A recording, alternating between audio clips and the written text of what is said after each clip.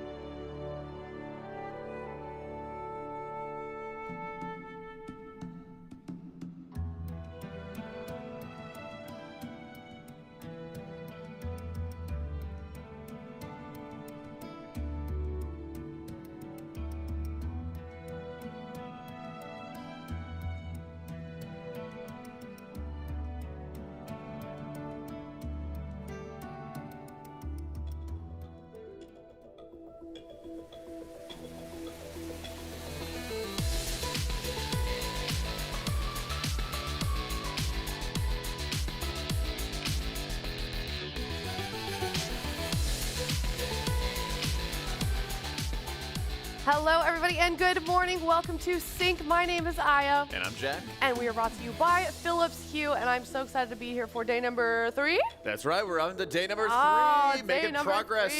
Making progress in the raid on splits. Yeah, well, I mean, like a little bit of the raid, but we can talk about that a little bit later. That's right, because today we're going to be covering everything so far for the race and all of the progress we've been making, not only with Liquid, but also with all the other guilds, because we're finally getting some Mythic bosses down. Yes, finally getting some Mythic bosses down, finally maybe seeing the light at the end of the tunnel. Oh, speaking of lights.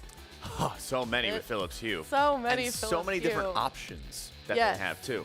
Kind of like how our new chef Josephine, has given us a lot of options for our meals. Yes, absolutely. Let's check out what is on the menu of the day from Chef Josephine. Breakfast, waffles, sausage, orange juice, and fresh fruit. Oh. So I was smelling it this morning. Yes. This is the curse of the morning show. We smell the food, but we don't get to eat it just yet, Jack.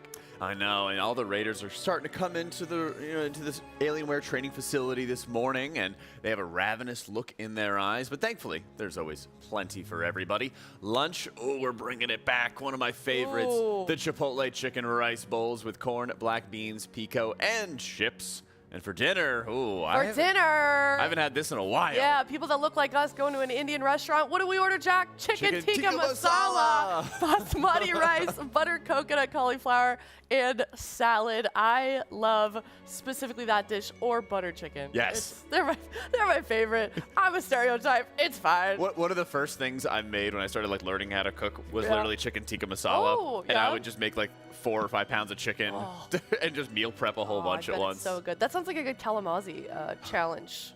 It is. I feel like it absolutely is. Much better than than the choices that he makes with his food. Yeah. With lots of cheese. Yes.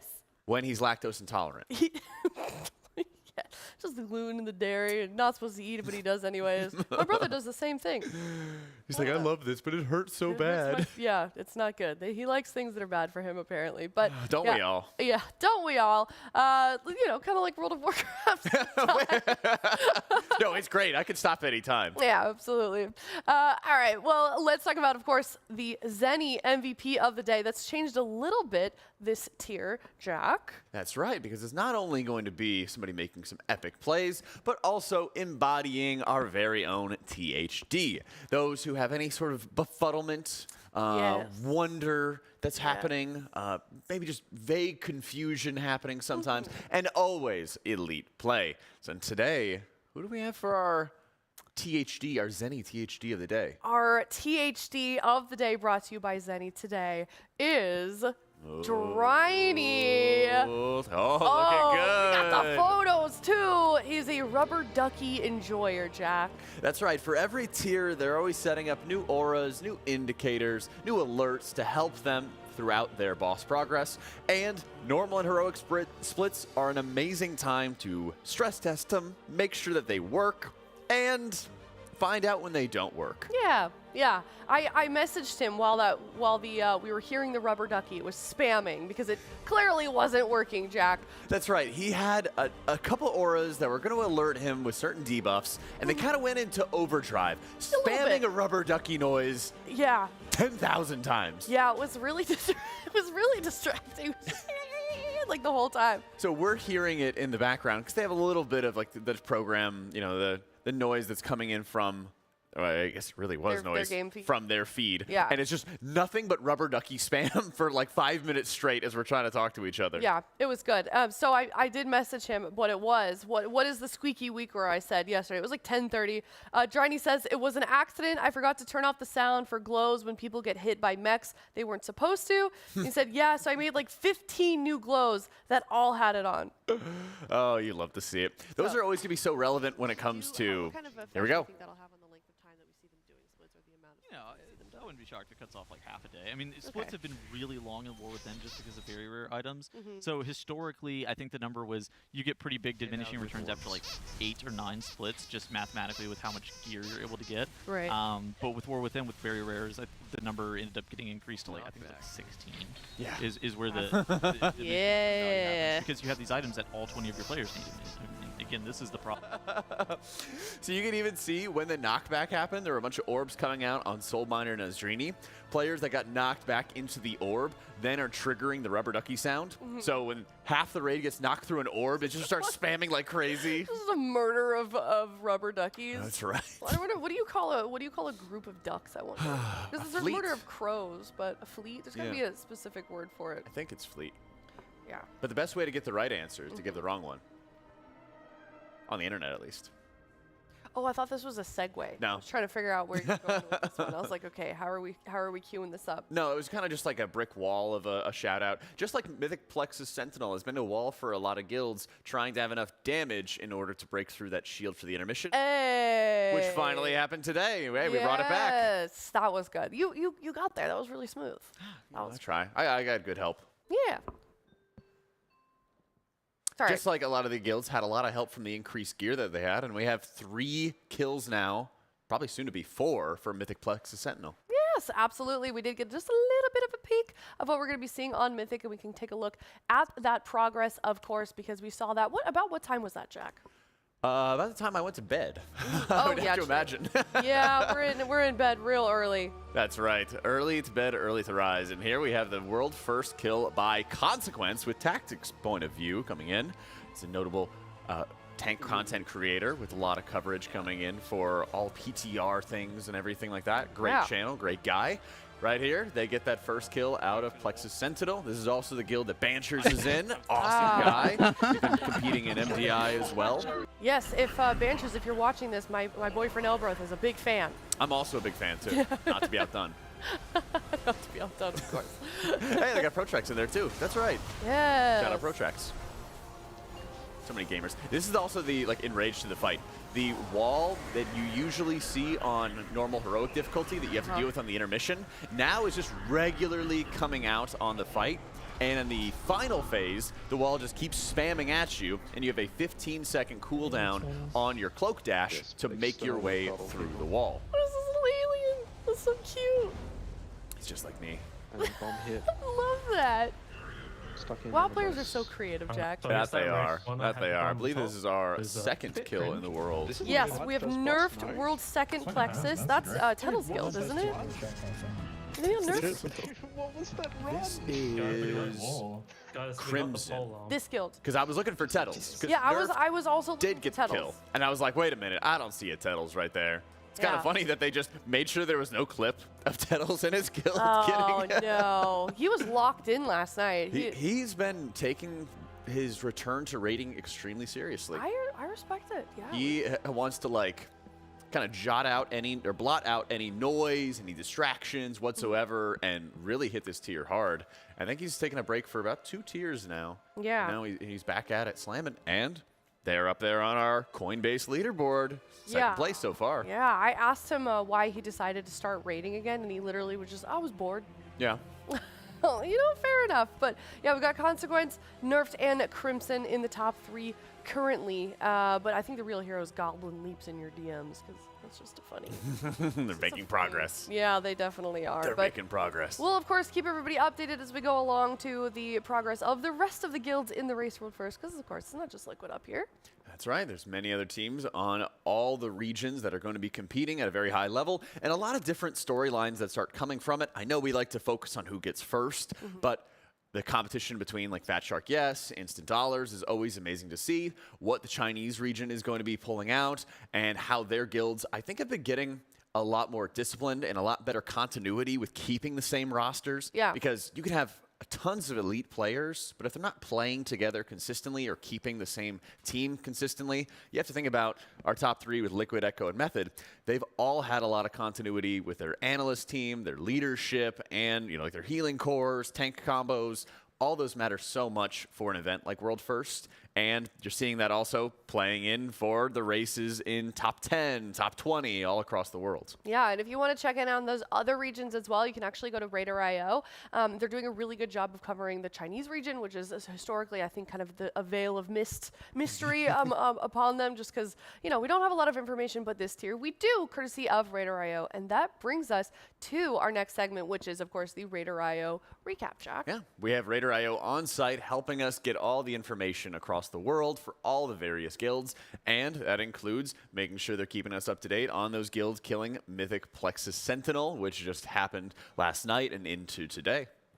Most definitely. Let's take a look at it here. Of course, like Jack just said, Mythic Plexus Sentinel down. Consequence takes world first in 2 polls. Nerf take world second in 20. Crimson take world third in 3. We'd love to be able to see it on the EU and Chinese side. Of course, they have the wealth of splits that they got to get done as well. And so it's expected that they're going to be continuing splits until probably Friday or Saturday. Meanwhile, it's also called Hot Pot Hero. They take world 9th, 8 of 8 heroic for Dimensius. Got fire in it. Thank you. Thank you. Yeah. Yeah, I got you. Come on. You can't make a reference to me and I can't pick it up. Oh, amazing. That is my favorite guild name. I think I say it every tier, but I love Hot Pot. Me too. We should go get some. We should. Little Heidi Loud. Don't you have a little birthday coming up? I do. Don't you have a birthday coming up too? 2 weeks. Yeah, so many Leos in the house. We celebrated Xyronics and Tellys already. That's right. I already got them a cupcake and stuff too. There's another Raider also in the house that is very secretive about their birthday, and I forget who it is, and I'm upset about that. Well, maybe that'll be coming up in the Guess the Guildie later on. Perhaps. I don't think we have it today for our morning show. Maybe. But also, eye level tracking on RaiderIO. There are currently 73 players at 700 eye level. Consequence with the highest guild at eye level at 696.35. Eye level leaderboards on the RaiderIO front page now. And it's on the front page. It took me a second to find that specifically. Just go to the front page. It's right there. Scroll down. You'll find it. Exactly. They have so many different resources available this time around. And here, you're going to be able to look at which guilds have the highest item level, which individual players have some of the highest eye levels as well, and, of course, achievement points, the most important. Ooh, my Habibi. Look at those achievement points. Where's Zeni Fuchsia? Oh, wait. Wait, no, yeah, she's a U. Where's she? Probably not far behind. Get on it, girl. Come on. Probably around 50,000. She's playing RuneScape, actually. That's what's going on. That timing. Yeah, it got her good. She's every day I see her in the OSRS section. Oh, man. But yeah, if you'd like to check out this and all kinds of other great information, you certainly can head on over to RaiderIO. And thank you so much, RaiderIO, for your recap. Yeah, and this season is going to be insanely important for comparing, sort of like one-to-one with item level for World First guilds. Yeah. There's a lot less of these like very rare items, which sort of skew the conversation around item level, because you could have like an eye level difference, but if somebody had like a Jaster Diamond last season, then like that could outweigh some of the eye level loss. Now, not really having any of those very rare items coming into play. And there's actually bonus loot from things like the Soul Hunters with the Demon Hunter encounter that's giving you guaranteed 3 drops of boots at a 30-man raid. So there's a lot less of those items, a lot more similarity, of course, between guilds having those extra items like bonus effects. And so comparing that item level over the next day or two is going to make all the difference in the world as guilds in the World First region or the World First area are going to be going into Mythic probably Friday into Saturday, maybe a little bit tonight. Yeah. We'll see. Very exciting. We certainly will see something else that can make all the difference in the world, Jack. Yeah, I mean, just having good lighting, having good optics and everything like that. So important. Pretty much just makes our show in the morning. Yep. And we couldn't do it without Philips Hue. We certainly could not do it without Philips Hue. And you can have some Philips Hue at home also. If you'd like a discount, you can actually use the discount code RWF15 and on checkout, and you can get a 15% off discount because Philips Hue, they're new to the race world first. Let's give them a warm welcome as well. TL.gg/Hue if you'd like to check it out. I think my favorite thing about this, Jack, is this morning we discovered that the Elgato Stream Deck has a extension for Philips Hue, so you could hook it up to your stream. You can make all kinds of different scenes if you want to have like a very professional looking setup. I think that Philips Hue are a great way to do it. Yeah, it's not only the warmth that they're going to be bringing. If you wanted to have some lamps or some backlighting for reading, which I do all the time in my own apartment, or you could have the stream set up and adjust the lights. I think they even have some options for syncing it up with some of your channel point spenders, channel point rewards to adjust the lighting all around you. And they have an insane swath of options. They do. It's going to be reading lights. It's going to be some of those power strips and lighting strips that you can have set up. You can connect all of them to your phone with that control center. I think there was like 50 devices or something like that. It was like the maximum. Yeah. If you, I don't know how you could possibly fit that many in your house. Right. Go for it if you want. They have the light bulbs themselves, and of course, then they have just little extra lamps that you can put up. I think they also can set schedules as well. That's what I'm most eager about setting up when I get home. It's just setting up a little schedule for the lights as things. You know, like in the evening, you don't want to have like the bright overhead lights going on or something, the harsh lights. You could connect them to your Google Home. I know my Google Home has an option where it's like if you enter your house, it knows that you're in your house and it could just woof. Nice little welcoming. We're in the 20th century, 21st century. What century are we in? But they got a lot of options. Something like that. And they also have some giveaways going on. They certainly do have some giveaways, and you could be a part of that. Enter the Philips Hue sweepstakes at teal.gg/Hue. 10 winners will receive a Philips Hue starter kit, and that is 2 E26 smart bulbs, 60 watt, and a dimmer switch, which is behind us. So if you'd like to check them out, like I said, teal.gg/Hue, or you can use that code RWF15 at checkout for 15% off. All right, we'd love to be able to see it. There's so many good things happening in Race to World First. It's like Christmas. It is like Christmas. And, you know, I think my favorite thing also is we get gifted, much like Christmas, some lovely apparel every tier as well, Jack. And you're wearing a couple of seasons ago. A little throwback. Yeah, a little bit of a throwback. But we're in that new. We've got the jerseys. We've got the Derpensius shirt and sweatshirt. My favorite is, I said this yesterday, but that shirt on the bottom left, I'm very, very excited for that one in particular. Yeah. What's your favorite, Jack? I am a little torn. I think the bottom left is going to be my favorite when I see it in person, but I also like the bottom middle a lot as well. So it's like the tight competition. I love how there's so much variety with the Race to World First shirts, and they're always updating the jerseys as well at that top middle section, which I think look better than ever. The white on blue really does well with the Cosmic Void theme of this incoming race, and you can, of course, get your customized gamer tag on the back. We got ours as well. You can hop into Raid, help out with splits, get a jersey, and it's like you're a Raider in Liquid. Yeah, we won't say anything. Discord.gg/Liquid Guild if you'd like to be a helper also. That's right. I'm just going to throw that in there. I'll say something. Yeah. Thank you for helping us out. Oh, yes. Thank you so much for helping us out. Them out there. I mean, it didn't really affect us, but we like them to win. Yeah, we do like to win. I mean, because we've won 2 straight now. And we're going for the three-peat that's never been done before. Repeat, the hat trick. Yeah. I think this was, I don't know if this is the victory shirt. Actually, I think this is the preparation one. I think so, yeah. Yeah. Yeah, that was a good tier. It was a great tier. What was your It was a favorite part? very difficult tier. It was a difficult tier, yeah. Yeah, I think my favorite was probably Nexus Princess Kaiveza. Yeah. Because there was a lot of different, I mean, for one thing, solo tanking and having to use Ankh Totems to res your tank and all of your battle reses to res the tank was an insane strategy. In addition, the difficulty of how you would position is sort of like the dance of the encounter was ultra level, like nuclear difficulty, the intermission phase, and how they had to adjust their healer composition. It's kind of rare that they have to play around different healing profiles a lot. And so here to interrupt our healing conversation, we got THD. Oh my gosh, hi THD. You're on a box. I am on a box. Yeah, no, it's not fair. Don't hear. I'll step down. Oh, you see, now it looks more natural. Now Jack. Do you want to sit on the box? No, I'm good. I don't need a box. Yeah. I don't need a box. We can share the box if you want.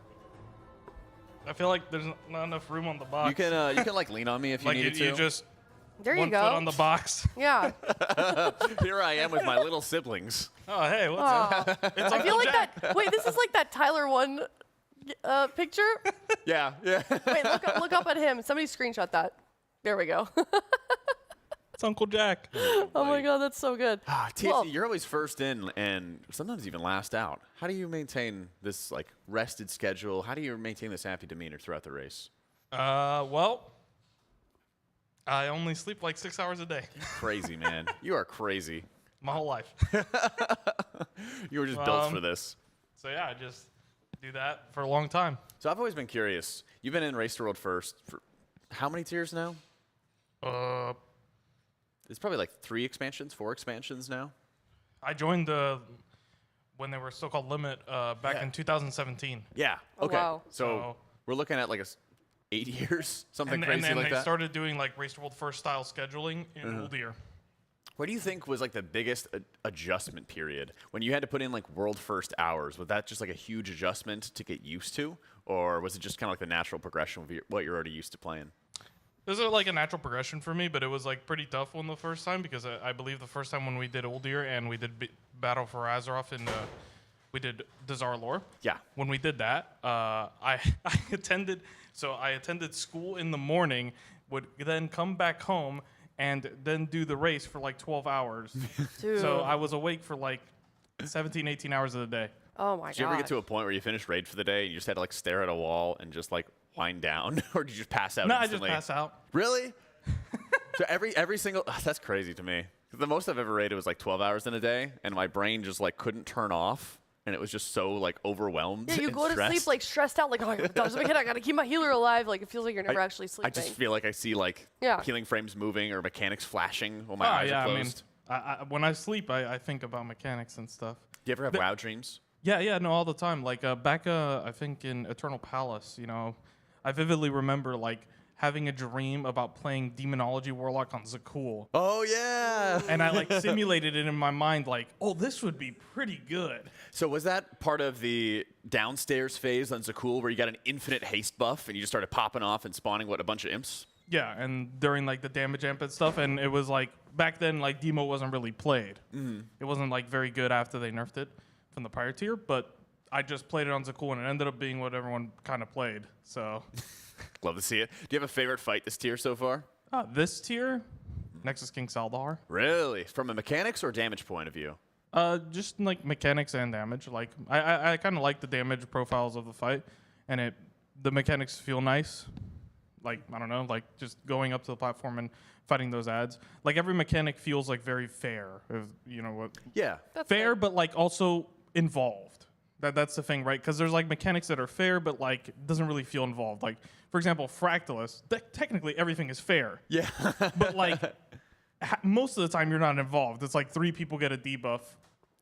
Sometimes you do the fight, you get 5 walls. Sometimes you do the fight, you get 0 walls. It's like a higher level of sticks where you have to like, you're not even sure if you're going to get a ball or not, and sometimes you're just standing around and patchworking the fight, and other times you get bad RNG. Yeah, exactly. God. Now, tell me about your thoughts on Demencia so far. Liking it or loving it, hating it? We'll see. I think P1 is really good. Okay. I think P1 is a really solid phase. I don't like porting in.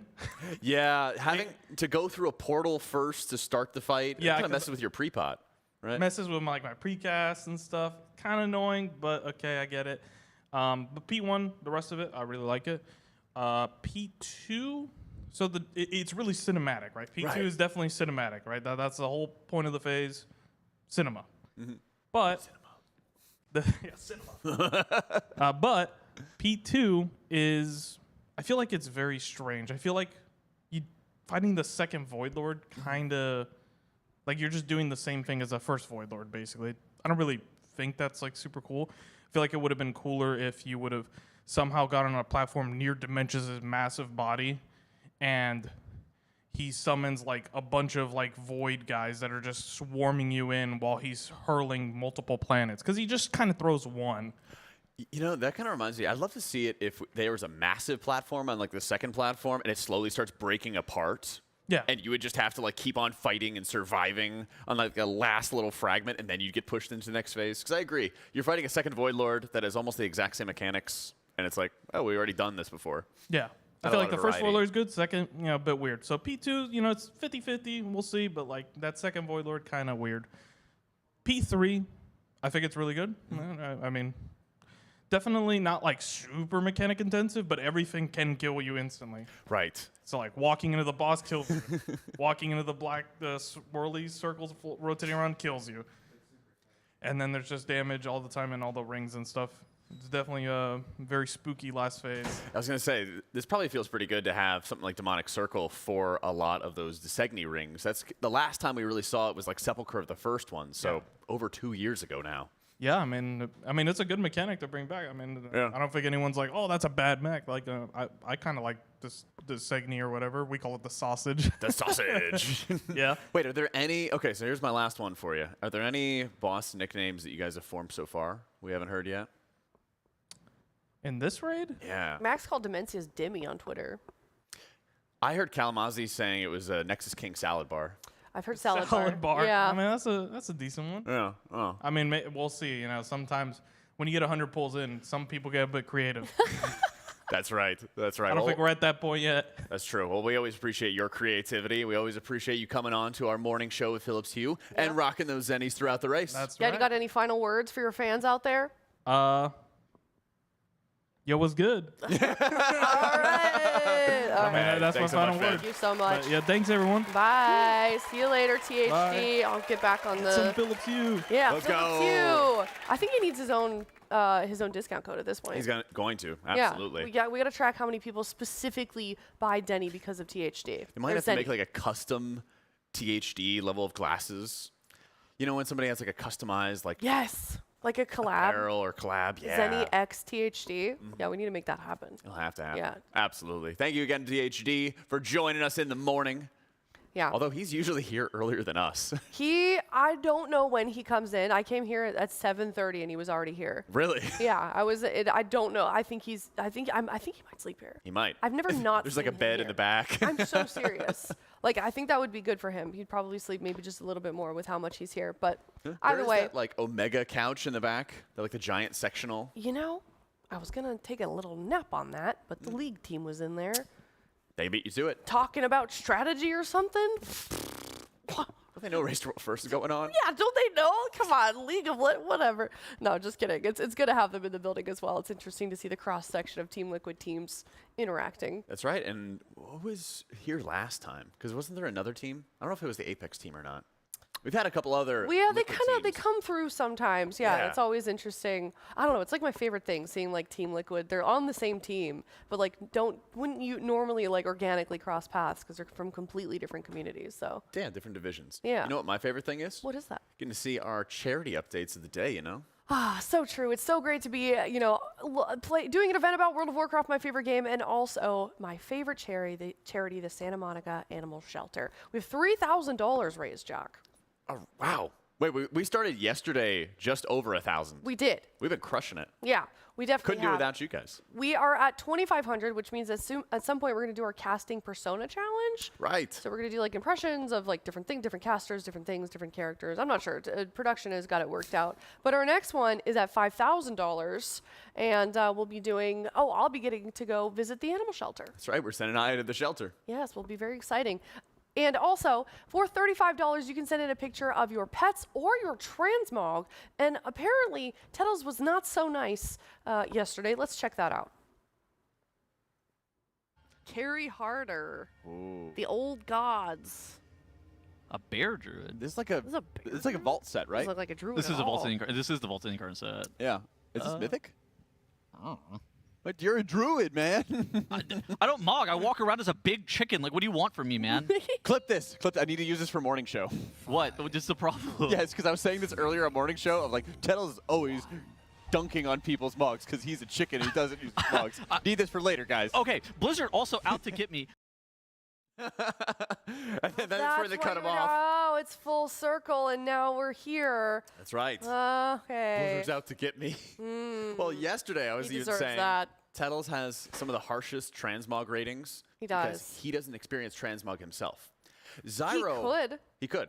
Zyro goes out of his way to just not transmog his gear. Yeah. He has like the classic mindset of like, what I wear is what I'm, what I'm This showing is, off like, is what I'm so wearing. out on so much fun.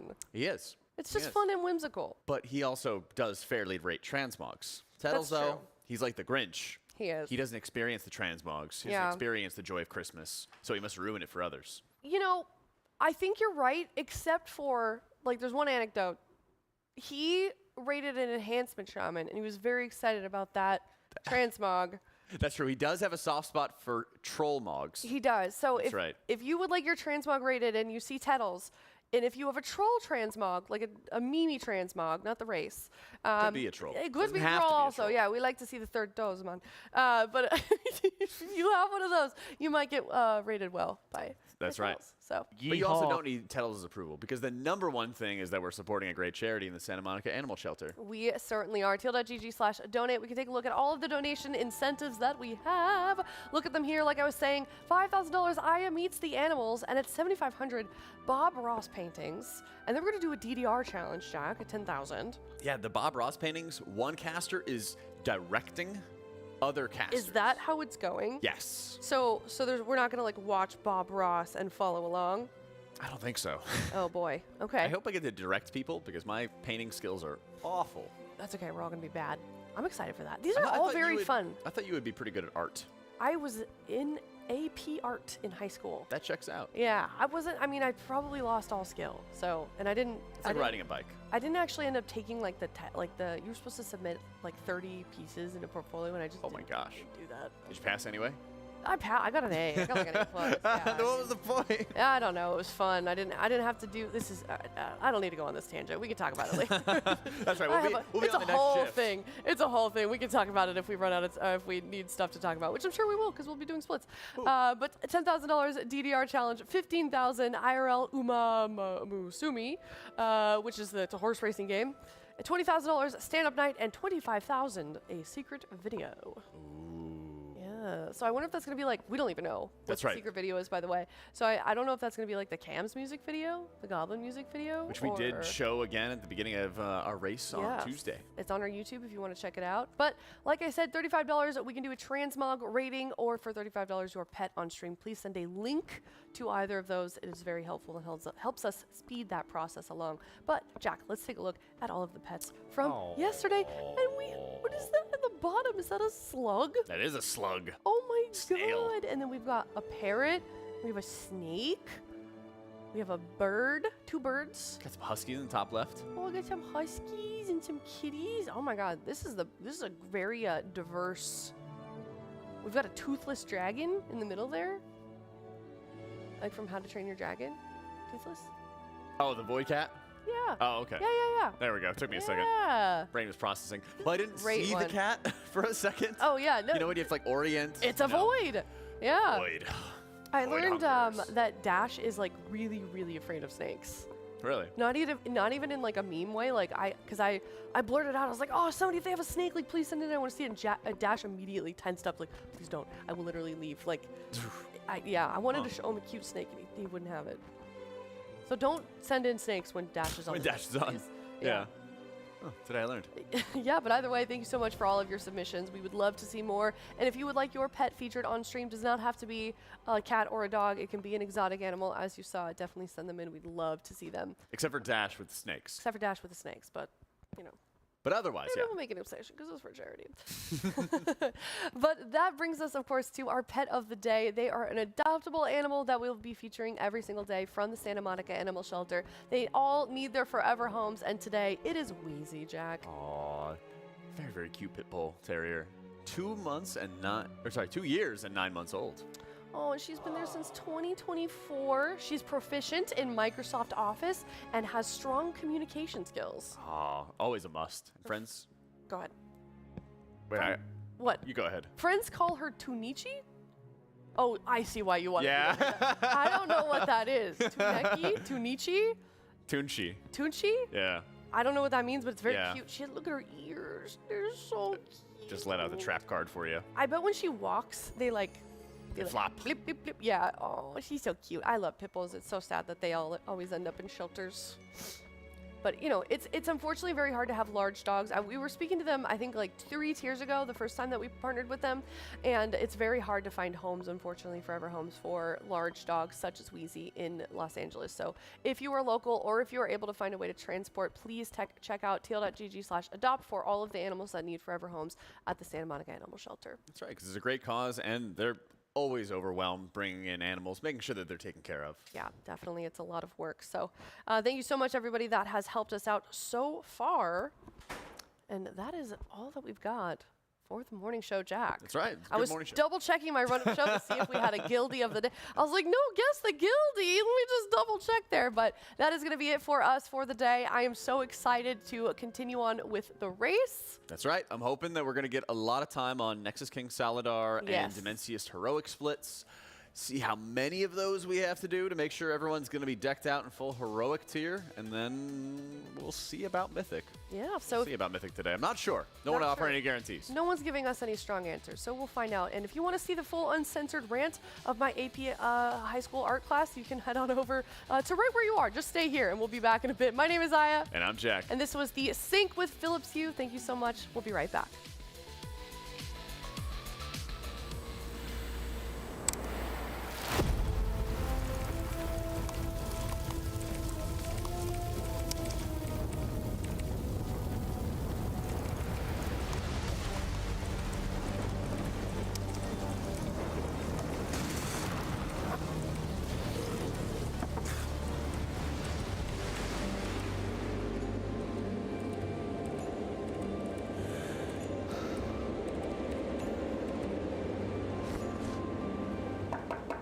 Hey, Hopeful. Want to look at an idea I have for Nexus King? Awesome. I'm almost done here. Just give me a couple more minutes.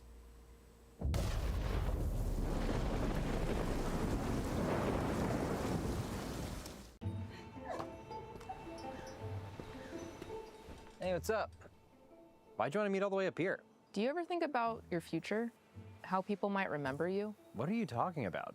You never know what tomorrow brings. What if I told you there's a way to see? Why would I need new glasses? Just put them on. I don't see anything different. They're just regular glasses. Huh, that's weird. It's almost like I'm... Seeing the future? Whoa.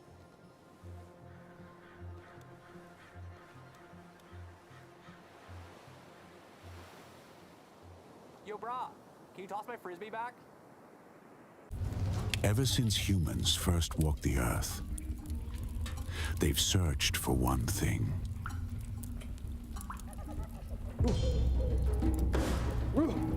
Civilizations advanced, yet suffering continued. There seems to be a strange curve in the lower vertebrae. I'll call this the lumbar. We must give it support. But doctor, I'm seeing spots. We mastered silicon chips and cathode ray tubes, but comfort was still offline. There really should be a chair made for gaming, with cushions and maybe wheels. Until we got it right. Man, I wonder what my ancestors went through before this. Elevate your space with Blacklyte. Hey, psst. Have you unlocked your blue yet? This is my blue. Sharp, stylish, and ready to win. What's yours look like? Quests are easy, like watching our matches or just repping Team Liquid online. Rack up points and flex your grind. I'm keeping an eye on the leaderboards. I'm watching you. Join my blue today. See you there.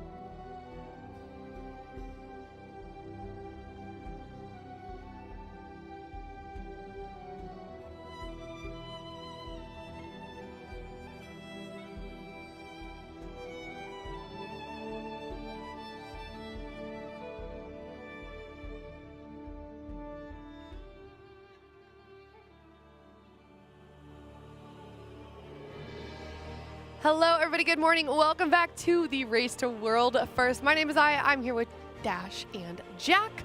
Of course, thank you to Coinbase, our presenting partner, as well as Alienware, Philips Hue, Blacklyte, Monster Energy, Zenni, RaiderIO, Wowhead, and Warcraft Logs. And it's an exciting morning. Dash, you're very grateful that you switched Kalamazoo.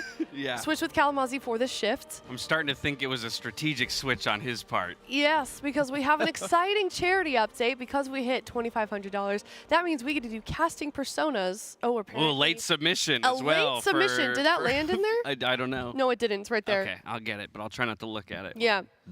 Dump it in there. Okay. I am nervous. So basically how this is going to work is we have a, do you want to, you're kind of in the middle. Okay, Do you wanna I'll be the pull one out to we've got the. Shuffle it up maybe a little bit. I don't know where this came from, the Viking helmet. Yes. So we're going to get a submission from that Yeah, it's production full did of this for us. suggestions. Yeah, and we're going to see if we can do some casting with it. Are we doing it over gameplay or are we doing it right here? I guess we're just this because we don't know what the Raiders are going to do. I think so. gameplay's coming up, though. Gameplay is coming up shortly. So Looking like it. do we want to start off with one while we're on camera? Yeah, well, so yeah, let's do this. Will be a good little test because we have no idea what's in here. Basically, the suggestions were given by people within the building. Yeah. Suggestions like New York deli counter worker who needs people to order faster so they can pee. Wow, that is very specific. It could have just been New York deli counter worker, but then who needs people to order faster so they can pee. All right. Well, so we all got to do that. How's your your New York assumes that accent? we spend a lot of time in bodegas. I don't think I did live in New York for 4 years. All right, so you go so first. I've got some experience, but I don't have a good New York accent. I got to think. I got to get in. You know, you got to have like your in phrase. How you doing? Welcome to the race to yeah, world how you first. doing? Hey, I'm walking here. Hey, you know, give me a good morning. Welcome. What do you need, huh? A sandwich with everything in an orange drink. Black coffee. Yeah. Oh, look at there's a cat in here. This is horrible already, Bodegas guys. have cats. We're getting canceled. Hey, next. Not quick enough. Get Make a out of decision, here. huh? Get out of here. Make a decision, huh? We need these raiders. Okay, but now we're just doing actual deli worker. So now I'm concerned. How do we get the WoW part into the deli? Dude, what are these Well, they're about to be pulling Lumathal right here. We got to get further into the gameplay more quickly. Yeah, I got to get out of here fast. They gotta get this going. Oh, there we go. Get we got into them started. Lumathal, will ya? Oh, will ya get there? We go. God, Come on, hit production. There's a bunch of slow trash. How could you not have the trash cleared already? Trash is everywhere. The trash is everywhere. They're going to go to the soul mine and that's draining. Look, I got things to do, people to see. Huh? All these bosses should be dead. The should be dead. I feel like now I'm slipping into Boston. I don't know. Here we got Nick Albert in here. What's going on? He took off the Viking helmet. Oh no, our helmet's gone. They're taking it away from us. How we doing, chat? How we doing? Yeah, I'm pulling up the chat right now. Let us know. Is it cringe? Oh, what? Wait. What's the next one? Oh my God. Yes. Oh. Well, the next one is old-timey radio. Alrighty. And here we have Nick, who is going through his Preservation Evoker, playing Flame Shaper. Is very well known for stacked healing profiles, does incredibly high HPS, and you can see he is that designated ramp healer in the raid as they're getting themselves geared, and it looks like they're still clearing quite a bit of trash. And this Race to World First brought to you by very complicated ability names. Very complicated indeed. And Harvey's drywall. Get your best asbestos drywall needs. Oh, yes, I love asbestos. Some lead paint in the morning. Dire need of an asbestos coating? Well, Harvey's Drywall has got you covered. Well, you know, I'm going to go home. I have to leave the shift early. I have to go home and cook a brisket. I'm going to put it in my frigid air oven with the fancy handle. I'm so bad at this. Do you have one of the latest refrigerators that could survive a nuclear blast? I do. I am a housewife. I don't know why I'm here, actually. I'm not supposed to be employed. How did I get here? This isn't the kitchen. I'm wearing pants. This is so embarrassing. Oh, my goodness.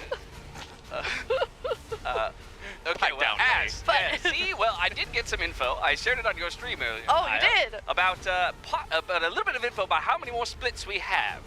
And so I heard as much as 4 normal splits to go. By God, I'm flabbergasted. Right? I mean, 4 splits, that could be done in our shift today.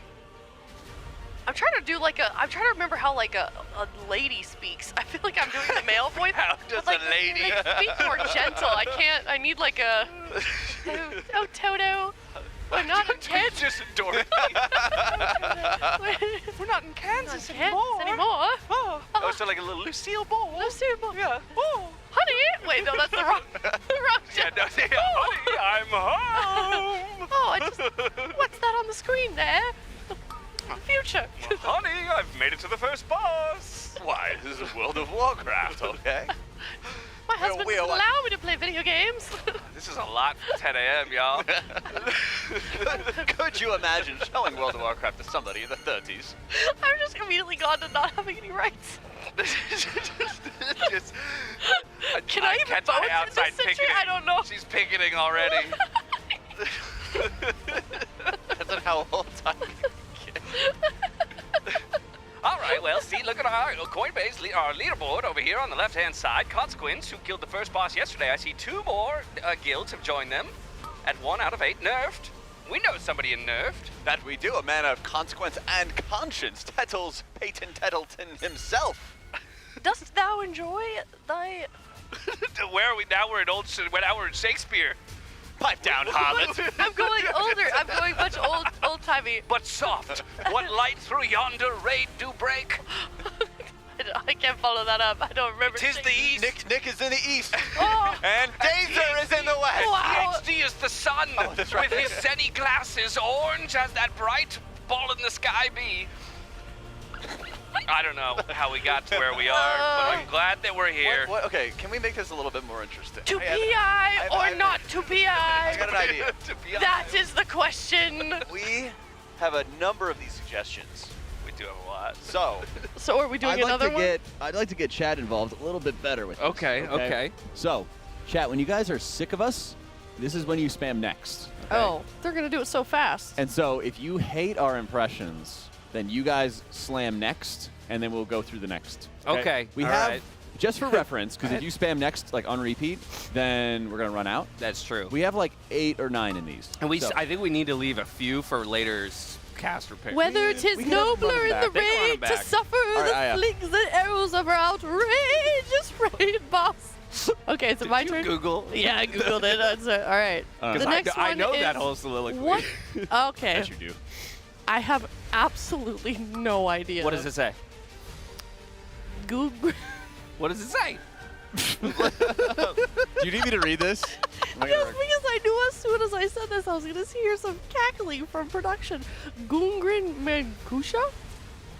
Hold on, let me. I just don't know. Oh no, there's no way. This is the one that we were warned about. What is it has that? to be the one we were warned about.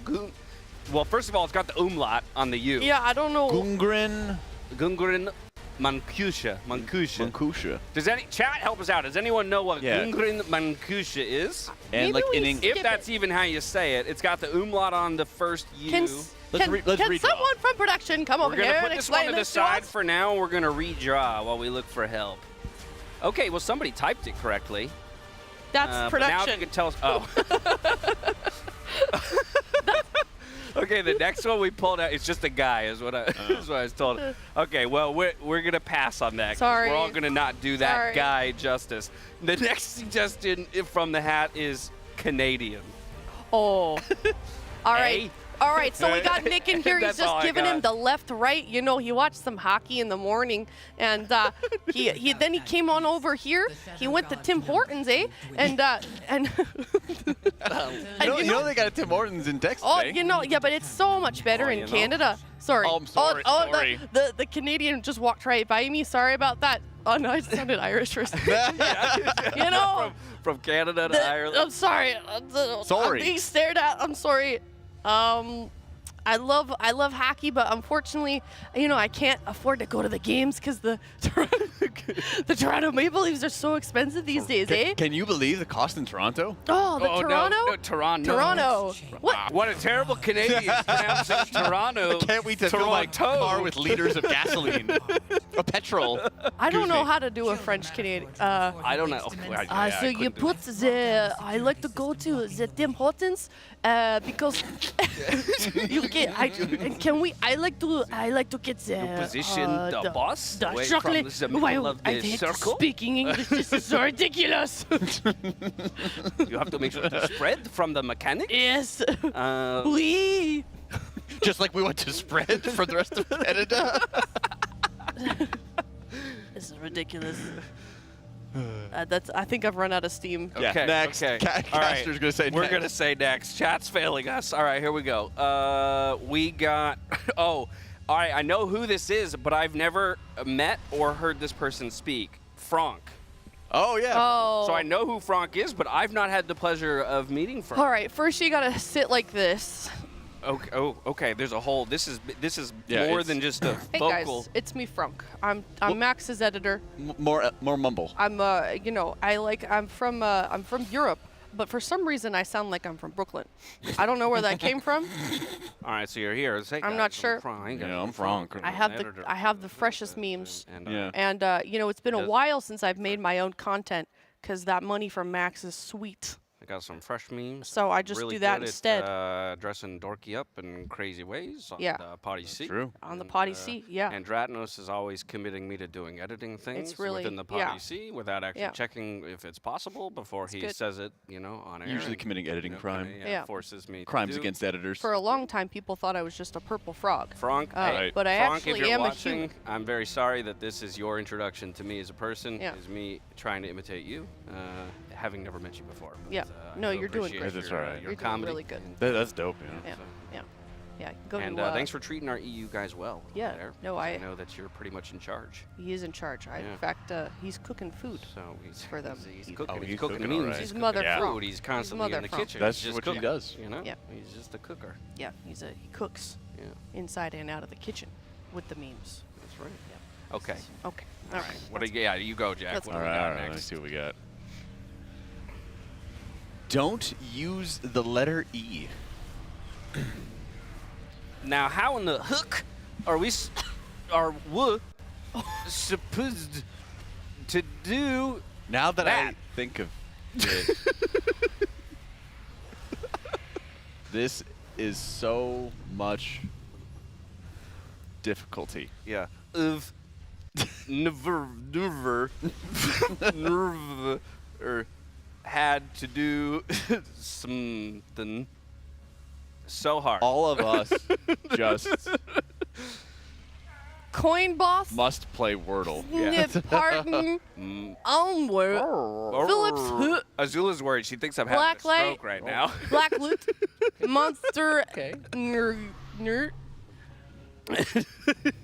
Znit.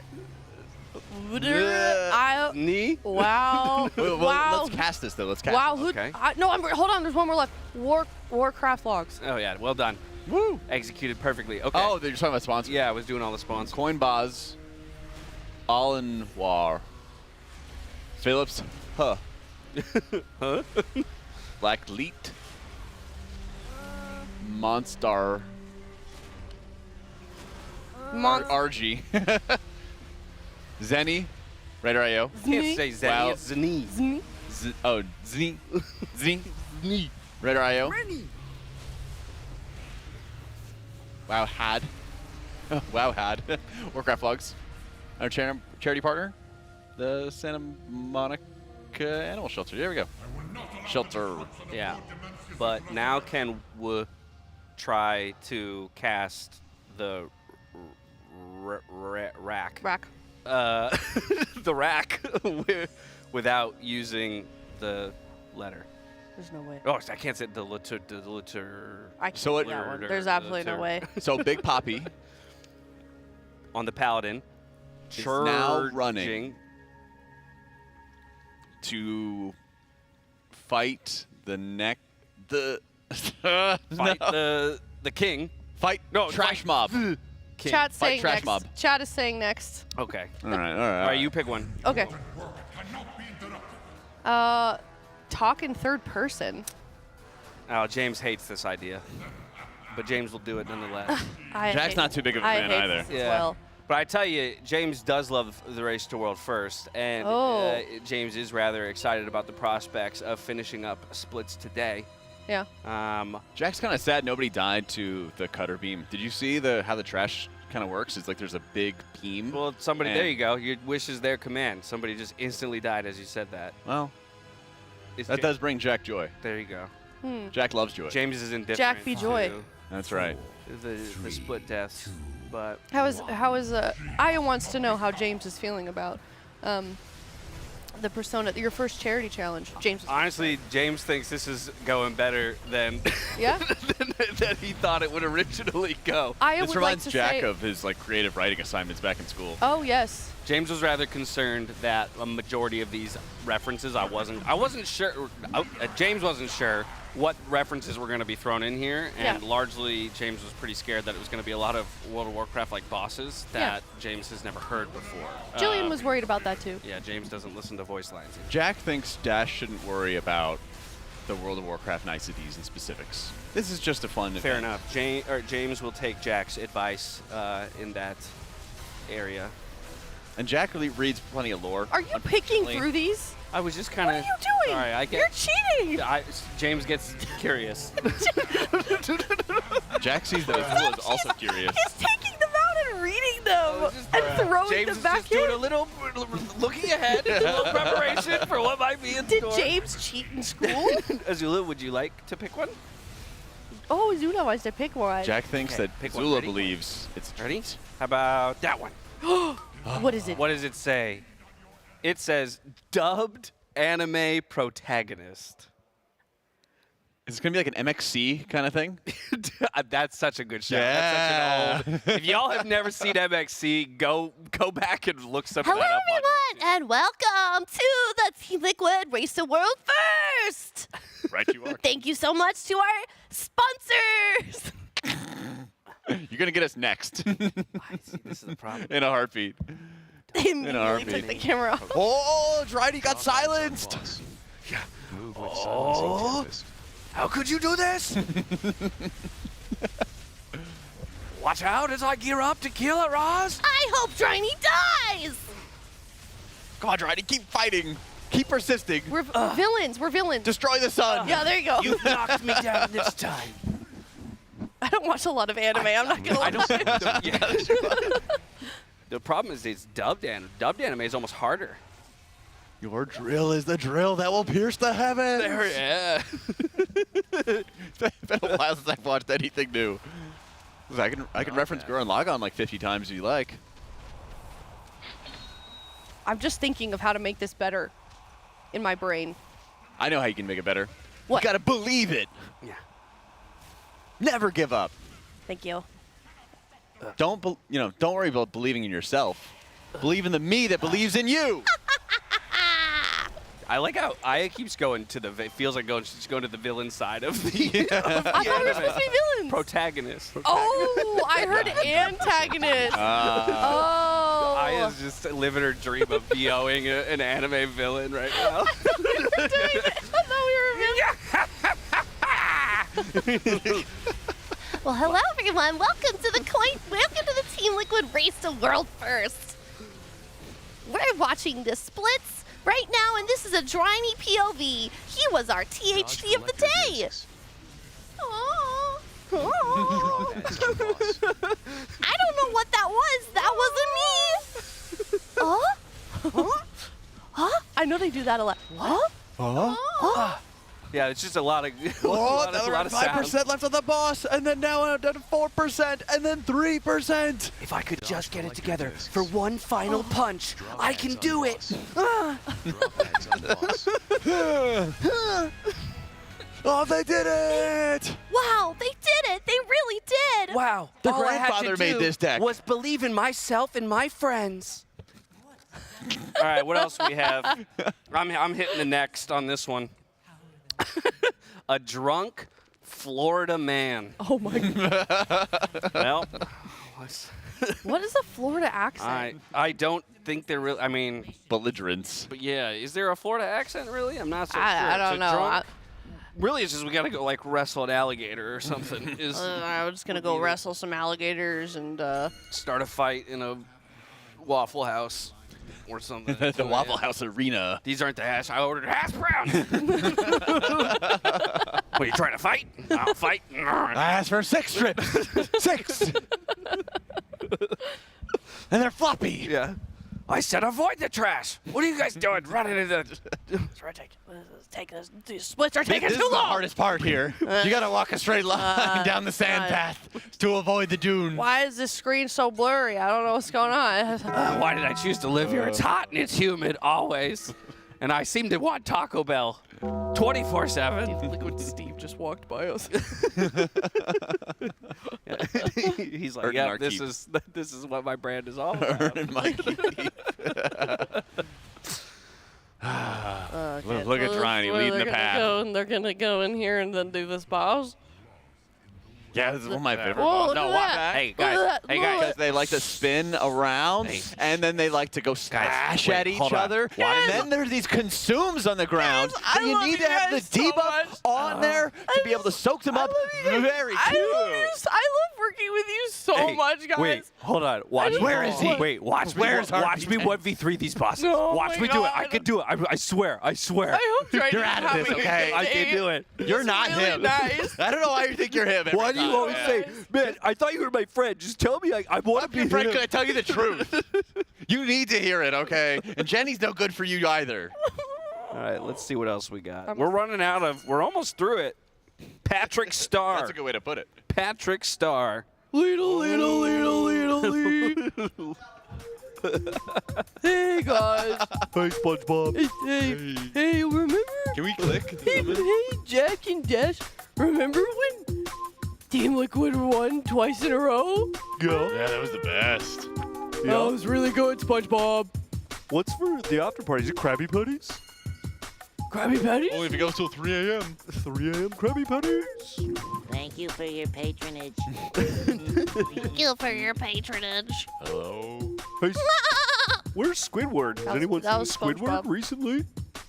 Squidward! Squidward. Careful, Squidward! Squidward! Squidward! We get THC on this. Careful, Trident! Trident, don't forget the butt! Don't forget to eat! Get your 7-Up off, Trident! You know, can you this just reminds me of my favorite SpongeBob episode, which is the driving test episode. Oh, yeah. Big toe! Big toe! Big toe! Big toe! What if we took Azeroth and moved it somewhere else? Isn't that Zalak's plan? Yeah! Went to the void? We did that with Doloran several times! Next. Okay. Next. So Okay. fracture circles. Okay, all right. How about this one right here? Alpha Discord mod. Oh, okay, Princess. Okay, Princess. So, listen, I've been noticing, Durani, that you have a little bit. Your DPS is a little low. We gotta work on it. Have you heard of Team Liquid? You should look at their guides. So, I think you're being a little bit too Order, elitist Team for our Liquid, community. So Amui. you're going to get like a 30-day mute. Sorry. Listen, it's not the type of environment. I think you need to know, Jack, that I am the alpha in this Discord. And you are the... you are the, on you are Discast, the, you are the beta. I'm the alpha. I'm the alpha. I've been here longer than you. Clean And I funnels have with debuff. superiority. Yeah. And the beta can never tell what the alpha to do. You've been a little AFK, a little bit too much. You haven't been too involved in the community anymore. Okay. So I think it's time for you to move So on. the hunt. It seems like your passion levels are just dangerously low. I have been logged in 10 hours a day. How dare you? How dare you? How dare you? You two are trying to out-alpha me. It's pretty And easy. that when is you're gone all the impossible. time. I just need Dash to and I know. have to take care of the whole Discord while you're gone. Gallivanting Yeah, and I'm Lord gone knows where. Yeah. because- Gone fishing. Do you know how many girlfriends I have, Jack? Do you know how many ladies? How many waiting? Do you know how many So many ladies waiting. are up in my DMs every day? Don't even make me. Do you know? Bring Yes. over seat. Yes. Asking to get Yes. unbanned by your tyranny. Just guess. You've ruined They're the begging community. to get unbanned so that they have a chance to talk to Alpha. Aya's too good at this. Yes. This one was too good for Aya. How many Discords have you been banned from, Aya? None. 0? No. Oh, What do you Actually, I've been banned by. How do you even zero get as well. banned in a Discord? You would challenge the alpha. What's this? You go. You go after the alpha. Then you get smacked down. All right, we've got two So more. fracture You guys got. We want one or two. I would like to continue being the Alpha. Well, Okay, too you bad. can- So you can do like one or two. You two simps Two. can go on to the next one. You two But Average annoying chatter. Excuse me. Why are they talking about the actual fight? Like, Show the game, please. can you show the game, please? Is this? Are they in Mythic? Soak the hunt. Why are they in Mythic? Excuse me. Why are they talking about? Why are they talking about the gameplay? Is Liquid falling behind? They're not even Is on Liquid Coinbase behind? leaderboard. Yeah, pack it up. Go home. Race is over. We're not even in the top 10.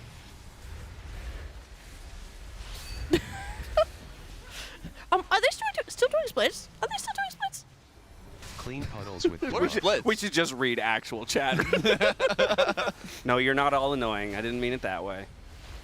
Yeah, you guys are above average. Those of you who are chatting are above I promise average. to you who's hearing me in chat right now, you're not. Oh, that's a good one. Dude, Max seems a little sad. Is it over? It's over. What are the vibes? Max raised his voice one time to call out a mistake. Is morale dead?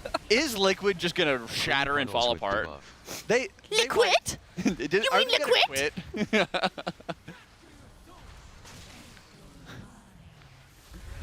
I'm trying to think of more.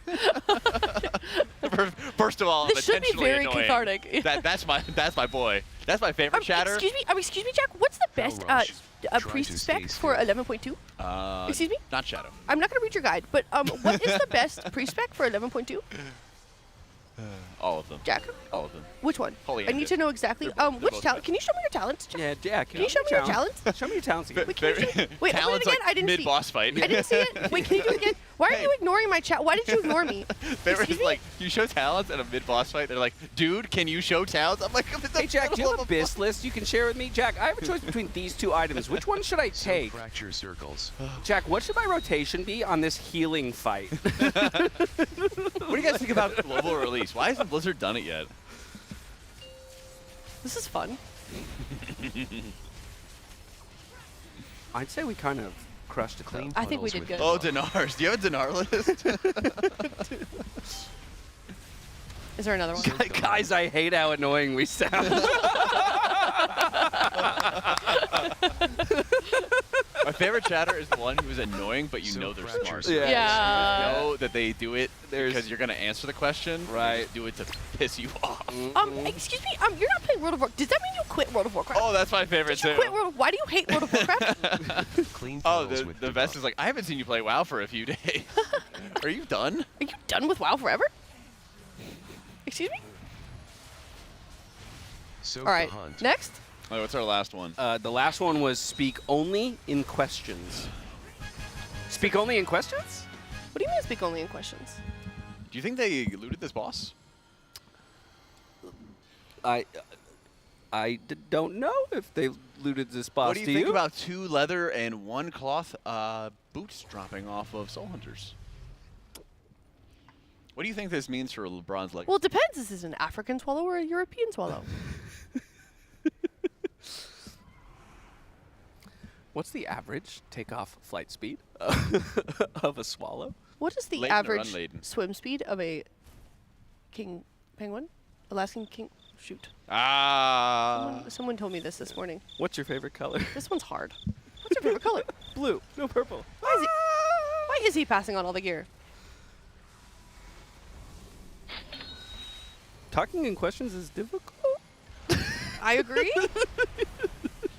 Did you think it was going to be this hard? No. No? No. No, but I'm learning otherwise, aren't you? Do you think this would be a fun challenge to try to cast the next boss in questions? Maybe. I have an idea, Jack. Would you like to hear it? And Dash? Is it that I will do all the work? No. No. It wasn't, but now I like that suggestion. Do you? What if chat gave us some personas? That was a good one. What if chat gave us some personas? Oh Lord! Wait, why are you opening it up to chat? What if they had we can skip the ones we don't like. What if they had until the end of the next boss fight to give a suggestion, and then we'll pick the best one? Okay. And then we'll wrap it up. What do you think? I think that sounds good. Oh, are you not having fun? I'm always having fun with you. Sometimes. Sometimes? I think. You think? Yeah, I would say I would always having fun with you. I think. I'm Ron Burgundy? I'm Ron Burgundy. I've actually been Ron Burgundied once on broadcast. I have been several times. Yeah. I think I've been Mike Wazowski'd a couple times. Oh, yeah. Yeah. Sometimes? Oh, movie trailer voice. That's a good one. In a world where Driny is laid back, chilling, relaxing in his Blacklyte seat, one boss stands in his way from claiming immortality. That I like. Yeah. I watched the trailer. I wasn't sure if I was going to watch a movie one time, and it was like The Imposter or something like that, and it was like a spy movie, and it was like, which one's like the spy?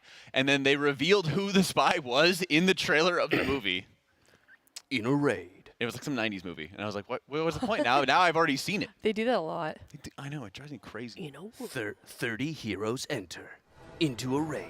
who will come out alive? Purple and blue is the thematic. And here you have a giant rock boss. It is. Can one Fractalus singular monk lead his group of weary travelers to the end of an 8-boss raid? Never fear, because what they need is not one weary monk. but one wealthy Wikora that decides how to move across the entire field. Raid leading is obsolete with the power of the Wikora. In a world where the human brain does not have the capacity to compute, we must rely on the computers themselves. Wikoras, save the day. Team Liquid, save us. It is welcome to the rise. What's that? A small child? Maximum? Is that you? Liquid Maximum. Liquid Maximum? Save us. Save us. Never fear, for I am here. You're our hero. Sorry, Max. All right, what else we got? we got 60% of Fractalist left. And there's no raid leading required whatsoever. Just follow the Wikora, bro. Go where the machine tells you to go.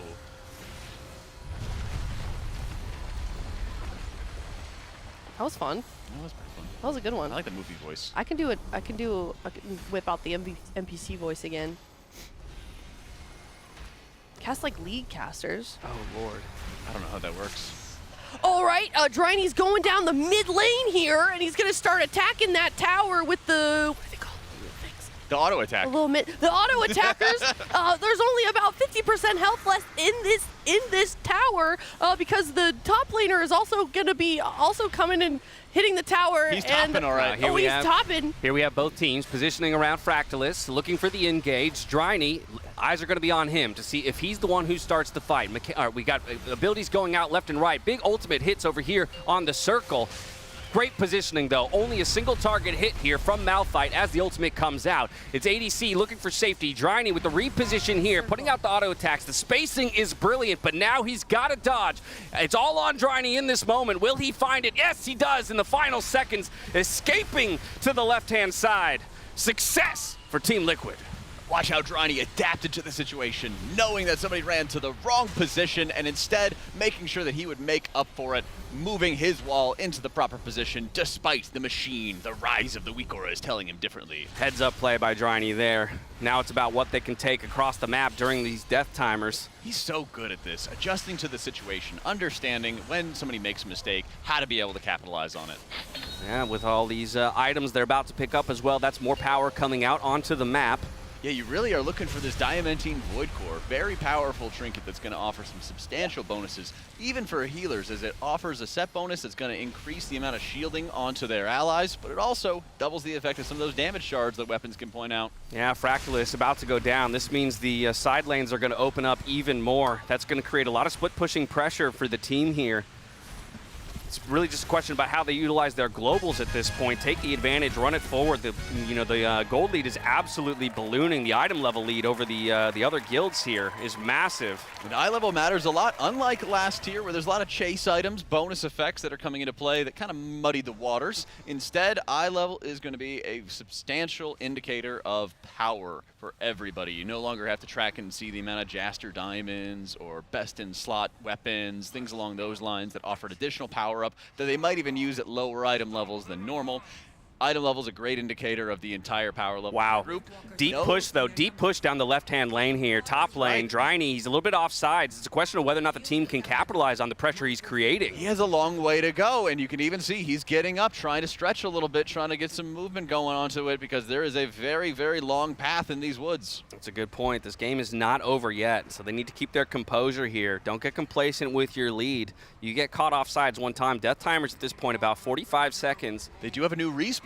Big addition to this raid, having better respawns throughout, so that sometimes if you want to catch up to your group, you might even just go take a quick death so that you can get back to your team faster. Dryny, he's a little bit slow getting out onto the map there. Maybe some indecision in the item shop, deciding what he needs to go with. He ultimately decides no items is the play. He's leaving a lot of gold in the purse. He really waits until the late game. We see this time and time again, that he really comes alive later on in these matchups. Not too big in the early game of getting active. It's a good point. Not just Dryny, Johnny, but Liquid as a whole, right, seen as a more scaling kind of oriented team, always going for those late game compositions. They really want to be hitting their power spikes at the right moment, just around that final boss of the raid. Hitting it sooner does you no good. And that happens so frequently where people count them out because they don't see them really making large progress in the early game. But in the late game, mid game, they start coming alive. And this is where they capitalize so much of other people's fatigue as well. Their discipline in keeping a set schedule day in and day out has really paid dividends. Yeah, my concern is that just, the opposing team, they've got one heavy hitter here that Liquid's going to run into later in the game, and of course that's Dementius.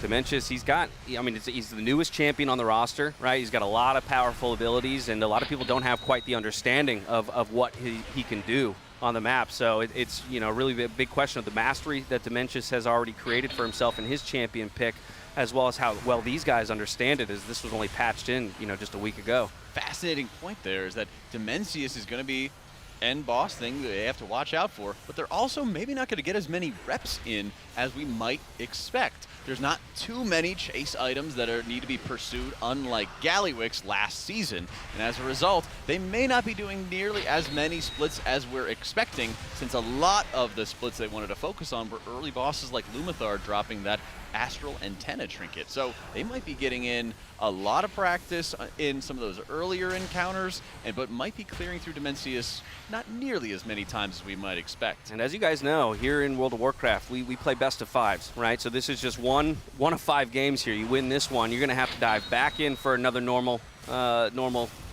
game here. Got to rack up. Regular game. Yeah. You got to get a whole bunch of them. We're here for a while, y'all, in this best of 5. That's right. We like to make sure we take the entirety of the day to be able to see them go through these splits and get some more practice in. This is always going to be a fun fight with Nexus King Salhadar coming around the corner. You mentioned they have to be taking down Dementius, but first, Salhadar is no joke. Yeah, Salhadar, the front line to the carry that is Dementius.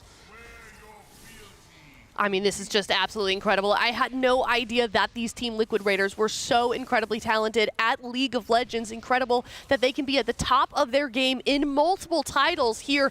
That is why WoW Esports is so incredible. Well, we're able to turn it into League of Legends at the turn of 180 degrees. Just incredible talent all around the board here, and I'm excited to see their League of Legends career. Everybody asking for Silver Scrapes, hoping we go into a Game 5.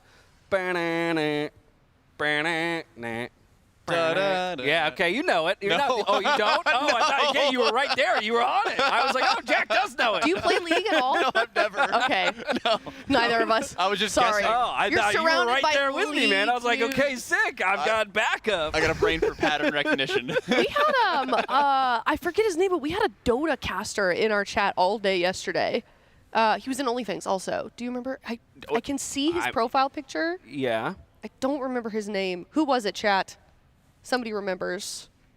Also, somebody suggested. Yeah, it was him also and somebody else. Somebody suggested Australian. He is Australian. Oh, crikey. Oh, crikey. That's about it. That's all I got. You All got one Australian word out of me. All right, we're here. We're here in the Team Liquid Race to World First. Oh. And going to be going in on this new boss here pretty soon. Yeah, see, Sweet ass. The trick with these bosses, you got to get behind them. Gotta get on top of the head, right? Yeah. You got to get on top of the head, lock the jaw. Get in there. Control the tail. Absolutely. Right? I think it'll be a wriggly man. Yeah, quite a lot of damage going to be coming out from this boss. Yeah. Yeah, watch that tail to hit you like a 20-pound log. Oh, no. Wrong time for me to try and take a sip of coffee. That could have been disastrous. Sorry about that, mate. You never know when that action's that tail will whip you back. Oh no, we're doing heroic splits. I don't know why my voice gets so raspy. Yo, what a way to wake Dry up. in Australia. You gotta make sure you have your monster. Oh yeah, I've got a monster. I'm fully got a awake monster energy now. right here, mate. I'm glad there's no Australians in the building. I'm sorry, Australia. Crimes against Australia. This is so There actually fun. is an Australian. Is there who? The League of Legends coach. No, no, you're right. We gotta wait for him to like walk by. No. My boy Spawn is here. Oh, he's so nice. Yeah, too. he is. I love Spawn so much. Oh man. Oh yeah, should we do some shoeies? Yeah. Oh no. Yeah, mate. If we win, we can If do we this. win, Yeah. get some Tim Tams in there. Oh, you ever done a Tim Tam slam? No, what's that? I have. You like it's like a wafer cookie. I know what a Tim Tam is, but what's the slam element? Slam is where you like, I think you like drink milk or coffee through it or something like that. Oh, yeah, intriguing. Ooh, coffee I could do, milk I could not. Here's a suggestion: cast like you're on a TikTok live. I've never even seen a TikTok live. And here they've got Nexus King Saladar. He's got combinations of mechanics here with the Vanquish and the Conquest. They got to be using their Conquest to be clearing their Oath-bound stacks. Oh, it's like something like, yeah, and if you send a rose or whatever, I don't even know. Wow, they dropped a stack of Oathbound. Wow, they dropped a stack of Oathbound. Thank you for the rose. Thank you for the roses. Thank you for watching. And we're on normal Saladar. That's my TikTok narrative voice. Actually, it's heroic. Heroic Saladar. You gotta get Salad bar. You could go way deep into the voiceover world. You've I've got a lot of voices in your arsenal. I have a lot of, yeah. Range, exact, great range. There's the frontal cone. And now, can you imagine they're gonna soak. being like the voice of Siri though, or something, like actually knowing that your voice is heard by millions, if not billions of people, like daily? Wonder what you would have to do to voice over the entire range of those things. I don't know. I've always like wondered. Sentences, or you just say like random words until they're like, all right, we've got enough. You know? Yeah, I really don't know. I mean, I got to imagine a lot of it is basically like, yeah, recite the dictionary, because then we're just going to compile. What I would also, like sorry, go ahead. I cut you off. What I'd be excited about would be like playing, like if doing a voiceover for a game like Rivals, because they would start adding new mechanics to the game, and you're like, yes, more work. Yeah, you know? true. Like, I really like Apex Legends a lot, and they added like new hop-ups for weapons to change their abilities, and it's like, got a hop-up, you know, turbocharger. Right. You're like, yes, new things to the game, more employment, let's go. Yeah, you get onto a franchise that has multiple like iterations too. Yeah, I would be on the forums back. being like, they need to add new hop-ups. There's just not enough in the game. They need to add new items. There's not enough in the game. Just so like I would like fight for more work. You know, we've got a 2x, a 4x, and 8x. What about a 16x? Yeah, you know, what about a variable 2x10? You know, what sees through smoke? I don't know about you guys, but it's absolutely one of my dreams to voice a video game Oh, character same. at some point in my No, life. seriously. I really love love that doing so voices. much. I love doing voices. So if anybody's listening, Yeah. Dash are open to work. Any developers out there? Jack too. Yeah. And Jack also as well. I've auditioned for some stuff, but Me too. unfortunately have not booked any. Yeah. You know, it's tough go out there, y'all. It's not easy. And neither is this boss fight. Okay. Intermission phase gets started, and this is where they have a slight damage check on that Titan in the very back. He's going to be firing off some artillery as well. They got to make sure they kill it before the self-destruct goes off. So it's, like I said, a light damage check. It's usually one of the last mobs to die because they are able to cleave down everything else with much less health.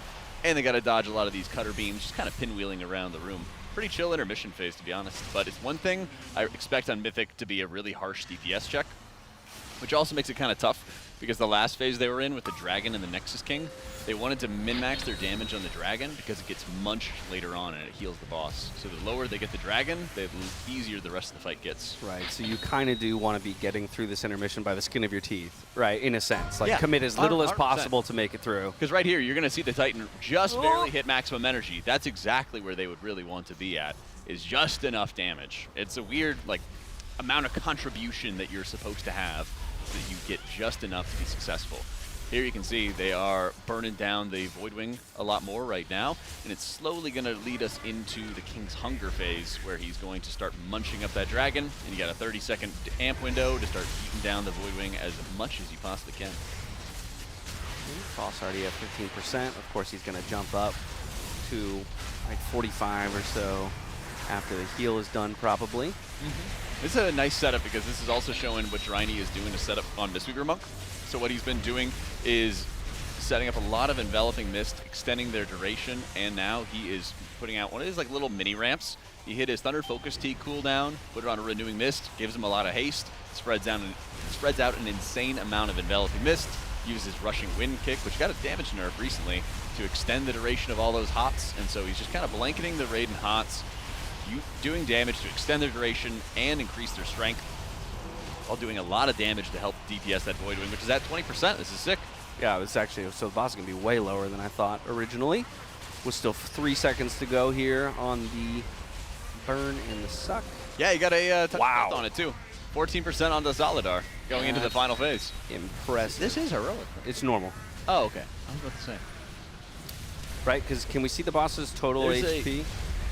Like his max HP? It should be around 10 billion versus 13 billion. It's like in 900 at 10%. So yeah, 9 billion. So yeah, it's normal. Also, the stars aren't moving. That's the easy way to tell here in this final phase is if the stars are not rotating, it's normal. Burn this boss down fast. Yeah, they are absolutely smashing this boss in the last couple days. They had a really cool strategy that we had seen on normal get tested out of like putting all 3 of the stars in close proximity, which drags the raid a crazy amount, but then they can use like lock gateways to mitigate that first drag, and then they can stack up and really easily use the Star Killer smashes to clear those stars out. Really curious to see how that might go on higher difficulties because, of course, the stars are going to start orbiting around the room, so it'll be a lot harder to isolate them and stack them up to be able to destroy them. You guys want to do an uwu? I'm good. Dash? Chat says they're not going to recommend you until you do an uwu. I'm being stared at. I mean, I think if you're trying to go for a job where you're having a lot of auditions, you got to keep a little bit of your dignity along Yeah, the way. exactly. They're like, dance You for know? me and you'll get your job. I have a brand. Ooh. I have a, you know. You have a brand, and the uwu is what would do it? That's the line. Right, That's the okay. limit. All the other stuff Well, no, so matter. for years I used to piss people off by pronouncing that you-woo. Really? And now you can't back down. Yeah, and now it's just like you know, it's a point you gotta of stay it's consistent. a point of yeah. pride. Yeah. Well, you could do a uwu. You-woo. Uwu. You-woo. Yeah. Yeah, see, look, it's catching on already in chat. Yeah, you're looking at you, little trendsetter. I can do it now. Woo! That's pretty good.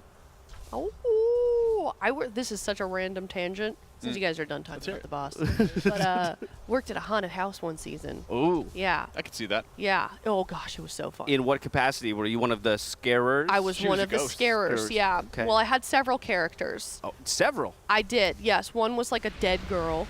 One was like a spider doctor thing. It was really cool because it was the only one where I could legally like touch the guests. So I would poke people with my like claw thing. Yeah. I'd like scratch them on the back a little bit. And well, we would do a thing when there was no guests where all of the actors, because they were all hidden in their little rooms and it was like kind of quiet, someone would start howling like wolves. It was real cringe. And then we'd all howl together. It was really fun and stupid, but fun. I bet that was a pretty fun job. Yeah, shout out 7th floor on Denver. I think that's what it was called. Was it on Did the you 7th have floor? No, it was just, I don't know why it was called that. Did you have any like crazy interactions or reactions by guests, like just yeah, like over the top? Somebody, okay, so you know fight or flight, right? Yeah. Yeah. This isn't funny. Actually, I have a lot of stories, but this one it came up in my mind first. He kicked me. He kicked me. I don't know how else to say this, like in the crotch. And then he goes, "Oh, I thought you were a dude," and I'm like. I mean, honestly, great survival instincts. It was so. Wait, were you posing as the dead girl or the doctor? No, that was when I was the doctor. He went for what he thought was the most vulnerable spot. Like this, that means that's the best compliment you can get for your job. I guess so. Yeah. Yeah, you did such a good job. Yeah, and I made up some lore for that in my head. I pretended I was German and started yelling like Rammstein lyrics at people. I don't know. Yeah, you scared that guy so bad. He was like, I'm going to prevent this person from having children. Yeah. No, that's good. And then another time, go ahead. Oh, you ever seen those like troll videos where like a ghost comes out to like scare people? Yeah. And it's like a couple walking down the street and they like test if the guy is going to pick up the girl. Right, and right. run. Or just like ditch her, right? Or like throw her in front. Take her! Yeah, literally. Yeah. Bail. It's a good bellwether for the relationship. Yeah. Another time, somebody brought their kid in, and like you have to sign so many waivers for this place. Somebody brought their kid in, They must not and have then liked them. yelled at me for scaring them.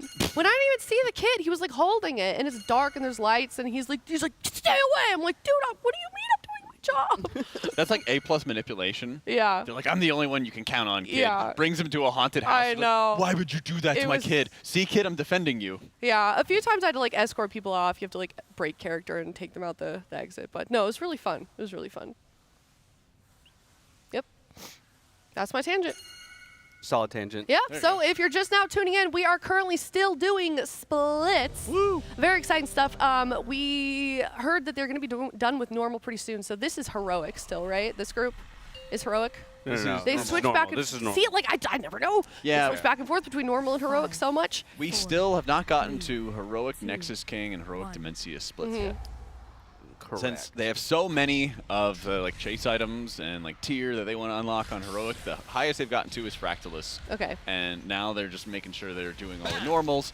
They probably are honestly just getting normal tier on everybody, so that way they're able to do the heroic Dimensius and Solidar splits much more easily. Yep. And this is going to involve not only gearing like those main characters, because for like healers, for example, almost everybody's going to have like one healer main and they just play that the entire time. Some DPS are going to have like 2 characters that they might play on Mythic. They're going to gear more than just those characters if they have the availability for like a lot of their gear, which they will for normal difficulty. Because if they're going through these splits, and let's say it's, you know, the 2nd or 3rd healer that's probably not going to do Mythic, you know, if it's like Nick's 2nd or 3rd Preservation of Ochre or something along those lines, because he's been playing a lot of that, they probably would still want to get tier on it so that when Nick is going through the normal runs on his 2nd or 3rd Evoker, he still has 4-piece. And that's a really big deal for like Prez, for example. You know, Dryny, if this is his 2nd or 3rd Monk or something, if he's going to play Monk, I think he's been playing some Monk, some Shaman throughout our runs so far. You know, they want to make sure that they have 4-piece on that one too. So that way they can really carry when they're bringing in a lot of those helpers to split up the groups. They might go like a 20-10 split or something like that. Yeah. Damage is going to matter a lot. Super curious what the numbers will look like when they do finally go for the Nexus King and Dimensius splits in Heroic. Also, we had the opportunity, Jack, you spoke with THD this morning, and he seems pretty positive about overall the raid, but especially Dimensius. Do you want to go over some of the things that he talked about? Yeah, Dimensius is a lot of fun because there's 4 separate phases that are also going to be major damage checks when they get into Mythic. They're also pretty high mechanical checks. Here you can see that reverse gravity coming around. So what happened is Dryny kills these ads. He picks up the excess mass from the ads, and then players get knocked into the air and then dragged towards the boss, and then you have to stand there if you have the excess mass to stay alive. Then what you do is when the boss casts Devour at max energy, those excess mass players come together, stack their mass together to make gravity to stop the Devour cast from Dimensius. And here, you're going to have another round of the living mass. You kill them off, and then at the location, you're going to see this just like purpley orb get spawned at the location right there. So here, there's going to be one more to the left of Dryny. He probably is going to run into one of them or have one of his allies do it. And here he just runs into the antimatter. They already have somebody picking up the other mass out at range, which is good because you don't really want melee to be picking them up. Because despite the boss being obscenely large, the melee range is not really as high as you would like it to be. Here you're having somebody who's really, really close. Oh, I guess it doesn't matter. Yeah, they're pushing. Intermission. Yeah, he was a little bit too close with the reverse gravity, and it might have been difficult to get him back. But hey, here we enter into our very cinematic intermission phase. Heck yeah, hop on your flying steeds. Yeah, people get kind of caught out with this. This is like the first ring, and then you really have to like Alt-Z and just trust that you can fly through that second ring so you don't get hit by the planet that Dimensius shatters. I saw a lot of deaths to people getting hit by that first round of asteroids coming out just because they didn't really like trust to rush through the second ring. You just want to like take your time through it, and then after that you just spam your 1 and just keep on going off to the island. Now, one person in this group would have flown a slightly different path to go pick up an orb, in which you can snag, and then when you land on this platform, you deal 7% of the max health of these big void form ads. So just a small damage nuke, which will probably be super relevant on something like Mythic, where this is an actual damage check. Yeah, they fly underneath the island to go grab that. Yep, and then up, back, and around, and land. Here, the big thing is we're split into quadrants, and our whole objective here is to avoid getting hit by the planets that Dimensius is throwing, or getting pushed off the platform or into the wall of ads by the gust of wind that he's going to cast here in just a moment. So the way that we, effectively survive this phase is by creating space in those walls or using movement abilities. We did see a couple people go down, unfortunately. Yeah, you can weasel your way through the wall, but you'll take a stack of a bounce from the void ads, which will also stack up a pretty nasty dot. And so it's possible to get through there, but you take insane amounts of damage. A really big point about this fight is that once the boss sort of tees up a mechanic, it is real. If he winds his arm back, that means that he's going to be throwing one of those planets. It's going to be real even if the ad ends up dying. So they always have to make sure that when they transition is going to be at a safe point in time. Otherwise, they can very easily get killed. Here they kind of have to fly around Dimensius, and you can see how close that they're getting, dodging some of these black holes. And then they're going to go into another Phase 2 intermission, which is here we go. Dryny's going for it. Yeah, there you go. The Stellar Core buff. That way they're going to get that extra bonus damage. It might even pop up on his like floating combat tech, so we'll watch for that too to see like the exact number of damage that he deals. So he's going to crash right into it. And it does do the pop. You can see how much HP goes away. I didn't see the It's exact 7% of the ad's max health, but I don't know what that equates to in absolute values.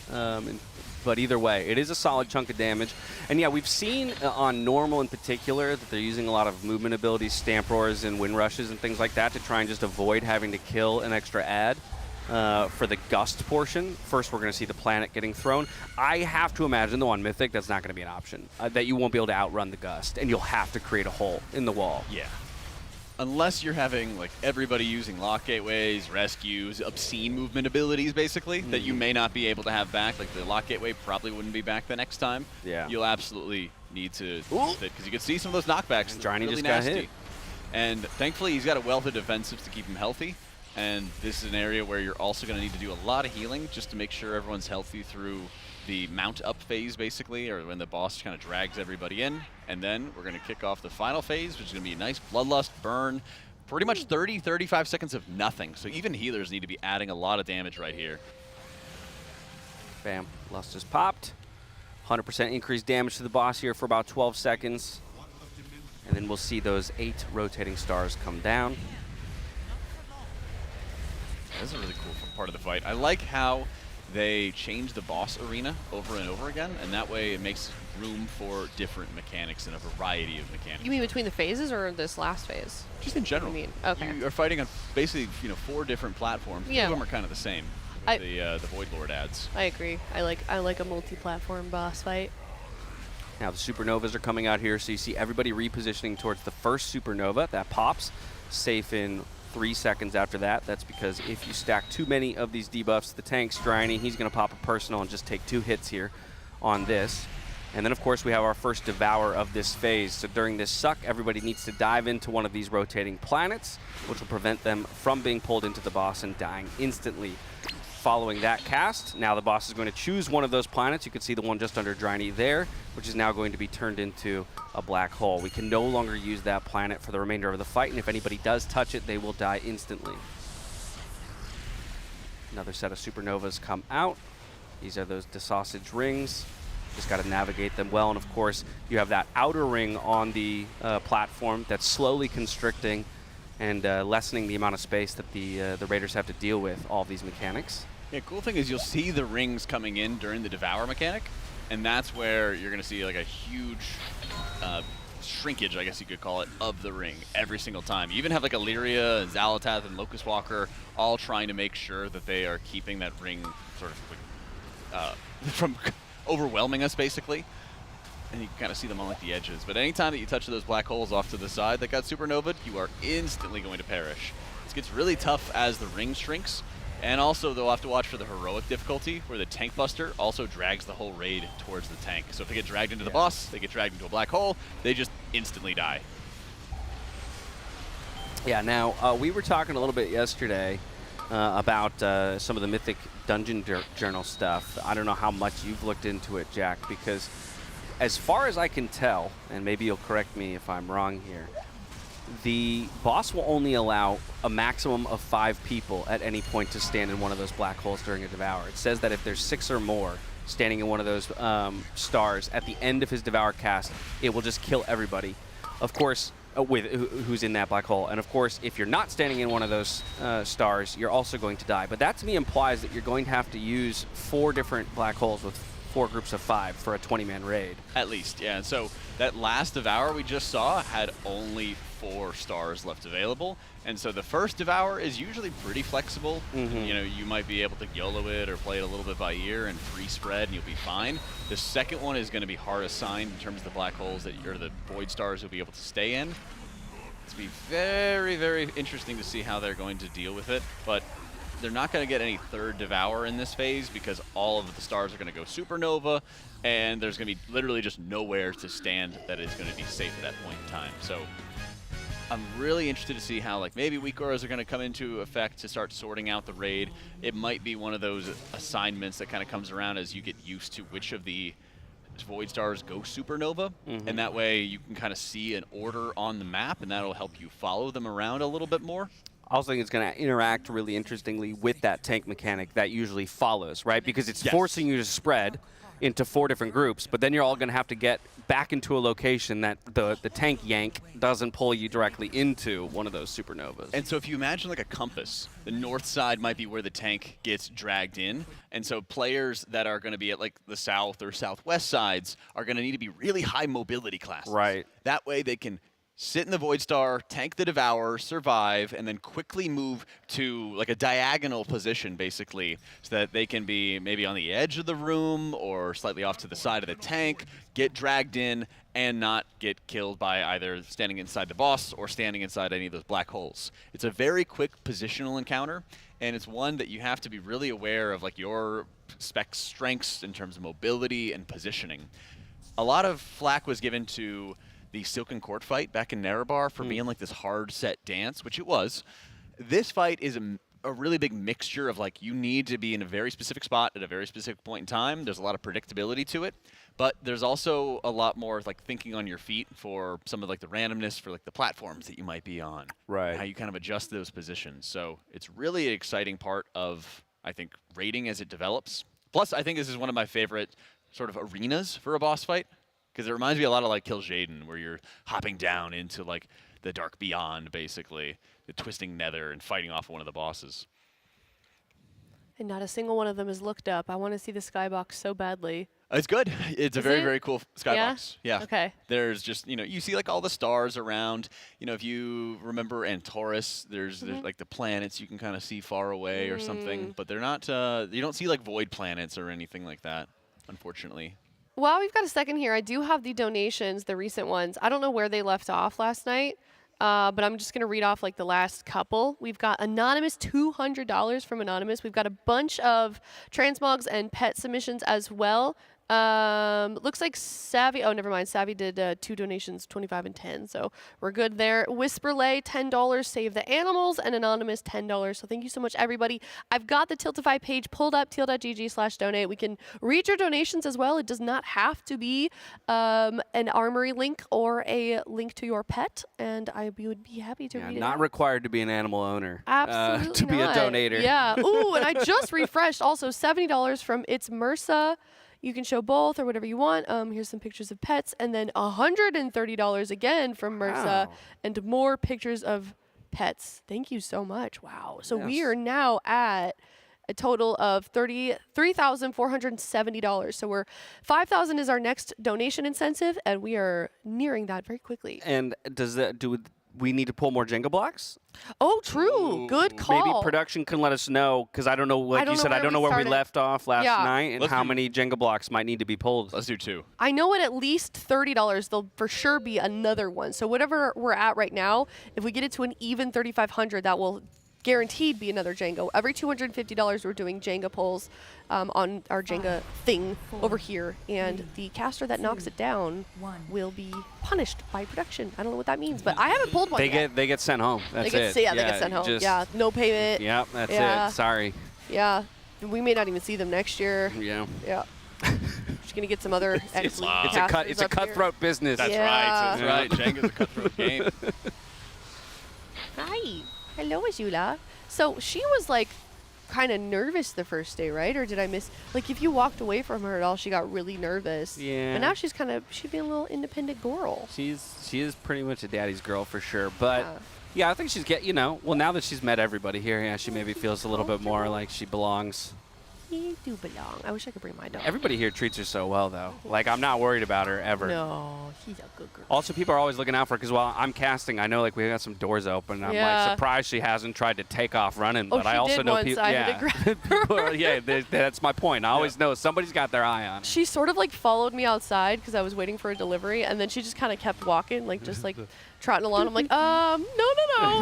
Let's not do that. Sashay away, girl. Literally, sashay. That's a perfect word. That's exactly what she does. Yeah. Tail always wagging. Yep, absolutely. Care of the world. It's her whole booty does. And the tail kind of Got goes a little with it. badonkadonk. Yeah. So, another question for you, Dash. What's up? Yeah, I feel like we got to get to know you a little bit. Oh, lordy. More. All right, what do you want to know? People in chat are saying you went to acting school. I did. What? I tell did. us I'm about a that. big theater nerd. Well, I mean, I started acting when I was super young. Okay. And by the movies. Wasn't in the movies, mostly theater. So I saw my sister. I have an older sister and a younger brother, but I saw my sister in a show, a community theater show, when I was like 6 years old. And I just thought it was the coolest thing that at the end of it, everybody stood up and started clapping. I mean, of course, it's like family members, right? So they're going to clap. But I was like, oh, my God. I want that attention. I want that attention. Absolutely. Absolutely. So I just told my parents I wanted to sign up for the next one. And then after doing, like a lot of musical theater for my first few years, I got my first professional gig when I was 9 years old. Ooh. I got paid $100. What? Woo! Yeah, Total? big old $100 check. Total. Yeah, for a musical. I played Winthrop in The Music Man. I had to dye my hair red, and I had to talk with a lisp. Yep. Wow. And sing Gary, Indiana, Gary. Anyway, That's it was a great time, but I got paid $100, and I at 9 years old, I was like, oh my God, I could buy any. That was the best thing ever. Yeah. And I realized in that moment, I was like, wait, you can get paid to do this? Yeah. So I turned around and I told my parents, I was like, I want to do this for the rest of my life. And, my parents are incredibly supportive people, so they said, all right, go for it. That's awesome. And so, yeah, I acted all through high school and then went to NYU. So I attended Tisch, the theater school there, specifically the Stella Adler program, because they've got a whole bunch of different schools of theater techniques, I should say. And then I promptly moved to LA after graduating NYU and got hired by Riot. So never acted. It probably. Sure, it comes in handy though. Oh, it's yes, it is. It's definitely a relevant degree, or I should say, a number of the skills I developed as an actor are relevant to casting. The idea of like improv, yes-anding, right? Yeah. Or being comfortable in front of a camera is probably the biggest thing. Voice techniques and vocal training, which just means that I can speak somewhat articulately and clearly. So a lot of those things I think are super relevant. But yeah, I've not done much acting since graduating with that overly expensive acting degree. Jack, don't you have a degree in finance? That's right. How does that help with casting? It doesn't. But it probably helps with your finances. Yeah. Yeah, I suppose so. I think it's like, I'd probably rather have a finance degree. Same. Because I need some help. Yeah. Don't worry, I can help you out, no problem. Wait, can you... Go ahead. I'm sorry. No, what's your question? I was just going to ask, can you even do that? Don't you have to get a certification if you give people financial advice, or how does that work? Yes. So okay. I was working a couple jobs in college to pay for community college, and then I racked up some loans for university. As one does. As you do. And my parents were not big fans of the whole video game type stuff. And they're like, you should get something practical. So I started with accounting, was not very good at it, and then I swapped to finance, which was insanely easy. Because they don't really require you to take many specialized classes the way accounting does. Yeah. You have to take like really, really advanced classes to get your degree and stuff. Whereas finance, you could take a bunch of like mid-level classes and then you're like done. Oh. And so I was kind of at like a stepping off point where I could have gone for like my master's and like a CFA, which is where you give financial advice to people. Okay. Or the second to last semester, Blizzard hired me for the first round of MDI. Yeah. And so they were like, hey, we're going to keep on doing this if you want to keep on, working with us. We're probably going to do it for a while. And so I was like, yeah, screw it. Let's give it a shot. And so I finished my degree, and I was like trying to figure out where to live. I almost moved in with some guildies in Oregon, in fact. And then serendipity, my brother had his roommate in Texas move out, and he's like, hey, come just move to Austin. So I loaded up my little compact car and... Where are you from again? Virginia. Okay. And went from D.C. It was coming in the story. Yeah. Oh, apologies. Sorry. I'm not very... I need to be more patient. And drove from D.C. to Texas in like 2 days. Okay. And then that was also when they had the last DreamHack in Austin. They moved it to Dallas afterwards.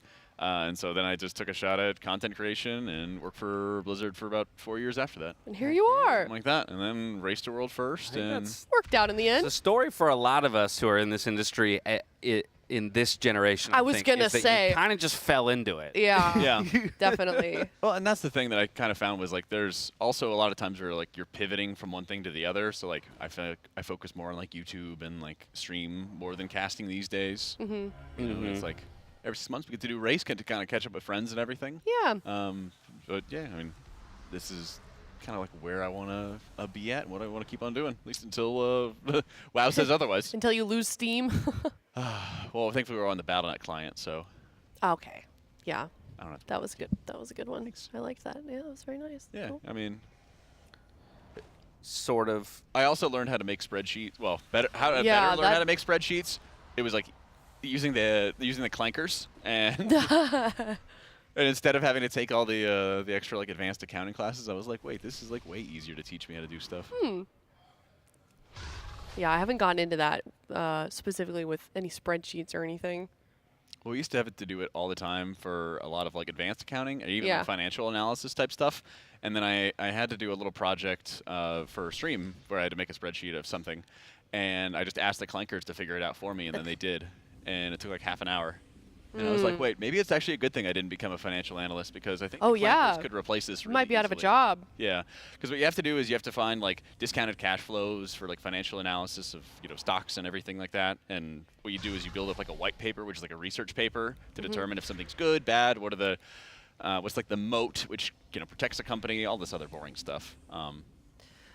And that helped me buy Blizzard stock before they got bought out. Oh, true. But my thesis was a little bit different than they will get purchased. But I mean, it still worked out. Still worked out. Wait, yeah. so how tall are you? 6'4". How big are, what color are your eyes? Hazel green. They get more green tired. You almost apply to the Oh, this is, are you building the dating profile right now? And I definitely do Finance, not. trust funds. I definitely do not have a trust fund. My parents. 6'5". I'll be more in the trophy husband department rather than my parents are retired government employees. Yeah, so. same. I'm Who trying to wants get Jack support and me? Kettle's boyfriend. That's right. Oh, That's right. Who wants to or support girlfriend? me? Sorry. That's right. I'm ready to step away from traditional gender roles. I will be the trophy husband. Love that for you, King. Yeah. Well, I mean, never mind. What? Oh, I know where you're going with that. No, my partner is at home taking care of the kitties and the dog and holding down the fort. He is the trophy husband. Yeah, he is the trophy husband. Yeah. I didn't know if I wanted to call you the breadwinner or not. I mean, he gets it. He gets it. Yeah. Is she bothering you, King? Chat says. Very cool. What is your if you're in acting school, do you have like a final project? Is it a big monologue or something, or how does that work? I mean, so every university is probably going to be different. I'm sure. So at NYU and specifically, it's 50% of your overall degree is determined through academic classes, and 50% of it is determined through the acting school. Okay. So I basically had to take a couple academic classes per semester. And then I had 3 days of what was called studio, where you basically spend like 8 to 10 hours at studio for like Monday, Wednesday, Friday, and then your academic classes happen on Tuesday, Thursday. Now, when I say academic classes, I say that somewhat loosely, because in acting school, you don't need to go beyond like the beginning levels like of things. 101. Well, so I took like computer science 101, So right? is it I degree? took economics 101. Yeah, so I have I have a BFA, Bachelor's of Fine Arts, in drama. But yeah, exactly. It means nothing to anybody. No, it's 100%. Like it's the most expensive, especially NYU, one of the most ridiculously priced schools out there. Yeah, so studio. Then within studio, in that 8-hour day, you have about like 8 different classes. But all of the grades that you get there are averaged into a single studio grade. Okay. So like you have a movement class, you have a vocal class, you have a scene study class, you've got a hit whatever, and you get anywhere from the A to the Fs in those. That averages together to a studio degree, and it accounts for 50% of your overall GPA. And then you have the other 50% of your GPA determined by those academic classes. Again, some of those being things like music. The history of musical theater was considered an academic class. I also took like logic, for example. So which filled a science science credit, or whatever. And then I took Econ 101, kind of a thing. Right. So yeah, I mean that's pretty much it. It's it's nothing too special outside of the fact that like some of our classes are rolling around on the floor in studio, right? Okay. For movement class, it's like getting familiar with your body. Yeah. I took ballet in studio my first year, so I had to take a year of ballet, but that was like a requirement in the studio that I was in specifically, because ballet can be very informative to the way you use your body, and build characters, and things like that. Posture. Posture was a Yeah. huge element of it. We do something called the Alexander technique to work on lengthening your spine and achieving a true neutral. And then, yeah, vocal class and voice technique, we learned what's called the Standard American Theater dialect. When I'm doing like big arenas and stuff, I still do one of the warm-ups that they teach you in that technique, which is basically going through all of the vowels sounds in the Standard American Theater dialect, and then you can front end or back end consonants on every single one of those vowels and create every syllable in the English language. Yep. And so it's just a good way to warm up as you run through those. Like a mnemonic device. Yeah, sort of. But yeah, so that's a good one. But yeah, a lot of you don't really have, to your question about like final projects and stuff, it's less like, yeah, you have an exam and like everything's going to ride on this. So it's a little bit more of like, are you showing up and doing the work kind of a thing. Yeah.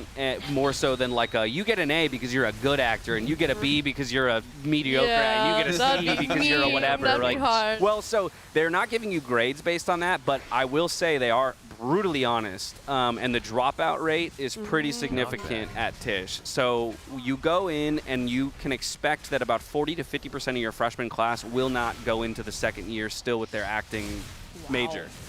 And at the end of your first year, you do what's called a panel. Well, actually, at the end of every year, you do what's called a panel, where you go into a room with all of the teachers of those like 8 different classes. And so you sit there by yourself out in front, and the 8 of them go through, and they just give you all of their criticisms of you from the year. And then they'll blatantly tell you, we think that this is not the path you should take. If they think that it's not, well, you know, I mean, yes and no, because I think one of the worst things you could do is tell somebody to go be an actor who's not suited to being an actor. It's already such a difficult business that, like, it's just... You may as well not waste your time. And some of the best actors in the world you've never seen before. Yeah. Like, the reality of being a successful actor isn't necessarily that you are the best at it. It's that you were in the right place, the right time, you knew somebody, you know, you got into the room, the role existed, that was perfect. Weird. A lot like how I got, I mean, I met a woman in a bar. That's how I got my job at Riot. Really? Right? Wow, that's crazy. And so that's exactly how you could get your job in acting. And so, yeah, I mean, I think it's a cutthroat business, and they're therefore not very shy to tell you, like, hey, this is what you're trying to, you know, if you're trying to do this, we're going to be brutally honest with you. My dad has a similar story. He majored in music, and he will tell anybody that will listen not to do that. Yeah. What did he play? He trumpet. Oh, nice. Yeah. Oh, yeah. I think we've talked about this. He was like a professional trumpet player for like the Malaysian Symphony in like Hong Kong. And, wow. And he was in Blue Devils for a bit, if anybody knows what that is. Anyways, his first day of music school, he said his teacher told him, if you want to be professional, you're wasting your time here. And he didn't listen, apparently. Yep. What did you get your degree in, Aya? I have 2. I have an associate's in film, actually, from Colorado Film School. Ooh. And then I have a bachelor's in, it's called Sustainable Tourism, Natural Resource Recreation and Tourism from Colorado State, which is like, I wanted to work in the ski industry, doing marketing and business and stuff like that. Yeah, that was the path that I was on. I did work at Copper Mountain for a little bit. I wanted to do that and then like make video content for them as well in the marketing department. So that was kind of what my trajectory was, and then took a bit of a turn like all 3 of us did. Right. So, yes, that was me. Man, now I want to go skiing. I know. I'm so excited for ski season. Let me know if you're in Colorado.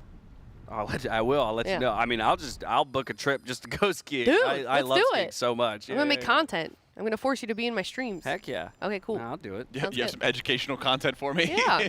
I've been twice. Yeah. Fell into one of my poles one time on the face. Like, oh my God, did you lose a tooth? No. Dude, all right. So I've been told by production to go to a listen-in, but I'm going to tell this story and then we'll go. I'm going to ignore them for a second. My brother is also a skier, and he likes to huck himself off of cliffs very recklessly. Ugh. And he did that, and he landed on his pole with his face and lost a bunch of teeth. My mom calls me hysterically crying, like, Dean just called me, and he said that he has a hole in his face, and I don't know what that means, but can you go drive him to the hospital? And I called him, and he was like, yeah, I hugged the cliff, and I lost some teeth. I'm like, okay. So that's brutal. Skiing accidents are scary. So don't tell your man. mom They you have can a be hole very in your scary. face. Okay, well, I know we have to go to an energy listen-in, but We I do. will just give people the teaser. Absolutely. That maybe we'll come back and I can tell a story about how I had my nose broken at NYU. Ooh, let's do it. All right, if you want to hear that Danger story, at acting school. stay Exactly. tuned. Didn't know it was a hazardous job, but it is. Right. Who It is. knew? All right, we're going to head to a Monster Energy listen-in, and we will be right back. And doing enough damage to the ads to kill them. If you get free cleave, you can tell it into that, but make sure that you're not in an actual full cleave build, because we need to do enough single target damage in the last phase to nuke him and skip. So check your groups right now. If you're in groups 1, 2, 3, or 4, you guys are going to have to soak at one point during the fight. It's going to be on the star marker in the middle of the room. There's going to be a giant group soak that we get in. One group goes at a time, so group 1 will go first, group 2 will go second, group 3 goes third, group 4 goes fourth. I'll call your group ahead of time. If you take Ursul's or Binding, it's really good on this fight. Definitely recommend that you guys do that. So we're just going to be hitting ads on top of the boss. If you ever get ads spawning on you, that mechanic, you need to make sure it's pixel perfect directly underneath the boss. The weak ore will either say ads are spawning, or it'll say orbs are on you. Make sure that is always under the boss no matter what. The most important thing of the entire fight. We're hard hitting those ads when they spawn, and then at certain times, I'm going to call for you guys to swap to the Echo in the middle of the room. We're going to lust the second burn, and at that point, single target is all that's needed, and the boss dies before we die. That's it. Most important thing, I'm going to say it one more time. Ads always spawn directly underneath the boss. He's always going to be over here at the console. Save the lust, we're going to go on this timer.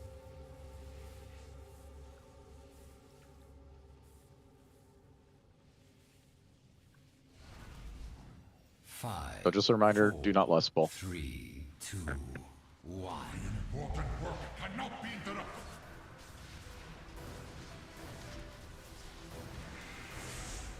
First thing we're going to get is ads in about 8 seconds. These 3 people, make sure you're directly pixel perfect underneath the boss's hitbox. Let's also call bindings and Ursul's within our group. That'd be nice. First ads under the boss. Do you still have the capacity to bind or no? Yeah, I'll bind this. Okay. Kill the ads now. Hard target them. Group 1 is soaking in the middle of the room in 3 seconds. Get ready. Group 1, go to the middle of the room. Group soak that. Good. Kill these small ads, and then you guys are swapping to the Echo.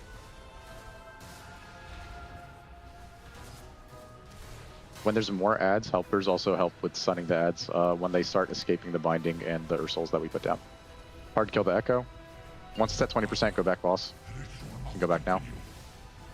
All right, we're getting puddles and we're getting new ads in 5 seconds. 2 sets of 3 people. You guys both have to spawn directly underneath the boss with ads. Here comes the first set. Dodge the puddles. You get the Tempest, just go out. Yep, ads underneath the boss, always. Directly underneath. I'll bind this. Good.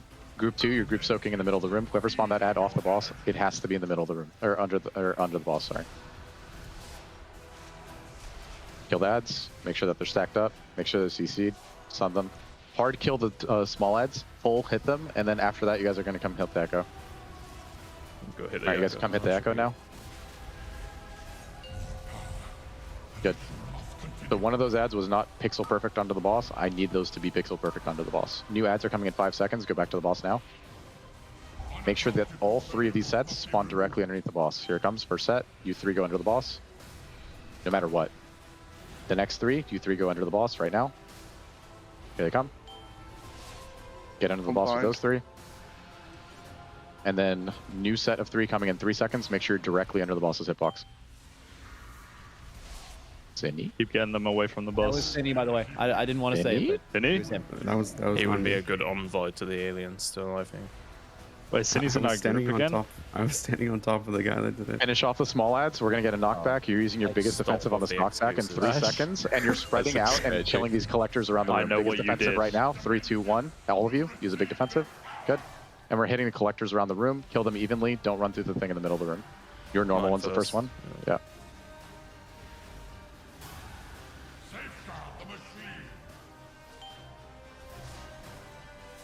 Alright, I'm going far. Then it's yours. Yeah. Alright, kill the Arcane Collectors evenly. The one in the back of the room needs a little bit of help.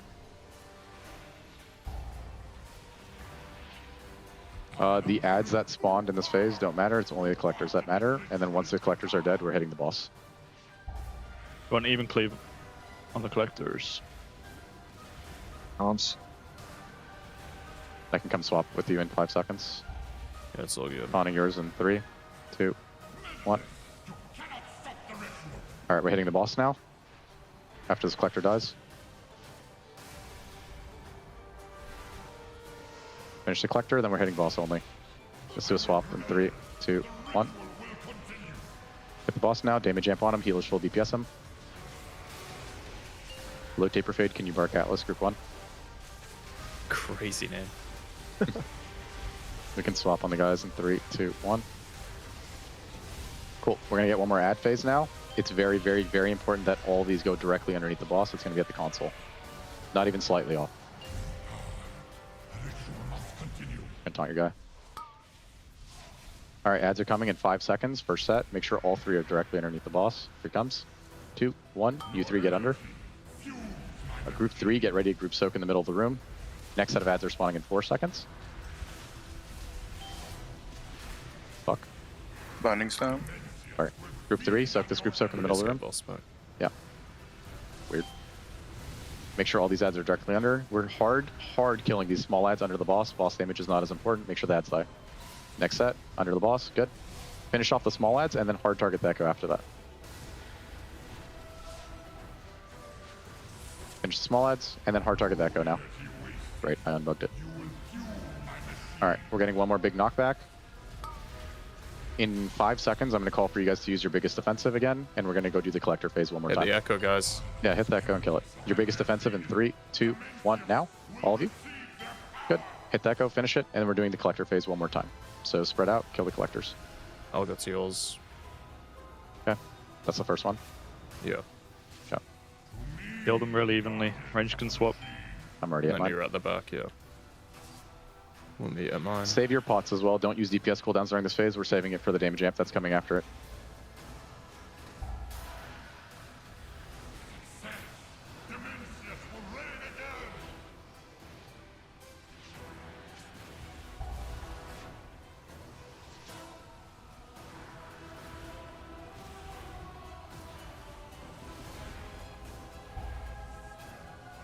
It's not yours. 3, 2, Just wait, 1. wait. Oh, that's fine. Yeah, sure. I'm here though. It's just the raid damage is going off, so. Yeah. All right, we're hitting the boss as soon as the collectors die. Literally full single target, healers full DPS after you top everybody up. And we can lust now. Second pot as well. Pop all your cooldowns. Fuck up the boss in 3 seconds. 2, 1, now. Spawning your guy in 3 seconds. 2, 1. Yep. All right, slam the boss and then slowly make your way to X. We're going to use the knockback to go to the entrance of the room.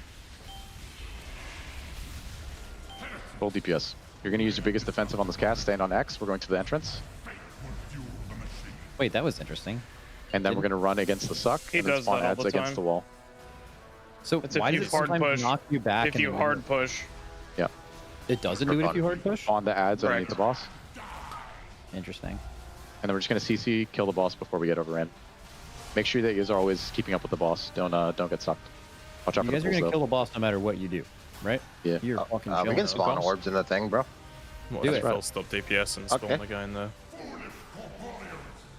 All right, running up to the top of the bridge. When the door opens, Jimmy McGill, you're going to stampeding roar. When his stampeding roar ends, Tobo, you're going to stampeding roar. We're going to dodge the holes on the bridge while we run up there to the left and right. Roll on loot, roll on loot. Also do loot, yeah. So when the door opens, Jimmy McGill, you're going to stampeding roar. Tobo, you're going to follow it up. We're going to go to the top. We're going to mount. You guys aren't going to run ahead. You're just going to put me on follow. I'll take you through the sand. Reformation is inevitable. Doors Oh open. my god. I'm Watch actually out gonna for the get all holes. the way before the door opened. Fuck Holy yes. shit. For the The record. door opens. Watch out. Watch out for the holes. Watch out for the holes. Don't fall in. There's one more on the top, on the right. So hug left. Get on your mounts and then put me on follow in group 1, Atlas DK. If you died, you can release right now. Yeah. Put me on follow, Atlas DK. Get on your mount. And meet you once I've done so. Put Nice, me on bro, follow, nice. Atlas DK. Everybody, put me on follow. Don't go yourself. Bikini Hunt, put me on follow. Yep. Okay, cool. I'm taking you guys now. If you pull the bat in there, you're an NPC. Yo. Comment. Where is he? The fuck? Never mind. He's Whoa, like insane. whoa. Sorry, kind of chaos. When we get to the boss area, the helpers, you guys can all spec into 3 target cleave.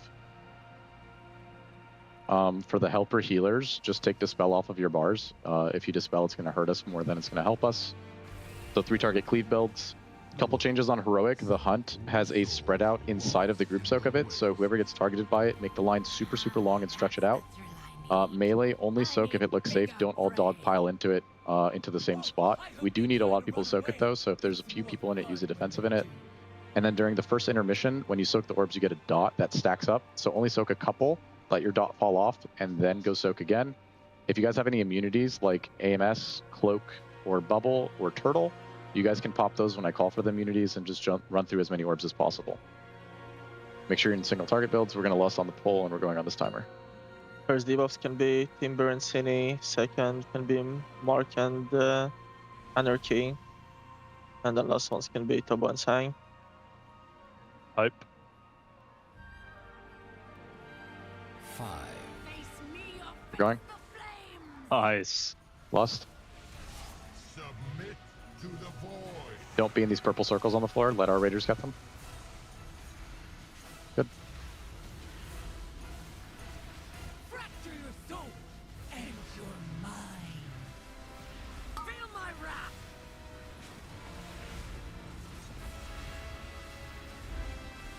What do you feel about the Legion theme here, Sang? Yeah, I mean, it's Legion boss. Boss is going to move soon. First split, I've done with Boss you. is moving. The Hunt is coming. Make sure that if you get targeted by this mechanic, you stretch out the line, make it super, super long, because there's going to be spreads during it. Stretch it out, make it long. Try and soak it. Use a defensive, very few people in it. Good. All right, Fracture. Grab my spirits in the middle of the room, and then there's an I-beam aimed towards the edge of the room. Don't be in it. Mark and Anarchy, and the debuffs go to red. Dispels. Boss is going to move soon.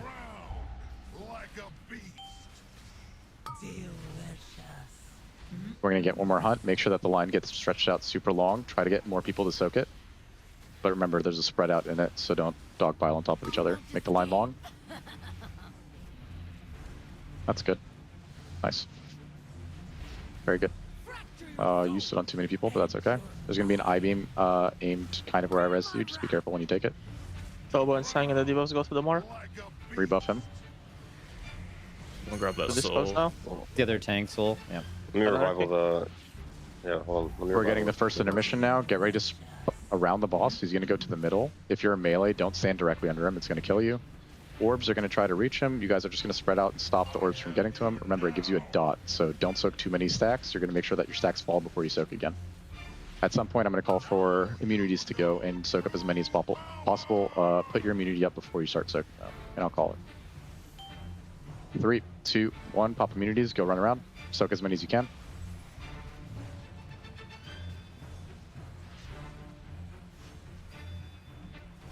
Okay, cool. Grab the last couple orbs, and then we're doing the main phase again. Let's meet up in the middle of the room. So this guy's a little low now. Make sure that you even out their HP. Tobo, Timber, and Zenni. Coming up. I would just come to you. Yeah. You need to give it to Timber. Yep. Nice. Boss are going to move soon. Remember, make sure that they all dive evenly so their HP is a little offset right now. Target off the high ones.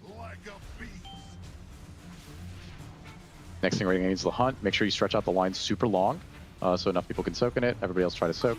Spread out in it. Melee, when you soak it, be very careful. Oh, whoa. Good leap. That was really good. Good job. Get my tank spirits in the middle of the room now. I got 2 stack. That's funny. Oh. It's fine. That's some hitting dusk bliss or something. Anarchy, Mark. Timber and Zenni pass the debuffs. Boss moving. There's the got it, just play with it. The Hunt is coming. Get ready to stretch out the line super long. Can you just take a double on this one? Yeah, that's true.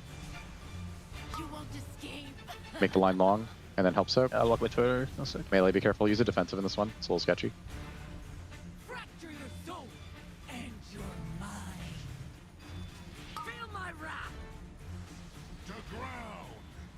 Bosses are moving, and then we're getting the next intermission. Tobo, Sang, and the debuffs going red. Pass the debuffs. I'll get Anarchy. All right, so in this intermission, we're going to get Kaiveza style blazes. You guys are going to spread out to the best of your ability. I want you guys for sure using any remaining defensive that you have at some point during this intermission when you get picked. I also want you guys to use either your health zone or your health bot, or both if you keep getting picked or hit. So be very, very aware of your own HP here. Try and spread out as much as you can. Don't run around with them if you guys can help it. And if you get targeted, just make sure to use the defensive. Your biggest one in 3 seconds, no matter what, right now, all of you. Good. And then just watch your health. If you drop low, use a health zone or a health bot. Make sure you live. The lines are going to persist even though this cast finishes. Okay, live the last lines. And then we're doing the normal phase one more time. Okay, debuff Zenni and Timber mid up. Watch the high beam. Watch the high beam. Might be in a weird spot. I'll get Mark. In this phase, you guys want to target off of Dusk Blaze and Bloodwrath a little bit more. Timber, can you walk up on top of Vix and get his debuff? Boss is moving. Someone dispel. Yeah, I got him. Yeah, got it. Target off of Dusk Blaze and Bloodwrath a little more. It's good if Dark Sorrow gets a little bit higher HP than those two. Stretch out the hunt. Definitely use a defensive in this. This is going to hurt like shit. Good. Nice link. That was beast.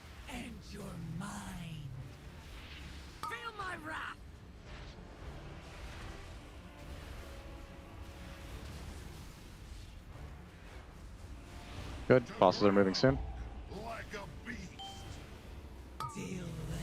Remember, get Dusk Blaze and Bloodwrath a little lower than the third guy. The third guy we're going to hit during his intermission, so he'll naturally get lower. The hunt is coming. Make sure you stretch out the line super long. As many people soak as you possibly can without making it too crowded in melee. Good. Grab my tank spirits in the middle of the room.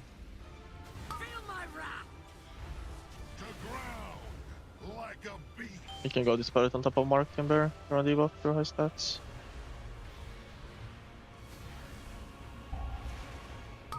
Alright, we're getting the next intermission. He's going to jump to the edges of the room and fell div down the middle of it. Make sure you get to his sides. Don't get blasted by the fell div that goes down mid. Broccolini, if you can, stampeding roar for the group. Find the first spot, go to the side. Tobo, do you have yours? Yep. Okay, Tobo can do this one. And then when we get to this side, low taper fade, you're going to stampede roar for the... Actually, we're fine. Just stand in the wind rush and then go to the next spot. Once all three land, the only goal is make sure you kill them all at the same time. So just target off the high ones, make sure they die even.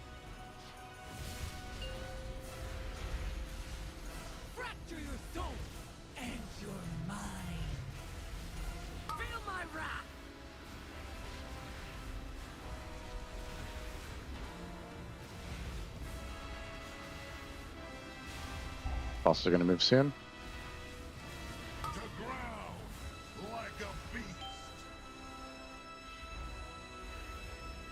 Alright, well done. You guys are beasts. Good work. After this boss dies, swap to full single target talents as well.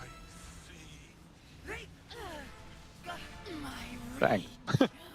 Boom. Roll make sure the, yeah, do loot. Make sure everybody does the loot and make sure it goes in the bags on this one. Sometimes it bugs out. Yes, sir. Roll on loot. Roll on loot. Before we run off for trash. Cool. Check it's in your bags, and then we go up. Holy fuck, I got everything.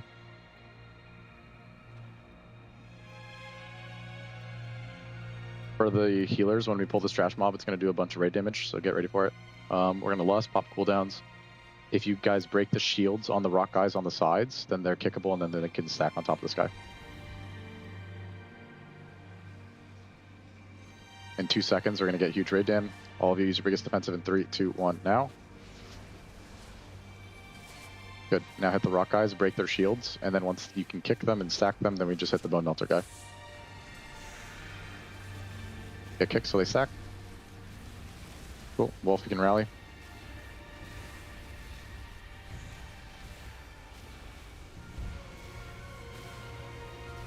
Alright, we're going to explain the boss while we do the trash. It's very, very simple. Weakor is going to play the game for you for the most part. I'm going to play some markers down right before we start, and then I'm going to explain one more concept that's very important for you guys to know, specifically about the markers and the rules, just in case the Weakor doesn't assign you properly.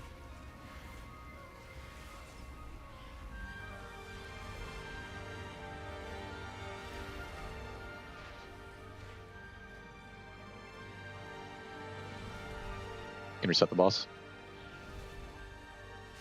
All right, everybody take a look at the markers on the floor right now. So there's 3 rules that you have to be very aware of in case you don't get the assignment working. Sometimes people's assignments have not been telling them where to go. Take a look at the colors.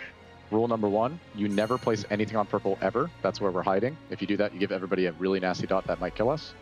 Rule number 2, you never place it on blue. So there's 4 remaining colors for you to place: star, orange, green, and moon. The next rule is that you never want to double up on it. So if you see somebody's arrow already down that lane, do not go place it there yourself. If you're not getting assigned, then where you have to go is the one that is empty. Hello, everybody, and welcome back from that Monster Energy. Listen in if you're just now tuning in. We are still in splits. Ooh, what's going on there? Got a little. I'm doing a little Whoville impersonation here. Jack, you want to help him out? Come on, you we tuck that in. Yeah. Tuck that in for me. All right. Hold on, there we go. Oh, it's actually not playing. Oh my goodness! This is my whole brand. This is my whole identity. The guy with the hair. Oh no! That's like how I was known for half my career in League. They're like, oh yeah, that's the one with the hair. There we go. Yeah. I'm like, yeah, that's me. Okay, Thank you very much, friend. Anytime. Okay. Good looking out. Yeah, I'll ask you to repay that. Give me some tips. Absolutely. Hey, we're gonna get that dating profile set. All right. Yeah, Okay, we're gonna get you guys we're gonna do a whole girlfriends by the style end of this year. session. We're gonna get a photo shoot going. It'll be Heck good. yeah, let's Pretty go. woman. All right, everybody's hair good? Are we good to start Yeah, over? sorry to have interrupted your intro. No, it's important. great, The hair Aya. is important. All right, well, welcome back. We are still doing splits, of course. That was a Monster Energy listen in. And now, also, exciting news. Thank you so much to Alienware because we have 3 monitors to give away for some lucky viewers that are currently in chat. You can enter the sweepstakes at teal.gg/AlienwareRWF. Log into your Alienware Arena account or create one and follow the prompts, and that is it. And also, you will be receiving 27 4K QD OLED gaming monitor. We have those here in the green room, as we're calling it. They're very nice. They're the DigiV, as Ironic is calling it. You have to be in US or Canada and above the age of 13 to be eligible to enter. So teal.gg/AlienwareRWF. Ooh. Ooh. Bam, that was clean. You never really notice the difference in like vibrancy and being able to see the colors and everything like that. Until you actually get yourself an OLED monitor, which works really, really well in this raid also. Certainly does. I will say also, speaking of digital vibrancy, I feel like the hitboxes are so much clearer on a lot of these encounters this tier. Yeah, it reminded me we've talked about of One Arm Bandit, where whenever a coin crashes into the wall, it would have like a little earthquake effect. And the earthquake was larger than the hitbox. And the beam that went down the center also wasn't very... Yeah, there were a lot of extra, like, you have to be further than you really think you need to. Yeah. And I haven't experienced any of that thus far in this raid. Yeah. I don't Quite think nice. so either. Yeah, once again, we've been doing a lot of, just to recap for everybody, we've been doing Heroic up to Fractalus, and then going into normal Solidar into normal Dimensius, and kind of rinse and repeating that as our split setup. We have been skipping a lot of Plexus Sentinels, not really been a big priority loot-wise, but Lumathar is a massive one, and then clearing all the way up to Fractalus for trinkets, tier set bonuses, the multiple rounds of boots that drop from the Soul Hunters are all really big pieces that everyone wants to pursue, as well as some of those weapons from the Void Glass set, which spawns extra damage shards or absorb shards that can mitigate more damage on your allies. Also, of course, we still are raising money for the Santa Monica Animal Shelter. We had one very generous donation. Dash, do you know a guy named Greg Mason? I do. All right, well, you're just all your friends are donating. I love that he, well, yeah, Greg Mason. Let's go with that. He donated That's an inside joke. Okay, all right. He donated $100. Oh, is this bad? Should I not No, read it's this not out? bad. It's not bad. So this is a guy that I met, through gaming, and he was introduced to my friend group as Greg. Okay. And so we all called him Greg for like a solid 2 years. Yeah. And he just went with it. He didn't Only correct for him anyone? to then reveal to us 2 years later that his name was actually Mason. Oh, okay. That's funny. I see. Why would But now I only refer to him as Greg because that's how I know him. So I call him Greg. he made his own bed. I think that's fair. Yeah. $100, and he says, I wonder if Dash is feeling a bit rusty this morning. Hey, see, because he knows we're going to go play Rust later. Oh, yeah, because rusty yeah. is capitalized. Yeah, he's my Rust duo for Wipe Day today. Wipe Day. I It's gonna see. be sweet. That's very exciting. Actually, servers are wiping in 4 minutes. Oh. So I'm going to be getting in about an hour late, but that's jonesing all right. to get over there? It's okay. It'll be all right. I'm going to lock it down. Okay. You're An gonna have, hour what, late. 6 straight hours to play or something? Yeah, I think All so. right. Yeah. I'm going to be grinding. Yeah. Is that like Tarkov where people can steal your base and Yeah, stuff? Or it's a PvP stressful. survival-based game. Okay. High risk, high reward. It's lovely. Guess so. Didn't know Dash is a degen. Nice. Oh, he. Yeah, no, now you know. Should have known. I was talking Now about that you this know. morning. I'll repeat the same story. I was a little worried that Dash wasn't going to fit in with us because we're all kind of degenerate, and Dash seems very responsible and mature. But we're all getting, you know, we're landing, and we're getting into the facility and getting our computer set up, and this dude immediately starts playing Rust. Download, yeah, Sooner than anybody else. installed. Yeah. And started running Rust. See, that's that acting degree coming into play, though. Oh. You think I'm mature and Yeah. responsible, but really there's just a degen under the surface. Yeah. Well, everybody got the brand new Alienware Area 51 PCs. What do you think he's going to do with it? Play Minecraft? Yeah. I got to put that 5090 or whatever the heck we're That's working right. with to use. Well, the back panel of the 5090s are massive. They I didn't are. even realize it. I thought Yeah. that it would be a little overkill with how big the PC case is, but you want to have a lot of space for the 5090 and you need it. Yep, you certainly do need it. So thank you so much to Alienware. And And thank you, Greg Mason, for the donation. yeah, thank you, right. Greg Mason. Yeah, better keep that fort protected and stuff. He Yeah. probably donated extra because you were able to switch around your casting sessions. Oh. So you could play. Thank you, Kalamazoo. Yeah. Well, I'm sure that he needed it after last night. True. What happened? Oh, He, right. Like He a went to raccoon. raccoon? Dug into the trash to eat food that he should not have. Oh, Lordy. Oh yeah, he ordered a bunch of He provided. That man is infinitely fascinating to me. It's not going to stop either. There's going to be Harvard studies done about him.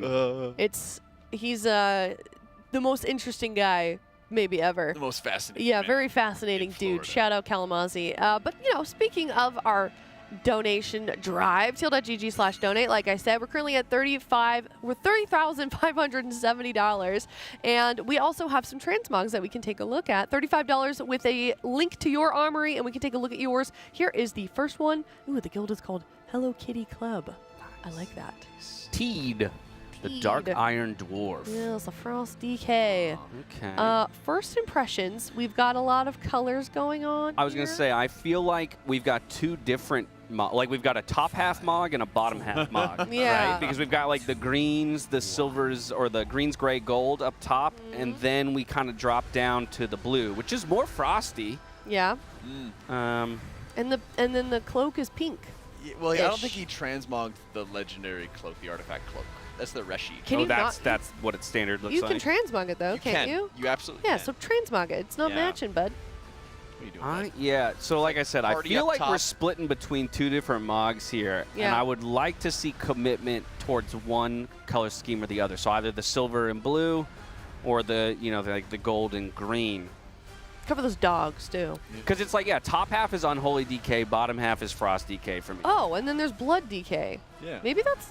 Maybe that's the idea, actually. Then the kilt is the red. And so, you know what? Okay, maybe it's the trifecta. I see the vision. Maybe I'm warming to the idea that it's the tricolor.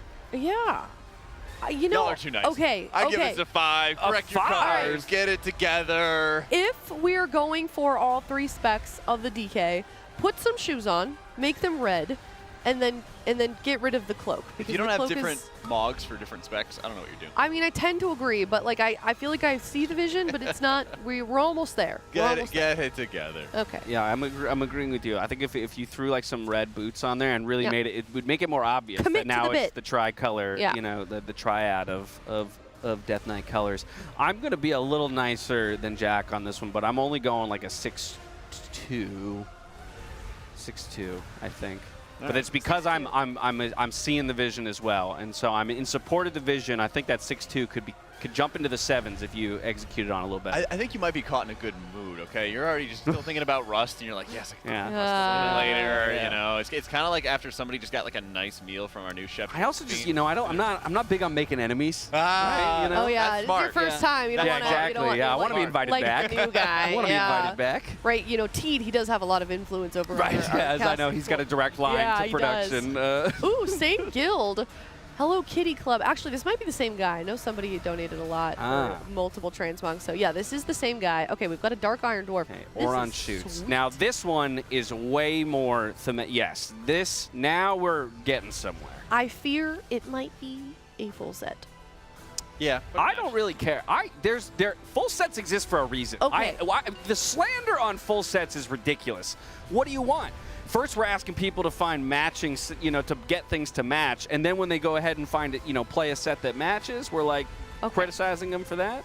Well, let me explain myself. I have nothing wrong with full sets. I don't have anything against full sets. I have some full sets myself on some characters. However, I have many friends I full feel sets. like submitting a full set to be rated for your transmog is like submitting some art that you traced. Or like AI art to an art contest. So you're calling plagiarism on this one. It's not plagiarism. It's just like, what are we rating? Like how well Blizzard made your full set? Okay. It's a transmog. We're rating your transmog. So yeah, in this case, it's more of a celebration of the artist. Yeah. Than the transmogger. Yeah. Chat says, but the dono. Thank you for your dono. Yeah. No, real But recognize. I'm not a fan of full sets, specifically in this context. All right. That's a fair criticism. I will say that I think this fits, though, a Dark Iron Dwarf particularly well. It does. I agree with right? that. It's fair. Is it? Where is it from? Do we know? I don't know. Probably like questing gear, if I imagine. Oh, then that's even worse. But I like this. This is for me. This is like 8.5 to 9 range. Yeah, it looks good. I don't care if it's full set. Just submit some things that look cool. Yeah, Dark Iron Dwarf with iron-like gear. It's all kind of got that bronze tint to it. Yeah, it's great. Give it a 9. It's the Dark Iron Heritage set. There you go. So okay, well there you go. Yeah, but no, really I like coveted hard full set to get. I'm such a hater. I'm so sorry. It's a 4 for me or something. Okay. Yeah. Hey, look, all right, well, to each their own. Everyone got a chance to be a hater. Is it going to be time for Dash to be a hater with Bourbon here? Bourbon, a gnome. That is a fantastic name. Oh. Nice. I mean, so again, this is this is just classic Warlock. I will say I'm not a huge fan of big ol' helms. Most of my characters, I do the no-show on the helm. Because so while it does, again, fit the whole Mog, and it is the classic purple and green fell armor type stuff, I'd probably prefer this without the helm. So this is below the previous one for me. If the previous one was like an 8.5, 9, this is like an 8, 7, 7. The helm is the same height as the gnome. Yeah. And the soul. Maybe that's why it feels weird too, because it's like you're really top heavy here. It's kind of funny though. I'd expect you to fall over. If you lean one way or the other, even like a couple degrees. Yeah. I give it a 7.9. 7.9. 7.9. Okay. Okay. I'll give it a. Oh, yeah, we're seeing the... How does one donate? Follow that link that Nightbot just posted in chat, $35 or more. You can include a link to your armory. We can take a look at your transmogs, or you can send us in a picture of your lovely pets, and we'll take a look at those as well. Full set L. Yes, I was waiting to see if you were going to jump on it, calling it out for a full set. I'm just, tactical. Yeah. Patient. Oh. Okay, well, this is a Drakthir. Noob evoker. It's always so tough with Drakthir. Yeah. I like how his Drakthir looks so far. I can never tell where the armor starts in the Drakthir. What part is Drakthir and what part is your armor set? He's got shoulders, belt. Also, Drakthirs get to cheat weapons? because they get the cool, accessories and stuff on their horns, right? Which almost... I'm sorry. No, Go you're ahead. good. No, that was basically okay. the thought. Yeah. I get excited to talk. Professional, Julian. Okay, you can customize so many things on a Drakthir that I think I will give them credit for making it all cohesive because it does match very, very well. Like the color of the dragon wings with the color of the transmog. I feel like the only thing that doesn't fit, unfortunately, is the dagger, even though it's really cool. I was going to say, I really like the dagger. Yeah, me too. Just as an individual piece. Where does that come from? I believe that is last tier, isn't it? From Rygalon. Oh, never mind. Sepulchre, the first one. Okay. Yeah. A while ago. I like the thematic of the belt buckle to the offhand, right? Yeah. The hourglass and then the ticking clock in the belt. I think that's a really cool tie-in. I think it's cool, but it doesn't match. Yeah, I think it's a statement piece. Yeah, It's okay, you're right. It's like a cowboy taking pride in his the belt buckle. Okay. You know? I think the belt buckle works with the horns. I think if they change the weapon, I think there's a better weapon. I just can't like remember what it would be. There's Almost so many more, gold well, since weapons. It's more of like a rune type on the hourglass. Like a weapon that has more like rune engraving in it might feel a little bit better. Yeah, there's a Warlord's Challenge Mode weapon that might fit with that. It might be a little bit better. For the offhand or for the dagger? For the dagger. Okay. Yeah. Oh, some people are saying it's an Algalon weapon. Oh, Algalon? Oh, they're like siblings. You know, Rygalon. Definitely related. Close enough. Close You know. enough. Either way. No, I think this is pretty solid. I would agree. I think maybe, while the weapon is super cool, and I'd love to see a MOG built around the weapon, I think it just ever so slightly doesn't match this. But I'm still putting this in the 7 range. I like the rest of it, and I'm okay with the gold accent on silver. Yeah, personally. Me too. I think it 7-7. I'll give it a 6.5. Okay, I'll split between you two. I'll go 7.4. Okay. All right. Solid though, a noob. Yeah. We've also got some pet pictures coming up here. We can take a look at. Ooh. Ooh. Cat. Oh my goodness. Maple and Echo. L name, however. I was No, about to just say, kidding. Just kidding. if Echo's the one with the blue eyes, do they change it to Liquid if Liquid wins again? Oh yeah. Very Sorry, you're cute. Liquid now. Look at these guys. Both adorable. Very sweet. I like the face. It's like a fat little face on the bottom one. Pink little nose. Yeah, I feel like the one up top feels like the really playful one. Yeah. I agree. The bottom was the shy one. Yeah. Yeah. The one that's judging you. Yes. In the corner. Yeah, that's a good judgy face. Absolutely. Pet me with your eyes, not your hands. Yeah. I'm going to love you from afar, from across the other side of the room, and then stare at you. This is how I show my affection. I love you like somebody who will eat the food and yell at you if it's Yeah. if it's late. Yes. Well, thank you so much, Savvy. If you'd like to send in your pets or your transmog, teal.gg/donate. Send in a link in the donation note. Ooh, Falco, Oh my God. Camille, Nova, and so many. Stark. Wow. That is a loud household. Okay, so I'm going to assume Falco is the one on the left. Yeah. And then Camille, Nova, and Stark. Left to right. What a trio. They must get into so much mischief Oh, together. look That's at why they're locked causing out. That's why they're mischief right now. they're in jail. They're Yeah. in doggy jail right now. I wonder if Falco is the best behaved. Yes. Falco, you Stand can apart. sit in the sun. The rest of you Yeah. menaces. Yeah. Oh, Nick, but, oh please my let us know. That has to be such an active household to Dude. have a bunch of huskies. Like those dogs need to They be do. moved. What is the state of your couch, Nick? Is your Yeah. couch Yeah. okay? Also good Is it question. torn apart? Hopefully they have a massive backyard. Yeah. Oh, okay, here we've got Nick in chat. Falco is in fact 13 and is in fact not the best. Oh, no. Well, I'm a fan of Falco. Me Big too. old smile on his Yeah. Gosh, there's And got to be so much hair and 13. so much howling. Wow. Huskies like to yap. They They like do. howl and yap. They argue. Yeah, they they're do. talkers. They'll let you know. I hope you live in a house and not an apartment. The side eye from the left. Yes. Oh, we got a bunny. Oh my goodness, bunnies are so soft. Finn. That's a great name, too. I love Finn from MRSA. Wow. Finn is back. Yo, watching bunnies eat lettuce. Oh my God, Cutest yes. thing ever. Yes. Their little maunches. You're so cute. Oh my goodness. They're so. I love their ears, their flappy ears. Yeah. Yeah. Laid flat. Yeah. Of bunnies. I wonder, are the pictures on the left, they look like a younger version, I was thinking that too. right? The one on the left looks bigger. Right. Yeah, Post so- lettuce. Yeah. Or that. Yeah, there's a post lettuce nap. It's like the Popeye eating. Yeah. Yes. It's like now I'm like true size. Oh my gosh. Very. He was a baby on the right, says Marissa. Okay, yes, I love that. We get the childhood pictures and the adult, more very grandpa-esque looking.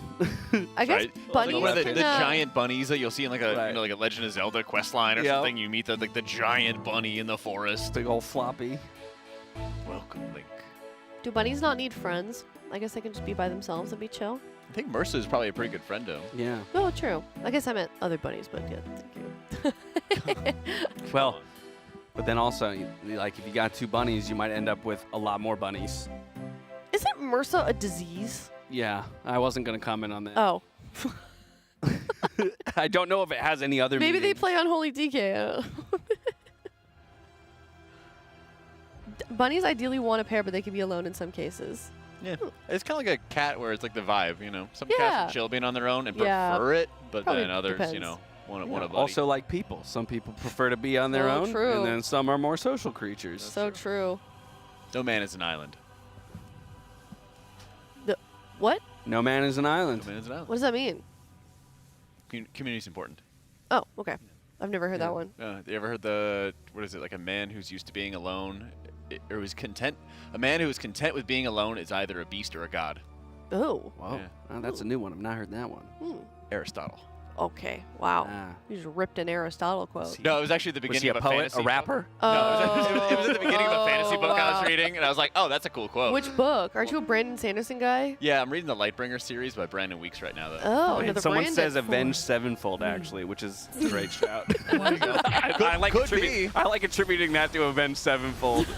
Please. Is that in a song, or are we just memeing now? Wall. Yeah, I don't know. That's funny either way. Yo, one of my favorite Avenged Sevenfold songs, of all time is one called Dear God. So Ooh. it might have something to do with that, but. Tethers run away. All right. I read all the Brandon Sanderson I could. Oh, yeah? You big reader? Oh, yeah. No. I'm not a reader. I can't read. Reading's fun. I'm trying I'm to a get bad back into reader. it. So. You gotta get better at it, though. I read enough for my job on teleprompter, which is weird. For being a bad reader, for me to end up in a situation where I have to read live on camera a lot was a weird choice, but I like reading scripts, which is very different. Oh, I hate reading scripts. Yeah, okay, so just It is imagine interesting. that the book is a script. No, but see, but it's not, because the thing about the lovely thing about scripts is that they don't over-explain anything, right? Like you're reading the dialogue, and so you get to insert a lot more, as opposed to the author telling me this person feels this way, That like is this such person a good blah blah blah blah point. blah. He thought or he felt or something like that. Everyone It's run. just like you just see dialogue, and then you get to have, I think, a little bit more impact or influence on what you imagine the scene to be. Huh. That is, I'm going to have to start doing that. That's like a life hack. I feel like. Yeah, I think scripts are great. Tanks hit One of my favorite plays ever, if anyone ever wants to go find a good play to give a read to, is called The Last Days of Judas Iscariot. Oh, I know that one. It's a great Yeah. play. Tethers run away.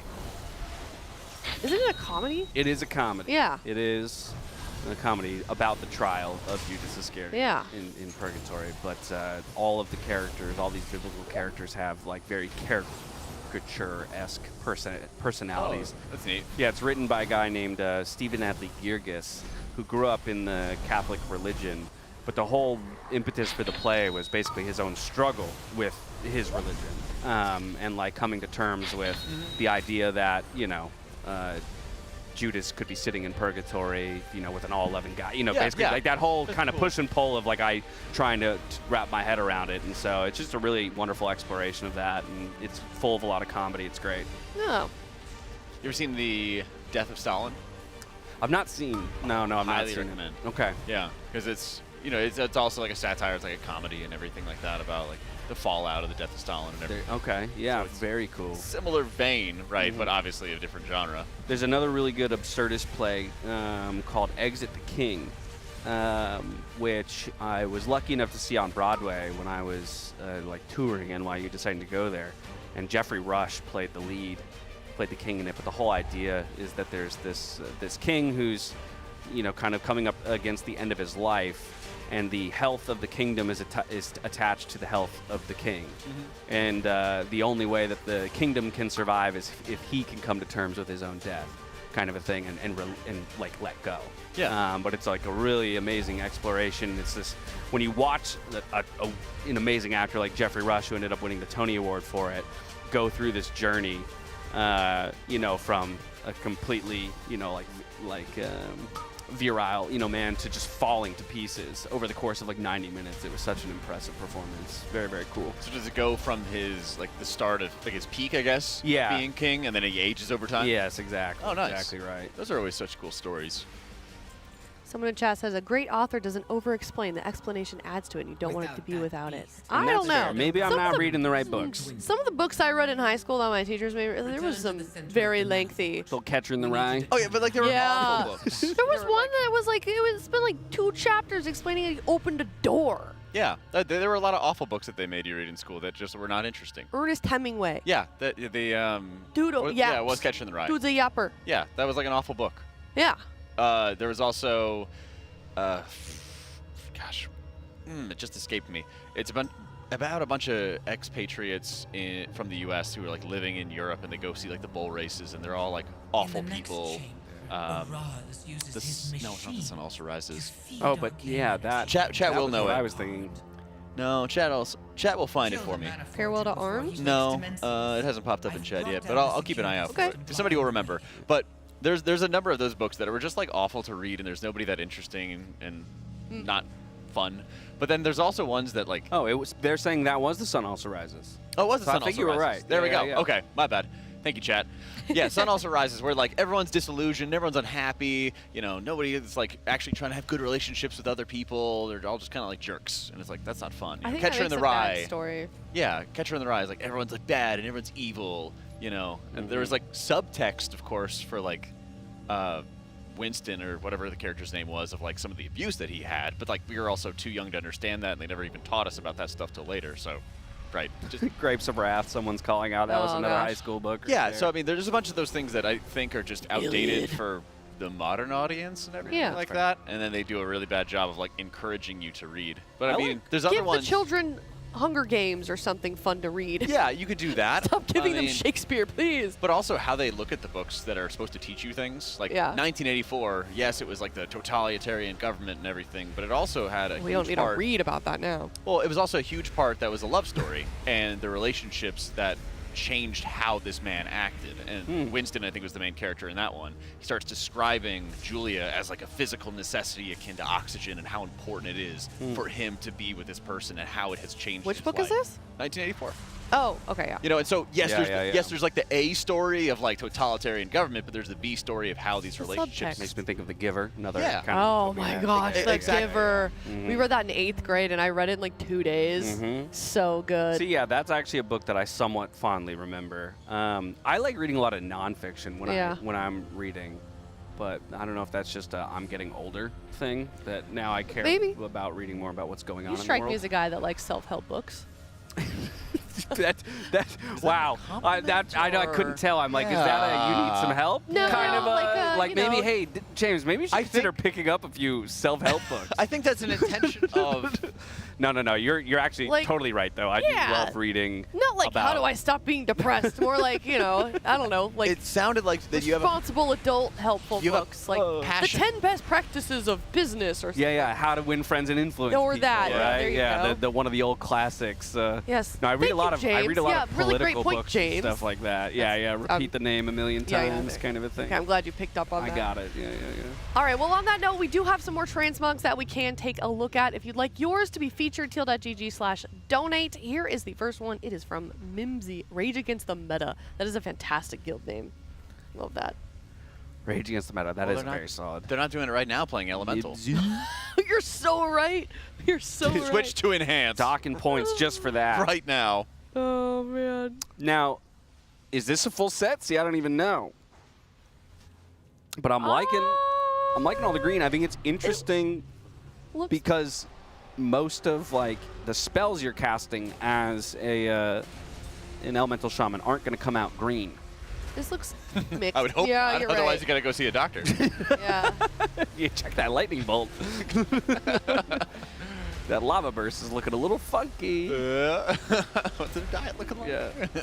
I like this. I don't think it's a full set. I'm not worried about the full set. Head empty. Does it look cool? Does it not look cool? It looks cool. What is that offhand? This giant fell meteor is very cool looking. Looks very warlocky, though. Well, that's kind of what I meant. It's like it's giving me Yeah. a little bit more warlock vibes than it's giving me elemental shaman vibes, but it's very cool. Like it is real. This is well done. This is super well done. And it's got actually a little bit of like lightning static off the shoulders. Yeah. Which I like. I want to say that's from like a PvP set, or maybe it's the green recolor for a raid. I'm just trying to remember off the top of my head what it is. But I like those raid tier sets that actually have brought in the additional lightning effects and static effects to it. I'm also a huge fan of whenever there's a transmog that goes against what that spec actually is. You're a huge fan of that? Yes, I like it when it's like a fell elemental shaman, or Ooh. you know, like a fiery priest or something along those I don't lines. like Also, that. Mibsy's the triple threat, which means they can sing, dance, and act. Ooh. Yeah. Or maybe play all 3 shots. No, I like mine. Okay, I'm no, going that's with mine fair. more, yeah. Okay. All right. Well, Triple threat. I didn't give my rating. I think that's like a 7 out of 10. But this one's cool. All right, we've got a Draenei. Oh, see, Is this not a I would have given the. Lightforged Draenei? It is. Because you see the eyes. It's like a sunflower staff. But it doesn't say Lightforged Draenei. Just Oh no, this is a regular one. Oh, look at the low I guess sitting it's glasses. I like this. This is sweet. Oh, it's a elemental. Who was it who compared one of their transmogs the other day to like a librarian? Because that was me. Oh yeah, zooming in though on that gave me librarian vibes. The dominatrix librarian. That's what it goblin. was. The goblin. Yeah, Yes. yeah. This is giving me kind of librarian Nice vibes. little, like tight corset and some under half rim glasses. Yeah. Just like my dreams. Can we get a little close up on I love this weapon. the shoulders and or face region? 3, What? 2, What? 1. Yeah. See, it's the under rim glasses. Ooh. Yeah, This no. is really cool. Big fan. Is this trading post stuff? Some of it? The weapon is, right? Maybe, Yeah, but you- I like I this just one a lot too. I do too. I think I would hide the necklace if you can. 8.7. That's kind of right where I was. Yeah. I think an 8-7 is a really good call. Good shout on this one.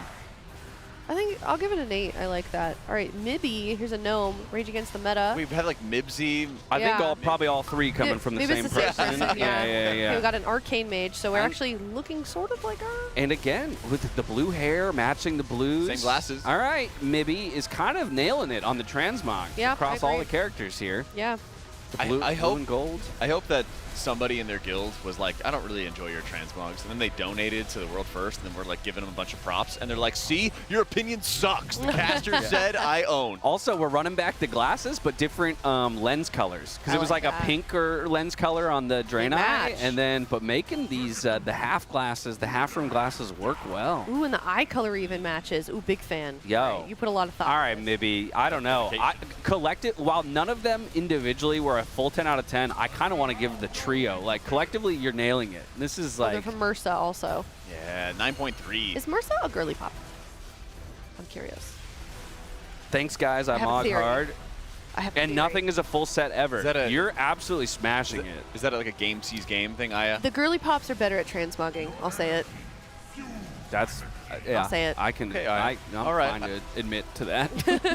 I can just tell sometimes. It's kind of like a daily shot across the bow from Aya. you know? Yeah, The other yeah. day, she was like, I don't want to be on a desert island with like any of the guys. Now, what in the heck is happening here? I Ooh. love this though. This is so weird. Dude, Tuttles would appreciate this. Yeah, Buff he's a- guys only. Tettle's a big fan of the buff men with the tummies out. Ooh. And then he would go say, turn that sucker around. Turn that sucker around. It's got the under back hair. It's really good. It's like he just stepped out of the shower. Oh my god. And then he grabbed his bow. He was mid-shower, and then they were like, quick, get to the ramparts. Grabs the bow, grabs the hat, ready for battle. And I'm in. I'm ready to go. Oh, it's extremely weird, but I love this. It is kind of great. I feel like for the memes though, we should put a weirder weapon in there. I think that's the cool part about it, is that he doesn't have like the craziest Yeah. of attire, but he has a very serious bow. Wouldn't like a shotgun be kind of funny though? Like he grabs Shotgun could work too. Yeah. For sure. I'm more of a fan of when hunters have bows. That is my. See, that's me. Like from a class fantasy perspective. But dude, in the Burning Crusade trailer, he had a gun. Yeah, but when if I play a hunter in WoW, it's a bow. Okay. Yeah. I'm not playing with a gun. It To just me- doesn't make sense to me. To me, like the guns are like the anti-magic.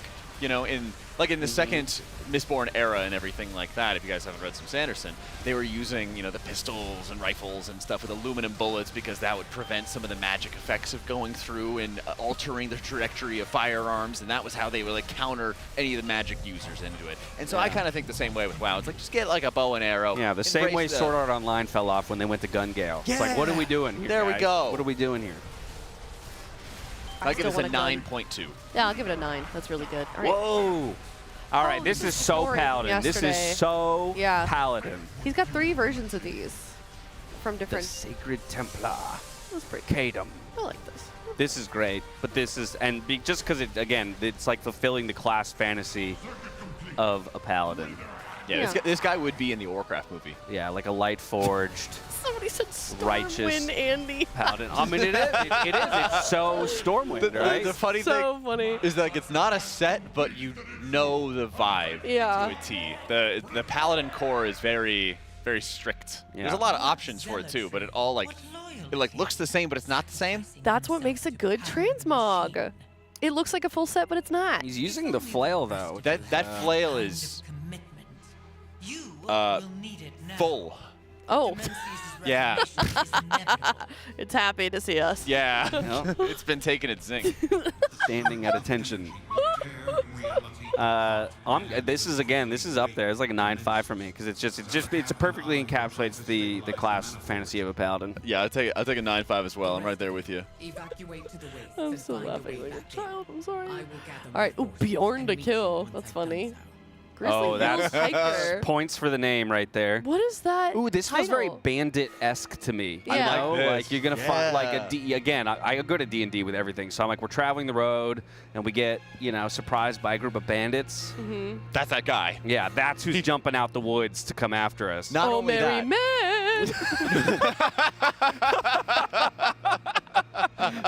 Whoa! Oh, See, that was yes. coming. Not only is he the bandit coming down from the hill, but he's like the chief bandit coming Yes. down. Like everyone else, you can like not really. And you see know them. because he's got the bear helm. Right. That's the indicator that he's the leader of the bandit crew. Yeah. You just see him charging down the hill, and you're like, oh no.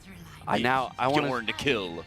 I want to see Aya do the whole of the Robin Hood Merry Men. Oh. From I can. Shrek, you know. Oh, challenge accepted. Yeah. Let me look up the. Add lyric. it to the donation goals.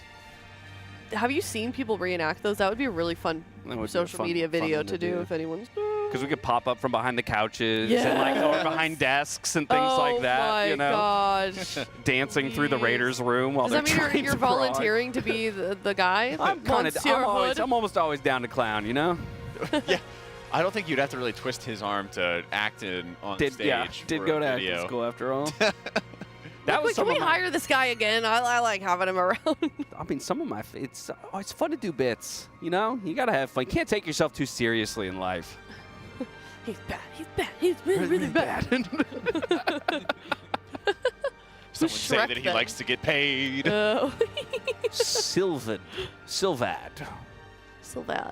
In Acrimonious, the guild. I think this guy just came out of Classic. Night Elf Warrior. Yeah, it kind of does feel weird, classic-y. He had a time warp and just jumped to retail somehow. Yeah, yoinked a few things from the trading post and called it a day.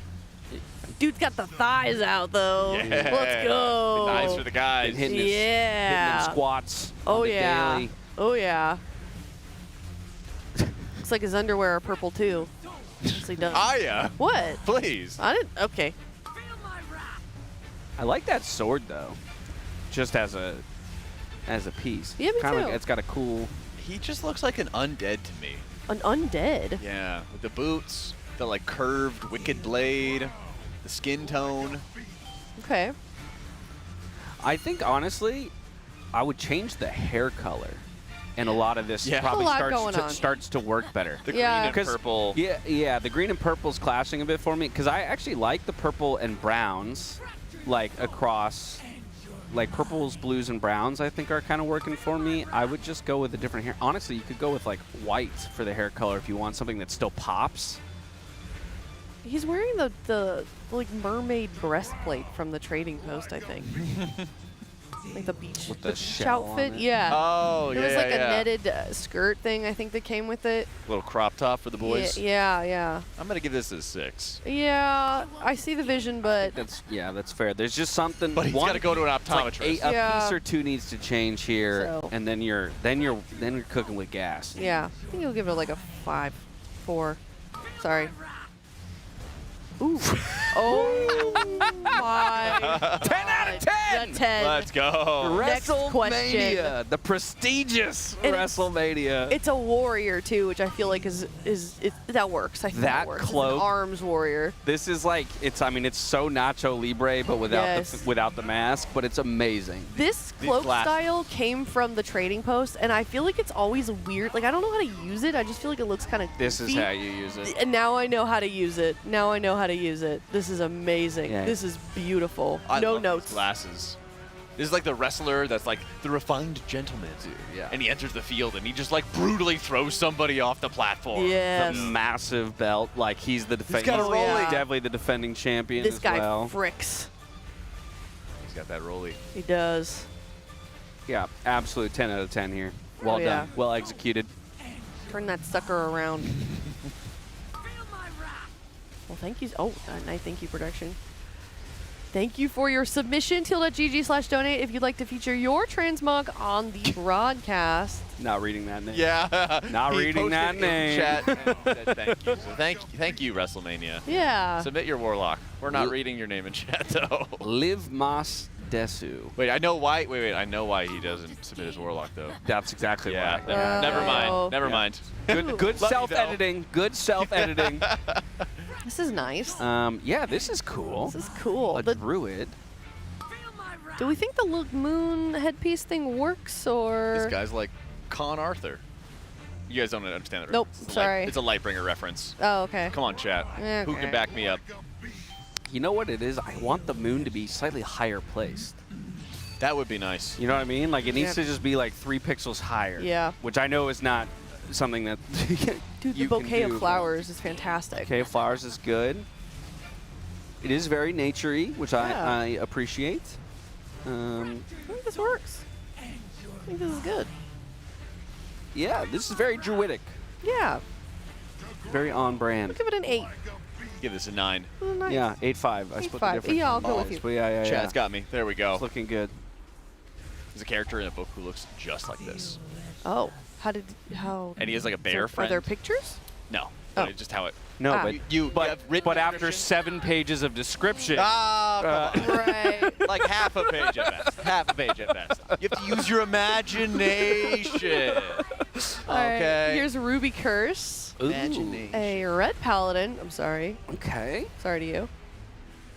Red Paladin. Okay, there are some Sparkly. Burning Crusade pink goggles that I feel like would go with this a little better. Well, They might yeah. be too pink though. They are in the guild Sparkle Goats. True. And I appreciate the sparkle. I also appreciate the sparkle. Again, I like this weapon. I like kind of the pinky purple Yeah. of the weapon. It's a full set, but they're in chat being nice, and I don't want to be mean. Sorry, it's a full set, but I farmed real hard for it. Okay. Heck You know yeah. what? That's fair. That's fair enough. That's fair. No, I like this a lot, but I'm also a sucker for anything in the purple silvers. That's part of why I love the thematics of this raid. Mm-hmm. Yeah. There's not enough pinks and purples in the game. A 7? 7/7. Also, Okay. you get an extra half a point for me just for being a paladin because that's my favorite class. Oh, there you go. So yeah, I'm gonna go with an 8 out of 10 on this. I'll give it a. I'm so sorry, like a 6. I don't know if Set. there are other sparkly goggle options that have more pink and purple in them because they've got like the yellowish gold lenses here. So I just don't even know if there is a better option out there. For but lenses? yeah, There that's still are achieve some the pink sparkle. ones. Yeah. I don't know that they don't sparkle, I don't Mm. think, but I'd have to look also. So yeah, that's tough to ask you to sacrifice the sparkle. I think it's good. Oh, Belf Boy. Ooh. Belf boy. Belf Boy. Contract killer. Yeah, this is kind of like a rogue. It's giving demon rogue. hunter, you know? Yeah, get some glaives on there. Because it reminds me a lot of one of the earlier tier rogue sets, which had like blood canisters on the shoulders. It's not that, but Yeah. it reminds me a lot of it. Yeah. Thoughts on this so far? I think it's solid. I'm wondering, the green on the shoulders to the red on the blades is a little bit off for me. Okay, okay. Yeah, I'm with you. I kind of just don't like the dark red, unfortunately. Yeah. I mean, it like kind of works because of the green in the those are fist weapons, right? Yeah. Or they blade. I don't know. I don't know if they're fist weapons or blades, but Look like fist actually, I don't even think demon hunters can transmog to daggers. I don't know. I've don't never think they really can. played a demon So those hunter. must be fist weapons. But I think it kind of works because of the green and then the red in the material of the cloth, or the leather, I guess in this case. But I think it works. I don't like it, but I guess think it works. the blades do have the green eyes on them, or like the fist weapons have their own little green eyes, Mhm. which kind of pulls it back together. This is tough for me. I don't know. I'll give it a 7.5. 8. 7. I'll give it an 8. Yeah. 7 for me. Yeah. Solid. Cathartic again. I like the theme. Not a huge fan of the dark reds. Hmm. I think the dark reds are just some of like the toughest mogs to pull off and make it look good because they're Mm. just, it's muted. I've always found Demon Hunter armor and weapons to be lackluster and low tier in design at best. I'm going to submit my Demon Hunter. She's real cute. Well, I think one of the difficult things about demon hunters is that people do have such a rigid image of a demon hunter, and like as you're saying, like the glaives feel like such a crucial aspect. I think so too. To a demon hunter, or at least the way that they were, originally presented to us. Ooh, here's some kitties. Oh my goodness. Mitzi, Bree, and Padme. We had a Leia cat the other day. Yeah. So we get the individual shots and the group photo. That must have been a tough group photo to get. Yeah. Well, it looks like kind of caught in motion, right? You're going down a path I cannot follow. I don't know which one is which. I like the one under the blanket though. Me too. That's Kalamazoo right now. Yeah. He's the He's tummy I'm ache survivor. I'm just gonna assume that's Padme because we're kind of I'm going in order like left to right on the top. fair. So I'm gonna say that that's Padme unless I'm corrected. So you do read. You read in order, Oh, it says Mitzi is the ragdoll, Bree the tabby, Padme the tortie, but I also don't know cat breeds. Do you know cat breeds? So, go ahead, Jack. No, go ahead. So the ragdoll would be the white one under the blanket, I believe, right? So that's Mitzi. Yeah, so Tortie is like the multicolored one, but that's more blocks Okay. than like stripes. So top right. Yeah. And then that's And then that leaves that's Padme. Padme, and then then Bree is the tabby. yeah. Yeah. So top left. Okay. Tabby has like an M. You see like the M right Oh yeah, above the true. eyes. I forgot about that. Yeah. Yeah. And it comes from Cheesy Cat. Yeah. She's a cat. Thank you so much for your submission. Name making sense. Most torties are girlies. Like 95% of them or something. Tortoiseshell cats. How's that? Really? I don't know. Yeah, I don't know. It's just And with orange How does cats, that work? Yeah. most of them are feels like are they wouldn't males. be around anymore after years and years and years. Most of Something's them not adding up. are males. Math ain't mathin'.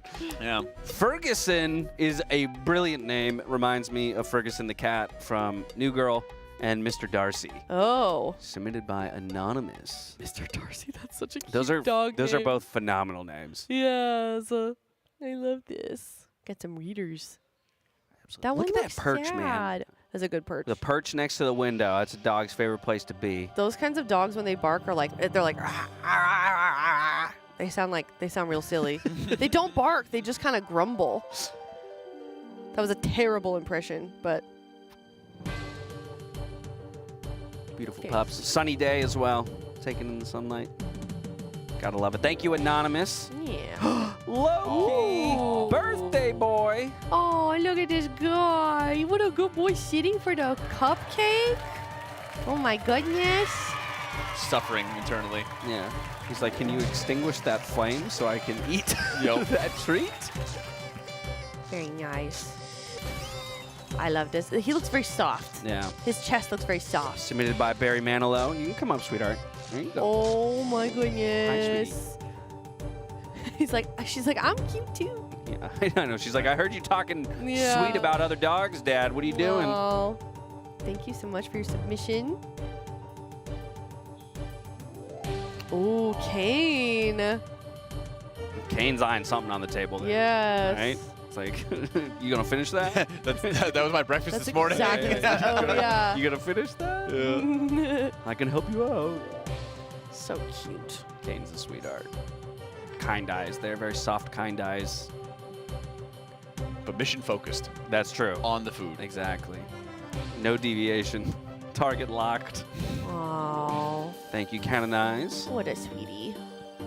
What a sweetie. Ooh, Riza. Now, where are we in the world there? It's like Europe. That's... I don't know why. Yeah, that is a nice day out right there. Maybe it's South America. Giving Switzerland. Yeah. I'm going to guess South America. Okay. South America? Could be very wrong. Could be. Now right. I want to know. Where was it taken? Yeah, we'll take a look and check. Hey. Colorado. Oh. Okay. I tried. It's too green for Colorado. I didn't guess that. Colorado. Wait, it's California? I don't know. No, that's the right answer, California. Oh, Looking okay. at the name. It Looking at the also name. It's looks too California. green for California, doesn't it? Well, some parts, right? Okay. It's because California, you Depends on can the get time of full the year. desert, but you could also be like all the way up in the redwoods. and Yeah, have that's massive true. right? So and everything in between. So, but talk about there's a working dog right there. That's a dog that needs to be run. Yeah. Oh, yeah. You gotta tire That that dog's one about out to- right there. Surprised if the picture isn't blurry. Must have been after a very long run. Aw, Rory. Steph. Rory. Oh, what a happy What a pup. happy boy. Big old smile. girl. Or girl, yeah. Rory, I think, is a lady name, right? About I know a Steph. guy, Rory. Really? Yeah, Okay. you do too. Rory McIlroy. Yeah. Professional golfer. Literally I know one who of the that best. is? No. No, Oh. sorry. That was the Okay, I was Rory like, I that don't popped into follow my golf. brain. What do you mean? You might know Zira. a different Rory. Zira. Oh, I didn't know. Oh, right, I forgot. Yeah, I don't call any of them by their Governments. government names. Yeah. Yeah. Don't Very refer to me sweet. by my government name. Thank you so much for submitting, Rory. He looks so. Oh, see, that one is a little wiggly, a little blurry. Mm-hmm. Well, if you'd like to have your pet or your transmog featured on stream, $35 and a link to your armory or a link to your pet. Also, please link to not like Instagram or Facebook or something. Like it's best to just like Imgur or Gyazo or something. Is Do you go with Imgur or Imgur? This is another one where I don't know how to say I don't know. it. It's Imgur? like I don't know. I don't know what it is. I just say Imgur. Imgur? Imgur? Yeah. I'm not sure. I wouldn't know either. Yeah, I don't know. It's like the GIF argument. I know that one. That's GIF. That's what I go with. And then everyone's always like, well, the guy who created it says GIF. Well, he can also Well, be wrong. no. Yeah, and he can be wrong. Yeah. Collectively as a society, we've decided he's wrong. That's I- right. I well, the think he did people that who as made rage pasta. bait, I'm gonna be honest. The people who made pasta are long gone, and you know, Oh. we found new ways to optimize it. The cup of noodles. Oh, true, exactly. People are saying in chat that you're supposed to pronounce it Imager, Oh, Well, they should spell it that way if they I'm want to not doing pronounce it that. that way. right? That's usually what I That said. does though. make sense, though. Well, I usually would say Imager, and people are like, "No, it's Imgur." So you know, I adapted. how do you pronounce giraffe? Now say GIF. That's yes, because all words with G start with G. Giraffe. Now, Or if we were G. really smart, we would be able to find another word in the English language that had this same first two letters that started one way, but then it pronounced differently. Yeah. Which I'm sure that there's examples of, but It's we the can't whole, think of basically right the whole of the English language makes no sense. now. Exactly. Exactly. So that's what we in the biz call apples and oranges. I'm a giraffe. Potato, tomato. Yes, I am. Sorry. Yes, I am. Have you guys seen that video? Okay. No. Swing and a miss. No, I just have a long neck. All right. I am horrible with pop culture references. It's okay. I'm 99% brain rot. It's okay. All right, $4,241 raised so far. We are really close to that $5,000 donation goal where we will be visiting the Santa Monica Animal Shelter ourselves. Very, very exciting. Dash, explain this fight in Age of Empire terms. Do you play this game? Well, that's one of my first loves, Age of Ew. Empires 2. And over the last number of years, I have found my way into casting for that as well. Kind of Oh. as just like, you going somewhere, Azula? No? You stay here? You stopped petting her. Yeah. She got upset. She learned what loss. So yeah, no, I mean, Age of Empires 2, that was such a big part of my childhood, but it's got a honestly thriving esports scene. So y'all should check it out sometime. There's actually about to be a big LAN in China coming up. But yeah, I will cast this in Age of Empires terms. Let me think about that. I mean, this is actually, okay. Stocking up on resources. Yeah, exactly. It's like, so we got to make sure that our macro's on point. We got to distribute all of our, our players, our villagers here to the right resources, out to the different lanes. Now that we've got our eco balance, we can focus on the micro here in the fight. Perfect time, avoiding all of the bad here. Ballistics clearly not in for Fractalus, as every single one of those arrows missed. And the micro is looking good. Waiting for the siege, though, to come out onto the field because you can't end a game without some siege. And it looks like the trebuchets are just now starting to be produced. Castle going down here below 20%. Fractal is going to need to get some villagers on stone in order to get that health working back in the right direction. Guys, this is tough. Casting this, whoa. Monks on the field. Oh no, conversion! Run! Delete! Can't you also win a victory by building like the big structure? The wonder, yeah, if you're playing on standard victory, yeah, quickly, build a wonder! Yeah, so, wouldn't Liquid be working on building their third wonder? Yes, that's true. Collecting all the relics, their third Race to World First trophy. But just like that, as an NPC would in Age of Empires, Fractalist says, "Thou art too strong, I shall abdicate," and then resigns the game. You build Wonder House. Okay, Bread Goggles, that's a great shout. That is a reference to a very recent meme in Age of Empires. There's a kind of like a more community-oriented tournament. Some pros playing it as well, but it's played on standard settings like you just talked about. So you can win by eliminating all the other players, but you can also win through relics or wonders, but also diplomacy's enabled. So it's a free-for-all of 8 players, but you can ally and break alliances and all that kind of stuff. And we had one player, I don't want to misquote, I feel so bad because his name is Hope, but I actually don't know which Southeast Asian country he's from. But either way, he doesn't speak English. So to play diplomacy is very hard. So he's playing the game while actively Google translating and playing the game. And so he said to one of his allies, like, you do this, I build Wonder House. And it became this amazing meme throughout the entire community. It's phenomenal. Oh, that's good. Great shout.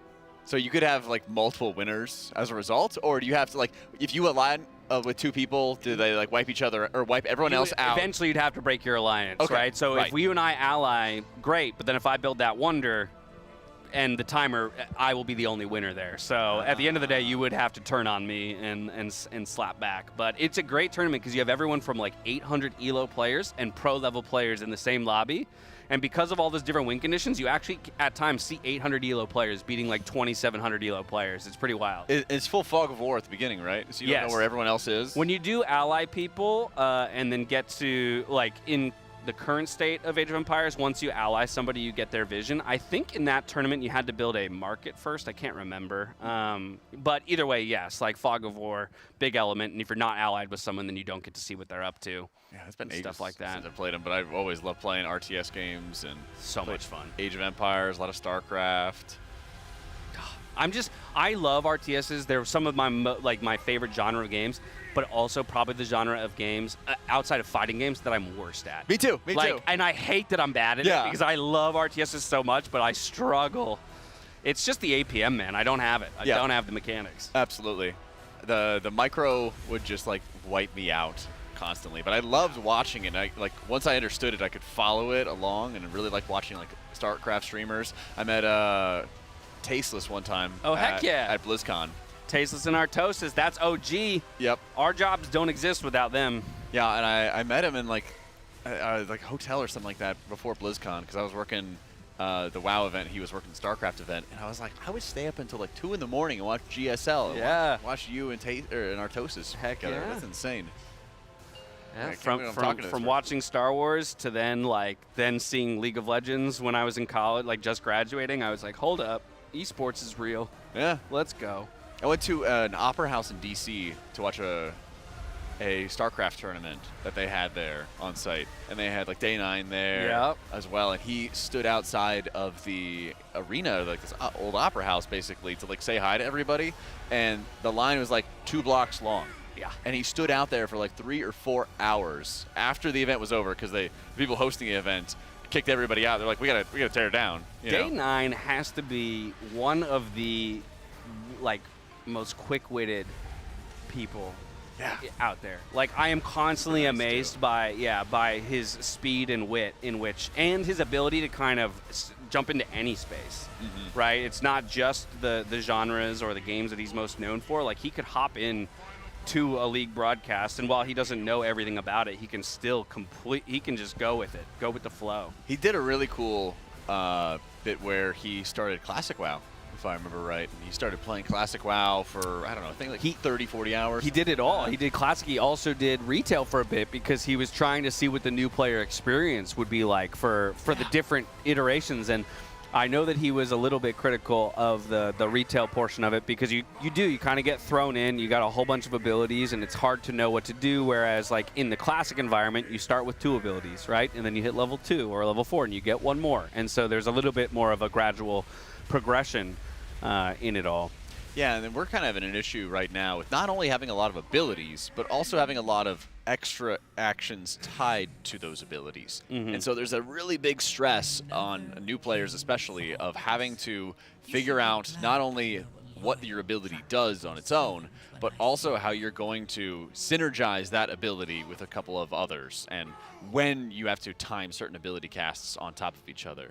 I wonder if we can get a chance to jump into a healer point of view so I can kind of lay it out a little bit more. I know Dryny has a really good cast sequence where you can start seeing what he does. Oh, that'd be cool. Yeah, and a huge challenge for it is not only is it like cast this ability, but it's like cast this ability before this other ability to buff it up, and then you're going to synergize it. You know, I saw he was playing like Monk, and Renewing Mist has about like 12 modifiers on its own. And it's not a very complicated ability, but there's a lot of ways that it'll do very different amounts of healing based off of when you end up casting it.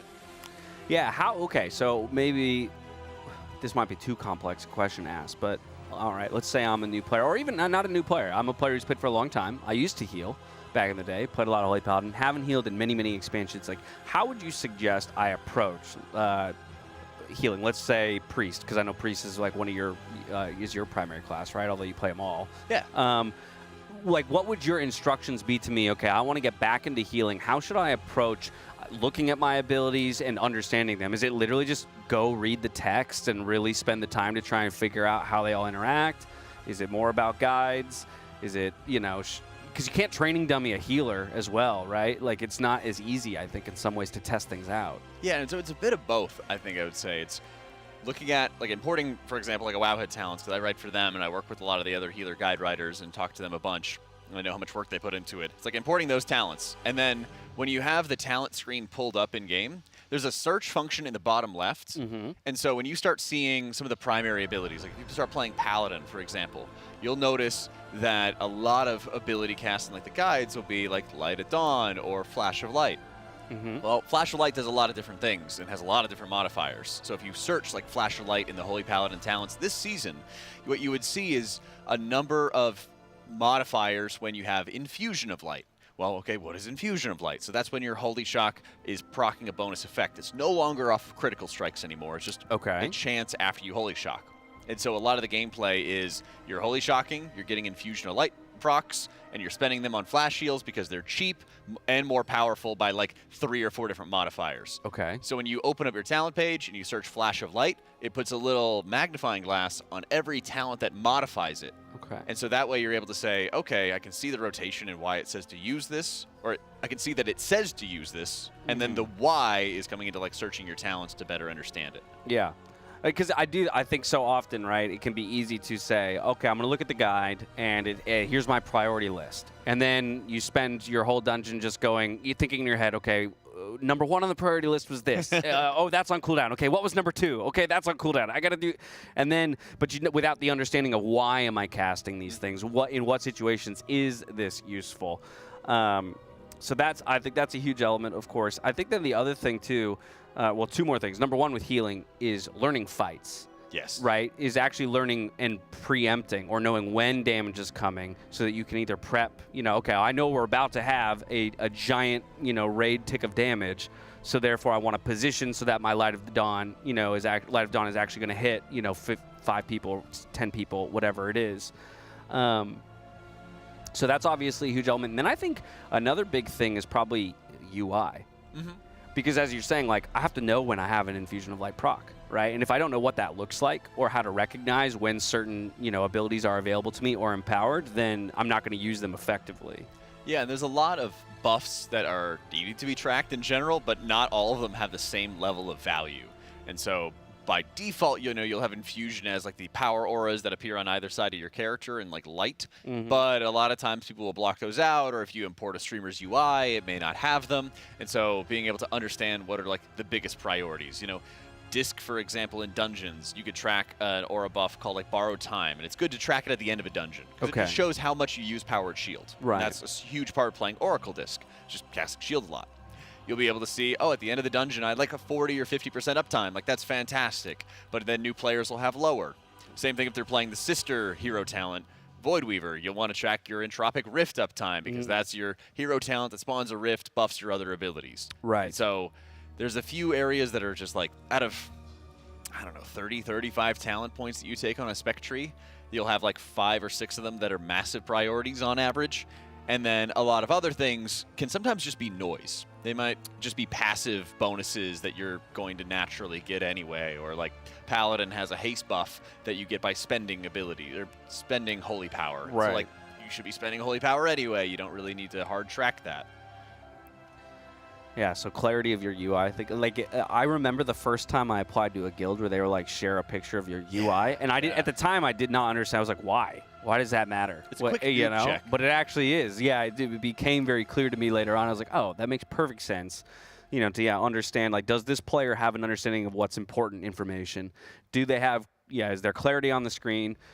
Will they actually be able to see things that are happening in the fight, which is also important, right? Because, you need information from your UI, but you also need information from the bosses and the arena and the environment. What are the big red flags for you, Jack, when you do that? For what, UI? Well, does your guild check UI, or? We do, but it's, again, kind of like a noob check. Yeah, where if somebody has like a really awful UI, it might be indicative that they're not great. But I've also seen, Race to World First Raiders with bad UI, what I think are bad UIs. So, a lot of times it's kind of up to personal preference.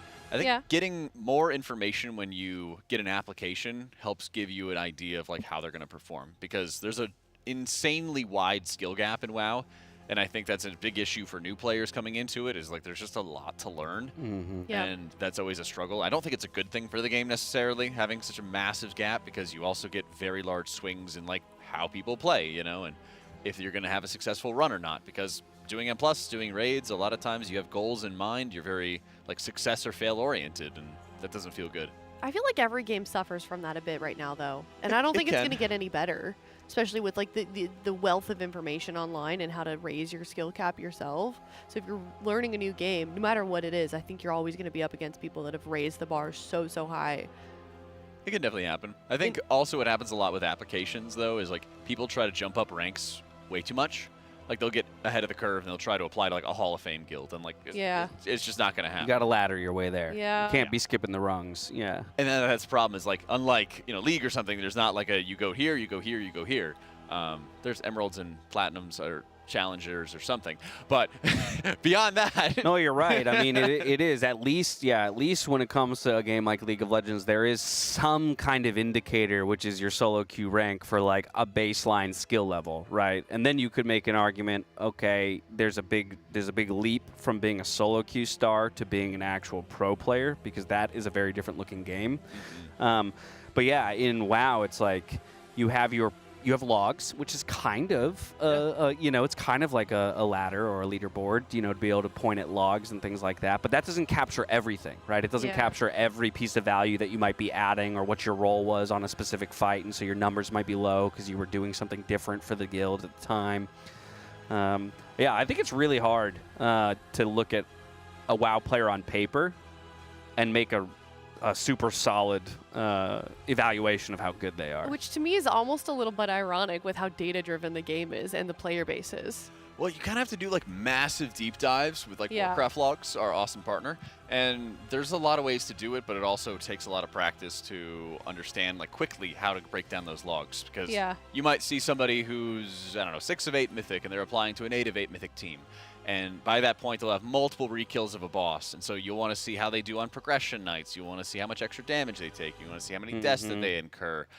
For healers, max output is not always the best indicator, but you should always see if, for example, they're playing with other healers who aren't blasters, if they have the capability to do so. Yeah. So sometimes you play with like multiple other elite healers and nobody parses well. That's how it should work.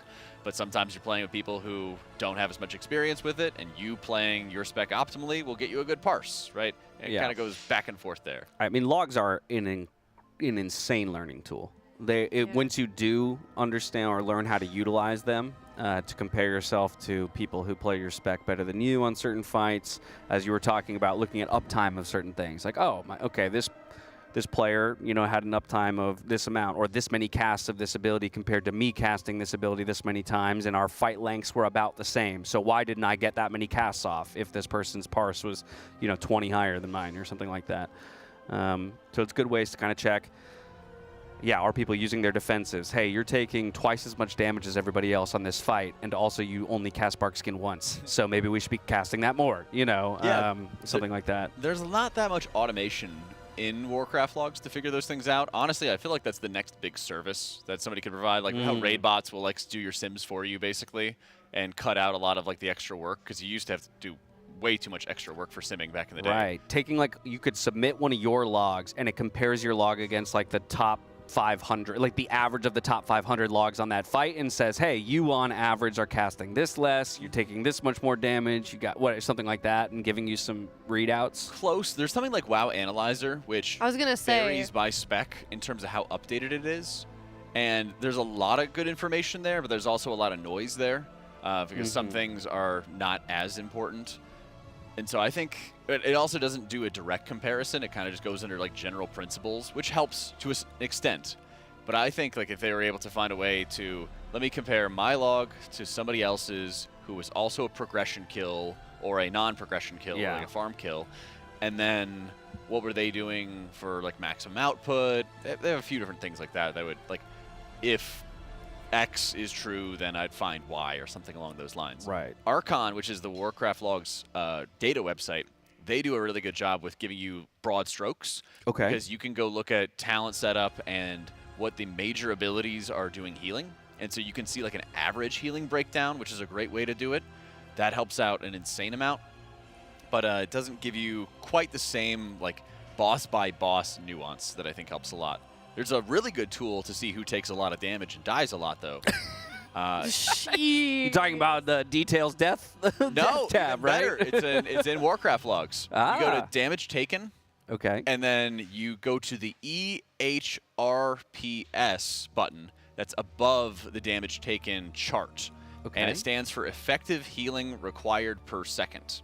And so what that means is who needs the most healing after stay alive. leech and everything like that. And so if somebody's using their defensives a lot, they'll require less healing from the healers, right? And so that allows you to see, okay, who is not using their defenses properly, who's taking a lot of extra damage. Hey, so start calling DPS out. That's right. Or if you're a healer, it'll help you decide who to put Earth Shield or a Beacon on, something like that. Yeah, because maybe at certain points they don't have their defensive, or it's a class that is more fragile and so does need the help to get through certain things. Exactly. Okay. So some people are naturally more likely to be on that board, right, at the top of the board than others. So I know you were saying, but just back on general healer talk, that you're warming to Shaman quite a lot on this expansion, but just in general, removing the tier, whether it's an S tier healer or not, which play style is currently the most fun for you of all the healers? That's a tough one. I think the end of expansions is always when healers get to be the most fun. And there's, I guess, the Shaman playstyle that comes to mind that is going to be more popular is kind of fun, but it's also very brain dead easy. Okay. Which is kind of ironic. But I think my favorites, to answer your question, is probably both Disc and Holy with Oracle setup. Yeah.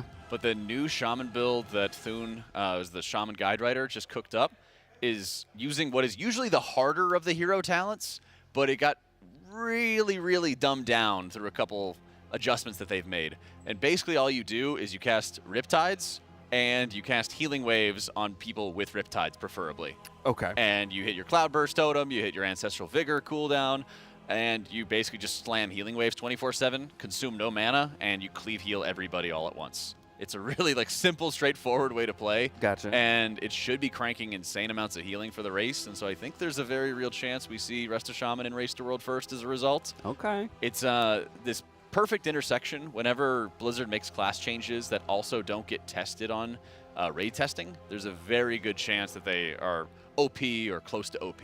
Right. Okay. So keep an eye out for that, guys. Farseer Whispering Waves Shaman. It's on Wowhead. Thune also has a video explaining the entire thing, a couple like tips and stuff, but it's super easy to play. Have you ever done a tier as a shaman, Resta shaman?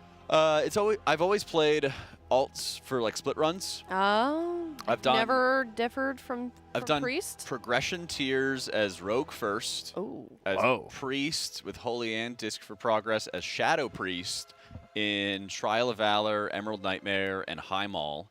And then I played Paladin for progress in Blackrock Foundry.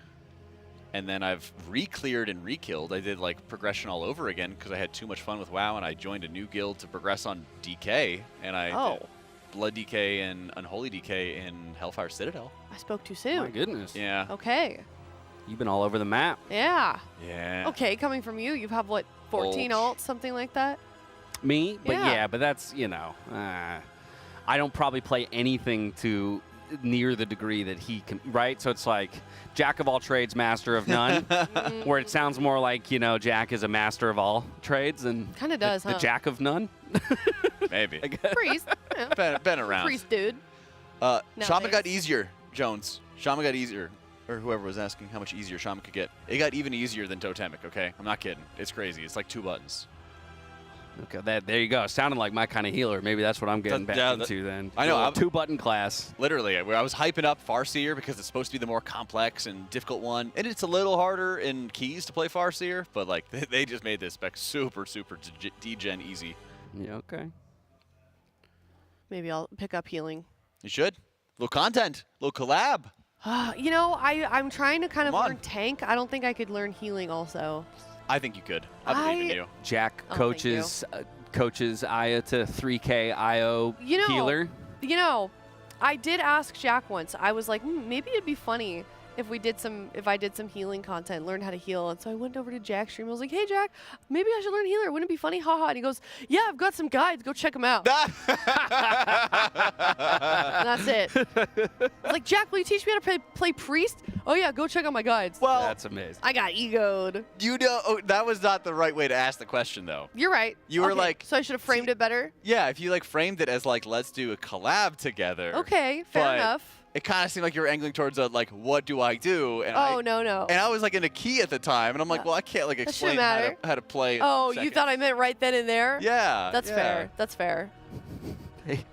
But also, I'm gonna need chat. you to stop what you're doing. Go read right the guide.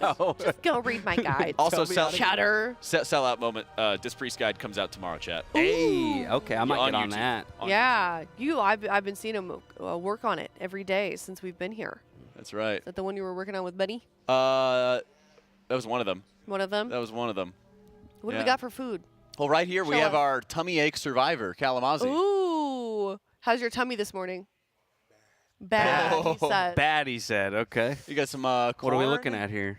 Got some sour cream, chicken, Sour and cream, cheese. chicken and cheese. Well, that's going to slap. Sniffa? Smells great. Yeah. Smells great. Smells almost as good as a deal on Zenni. Yeah, I mean, it Ooh, does. Yeah, let's I mean, go. I will say the food smells great, but sometimes I do whiff a new pair of Zennis. I open them up. Oh. The aroma is just so good. Wait, Jack, smell is Zenni's. It's like sweet smell is Zenni. I thought you were going to say as the good as... smell and the sight. That's what I thought you were going to say. I thought you were going to say as good as the smell of the food. You know the how when sight you of it open through something Zenni's. new, you open it up, it's got that new smell. That's true. Yeah, that's what I'm talking about. Yeah, you got to get all the senses working together at the maximum, you know, in order to enjoy something. That's what my Zennis are. That's exactly right. Yep. Looking fresh. So where do we find them? Oh, you can find them at tl.gg/Zenni. Thank you for asking. Well, my God. Thank you for sharing that information. And there's more. Oh, please tell me more. Tell me more. If you use code Team Liquid at checkout, you get 10% off. Yo. 10%? Yeah, it's a Wow. huge deal. Yo, write it down. Chat, write it down. TL.gg/Zenni. Yep. Team Liquid. Team Liquid. 10% off. 10% off. 10%. It's all pairs Zennis. Courtesy of THD. He made Yep. this That's happen. right. I'm telling you. The very own. I'm paying for all of it. The guy works 24/7. He's raiding, and then he's in the negotiating room. Yep. You know, he's driving hard bargains for us. Sleeps with in Zenni. them, I've heard. It's Heard impressive rumors. work. It's great It's stuff. The doggy's down here. Yeah. Well, thank you for sharing with us, THD. We'll let you get some lunch, some delicious lunch. Get some nutritious lunch in. Yeah, Very load up, important. friend. And I'll be able to inspect all the food with my Zennies. So Yeah. true. I Crystal bet. clear vision, HD. All right, thanks so much once again, THD. Teal.gg/Zenni, using that code TEAMLIQUID at checkout if you'd like to get a 10% off discount on some Zennies. And they've got hundreds and hundreds of pairs. Jack has some coming on the way as well. That's right. I know. Coming I'm soon. gonna get on that whole process. I've heard you talking about it, so I'm in the market for a new pair here. How old is your prescription?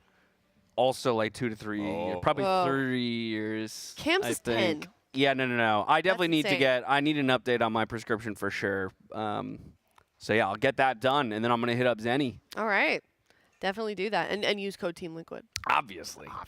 Obviously. All right, well, let's check out the RaiderIO recap. If you guys have been paying attention, of course, every day, 3 times a day, RaiderIO is providing us with some information on what's going on throughout the rest of the race with the other guilds and not just us. And we've got some information brought to you by RaiderIO, and here it is. We've got Mythic Plexus, Sentinel, Consequence, Nerfed, Crimson are all at 1 out of 8, and there are an additional 21 guilds that have pulled Mythic Plexus. Also, EU and China continue on their splits. Echo and Method are still continuing their splits, but Echo may be finishing up their splits soon. Method still has Nexus King and Dimensius heroic splits to do, and the Chinese guilds are doing their heroic splits as well. And then lastly, Lumathar progression. Consequence is the only guild that has pulled Lumathar, and no other guild has pulled a second boss just yet. Wow. And if you'd like all kinds of other information and some more in-depth analysis to kind of what's going on with the other guilds, you can head on over to RaiderIO. Look at that. You can find literally everything on RaiderIO. Again, just going to the homepage, scrolling down, you're going to find all the information you could possibly want, and then you can click in, expand it, and do deeper dives on anything. Like seeing how popular Holy Priest is with the most dominant healer spec across the board. Oh, it's kind of par for the course. Holy Priest has a lot of cooldowns that scale with raid size and always do really well. They also have a cooldown that increases their healing and redirects any overhealing to sort of smart heal their allies. So that's really, really good when you have a 30-man raid. Yeah, Prot Warrior, no surprise, I think, there, that it's taken the lead in the tank slot for a number of fights. Blood DK, though, also making an appearance. The Holy Priest thing is interesting, though, right? Because you were talking about, at least maybe in the Mythic setting, that maybe Priest would be the class you're willing to let go of in a healer core. Yeah, I think that's a possibility from what we've seen thus far. Prez, Resto Shaman, our Druid, and Mistweaver Monk seem like some of the big ones that we've been looking at. It's very much a possibility to bring Priest, but a glaring issue, I would say, for it, at least for phase 1 of Dimensius, is you're only going to be able to heal half the raid at a time, and that's a really big downside for the spec. Maybe something changes for like a Mythic difficulty, but I think that's a pretty big issue for just how its healing profile usually ends up working. Yeah. Also, since Shadow Priest is good, right. Maybe it's one of the few times you're like, oh, we can find our Priest buff elsewhere. All right, well, thank you so much, of course, RaiderIO, for this lovely recap. And if you want more information, like I said, head on over to RaiderIO. A lot of really great information. And with that, we're going to head to a lunch break ourselves. Thank you so much, of course, to all of our sponsors, Coinbase, our presenting partner, as well as Alienware, Philips Hue, Blacklyte, Monster Energy, Zenni, RaiderIO, and Warcraft Logs. Thank you guys so much. We'll see you in a bit.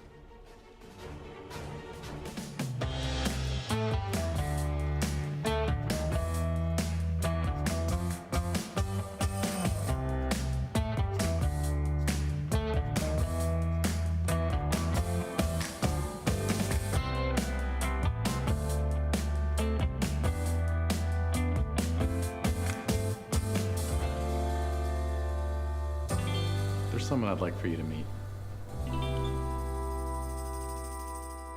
Don't be a third wheel. Enter the sweepstakes and meet your perfect match. Ever since humans first walked the earth, they've searched for one thing.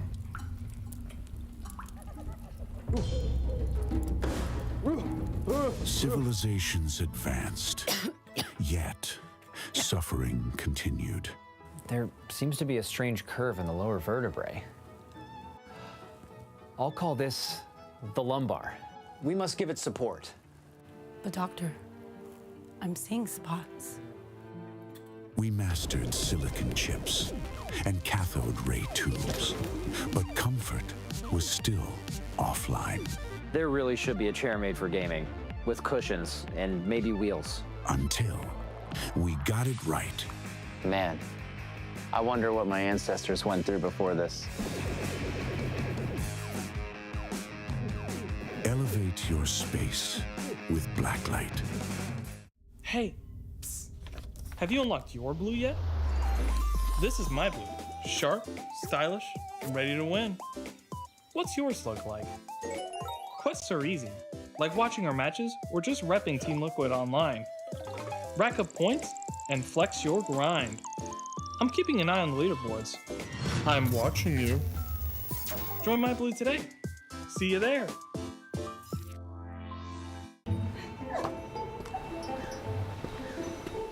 Hey, what's up? Why'd you want to meet all the way up here? Do you ever think about your future? How people might remember you? What are you talking about? You never know what tomorrow brings. What if I told you there's a way to see? Why would I need new glasses? Just put them on. I don't see anything different. They're just regular glasses. Huh, that's weird. It's almost like I'm Seeing the future?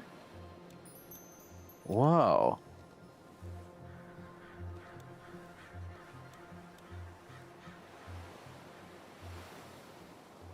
Yo, brah, can you toss my frisbee back? The return of Area 51, Alienware's highest performance desktop yet, equipped with powerful Intel Core Ultra processors. Innovative architecture designed for ultimate gaming. Engineered to evolve alongside your game. Encounter the legendary Area 51 at Alienware.com.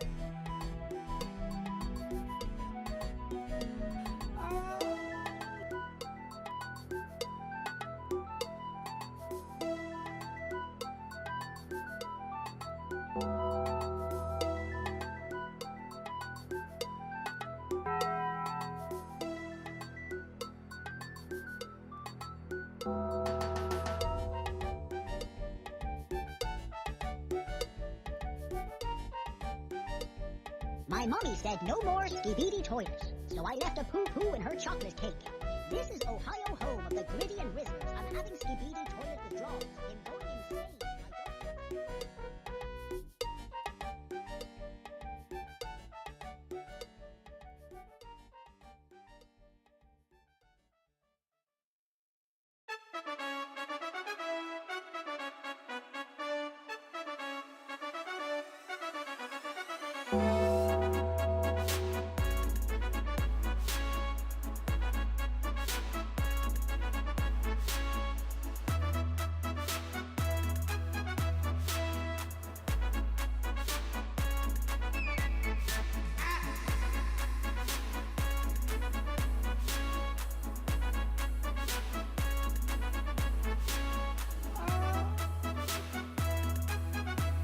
Yeehaw.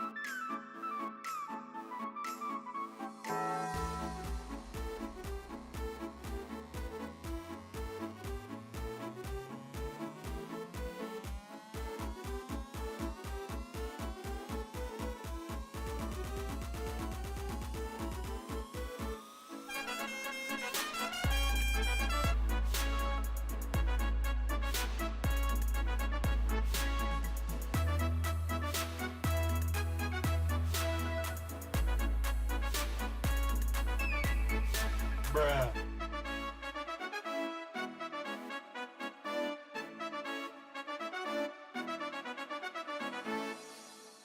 Brr patapim, brr patapim, trallallero trallallà, tung tung tung tung tung sahur.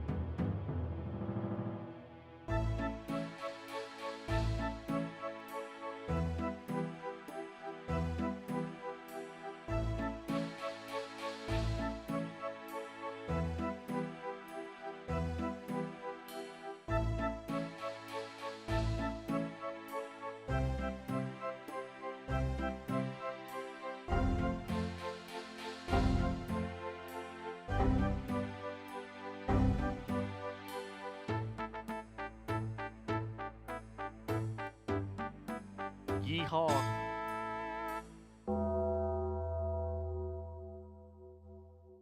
Thank you for your patronage.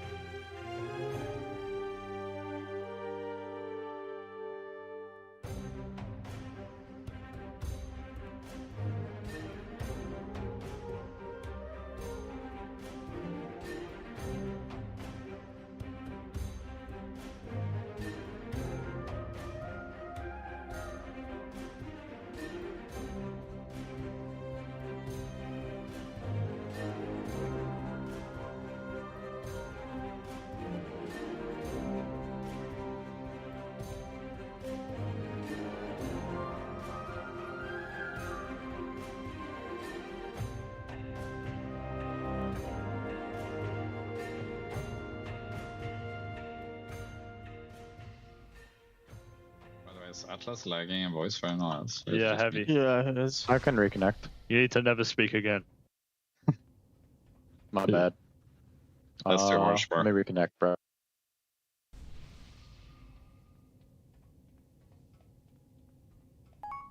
You don't need to say it like that, Turbo. It was in a nice way. Bro, it was taken nice. Oh, okay. How do I sound now, bro? Am I good? Got a little tremor. Keep speaking. Worse. Okay, how about now? Complete ass. Okay. Meant nice. I didn't change anything, so I'm just fucked forever. Whatever. Okay, look. Do any of the people at the EU facility that are in this group know how long the EU players in the other group need to eat? We have like no communication with them. They're not in that channel. I think they're going to grab food and bring it to the desk. Yeah, they're coming back now, so they can just eat in between trash or whatever. Yeah. Cool. And we just stay hungry. Hashtag fuck it. What happened? I mean, we could probably do the same. The cleaners was on the oven, or the oven was a cleaning mode. Like a self-clean, yeah. Bronk break the oven? Well, no, it was just the cleaners put it on like a self-clean protocol that was lasting like 4 hours, and we had to just wait for it to be done. I guess I don't know how to cancel it. Yeah, but you can't really cancel it, I'm pretty sure. Should we just like do this boss But the and problem go with grab I food? mean, I don't know what they're doing for Riku, but yeah, I mean, can. Riku's eating pasta for the 7th time in a row, probably. No, I mean he isn't, bro. They got a new bit of Actually. just making cucumber. But I mean, I'm not even joking. It's just he just gets a fucking box 2 of full tubs of cucumber.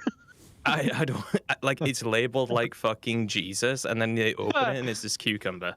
I don't understand what, like, if it's a troll or like maybe fucking Riku has bad blood with the chefs. Got one guy back here. He pissed him off, heavy man, with the pasta Bro, joke. like Sang would probably love it. pull it, Man, just just fucking pickles in every fucking. I didn't pull it. It's fucking. I feel like it's coming with 7 people. That's fine. It's if coming. You guys, It's coming with. That's fine. It'll get here when it gets here. It's a pet. I mean, it sounds like the vast majority of the guild, which you guys should vote on this, by the way, in the announcement channel, is like people want to move lunch an hour later. Is it possible to do that in EU? Like, does that mess up with whatever your situation is? I know it's different. No, we just put the food in the oven whenever. So it should be chill for us. We can not eat if you want as well. Yeah, stay hungry. All right, for the helpers, make sure you're in single target focused builds. There'll be some cleave, but when it's time to cleave, we're going to ask for you guys to single target a very important ad anyways. So you guys are just going to play that shit. 3 mechanics to be talked about, but we're going to do it over there on the ping once this guy dies. Everybody can move over there now. Okay, so only 3 scary mechs on this boss. 1, the boss is going to make some lines between 2 people specifically. We are going to put them on the colored markers that I placed down on the ground. It shoots a projectile. We want that projectile to hit the ads, but you specifically always stand on the opposite side of the ads from where the boss is. You don't want to stand in front because then the projectile could hit you and it'll waste it. The second mechanic is some orbs. You're going to get orbs shooting out of your character. Just change the angle so that it doesn't go through the raid, but we would prefer if you guys just get really far out of the raid and give a lot of space with it. And then the third one is a knockback. It does a nasty dot. I'm going to call for some defensives at certain times to use on it. And we're going to stack on the red head marker, and I'll aim the knockback with you guys to move to different heads. We can lust on the pull, and you guys can start on this ping. Just mind suit the boss before you do it, and then you guys can stand right here on the pull, and the boss will go through you. 5, 4, 3, 2, 1. All right, so first mechanic that's going to come out are the lines that I talked about. Those line people are going to go each to one of the colors that I put down. Make sure you're on the opposite side of the ads when it's about to shoot. Coming in about 3 seconds. So 1 person to each color. Right now, Legimas and Arigus. Yep, perfect. You guys did it amazing. Just stay there until it goes off, and then come back now. We're getting orbs now. You guys get out of the raid. Just create a lot of space with it. If you can, try to angle it so that the orbs don't go through the raid. And then the rest of you are stacking on the red head marker. We're using this knockback to go to the next ads. Make a lot of room with the orbs. A lot of room, please. And then don't get knocked back through the orbs, otherwise you'll get fucked up. Here it comes. And then we're going to the next ads across the room. Watch out for the orb, though. All right, new lines and new orbs. So orbs get out of the raid again, and then lines go to the colored markers. Make sure that you stand behind the ads. Here it comes. Lines go. Jingu and Prage. Yep, good job. Wait until it goes off, and then you move back. Dodge the orbs. The orbs will fuck you up. Good. New orbs are spawning on players. You guys are going to get out of the raid. Give a lot of room, and then we're going to stand on red head marker and get knocked back towards the middle of the room. On this knockback, I want people to use medium-sized defensives, nothing like your biggest one, just something small. Stand on red, we're going to middle of the room. Good. And then we're going to these next 2 adds that are in the middle.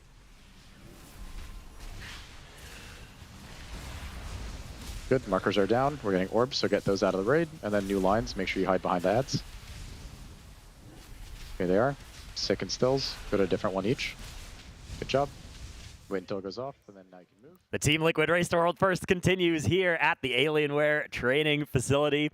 I'm Dratnos, bringing you this afternoon's casting shift alongside my good friend Jack and my associate Kalamazzi. It took you 10 seconds to start being... That's a new personal record as well. I doubt that. Our event is presented by Coinbase, and we have some lovely other sponsors as well. We have Alienware, Philips Hue, Blacklyte, Monster Energy, Zenni, RaiderIO, Wowhead, and Warcraft Logs as well as our charity partner, the Santa Monica Animal Shelter. The Anima Shelter would be a Shadowlands thing, different thing. Been there, got it. Yeah. You can head to tl.gg/donate if you'd like to contribute to that amazing cause. And also, if you send in $35 or more, we will put your pet or transmog or UI up on stream and take a look. So a lot of great ones so far. Right now, we are in the middle of splits. We've got, I think the end of the tunnel is in sight now. We've gotten fairly lucky on the itemization from the splits so far. So I think there's not too many left of these normal 8 bosses, heroic 6 boss splits. I think we're almost done with those. After that, I think there's going to be some heroic Salhadar, heroic Demencius action, and then maybe some Mythic Plus, some hard mode Tazavesh. So there will still be some chores to do before Mythic, but I think that the chores will change in texture very soon here. Do you think that the splits, as best as they can be, have gotten a little bit easier than in previous raids that we've had? It seems like all the real big chase items have been off a number of like the early and middle level bosses, and in many cases you can farm them very, very easily, like Soul Hunters guaranteeing dropping 3 different kinds of boots at a 30-man raid size. So it feels like it's the easiest form of splits we've had. Yeah, it's kind of the opposite of last tier where there were very rare items that you were looking for, right? It was like Jaster Diamond would drop 1 out of every 5 Gallywix kills, and now these Soul Hunter boots are dropping 3 out of every 1 Soul Hunter's kill, which means we're getting way more of them, which means we're able to gear up more characters in fewer splits, which is a very good sign for us needing to do fewer than last tier, hopefully. Yeah. We assume we have, like, what, 12 Nexus King Demencius splits maybe tonight, possibly? Maybe, yeah. Some amount of those have to get done, and the question also is when and how much Mythic Plus and whether they go to Tazavesh hard mode, all of those sorts of things.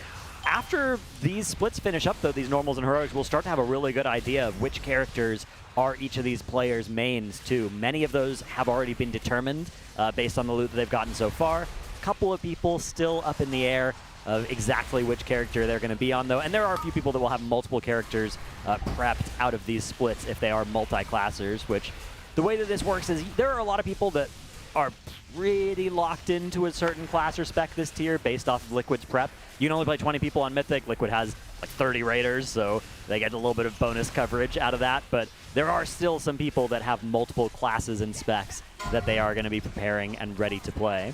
Yeah, we saw last year on Styx where you would bring in a bunch of Boomkins, even having the Resto Druid play Boomkin for the fight. And then the second that they killed Styx, the Boomkins went away. Yeah. It seems like there would be many fights, especially with some of the differing damage profiles for something like Soulbinder and Nazrini, and then you're going into an encounter maybe like Forge Weaver or Raz, where you're going to need a lot of different damage profiles to most heavily optimize with the way they're going to tune World First. Yeah, I'm actually really curious if that'll be the case this tier, because there were, like you said, those really niche profiles on like One Arm Bandit last year. Even on Styx, we saw multiple Boomkins, multiple Shadow Priest, a couple Warlocks on Muggsy. I feel like some fights do have that this tier, but they're not like they're not positioned as late in the raid as like they were in Undermine. You've got Soul Hunters being 5th boss, but for Reckless, it's like single target. Nexus King's like stat cleave, a little bit of like 2-target cleave, and then Demencius, I mean, like there's some cleave, but I feel like it doesn't super like force you into one profile necessarily, but some cleave is obviously nice, right? Yeah, it's weird because there's some cases of different target counts, and then there are also some bosses that have damage amplification windows, which is a big theme this tier. Not something we saw a lot of in the last couple of tiers, but Forge Weaver goes into some vulnerable phases where it takes bonus damage a couple times during the fight. Nexus King has a vulnerable phase on the Dragon when it's the King's Hunger cast is going off. And Dimensius at the start of that last phase also starts with a weakened burn window. So all of that is another type of damage profile. In addition to the different AoE profiles that might be valuable, there also is an incentive for specs that can burn into those burst windows most effectively, which all of that means, yeah, there might be different characters on different bosses to a greater degree than even last year. I mean, last year we saw, like you said, Boomkins on Styx, Shadow Priests and Warlocks on One-Armed Bandit, Fire Mages on Muggsy and Gallywix. All of those specs got their time to shine. This year there might be even more different, swapping things in for these different bosses. I think there really will be, because how else do you make a lot of early encounters very tough for World First guilds? And in the past, they really haven't made those fights very hard for World First guilds. Most recently in Undermine, they really tried to go above and beyond. So I'm thinking recent history that how they're going to try to make them very challenging is to force them to have an excellent breadth of classes to bring into and optimize. So you might have somebody who is playing 2 or maybe 3 different specs or something like that going into early raid progression, and then it sort of all aligns for that one perfect comp when you get into Dimensius. Interesting. Yeah, but What do you think, Kalamazoo? I mean, I'm curious as well, because like you mentioned like the three damage amps, right? Which does favor burst-based classes. Frosty K. I mean, the higher summon classes, what right now? Ellie Shaman, Frosty K, like Demo Lock. There's like some mage specs which are like, I'm not a believer in the mage specs as it stands right now. I'm crying about playing Frost, right? Yeah, I think you'd play Arcane on a lot of these fights, but yeah, I think after that recent Frost nerf, even though it was only 3%, I don't know. I'm not sold on Mage because a lot of those other specs look really good, yeah. Are you not sold on Mage because of how we're seeing Liquid doing it, or are you not sold on Mage based on some of the players in your guild? Because didn't one of your mages say that they thought Feather was better than Blink? Yeah, that is a real quote from a mage in my guild, so maybe some will call him A, some will call him B, but even if you look at the characters that, Liquid are gearing here, I think a lot of it's just the opportunity cost, right? If you're playing an extra mage beyond that first that you need for Arcane Intellect, you're competing with those Ellie Shamans, with those Warlocks that have successfully gaslit the community I don't know about that. into becoming extremely OP once again for another tier. Okay. And we're comparing them to Mage. yeah, true. Mage is unsuccessful in their gaslight attempts this tier. Honestly, I cannot believe the amount of mage tiers I've heard over the last 24 hours. Asuna was just crying in raid last night. Oh, gear the Warlocks. Gear the The one tier they're not walking gods. Mages are losing their minds. All right. About right. I can't believe it. Another thing, though, that I can't believe is the amazing Blizzard code giveaways that we've been given over the course of this race so far. And we have yet another one today. So we have codes to give away thanks to Blizzard. We are giving away 5 green Snugglefin Murloc Rompers, but only to North American Battle.net accounts and only in Twitch chat. Type hashtag Let's Go Liquid in chat for a chance to win. And keep an eye on your DMs as well, as mods will be contacting you if you won. If you missed that DM, that code will go to someone else, and you will be sad.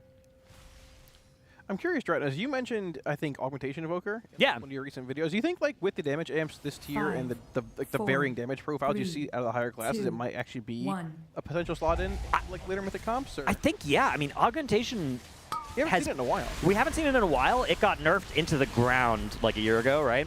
But then ever since then, there's been, like, 6 small buffs to it, and the set bonus this time around looks really nice. Also, Augmentation can play Chrono Warden on Dimensius, which Dimensius is maybe going to be an awkward fight for Augmentation for other reasons, but Chrono Warden lets you blink very often, so you could just blink over those expanding rings, which would be really nice. But yeah, you basically get an extra copy of specs that have OP damage profiles on a fight if you're auging them. What they're really OP for is if there's a fight that has some AoE windows where you can aug the AoEers like this fight, and then some burst windows on the boss where you can aug the people doing the most damage to the boss in the burst window. So I think this fight might be a premium Augmentation Evoker fight on Mythic, but it's really hard to tell because the sims for Augmentation Evoker are notoriously difficult to run, right? Like that, it's all you got to do some hand waving and kind of guessing, unless you really can run all the numbers like the Liquid analysts, I'm sure, have. Going back to that point on Augmentation and Dimensius, some of the Mythic mechanics, you can only have 5 players soaking those Void Stars during the Phase 3 Devour. And since you're also going to have the Tank Buster dragging in the entire raid, just after that Devour goes out, you're going to need a lot of movement classes to properly get in position, not get sucked through the boss or a black hole, and then, you know, you got to deal with the Dissecting Orbs again, so maybe some more value for something like Time Spirals. Yeah, Time Spiral good. Zephyr probably pretty strong in that spot as well. Proximity target. Yeah, you'll be able to have a deterministic set of 5 people potentially that you are hitting with your Zephyr, so a lot of that's just strengths of Evoker in general, though, so you could potentially get that from Preservation or Devastation as well on that fight, because Augmentation is a little... It is a little cringe if people are out of your range all the time. Augmentation, you've got this Evoker short range problem where you need to be in that short range, not just of the boss, but also of your priority targets for your Augmentation buffs. So that can be really awkward on a fight with large platforms and a lot of movement around it. It can make that a little ugly. I also feel like Augmentation can be sort of a trap in a sense. Like, oh yeah, certainly. When you see Augs in a World First setting, like everyone's playing in an optimal scenario. Optimized DPS, optimized rotations, all their cooldowns are planned out by analysts. You're going to CD here, X, Y, Z, and they know what they're doing when they're doing it. But when it comes to probably even like top 100 guilds or so, it's more of like a, this is going to generally work. Hopefully you're buffing the right person, and I think they lose a lot of value. And that might have even been the trap some guilds fell into the first tier with Augmentation and raiding, where it was like, yeah, it looks really good in the World First setting. When you look at it in an actual, like, you know, 100, 200 setting, it's not anywhere near as good if you're not fully optimized and planned around buffing the right classes at the right times, and or just have the right people in your raid to buff in the first place, right? Absolutely, yeah. You know, you could think of it like if you're making 5% of your globals are a mistake on a regular class, you might be losing an average of 5% DPS. If you're doing that on an Augmentation Evoker, and you're playing with other people who are doing that, now it sort of multiplies together, right? You are doing less damage, and your targets are doing less damage, and you're buffing them, and so it becomes really quickly falls off in a suboptimal situation. Not to mention the fact that then you maybe don't have the cooldown plans, so you don't know exactly when people are CDing, so you're not buffing the right people at the right times. Maybe people aren't even CDing at consistent pre-planned times like they do at these in the World First race. So yeah, I would say Augmentation is very much a buyer beware spec. Don't play it just because you see it in a high-end setting. There's been times where it's been so OP that that's been correct, and I don't think that's going to be this tier, even if it's good enough to be in the race to World First. I concur with Dr. right now. But I think if you've got an Augmentation main, for instance, that really loves Aug and was sad and felt like they weren't supposed to play it last year, I think this tier they're probably going to be fine to play it. I feel like Dev hasn't been that bad either. Yeah, Dev, I've always been a believer in Dev Evoker, even in some of the tiers where it hasn't been good. Last tier, it looked insane, actually. It got buffed like midway after the race, and then I think it was OP for ever since then, last tier. And it seems good this tier still as well. You know, we've been watching these splits, and many of the splits that have had Evokers in them, they've been playing Dev instead of Aug, which makes sense for splits, and they've been doing incredible numbers. So, yeah, I'm a believer in basically all the flavors of Evoker right now. I mean, do you think we'll see a Pres Evoker in the racetrack, or is that more of a what if or wait and see kind of thing? I was actually just kind of thinking about it while you guys were talking about DPS things. Right. So one of the big things we were thinking about with Preservation going into this season was how is it going to perform on Dimensius? Because it could be marginally better than Disc, which is what it looked like in testing, in terms of its output being a little stronger than maybe having like Lenience or Barrier on a couple of the fights. Especially because Barrier has been like pretty weak on a number of like fights in Undermine, and it's a little bit better, I think, so far in the Manaforge Omega fights, with some fights being really good, like in Fractalus. I think it'll be fantastic. Nexus King will have some good uses here, but I'm a little worried about last phase, right? But moving on to Dimensius, it's gonna be really tough to heal Devours when you have the entire raid split up in the final phase, and that's a really good area for Disc. Alternatively, Disc and also Flame Shaper Prez are not going to be great when you're only healing half the raid in phase 1, so they're both kind of like knocks against it.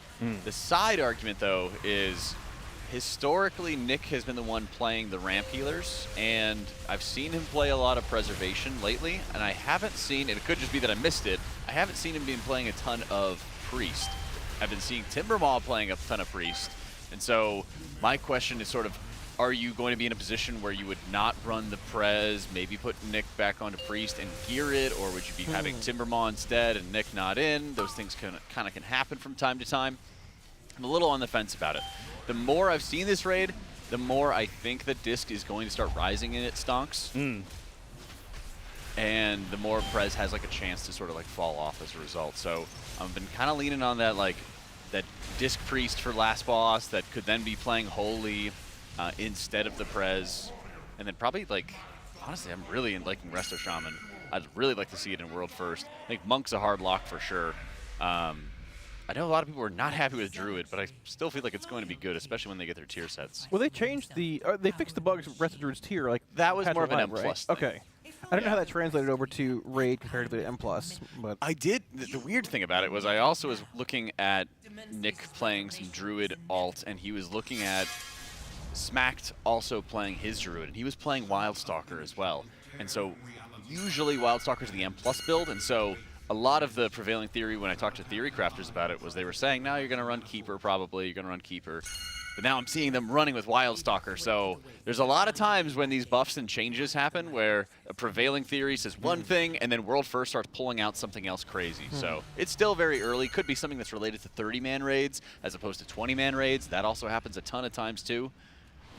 But I'm going to have a hard set answer, a real answer, not sit on a fence. I'm leaning more towards Disc instead of the Prez from what I've seen out of splits. Yeah, it's interesting because we were talking about how different DPS specs have different niches, and it feels like that's become true of healers as well, where you have, you know, your ramp healers that are going to cover big raid damage moments, and then something like Resto Shamans or Holy Paladins that can cover those single target, maybe even the Resto Shaman kind of looking with like that old Glimmer style, you know, a couple people play style. So Thune is the Resto Shaman theory crafter, and he's not even playing this tier, but he did put out a new video talking about the new build for Farseer Shaman, which is, like you mentioned, very similar to a Glimmer-esque Paladin. You mash out Riptides across the raid, and then you just spam Healing Wave with really high haste and spawn a bunch of Ancestors. And it's this positive feedback loop where you are getting more Riptide charges back faster thanks to your tier set and a couple of your spec talent passives, spreading them all over the raid, mashing Healing Wave like crazy, and just cleaving everybody and feeding into your Cloudburst. It's a really interesting way to play, and it's stupid easy, like insanely stupid easy to play, that you just have a high-end healer be the massive spot healer constantly. It may not be optimal to heal wave a target that doesn't have Riptide because you don't benefit from Deluge, which is a 15% buff, but it's a really reliable spot healer that can also burn mana like crazy if they needed to, because the heal wave spam costs no mana, so if they need to start surging somebody in danger, they absolutely can, and that's wonderful for a prog environment. There's also not that many healers that do good, reliable, constant single target.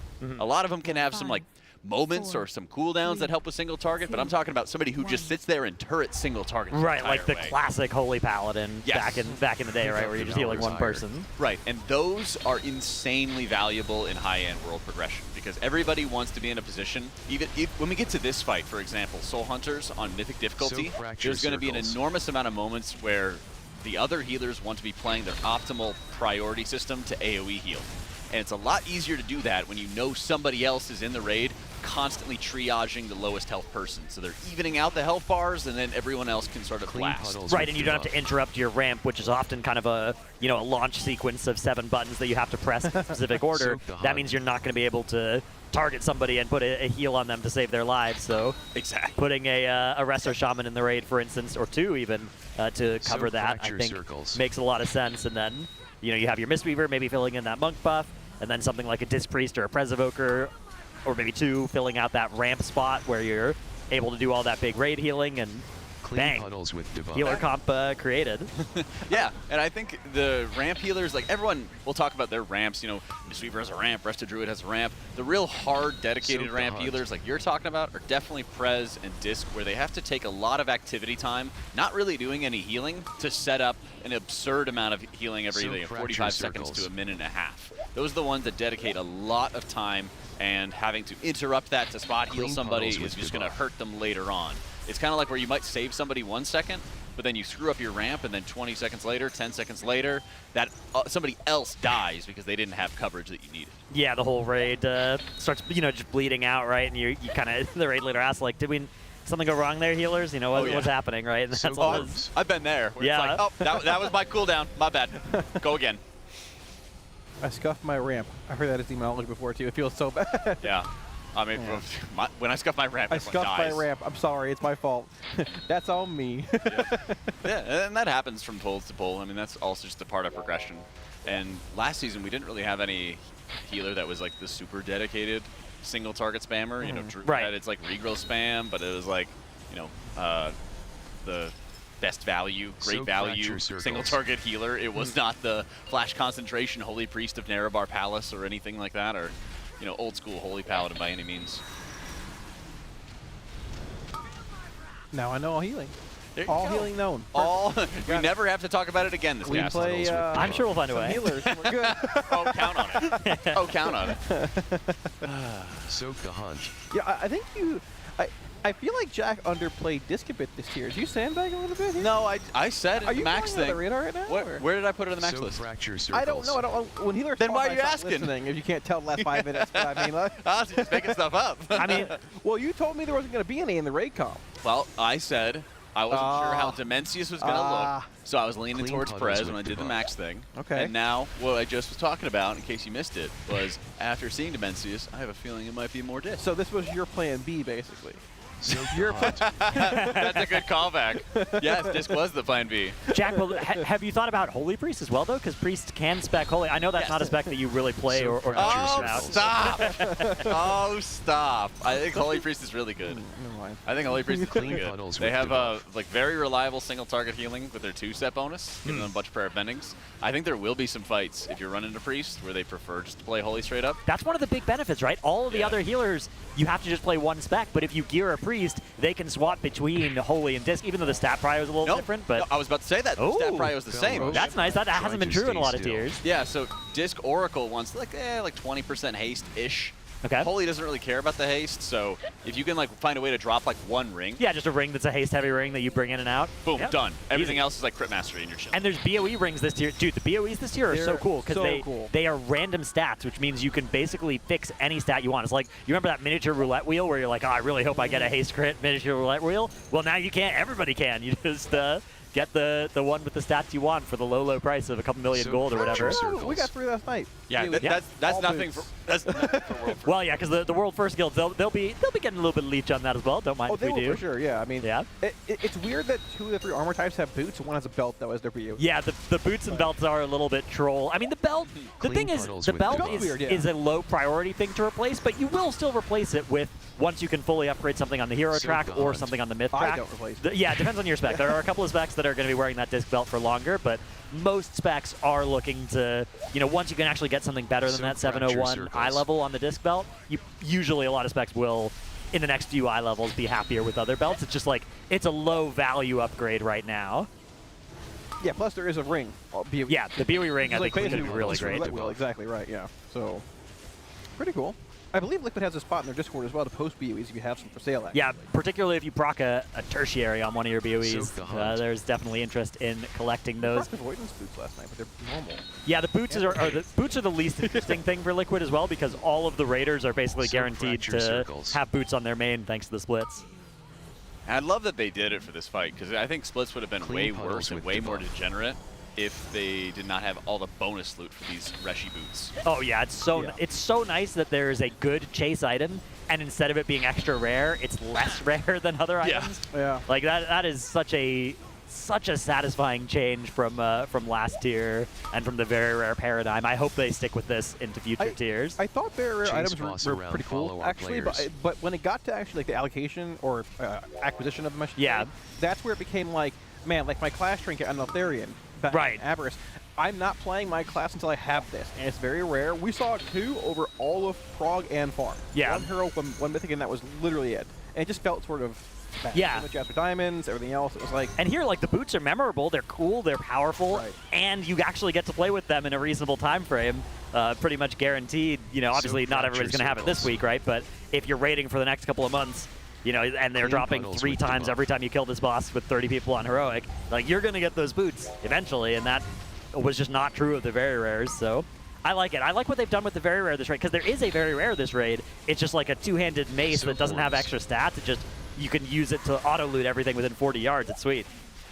I think that's what very rare should be, is like little trinket effects that don't actually give them power. There is one very rare item, the Nexus King. Yeah, that's the. Is it good? Actually, I have no idea. The mace. Yeah, that's what I'm talking about, right? It literally just got stats. It's regular statted, and then you can use it to loot everything within 40 yards. Oh, that's sick. Okay, cool. Yeah, it's just okay, and it like smashes them to dust. It's cool. It's flavorful, but it's not any better than a regular item, except for the fact that it drops at high item level. That's cool. Okay. You know, because it's from the last boss or second to last boss.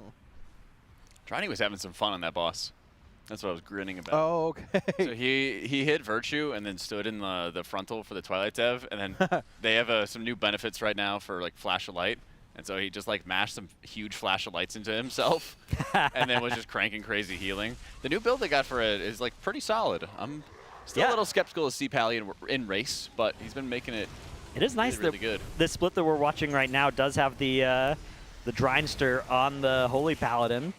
He's been prepping a lot of Mistweavers as well, but Holy Paladin as well. We've also been seeing a lot of movement on our Coinbase leaderboard over on the left there.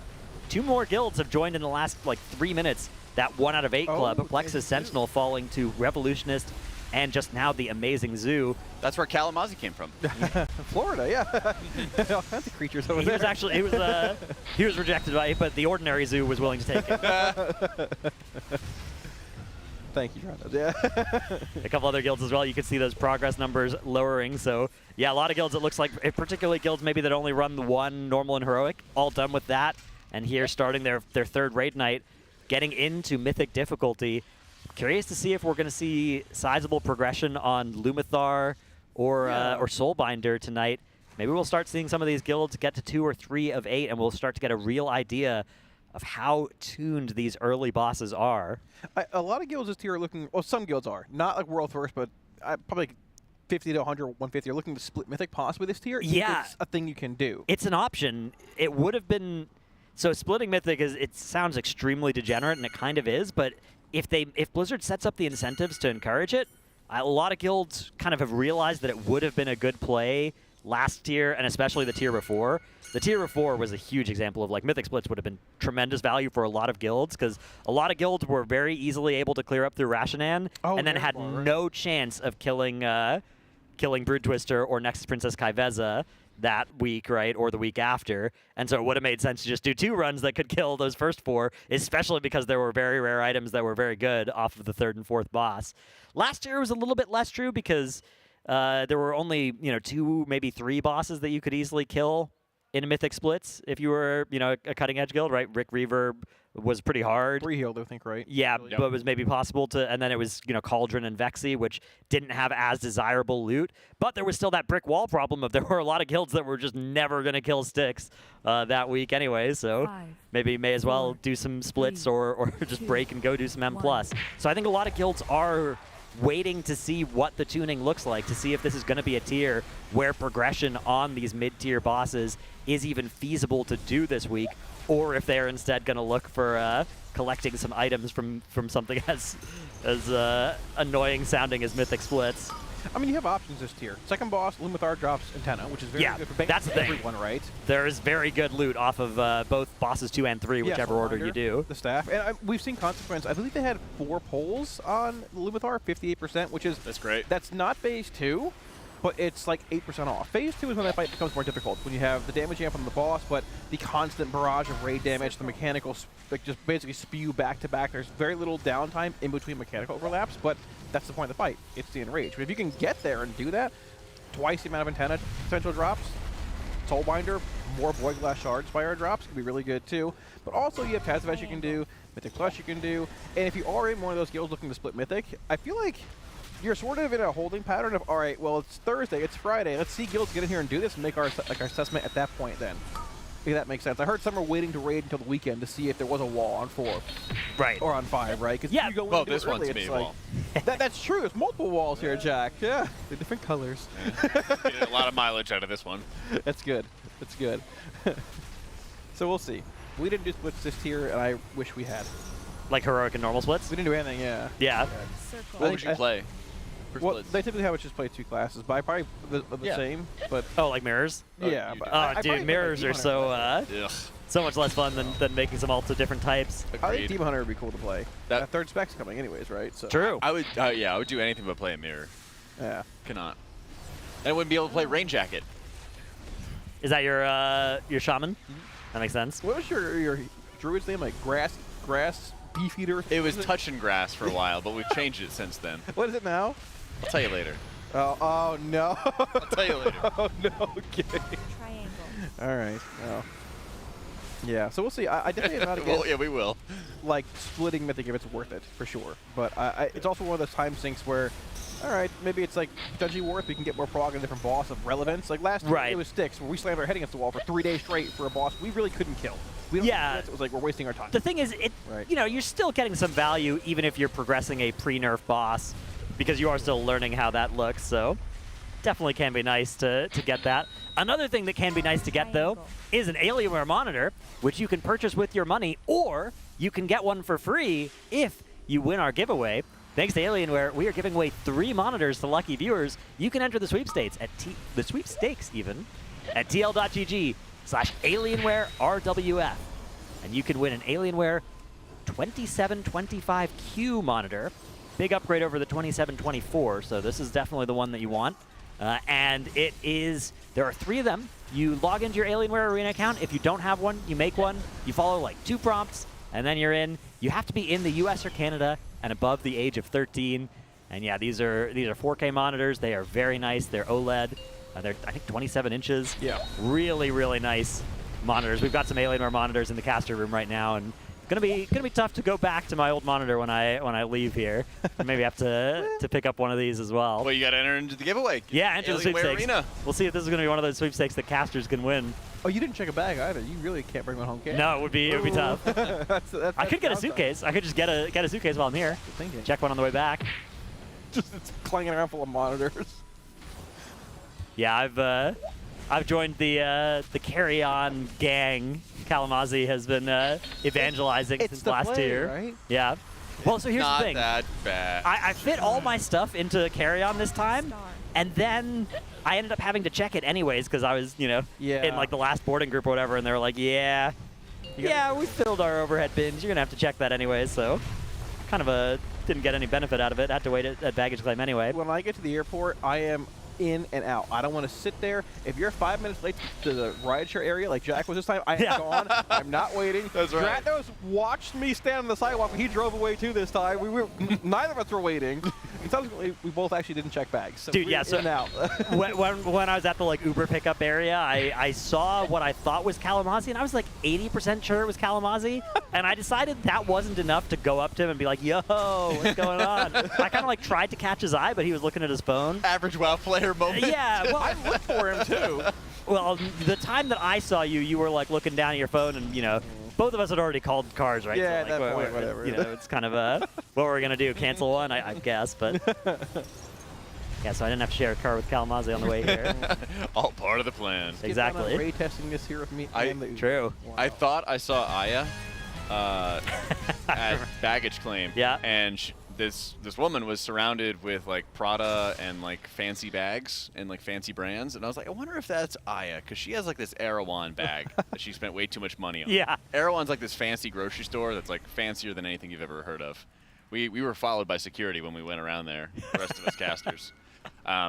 And so she felt pressure to buy something. But I kept walking around to try to catch the eye, and then suddenly she lifted her head up from her phone and stuff, and I was like, oh, nope, that's not Aya, and just walked away really fast. Yeah. In and out. I'm not playing any games. All right, looks like this Fractalist pill. Nope. Oh, man. Airport's in and out. Maybe the end of this split, we'll see, because Driny, goes back to his, but it looks like they're not going to clear trash. He was clearing his nose. That's why he went to the trash. Ah, could be. This might have been their last. I think there's a Nexus. I think there's at least one more after this. Maybe only one more though, mercifully. We'll have to see though. So I mean, we assume we have like 10 or more Nexus Dementia splits to do tonight still, which might sound a bit time consuming. It's only 2 bosses, but we haven't split them yet, and we need to find the right ratio of helpers to main raiders for Nexus King and Dementius. Depending on the amount of loot that they need. The thing is, Nexus King loot is not no tier either. Good, right? Yeah, there's like a couple of potentially interesting trinkets off that boss. It's a weapon. The healer There's the weapon, but the weapon, like a hero track weapon, is a little bit less. It's not like bad, but they're just not going to have that many people that need it. Not many characters actually want that, which that's sort of the determining factor for how many splits you need to do, right? Is how many people want an item. If you can run like if you have enough characters to run a boss 20 times, but there's only 10 people that want any items off of it, you don't need to run 20 splits. You only need to run 10. So I think that's what we'll see with Nexus King is that they could run more of it, but they'll run fewer Nexus Kings because they just don't need as much items out of it. Dimensius, though, there will be some need for those Omni tokens, guaranteeing 4-set on everybody. They're going to want all of those to be heroic Omni tokens. Get everybody the maximum possible power on that loot. Possibly. Yeah, they made the change to the Nexus King command trinket, so it's actually good now. The healer one? Yeah, but it's good on paper if you time it well with your abilities is the catch. So it will put this debuff onto your allies, and then you have to put a single target heal on them. If it overheals, it makes it absorb, and then it gives you a bunch of intellect. So it's kind of like an on-use trinket, but you can force proc it whenever you want by chasing it. The problem is if you heal somebody in need, right, then you've procced it too soon or too early or whatever it might be. Yeah. It's a very difficult like prog trinket to utilize. I suspect that the healers are going to want that trinket, but again, if you only have like 5 or 6 healers, right? So, and maybe there's a couple different characters they're prepping, but that means that the healer trinket, you only could use, say, 10 copies that drop, right? So you only just run those 10 Nexus Kings. You don't have a need to run 20 or anything of it, so. Yeah, it depends. I mean, they did buff Screams of the Forgotten Sky, or A Forgotten Sky from Dementius. Yeah. But that's a trinket that, if I remember the equip correctly, it's sort of similar to Eye of Kazan, where it ramps over the course of the fight. It doesn't give you an intellect buff, but it procs more often based on how many procs it's gotten. Like when it procs, it applies, I think, a 10% increased chance to proc the next time, again and again and again. So it's not one that's like super strong on shorter fights, but it might be worth looking at long term. Plus the shield ring from Dementius, which is okay. It's got cosmic damage and yeah, it's a weird one. So it's when it's a ring with a little bit of a bonus text on it, which is when your Reshiwraps procs, whether it's the tank proc, the healer proc, or the damage proc, it also gives you a small absorb shield that is only effective against cosmic damage. There is a lot of cosmic damage in the raid, though. Cosmic damage is it's nature, or it's arcane. Arcane, Shadow, Holy, not nature. It's those 3 damage types, but that comprises much of the damage of the raid, so it is a nice bonus to get that ring. The thing is, you're already killing a bunch of Dimensiuses anyways, because that's where your Omni tokens are coming from. So, although a lot of people might have normal Omni tokens, depending on the character, they might have decided that those are the same as heroic ones for some of these characters, especially on the slots like gloves that are lower stat budget. Probably not any difference between a hero track or a champion track set of gloves. Does look like we're going to see Sang here hop onto one of his many evokers. Definitely looks like he is maining the evoker this tier because there are so many of them that we have seen him on over these couple of days. He's played Devastation and Augmentation in the past, getting summoned inside Manaforge Omega. Let's see what flavor of split it is.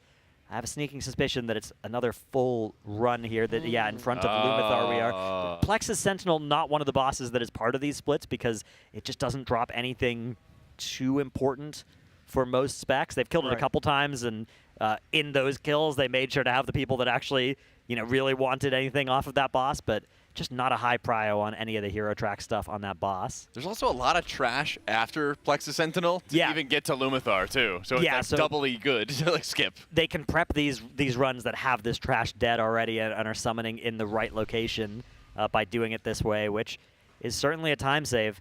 A lot of work by the analysts to have these basically these warlocks in these different places and summoning people to these different parts of the raid. Some of these splits even will be zoning out and then getting summoned back in to a different instance that is at the next boss they want to be and skipping all that trash. These little optimizations making these runs take 5 minutes less each time is a huge deal because every 5 minutes that you can be done faster with splits is 5 more minutes of Mythic progression this reset. And we saw last tier, you know, that 5 more minutes in that first reset might have been the difference between being able to kill Sprocketmonger week 1, which Liquid weren't able to do, and being able to do it week 1, which Echo were able to do last time. Yeah, there's a lot of potential options this tier for what you want to do with your time also. Like, we talked about it, like, I think yesterday, mid-shift, but it's like Soul Hunters is a boss that's considered optional. Very likely not optional. It needs to be killed regardless. There's Tazavesh as well, which if you do it after splits, you have a better chance of getting an item you need versus maybe getting a duplicate of a staff or something else, like a ring you already have been given in Mythic Prog this time around. But I'm curious to see if they actually do Taz like right after this, or they just opt to go into Mythic. It feels like I feel like Taz is maybe being a little bit overvalued. Maybe I'm crazy. I don't know. But there's a lot of downsides, I think, to it. Because you can't trade any of the loot that drops. And when it comes to chase trinkets and items, I feel like it's mostly just trinkets that you want to go after.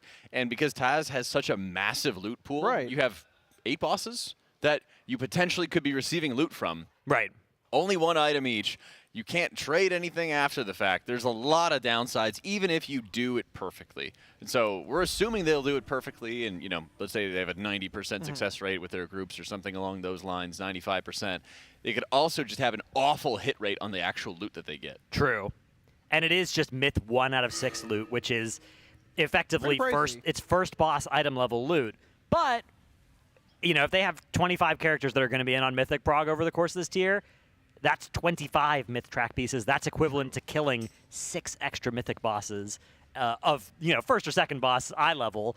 But all of that myth loot to spend, you know, 2 hours sending everybody to Tazavesh to collect it, even if most of it is random off pieces and maybe some of it's in slots where they have other stuff they want anyways, I still think the quantity of loot there is going to be enough to make that a pre-mythic part of the checklist. I would hope so. Especially, I think it's good to do when the alternative is to do M+, because I'm pretty sure it also is accounting as a 10 for your vault reward. True, which they are at some point this week going to want to probably fill M+ vaults. Exactly. Yeah. So you'll be doing that anyway.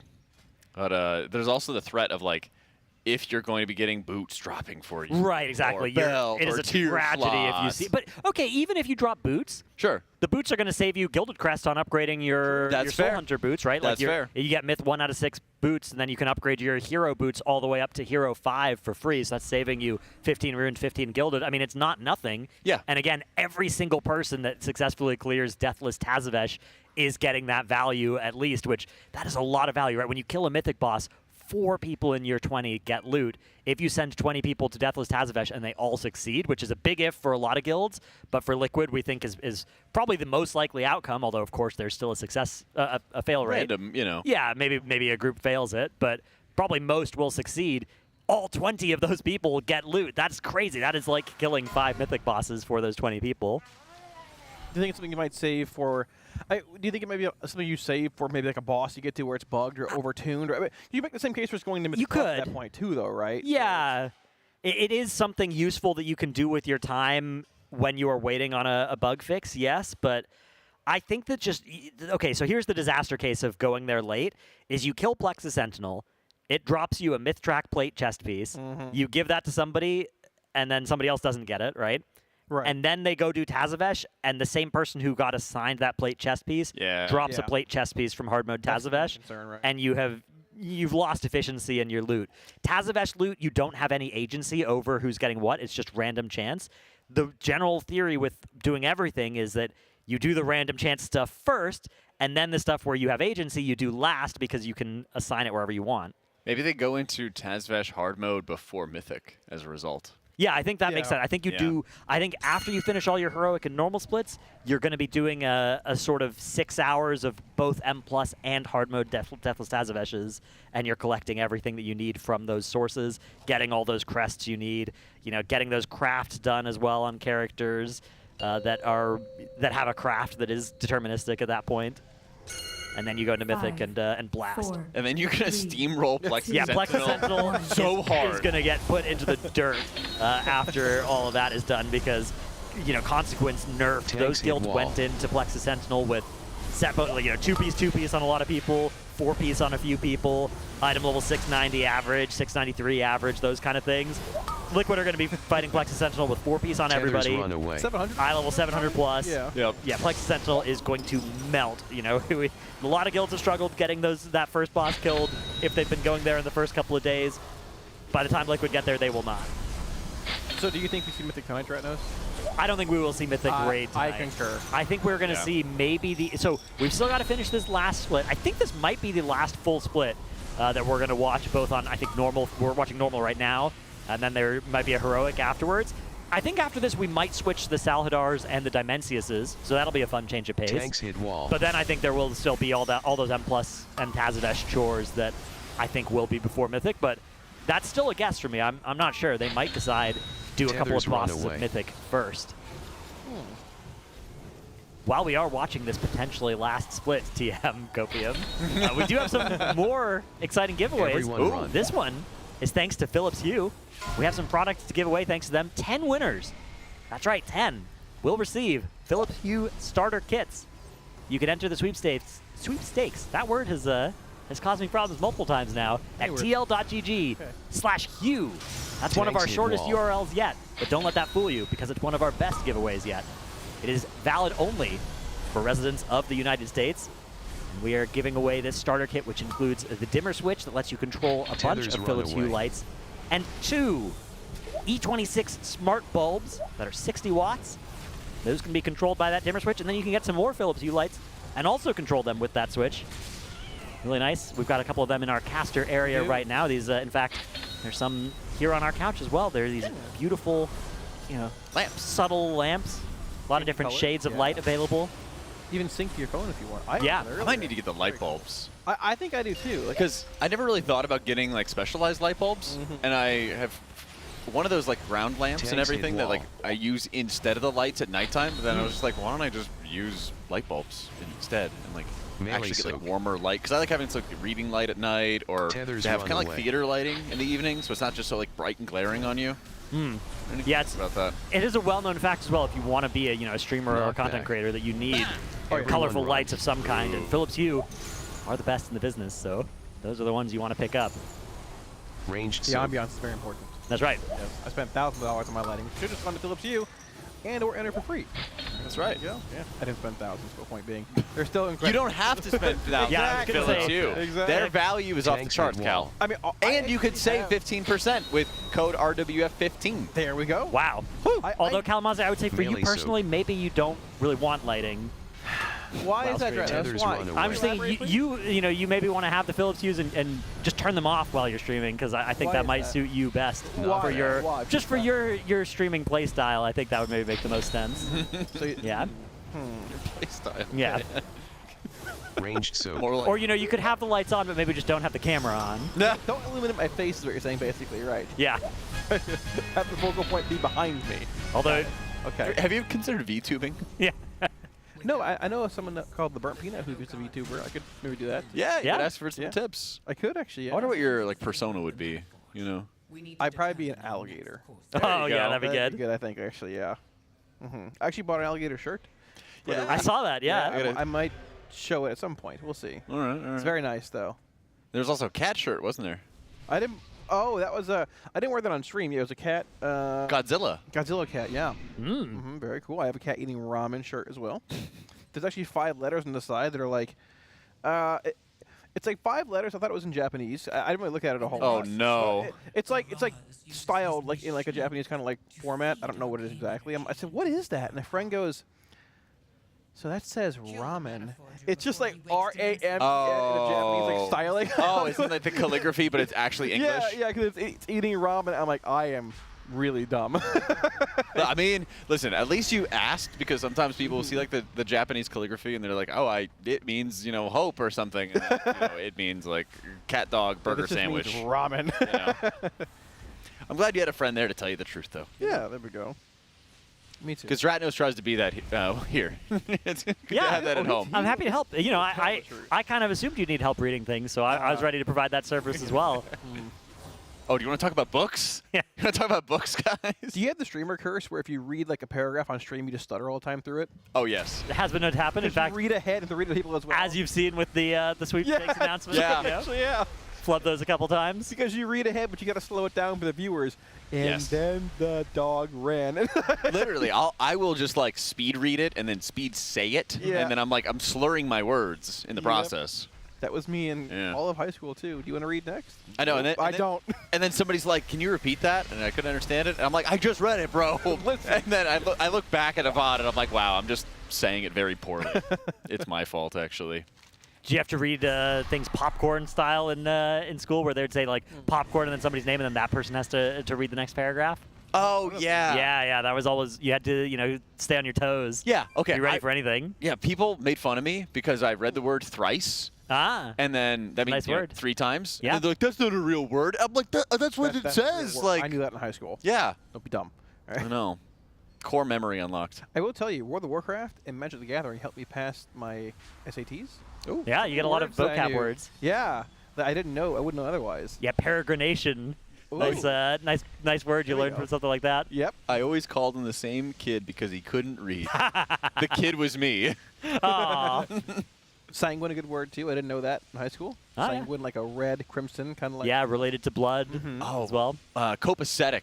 You know, it's like keeping things healthy. You know. I don't know about that one. I ate a lot of food last night. Yeah, you would not know that word. Dude, I could not believe just how many tacos were in front of you. I should have stopped at 3, but I said these are not going to go well in the fridge. I probably consumed about 30 jalapeno slices in those tacos. It was a diabolical abomination of stomach pain afterwards. Yeah, you ate cheese and then hot food, and you're lactose intolerant. I don't lactose intolerance anymore. But But it didn't sound like you tolerated it particularly well. Yeah, it does not sound like you taught. Exactly. I have toes now. I'm okay. Yeah, I heard that I don't lactose. Well, My stomach is healed. I can have dairy now, but still can't do other things. Oh, okay. Mhm. Oh, you're getting back to the whey protein? Yeah. Nice. It's been good. Yeah. I just needed like a year of no gluten to heal the tum-tum. There you go. And now we're good. The iron tum-tum's going to return. I think you have an iron tum-tum, but it's like it's kind of like Superman has kryptonite. Yeah. You have gluten. Like you can tolerate an enormous amount of stress in many ways, but then you have a kryptonite and it's gluten. I'm conditioning my body for the zombie apocalypse. Yeah, you'll be ready for it, man. You could be sitting your nose through that garbage and living longer than any of us. I want to be able to digest zombie flesh so I can sustain myself. You might join the zombies. You'll be the zombie that can't be stopped because you keep consuming others to increase your strength. That's true.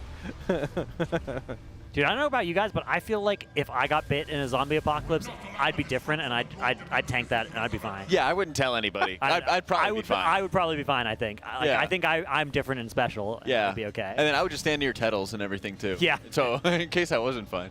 Hey, Tettles. Tettles asks, is this heroic? This is a normal split, I believe, right now. Oh, is it? Yes. Yeah, this particular one, at least the Lumathar we just saw was normal.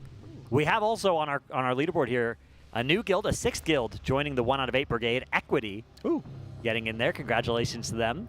Nearly Tettles filling out our top 10 now. Tettles is in nerfed. Yeah, Tettles world 2nd right now in Tettles was nerfed. not in for the kill, though, apparently. Oh, well, that explains a lot about how the bots died. Squeeze the toy, Tettles. Squeeze. Tettles says anyway. He and then walks over. Away. He walks over to say hi to us and starts catching strays immediately. That's right. Little does he know, he's getting flamed whether or not he's in earshot. Welcome to the jungle. Yeah. I think we should send Tettles to the animal shelter, actually, with the animals. I feel like that would. Dead, yeah, Vaya. I feel like that would be mean to the animals. Yeah, I know. Some of their actions would be phenomenal. We're trying to help the animals. Yeah. Not punish them, sure. All right, we've got Trill here on a Vengeance DH, actually tanking in this split. You can see him there in that beautiful liquid RWF jersey. If you want a chance to win one of 10 signed RWF jerseys from some of the guild members, or you want chances at TL merch coupons, you can go to tl.gg/bluerwf. All you have to do is create an account, join the event, and complete the first quest to enter. These jerseys this time around are very nice as well. You can also join MyBlue, tl.gg/bluerwf, or also tl.gg/myblue. Both of those URLs, ones you're going to want to visit. Sign up, complete those quests. A lot of the quests are very easy as well. I'm a big fan of easy quests as a WoW player. You know, you You go to a new zone, you have that quest, and it's like, go talk to this person, quest complete. You're like, all right, that's a good one. Then you get the one that's like, collect 12 zebra hooves, and you're like, oh no. And then you kill zebras, and somehow they don't have hooves. These aren't the quests we're talking about. These are the nice, easy quests. Yeah, I thought it was based, that was one of the first quests I did in WoW. And I thought it was because I was playing a rogue that I was like stomping or like smashing the zebra hooves because I was playing like combat Yeah, you heavy need to weapons. not do bludgeoning damage. Yeah, something like that. And so like, I don't know if it was like my guild was trolling me or something when I was brand new. So I switched to subtlety because I was going to use daggers, and I thought that would like more finesse the hooves off the zebras. It did not. Yeah, that is good. I have my own blue, actually. Okay. A handful of the quest. It's like literally put a shirt on your blue. Design your own blue. You can literally make your account and have it done in 3 or 4 minutes. Ooh. It's great. It's phenomenal. And it's pretty sick. Mine looks cool. It looks like me. It's beautiful. Those 3 statements can't all be true at the same time. I set him up something so well there. He just laughed. He's like, which angle do I want to go with here? Yeah, you can see my eyes light up. One of my favorite parts of working with Dranos is that his eyes light up. You instantly see the spark of God's inspiration within him. And sometimes it procs multiple times, kind of like when you get multiple stacks of a buff. He's like, and it's just like the moment of pause where he's like, I can go 20 routes with this. Yeah. The random banter between him and his guild at like 1 in the morning in Discord is so phenomenal too. Like, you feel like you're part of the guild for the full week or 2 here. You can tell who he's making fun of and how bad they feel. It's great. That's true. Especially when he's an officer, he's handing out loot. Oh yeah, true. Well, I try to not hand out as much loot. Try to keep as much as possible. Exactly. Like your warrior, was it last season where your warrior was like more geared? My DK got traded. Yeah, like. There's a screenshot of just getting like every single item off the Gallyway split, which worked out you nicely. Like the most geared person in the world? For a while, I was on the top few eye level, yeah, and then that character ended up not getting played on the last couple of Mythic anyway. Oh, that's great. Yeah, it was all good. DK has the best luck ever. I remember back in, I think luck has nothing to do with the kid. BFA in Nilotha, he had the King Breast Sword. Oh yeah, from the vault when there was only 1 box. Yeah, exactly. Like Gatiku, that beautiful sword out of the first weekly box. Yeah, it had a corruption on it too, like crushing wounds. And I was like, are you kidding me? How does this happen? That character is something else, man. I swear. Wow, there it is. Another Forge Weaver split. Woo! Successful. Normal Forge Weaver goes down. And Liquid will adventure on now to normal Soul Hunters. And to let you in on the exciting action in the comms, we will now go to a brief Monster Energy listen-in. Don't go anywhere. The surge of energy will tear reality apart. Watch the holes on the bridge. There is 1 hole on the right, and then there is another one on the left. After you make it past the left hole, you can just stick to the left. The rest of you, evacuate to the wastes and find a way back in. Now where we run here, just follow trail. Try to avoid the big sun circles. They spawn a big guy that is really annoying to kill. This is a good time to check that the mount you're using is also a dragon riding mount. Still need one for the Mencius. Yeah, on the Mencius you cannot use travel form, legacy riding option. Make sure you have a dragon riding mount on your bar. It's so funny to watch anyone with like travel form try to use it and then boom. Yeah, that happened to me on the first round. I didn't have mount on bound on my druid. Yeah, also sword doesn't work. Like yeah. Make sure you set it that way.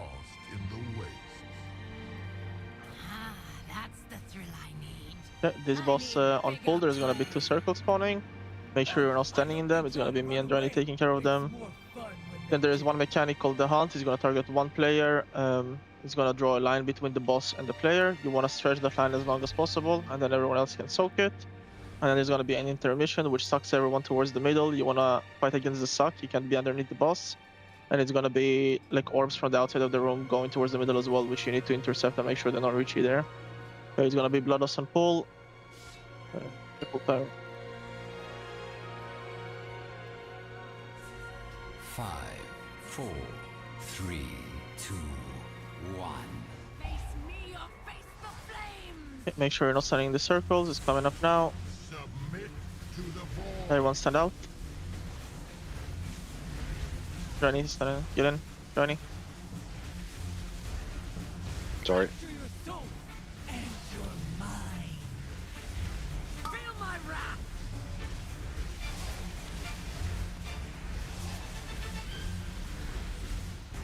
ground like a beast. Like a beast. Yup.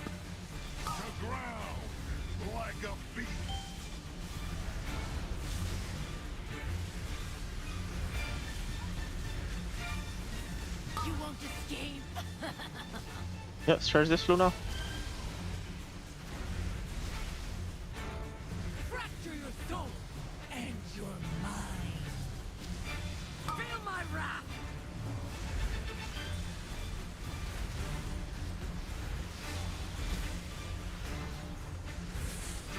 To ground like a beast.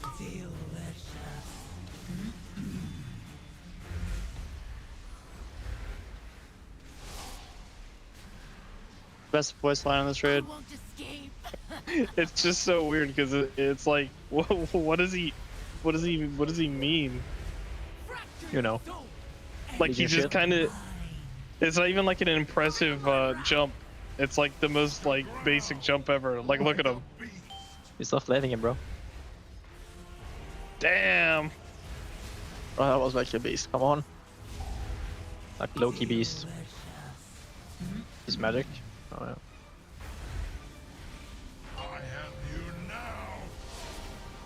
Yeah, he's gonna do the suck towards the middle. Make sure you're not underneath the boss and intercept those that are coming in.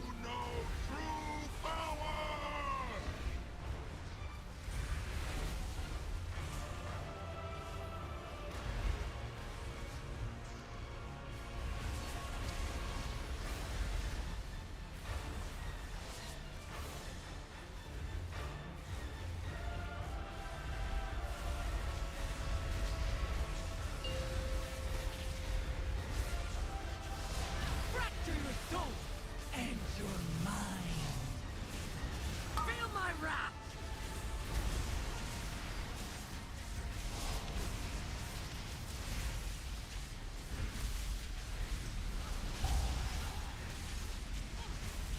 To ground like a beast. Like a beast.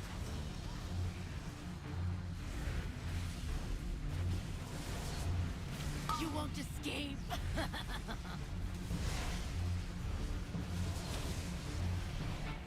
The hell? Yo, that's a soak, bro. That's a soak, bro. Tracy new tech just happened there. Yeah, you don't get out with that one. That's a soak. All good though. Like a beast.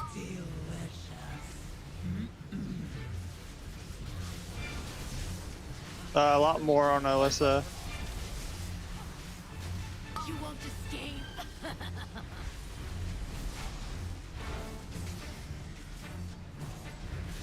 Fracture your soul and your mind.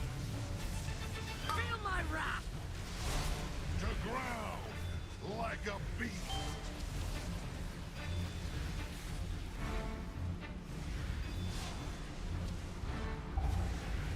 Delicious. My glaive thirst.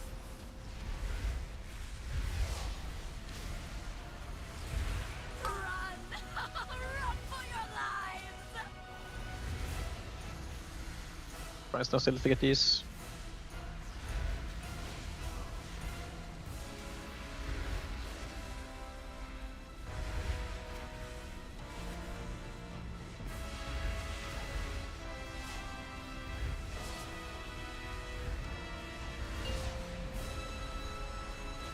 Everyone target of Dusk Blaze.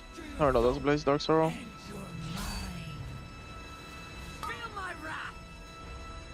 This is hard to dodge from all. Just channeling Obelisk trinket in there, man. Cozy. Like a beast. A beast. My rage fades.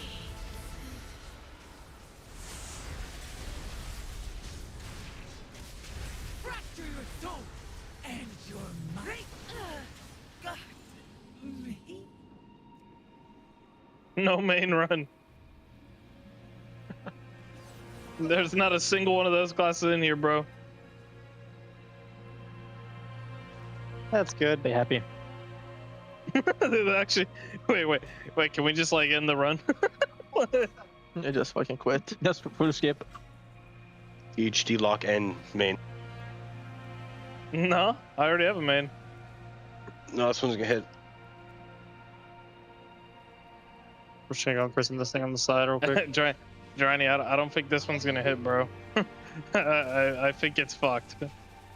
Gonna pop Lawless here for the trash. Where is the boss after?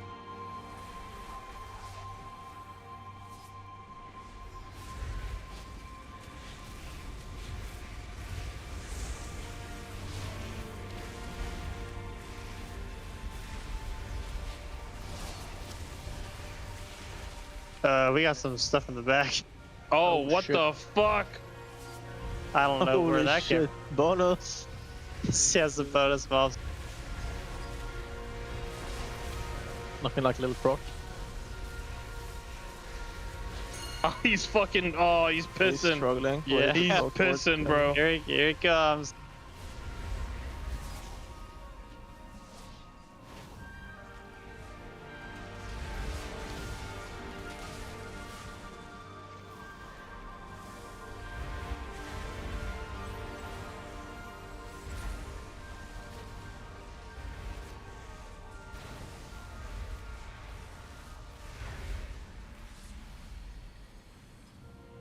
Single target talents as well. Yeah, full single target this boss. I'm gonna put down some markers.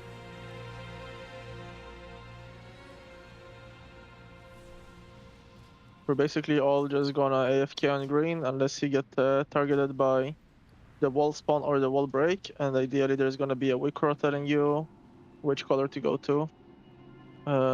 Sometimes the Wicro bugs out and doesn't tell people. Just try to not place two on the same one, on the same color, and if there's gonna be like some sketchy wall spawning, I'll just try to manually tell you where to go.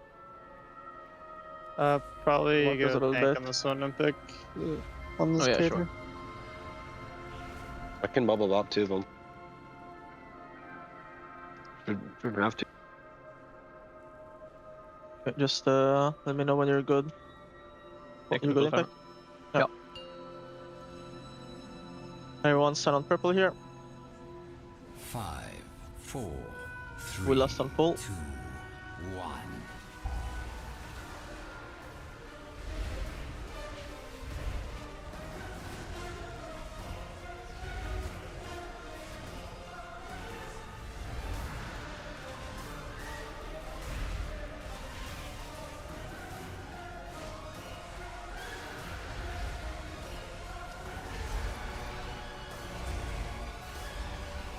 Skak is fucking direction change for a millisecond. Yeah, that was what sketchy boss.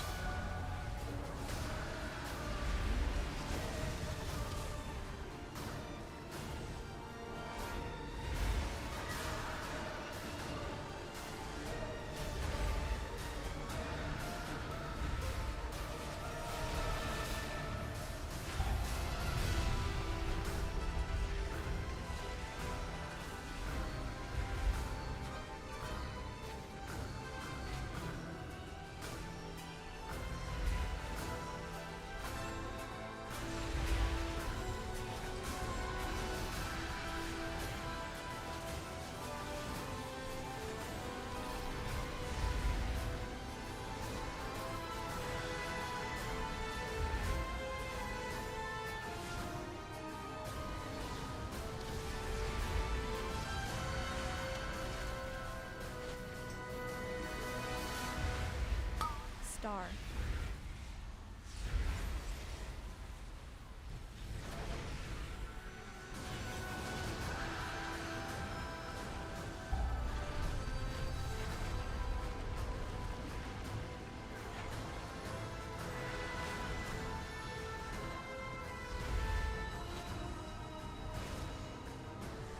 Let's adjust.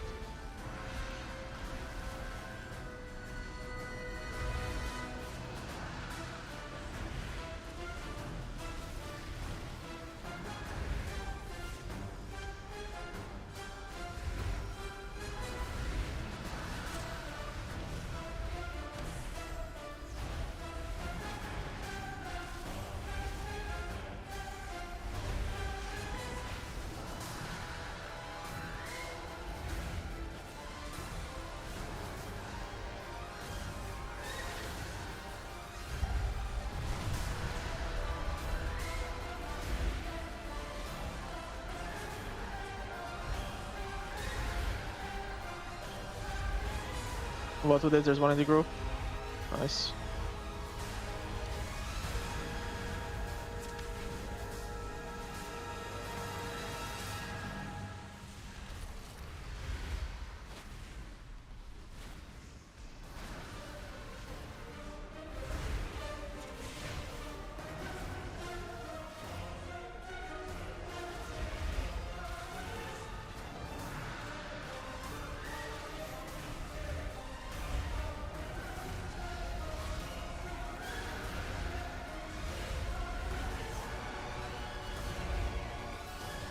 What an epic boss.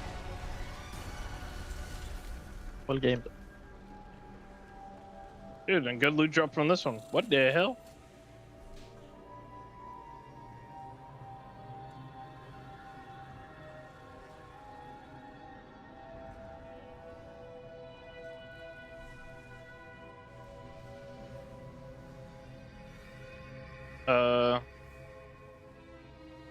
You pass.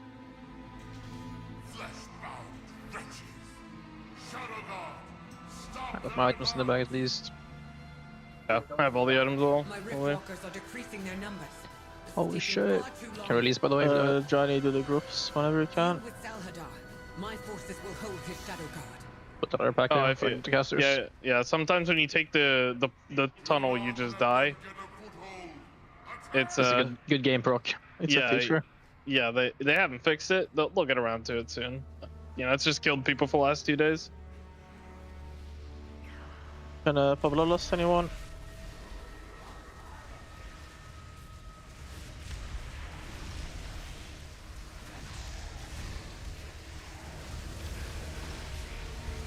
Sand them here. Abyssal Blade Storm. Rain of Fire. I think this group has a damage to skip, by the way. Yeah, we have really good dam. Yeah, I think we're just gonna summon us and skip.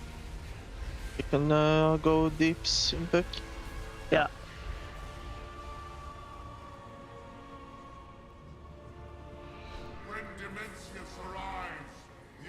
You guys happy about that, by the way? You guys just got complimented. Your guys' damage is good?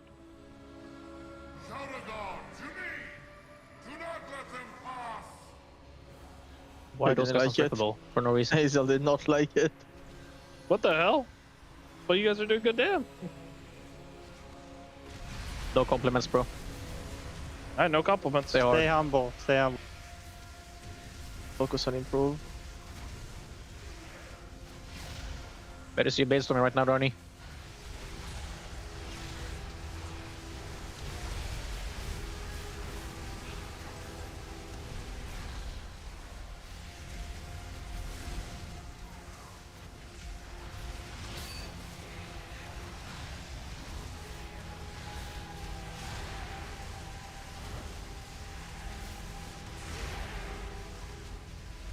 We are tied with Sings.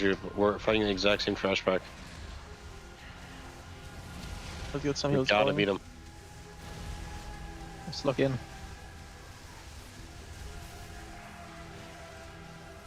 You do the groups for the Mencius.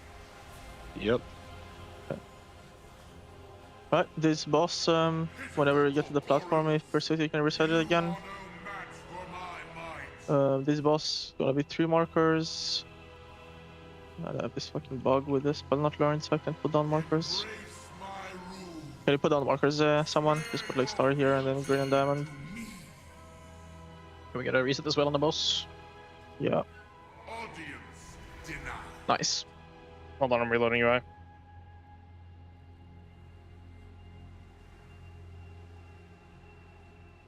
Yeah, I'm changing the DPS as well.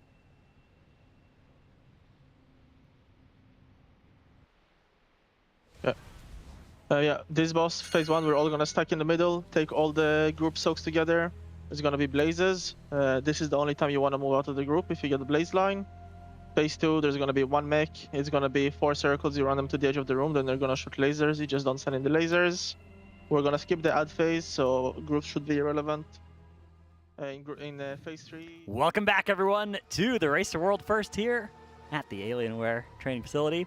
I'm Dranos, joined as always by my friend Kalamazi and my friend Jack. Waiting for it. I'm scared now. I'm just scared of what he's going to say next. He just gives you this little look that he's just thinking about. What? That was a perfectly normal thing to say. You guys are being weird. I'm being normal. Said every normal person ever. Exactly. Anyways, we've got our last... That's him, like, banking it for later. Yeah. Yeah, I was nice this time. We've got our last, I think, normal split underway right now, hopefully. And then we'll have some heroic, perhaps. And then I think it might be time to move on from this cadence of normal, a bunch of bosses, heroic, a bunch of bosses. I think we might actually see the last few on heroic a few times, even in the next hour or so. So that could be very fun to see. Right now we have a normal Nexus King. And this should be followed by a normal Dimensius. A couple different splits running simultaneously here, although they're basically at the exact same point in progression. Sort of a race going on between the different liquid splits in here.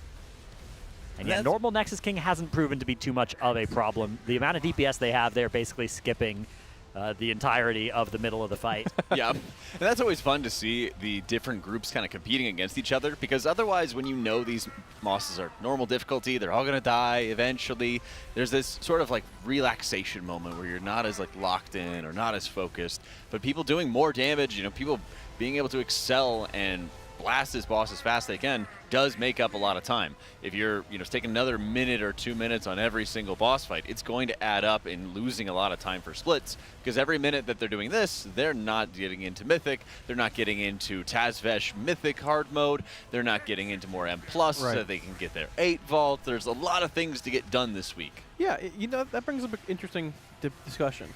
Can we please bring back Heroic Week?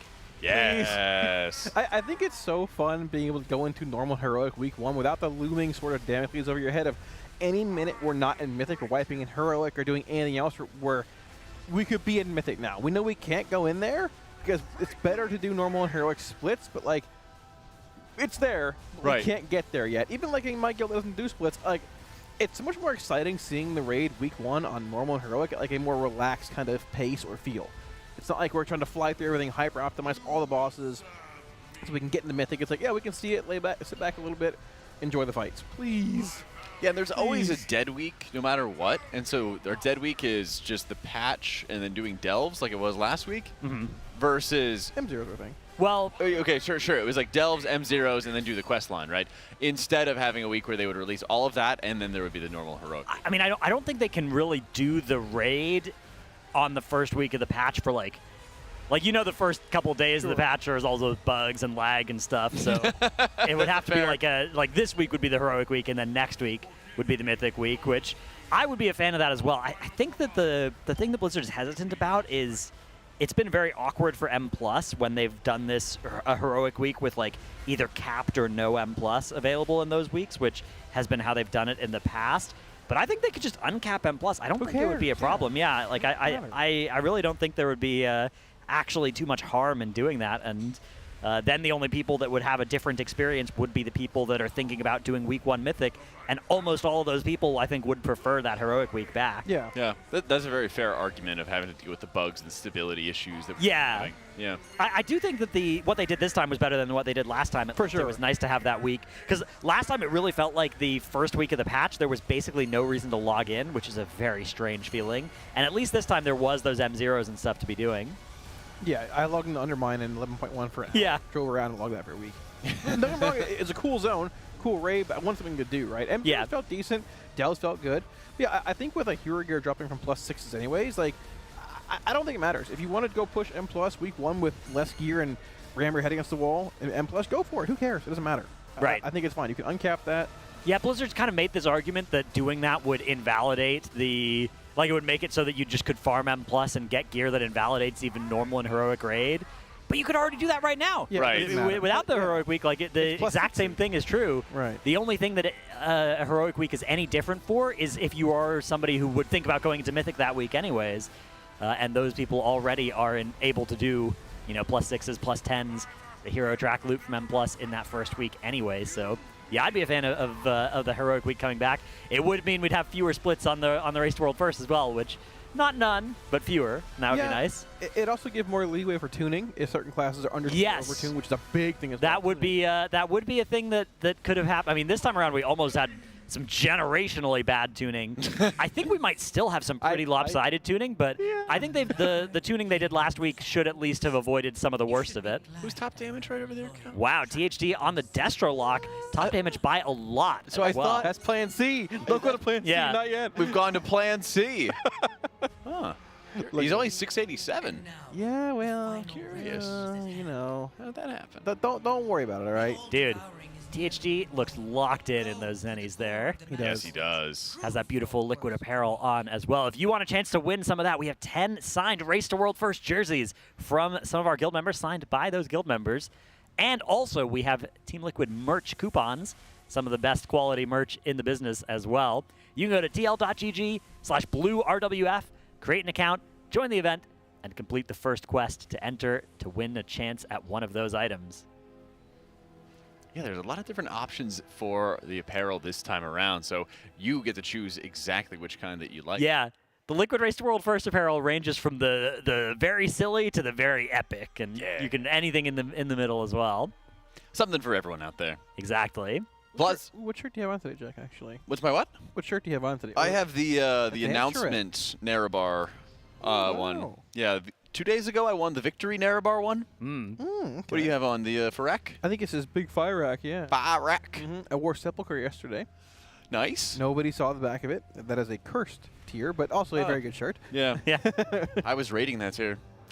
Yeah, I don't think Jack was 12 there. hours a day. Yeah, Jack, you were doing Race to World First progress that tier for 2 months, right? 3 months? Yes. Well, okay. We almost got World 15th, and then the guild almost blew up. Okay. If it wasn't for a certain Resto Shaman who put himself first and screwed over our progress, we would have gotten like Call him out. Was it you? No, wait, I wasn't playing Resto Shaman.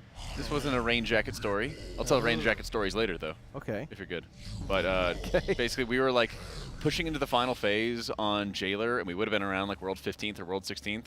And then our Resto Shaman like crashed out on our tank for like no reason. And I get that progress in Sepulchre was grading, but this guy wasn't even on Halandras. Like, he didn't even start progging with us until Anduin. And so he only was there for like the last 3 bosses. And he just like lost his mind and then left the raid when we were pulling like single digits on Jailer. And then we had to like reintegrate somebody into the fight, teach them the fight, and then took us another like 2 weeks. Ooh.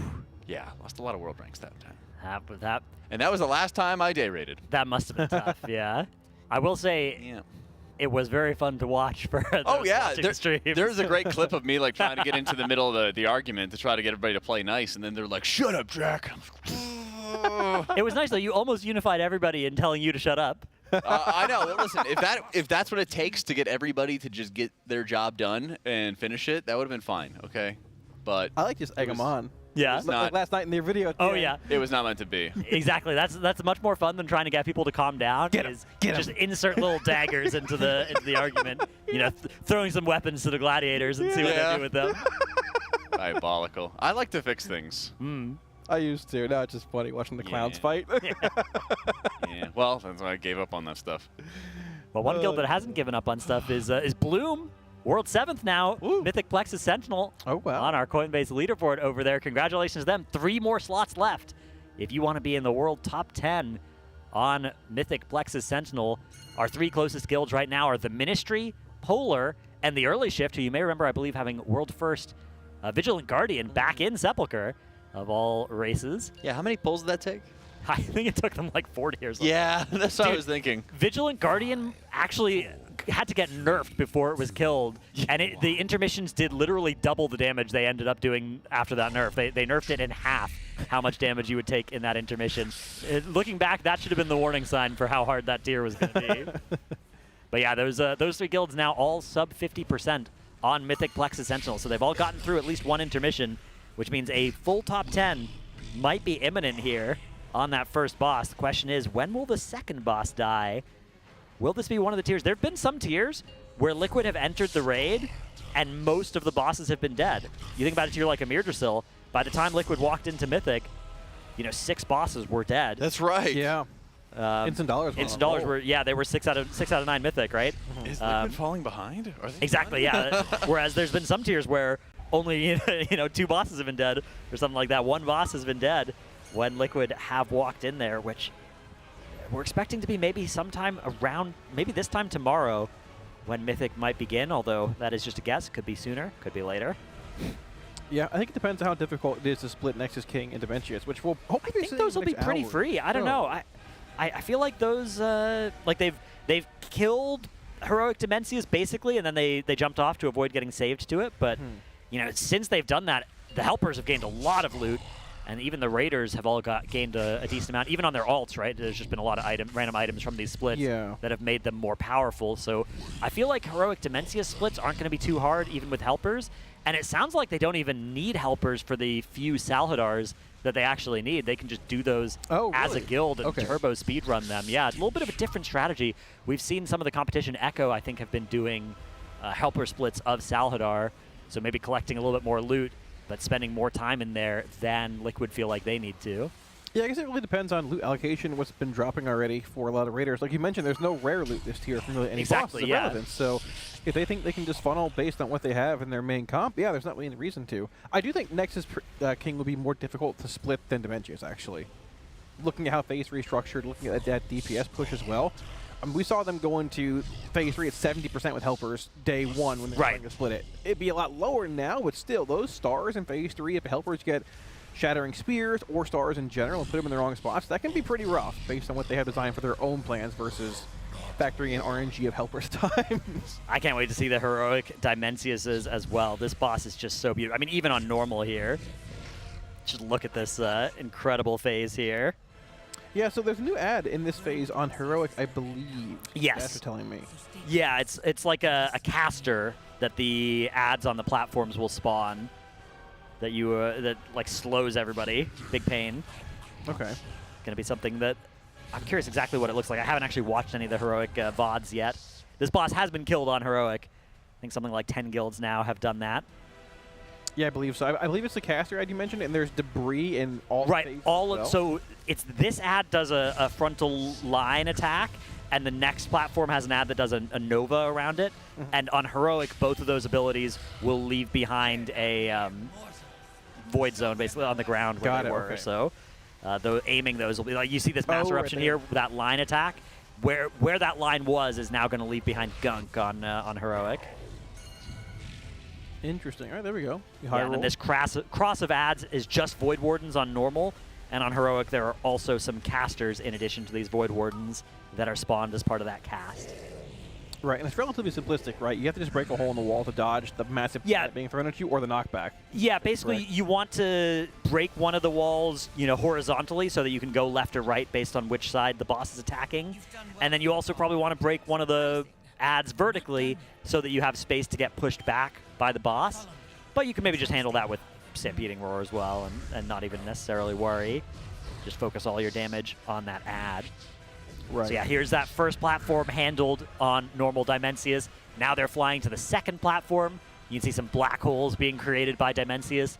Very important to not fly into the black hole. This is not like Interstellar. You don't get to just live and you go in there. It's very bad. You get turned into spaghetti.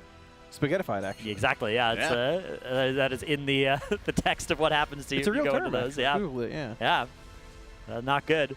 So here's the second platform. This ad's slightly different from the first one. We still are going to get that cross of ads. We're still going to want to kill one in the, that's preventing them from moving horizontally here. We've got THD here hitting it with that Cataclysm. And yeah, that Destro DPS just looking absolutely incredible right now. He's doing nearly double the damage of the second place DPS in this group. A lot of padding on these different Void Wardens. I can't believe he Plan C already. I cannot believe it. Oh my goodness. THC, I'm surprised here. Maybe he wants to play Demonology and get everything else nerfed. I mean, Warlock just looks so powerful for this fight as is. I mean, even if we're able to push against that knockback right here with like Windrush Totem and just basic movement speed, it'd be so powerful just to always have a Warlock gateway there. True. Less mobile specs. Yeah, you just wouldn't even have to bother breaking into the last part of the back of the platform. Although maybe on Heroic it'll be worth doing because you need more space because it's creating that pebbles, those ground that you need to avoid. All right, so here's the famous damage amp that is on this fight. At the start of this last phase, Dimensius taking extra damage. This is a big opportunity for burst burst cooldowns even. Yeah, less being committed here also. We've seen them commit less at times in phase 2. People are dead, but only had 1 DPS down here, so this should be a... Oh yeah, this boss is getting absolutely nuked. Yeah, sub 80%, sub 75 basically once this extinguish the stars cast is finished. And we have these 8 planets now spawning around the boss. These are going to be your safe zones essentially in this phase when he casts his Devour, similar to phase 1, but he'll also cast a handful of supernovas in between each Devour, consuming 4 planets and turning them into black holes. So you sort of run out of safe spots the longer this phase goes on. Yeah, there's sort of 2 enrages going on this, which is 1, you're going to run out of planets, and they're all getting turned into black holes after they go supernova. And the other is you can see that ring at the edge of the room. Each time the boss is casting this Devour, that ring is going to be pulled in closer. As Illyria and Locust Walker and I think Xalatath are trying to hold it back. Very cool part of the fight, although I, for one, was shocked when Xalatath betrays us after this. Oh, spoilers! I just tuned in. I could not believe it. I thought we'd made amends. Yeah, afraid not. Here we got a couple more supernovas. Yep, just got to stay away from that when it does go supernova, and now you can't hide in that black hole. That will kill you if you walk into it. The other thing that kills you on this boss is if you walk inside the boss's hitbox, or if you try to heroic leap or infernal strike through it, I've learned. You will also instantly die, so do be careful of that. You can see a nice demonic circle by THD there, avoiding one of those. And then this tank slam here, the collapse, on heroic and higher, that will grip everybody a little bit towards where that tank was. But every time the boss auto-attacks the tank, it knocks everybody back from where they are if you're too close. So it's going to be a little bit of making sure that everybody's on the same side of the boss as the tank, and then as that collapse is coming out, they just get right next to the circle, ideally. I wonder if you can stand at range on the opposite side of the room and then get dragged into like a Void Star, because that also slows your movement speed. And so that way you could still stay at range. Maybe. That might be something you might have to do on Mythic difficulty, because you can only have 5 players in the Void Stars for the Devour. So you might have to be on the opposite side of the tank, soaking a Void Star with Devour, and then right afterwards is a Tank Buster. So you'd have to choose between like having really high movement speed to like blink into a safe position to get dragged like diagonally towards the tanks, or moving to the back of the room and getting dragged through a Void Star so that you don't hit the boss. Yeah, we'll have to see exactly what that looks like. This entire phase on Mythic as well has even more complications with the reverse gravity that's really on some interesting. people. Yeah, so should be very fun to see what that ends up looking like. We are going to see that boss fall, though. Those 3 Curios looking like the only relevant loot from this particular kill that I could see. Yeah, Curios off this tier pieces. a little different as well. They can roll tertiaries. Yeah, exactly. You buy and sockets. You buy the tier item, like the token item, rather than the tier piece itself, which means you do get to roll for that tertiary, which has been historically not true of the end boss Omni tokens, creating a little bit more value week over week in killing that end boss. And even once everybody has their 4-piece, you can at least keep re-rolling and try and get a little bit more tertiaries across your raid or sockets on that helm. Yeah, we had somebody roll a socketed avoidance helm earlier. Really? Yeah, pretty solid. Don't mind if we do. Yeah, I so rarely see just a socketed helm on its own. I feel Yeah, like always comes with, when it rains, it pours. Yeah, exactly. I don't think I've ever seen a socketed indestructible helm. At least it's been a long time if I have, but I feel like it's almost always like an avoidance or leech. It's always sad when you roll indestructible too. It's like easily the worst one. It's always sad when I see a DPS player roll leech. That should be healer. I like rolling leech. I bet you do. Just I don't need a healer in my life anyways. Yeah, exactly. I'll do my damage and heal myself. It's Yeah, fine. I know, you just keep on death pact. I mean, no one and you'll- heals me you'll anyways. leech yourself up. Yeah, well, no one heals me anyways. I died at everything, so You just have a low EHRPS, okay? And that's a good thing, because that's effective What does that healing. mean? Effective healing required per second. So that means the healers don't need to heal you. It's a stat you can track in Warcraft logs if you go to the damage taken tab. Oh. It's a sign of like who needs the most healing. Yeah, I've been told to trust my healer, so I don't look at any of this stuff. Yeah, I mean, you got some good guys there. You got Cactus Jack, Sin, Thought. Cactus doesn't heal anymore. He just DPSs and dies to everything with padding. I mean, that's that's unfortunate. Yeah. But I can't blame him for swapping off Holy Pally. This amazing clip is ingrained in my mind of him just not moving out on the 3rd boss in Nerevar Palace for the big AoE, just getting blasted off the edge. Like, yep. Core mechanics give melee a mechanic, and their minds just explode. I don't know what to tell you, man. Yeah, healers doing mechanics, lol. Well, you know. I'm proud of you, Jack. Thanks, man. Oh, for what? For doing mechanics, apparently. Oh, proud of you too. Thanks. For surviving today with a tummy ache. Being very I'm on the edge right now. Oh no! Is this like one of those like don't talk about having to go to the bathroom and like don't have to talk about like rain kind of situations? Yeah. Yeah, I'm dreading the airplane ride home. Well, that's not gonna happen for a long time. Okay. We assume so. Could be. I mean, we could be done tomorrow. We could be. Yeah, you know, Emerald Nightmare 2. We could get struck by lightning in a clear day in California as well. It is possible. You never know. It is really interesting list here because, I mean, there are a lot of bosses that theoretically could be really difficult if they're tuned in like a proper higher manner, like Forge Weaver, even like Soulbinder. Yeah, could be. Those bosses look extremely. Fractalus is a weird one because I feel like that one seems like it has less potential to be an interesting difficulty. Yeah. It could be really hard, but I don't think it would be hard in an interesting way with how it's designed, at least on the lower difficulty. More damage, go around plus. Right. Something along those lines, right. Soul Hunters was a mechanical vomit boss we tested on Mythic on PTR. Nexus King has, like... Oh, dude. That's like an end boss. Vibes. Yeah, it does, literally, right. I do have this weird feeling, though, this might be a bit of a reach, where Phase 3 of Nexus King with the rotating stars might not be as difficult as people think it is. Because technically you know how it works. You know if they're going clockwise or counterclockwise based on the color of the debuffs. You know what the Star Killer swings do. You can just have a pre-planned like grid or map essentially of where people put stars, and you know how they're going to rotate. Yeah, It's all pre-planned. It's similar to Muggsy. You know what's going to happen. Just find the solution and just do it. I think when you make mechanics harder and harder like that, there's very few right ways to do it, and so like the more difficult they make it, but it's also the easier they make it because there's only one way to succeed. Right. Yeah. Like they threw some like random. Maybe they change direction every so often. At times, possibly. But if they come in contact, they just explode. So you can't even do that. Like it's hard to throw RNG into that kind of mechanic when it's just that difficult as is. Looks like we're watching some trading going on some of these characters. We saw THD log into his Warlock and get traded some Champion Track loot. This kind of makes me think this is an alt of THD's, not a main, because it got traded Champion Track, Soul Hunter's boots, and a Void Glass staff, I believe. Items which I don't think you'd want on the Champion Track on your main particularly. So I think they might just be powering up his alt here to be a little bit stronger for the splits to come. And that's the thing is, you know, THD, for example, will be playing Warlock, and he'll have the one true Warlock that he'll be playing. But it's also really important to juice up a few of his other Warlocks to make those splits going to be a lot easier on Heroic Dimensius and Salhadar. Yeah, so I think that this is, because this is THD Lock, the original. This is his first Warlock, but I feel like it's not going to be his main this tier. I feel like one of the other Warlocks is likely to be the one, because this one, again, I think the heroic Soul Hunter's boots is going to be a prerequisite for most of the mains. Here's Shaq on the Blood DK in this split. Nearly done with Nexus King. This is a normal split still that we're watching here. Top DPS in this split is a Shine on that Ellie Shaman, currently putting up 4 million DPS.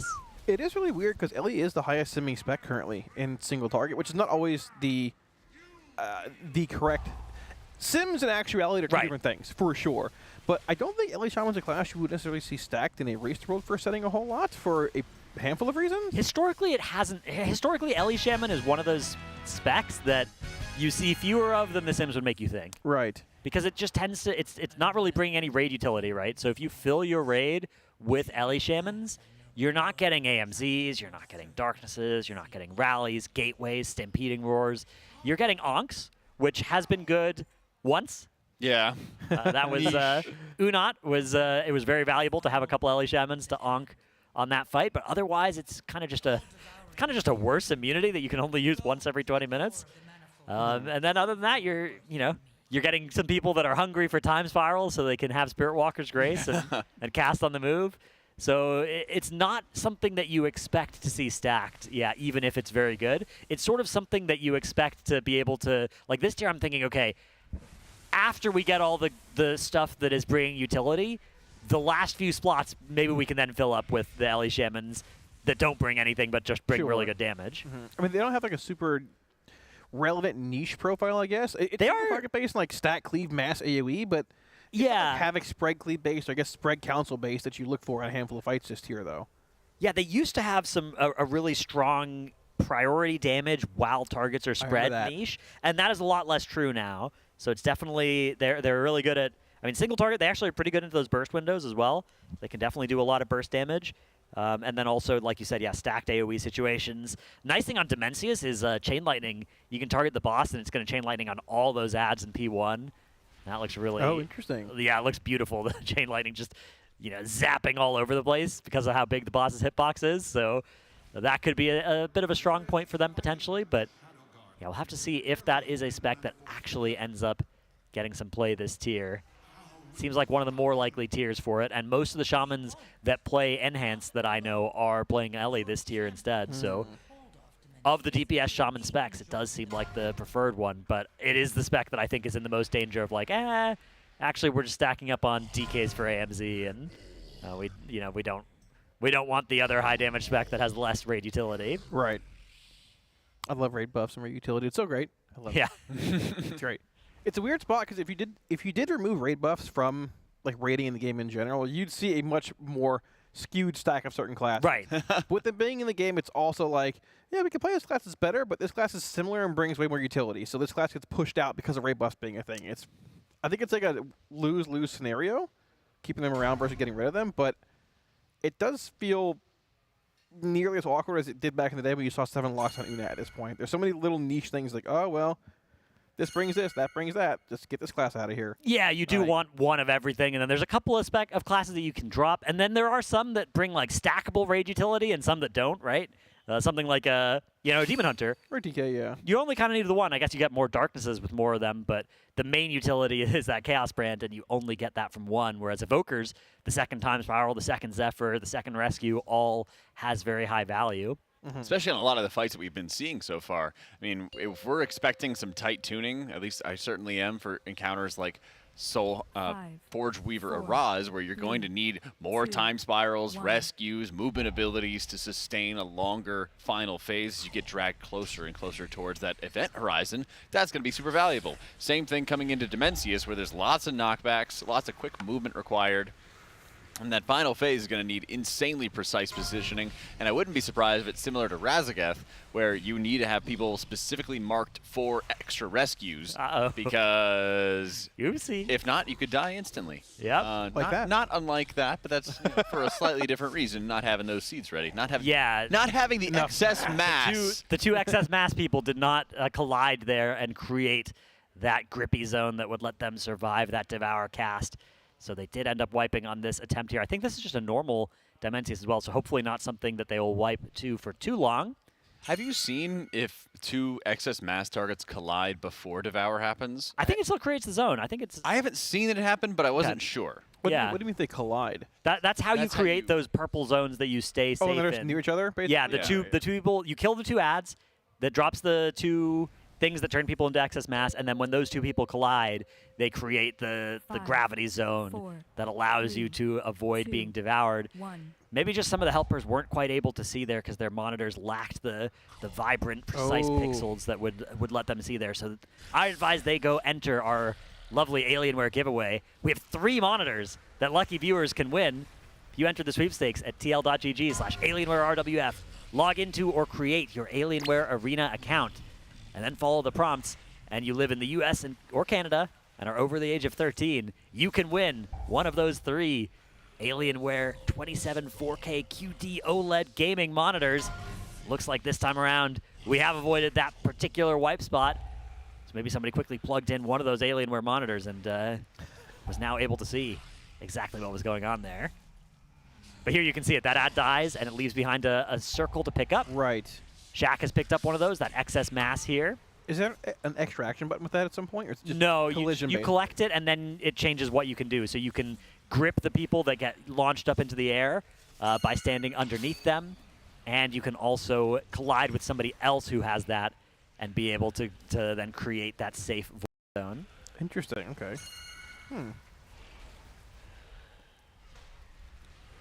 Yeah, normal Nexus King remains underway, though. The other split looks like maybe waiting for this split to finish. As we can see, there are a lot of Raiders in sort of a half-full split run. So actually, that kind of makes me think maybe after this normal Dimensius goes down, we might move into maybe some heroic Salhadars or something. Yeah. That would be pretty hype. That would be cool. Could be pretty exciting. Do we know they're going to split Dimensius as well? Or are we able to do just like the last two bosses with full Liquid Raiders. I think you would probably try to do like a 20-10 split, something like that. And I'd be curious to see how far they could stretch it, because I think their first goal is to stretch it as far as they can. But I wouldn't be surprised if it was around like 20-10 for a ratio. I guess Dimensius does hold more merit to split, because you would get more heroic tokens regardless, or Omni tokens regardless. Like, and even though Raiders might have 4 piece, 1 or 2 slots might have normal pieces, which going from normal to heroic still very very efficient, right? Whether you're going in with like a heroic tier helm versus normal might not be a big deal for like average Raiders, but for them they want to find every little bit of damage possible. So that extra 8 or 10 eye levels you can save crest for, still pretty important. Yeah, the thing is there's not too much value as well from going, so okay, 30 Liquid Raiders, 0 helpers. Going from that to 20 Liquid Raiders, 10 helpers doesn't really accomplish much until you can get to 15-15, where you can then do 2 at the same time. Sure, very true. If you're only able to do 20-10, you've freed up 10 Liquid Raiders to then go do M+ or Tazavesh or something, which has some value. But typically you don't want to do some people in M+ and some people doing splits, just because then when you want to swap people in and out of those, you're waiting for somebody to either finish a split or finish a key or something. A little bit inefficient. So ideally you want to get to those nice round numbers where you get to be half and half helpers and raiders, and then you get to be running 2 simultaneous splits, or even get down to 10 raiders, 20 helpers, and then you get to run 3 simultaneous, right? Or as we've seen in the normals, something like 7 raiders, 23 helpers, and running 5 at the same time. Which I don't think heroic Dimensius is possible with those numbers. I think 15-15 is probably the best we can hope for here, but it's possible that they don't even need to do that work, and they can just do it with 30 and 0 and still get everything they need. Yeah, although they do need a lot of Omni tokens. I think a question is going to be how much value is there going to be? How many heroic curios do they need to pick up? Right. And how many would they like to pick up? Right. Because if you could just keep on having some extra farms for like tertiaries, and you're still picking up, I don't know, rings or something like that. Even just letting you save a catalyst charge and then potentially use it on a myth track piece that you get this or next week. That does have a lot of value. So they will want to optimize that value. It's one of those things where they want to get into Mythic, right? They want to get done with this as soon as possible. You don't want to cut short splits, get into Mythic, and then find yourself wiping to a DPS check and being an item level behind where you could be, and you just can't fix it, right? Because you've gotten saved on all your characters. So that has been something that has happened in the past, some tiers, right? Where you cut splits short, and then you realize that you wish you hadn't, and there's just no recourse when that does happen. Ever since that sort of thing has happened, they decide to just, okay, we'll do maybe a little bit more splits than we think we might need, and that way we definitely won't have that happen again, because it is such a brutal feeling. Yeah, and I expect, especially for the last season of an expansion, for it to take a lot longer to clear out Mythic, and so as a result, you have a lot more time available to you to spend and invest into all of the and even if you didn't need to do those splits, it doesn't hurt, right? Like if a boss is killable without doing that extra split, it'll probably die in a few less pulls if you've done more splits and you have a little bit more gear, and so you're not even necessarily wasting that time. And there's also the yo-yo effect. If somebody else gets ahead of you, well, they're also doing a lot of fight research for you, because there's always times a slight change and a slight difference in PTR going into live means you might spend an extra 2 or 3 attempts. And so there's another buffer against sort of wasting time. Exactly. Time efficient. Liquid are already very likely to be the first guild pulling these bosses, but you don't want to be even more, you don't want to get there even earlier and then just, give even more information away while being the less geared guilds. That's very much not the place that Liquid want to be. If anything, they'd kind of be happy to spend a couple more hours than Echo and Method, gain a little bit more gear, and then reach the bosses a little bit less early and give away a little bit less information in exchange. That would be a good deal. Especially with some fights, I think, that are going to be very difficult, very much not optional, like Soul Hunters. I think that fight is going to rack up a ton of wipes in the first phase. But since that fight is also the same phase 1 over and over again, you go phase 1 with intermission 1, phase 1, intermission 2, phase 1, intermission 3. There's going to be a lot of wipes that first intermission and figuring out how you want to get around the mechanics. And as a result, you're going to invest a ton of time and effort in figuring out a perfect strat and a perfect adjustment that's going to work. But there's intermission 4 in that boss, right? When they're all going crazy and you're chained to the other players. I don't think you can live that for very long at all on Mythic. You got about 3 or 4 seconds, I think. Still a very cool fight, though. I'm you have excited to enough- see it on Mythic. You have like enough time to realize when you're about to die, and then you just explode, whether or not you're full health or not.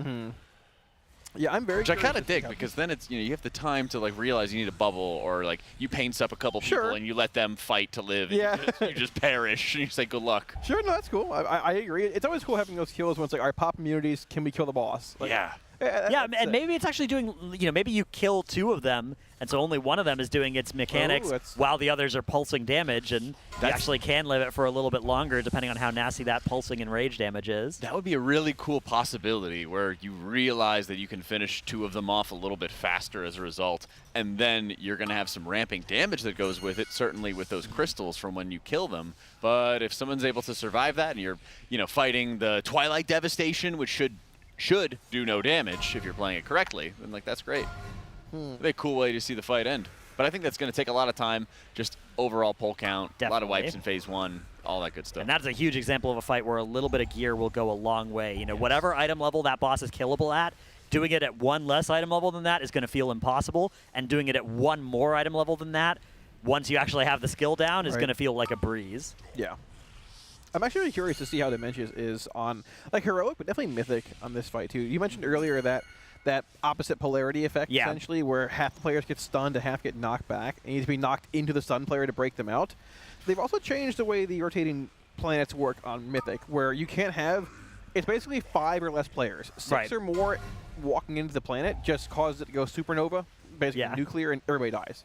But whenever he casts Devour, if you're in a planet, it consumes that planet as well. So you're basically eliminating, basic Florida math here, 4 planets per Devour. Right. So unless they have more planets spawning in, you're not going to have a whole lot of time to beat this boss on Mythic in phase 3, which for an end boss, I mean, they could be more planets, they could be a different cadence of Devour casts, but... Or it might just be, a Blitz phase 3. Sure. Well, if you look at it right here, they just had their second Devour. Right. And they're now at, like 20 energy. By the time that the boss is getting to max energy, all of those stars are going to go supernova. Yeah. So the third Devour, even on normal difficulty, is not possible to survive. That's what makes me wonder if the stars do go supernova on Mythic still or not. Oh, of like the boss automatically doing them? Just doesn't do it. Maybe. I don't know. Maybe. I would imagine the boss would not cast supernova themselves, because otherwise, you'd be forced to, like, I don't know. I don't even know if immunities would work for Devour. I mean, you'd live 1 Devour and that's it. Yeah, you like class stack immunity, random stuff. Yeah. I think it would have to be just a failure mechanic for not distributing your group properly. Also, yeah, we were talking about splits earlier. We all sort of forgot to mention this. It's a trinket from Old War. Yes. A couple are looking really good. That's is it a stat stick? It's an on-use trinket. Oh. Living Flame and Wrathstone are looking pretty solid. What's it do? Living Flame is on use. It's like baseline crit, on use, 2-minute cooldown, gives like 28k intellect. It's like a little Arouse's Ritual Forge, but doesn't decay over time. It's very good for casters. It's arguably up there with like top-end heroic trinket upgrades. It's like a good signet. Yeah, it was sort of. I mean, well, actually, no, it's close to Arouse. My bad. Well, I mean, Signet and Arouse are similar but different, but it's an on-use effect, which you can pair with cooldowns, more bursty classes. One drop in Zyronic's raid last night, he offered somebody $1 million gold, and they said no from what I heard. Yeah. Wow. So, I mean, you can get it from the time-walking box, the hero cache, from killing Yoxeron, or... That's got to be very unlikely, though. There's so many items. I got it the first season on my Warlock. Wow. Or overlap there, too. Or you can get it from killing the boss on Champion, which is from Razor Scale. But if you haven't done it yet, both that and Wrathstone look really good. Yeah, that might be something that we see some of the players that would be an upgrade for decide to do probably once we get to that M+ section of the day. And the thing is, they could easily get 24 helpers to come in with them and try and trade it too. So I'm hoping we see Old War splits. That would be phenomenal. I feel like that can't be worth the time. Probably. I mean, the bosses do die in 10 seconds. Maybe it's worth it. I don't know. Maybe. But the thing is, like, then you'd have to have multiple characters that could be your main based on which one it drops for. Right. Exactly. It's a little skewed at this point based on what we already assigned mains to. But yeah. I mean, 1 or 2 might not be terrible. I think just doing it with 24, like for each main that wants an Old War trinket, doing it with 24 people that can trade that trinket, I think would make sense. Sure. That's the sort of thing that Race to World First Guilds have access to that Zyronic unfortunately did not. Yeah. $1 million gold for that. I'd sell it for 100K. Are you kidding me? $1 million gold and you decline that? Like, that's wild. Here we've got a Scott's POV on a Lumathar. This is a heroic Lumathar, so it looks like we do have one last heroic. I think this is the last heroic, although I might be baiting. This might be the classic. We're almost done with splits. Don't worry, guys. That's right. Copium. But yeah, we've got Scott here, actually from the European edition of the Alienware training facility over in Utrecht. Yeah. Playing with a couple of other Raiders. I think Yips is over there, Tobo. Haven't you been there before? To Utrecht? Yeah. Yeah, I've been to Utrecht. Yeah. That's fancy. I haven't been there before. I haven't left Florida really ever. The swamp fuels me. Well, you're in LA right now. Yeah, my powers are diminished. So I got sick last night. My tummy was hurting, but now we're you good. have to get back to your fortress of solitude. Yeah. To recharge. Yeah, basically. I'm telling you, you're like Superman. That's Batman. Is that Batman? No, Fortress of Solitude. Yeah, it's Superman. Oh, I prefer the Batcave, but that's okay. Yeah, too. well, he didn't really get powers. He defeated Superman though in the battle, right? With the I didn't watch that movie. Krypton bullets or whatever they call them. I didn't watch that movie. I don't know. Either way. Yes. I don't think Drados watched that movie either. No, unfortunately I didn't. I feel like it would be really annoying though to be Superman and just like everybody, you just can beat everything except for Kryptonite, and then just everybody uses it against you. Yeah, and everybody knows. It's like showing up to a rock paper scissors tournament, and you're like, oh man, Brock is so great, and just everybody rocks paper. You're just like, man, everyone's got Kryptonite somewhere. Yeah, literally. Like, come on, this is so cheap. Nerf, please. Last movie I saw was on F1. sale at Walmart. What was it? Last movie I saw was F1. Really good. I have one of those on my keyboard. Yeah, me too. Don't really use it. Not a fan. That is my Barrier and Divine Hymn and Tranquility and Healing Tide Totem and Revival and Rewind. I have my F like 4 through 8 keys bound. People are always like, how in the world do you use those? Mouse. Monster Hands. Yeah, yeah. Oh. Sure. We've got some transmogs to look at here. Yeah, what's that name, Cal? That's Big B. What's up? There he is. What's up? From Ned's Declassified School Survival Guide. Yeah. I remember Big B. There we go. Holy moly. That's a blast from the past. This looks like a Warlock Mog. It's a Priest, Jack. Take it away, Jack. I really enjoy those kind of like offset Mogs where it's, supposed to be a Priest, but it's actually a Warlock. I think those are the Aberrus shoulders, right? The Aberrus tier shoulders for Priest. Is that? Stole my thunder. Ah, yeah. Get owned. Ooh, very cool. Yeah, I snoozed. You snoozed and you loathed. Yeah. It wasn't going the way I wanted it to. I mean, yeah, I like it. I mean, it matches sort of. The socks are nice. The scythe is not, or what's it called? The dagger. Yeah, like that's a sickle thing. It is Zalatath, yeah. Yeah, it's a little weird because they say dispec, but you're only able to transmog to the Shadow Dagger, I believe, if you are in Shadow Spec. No, you can do it now off spec as long as you have the weapon type. It's not in the Legion Artifact tab, but just in the Daggers tab now you can do it. It's that was a change that they made a little bit ago, which is nice. Never really had a cause to do that. Yeah, it can be nice though because some of the other off-spec artifact weapons sometimes look really good. I think Vengeance DH is really nice to use some of the Havoc Warglaives because the Vengeance DH glaives aren't particularly it for me. Yeah. I mean, there's a lot of pre-smog into this. I do like the conflicting idea of having some like Warlocky type stuff as a priest, but I'm gonna give this a 6.8. 7.96 for repeating. Wow. Repeating, of course. Yes, of course. I'll go with the 7.5. I like this one quite a bit. Yeah. Okay. Thank you very much. Yeah. Yeah. We've got level clap here. Starcaller level clap. Oh, Druid Transmog. Tettle's missing out. Yeah, I've got the Scythe of the Loon there. A classic balanced Druid weapon. What is that back item? Oh, that's from the Zindri, the new cloak, I believe. I think so, yeah. I think so. I looted it on PTR. Wow. Yeah, I like that there's cloak transmog in this raid. Still, you can also get the class parts of your cloak mog. Once you get to Renown 2 with the raid Renown, Lumathar starts dropping little silk things that you can trade outside the raid for all the cloak mogs. And it's very nice as well because each one gives you all 4 difficulties of the mog for each class as you want it. So very very friendly with the cloak mogs. Although I will say the fact that you can get stuff like veteran track, cloaks and belts from various sources still is annoying. Anytime you're going and doing one of those things, you get a belt or a cloak to feel kind of silly. Yeah, I'd give it a 7.1. 7.8. That's pretty good. Okay, yeah. I'll give it a 7.0. I'll go 8.1. 8.1.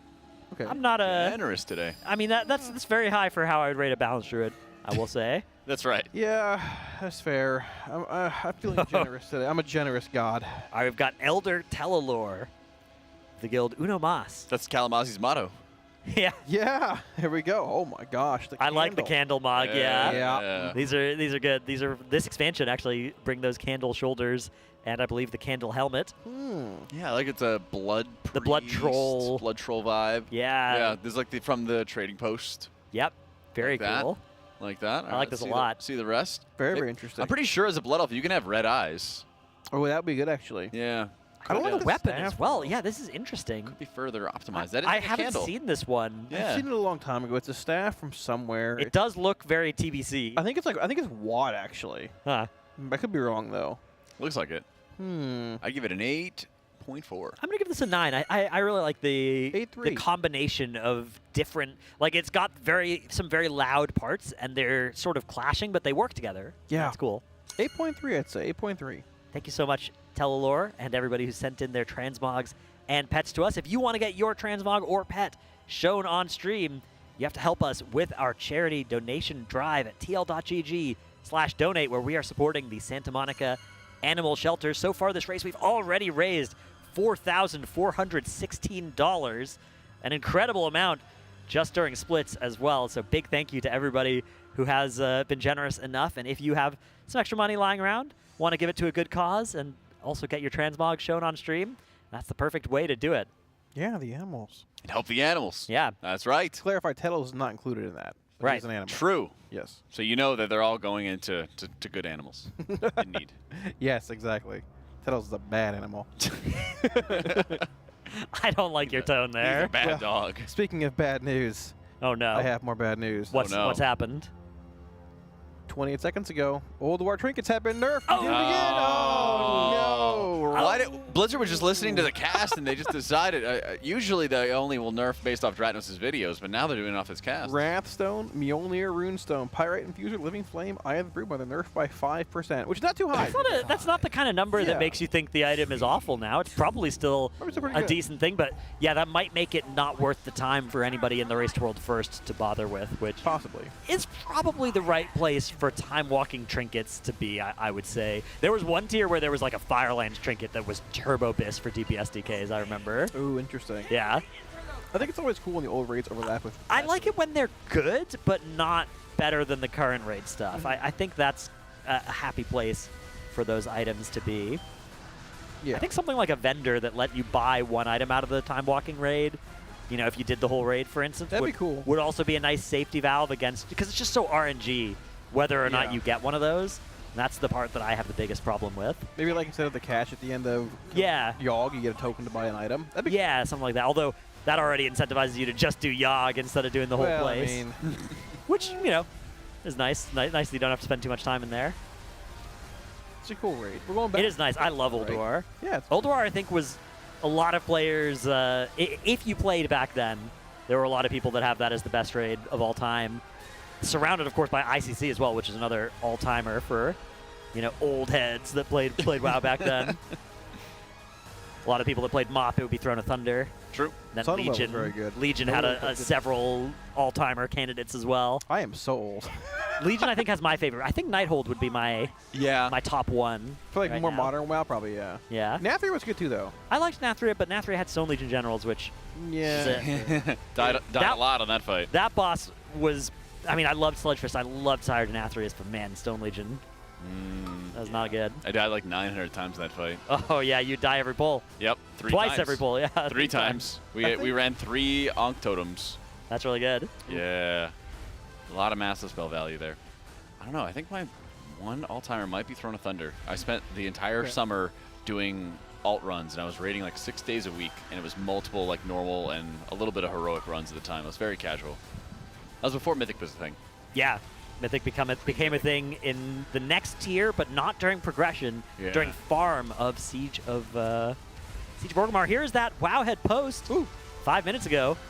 Ulduar Time Walking Trinkets nerfed 5% on those ones. Yeah, bad news if you farmed Ulduar Time Walking Trinkets. I paid $1 million gold for as they just got nerfed. Very bad news if you declined $1 million gold for one of these. Now you'd be feeling really foolish. Well, Zeronic was saved by the Nerf Hammer. I guess you can call it that. That's true. Yeah. I feel like one of the most underrated raids of all time was Tomb of Sargeras. I love Tomb. I think it's like a really good raid, but people don't really talk about it very much. Yeah. People, I think, gave it too much flack because there were a lot of soak mechanics to it. But I think a lot of the fights themselves, like in a vacuum, were super fun. I think Maiden was an all-timer for like a mid-tier fight. That was so fun. Yeah, Maiden was one of my favorite of all times. The Kill Jaden was also, I mean, it's hard to describe a fight, an end boss as being like an epic cinematic fight now that we've seen Dimensius, because I feel like nothing compares to the cinematicness of Dimensius. But Kill Jaden was close, right? Like you were on his spaceship traveling to Argus and fighting on top of that. That was awesome. I think that's what Dimensius really reminds me of, is Kill Jaden and of Archimond. You know, Archimond had a very similar phase where you drop down into the twisting nether. Yes, and he's gigantic. That was a mythic only phase, right? On Archimond, Yes. where you'd actually see gigantic Archimond down there. Yes. Yeah. And you officially killed him in the twisting nether, which is a it's permadeath. War thing, right? Yeah. Okay. Yep, that means it's a permadeath. Until WoW 2. Yeah. Yeah, sure. Or on the way back. Yeah, until it gets retconned in some way. He was a pretty good enemy. He was. I'm fine with it. Archimond, yeah. Oh yeah. Was he like not really even the enemy in some sense, wasn't he? Or was that somebody else? He was bad man. Well, you don't understand. He was trying to do something good actually, and there was a bigger bad guy. Right. That all of his actions were necessary because of. I'm sorry, man. Actually, I gotta hit you with the Dreadlords, that were the servants of the Jailer. Right. And they were sent to corrupt Sargeras himself. They corrupted him. He kind of became the leader for a bit, but as he got trapped away, But the Jailer was only doing that because there was a greater enemy that he had to do that. Where's all his the time. plan right now? Yeah. Yeah. That's post this cycle, World Soul Saga. Right. Then Jailer Saga begins again, back to Shadowlands. That'd be great. It might line up with classic Shadowlands, actually. That'd be sick. Oh, yeah. Wow. We're lining up for classic Shadowlands. So a whole 10 people. Woo. His injury goes down. Heroic difficulty this time. Yeah, I don't see any Void Spires. Nothing. Yeah, nothing looking too incredible there. But 2-tier tokens is not terrible. Yeah, here we can see that boss loot actually, thanks to the lovely overlay our production have created for this. 2 Dreadful pieces of tier. Dreadful, not bad. All right. And then we've got a couple of bracers, the Chrysalis of Sundered Souls, and the Soulbinder's Embrace, which I believe is a tank trinket there. Most important thing here being the actual cloak that dropped. The transmog. Yeah, the cloak mog dropping as well. THG won that as well. Oh, I got some big loot in week 1 today, or yesterday. What'd you get? The Cosmic Hearthstone. Oh yeah, I got that first try as well. Yeah. Yeah, it's a very nice looking Hearthstone. I always try to go for the Hearthstones. It's a huge thing for me every season, and this is the first time I got it week 1. I love that they're making they make those Hearthstones on these bosses. My favorite, the Hearthstone of the Flame from the Amir Drasil, Laridar. That was a great one. This Cosmic one's great because you stand in a void zone. Yeah. And then your body slowly disintegrates. Oh, that's cool. It is very cool. Yeah. The last year had the Styx Bunk Junker one where you're like disarming a bomb. Yeah, I didn't like that one as much. I didn't really got that one actually. It wasn't too showy. Yeah. I was using the Sands of Time one for a while. Nice. The Timeless Hearthstone, I think is what it's called. I have a randomizer, so whenever I use my Hearthstone, it uses a random one. I should get that. Yeah, it's great. I have like 400 or 40 of them now, or 20 of them or something. There's so many Hearthstones. Yeah. It's there's an add-on called Opie that makes those wheels. You know? Yeah. Love and that. within that, I have a Hearthstone on one of my wheels, and that itself is a ring.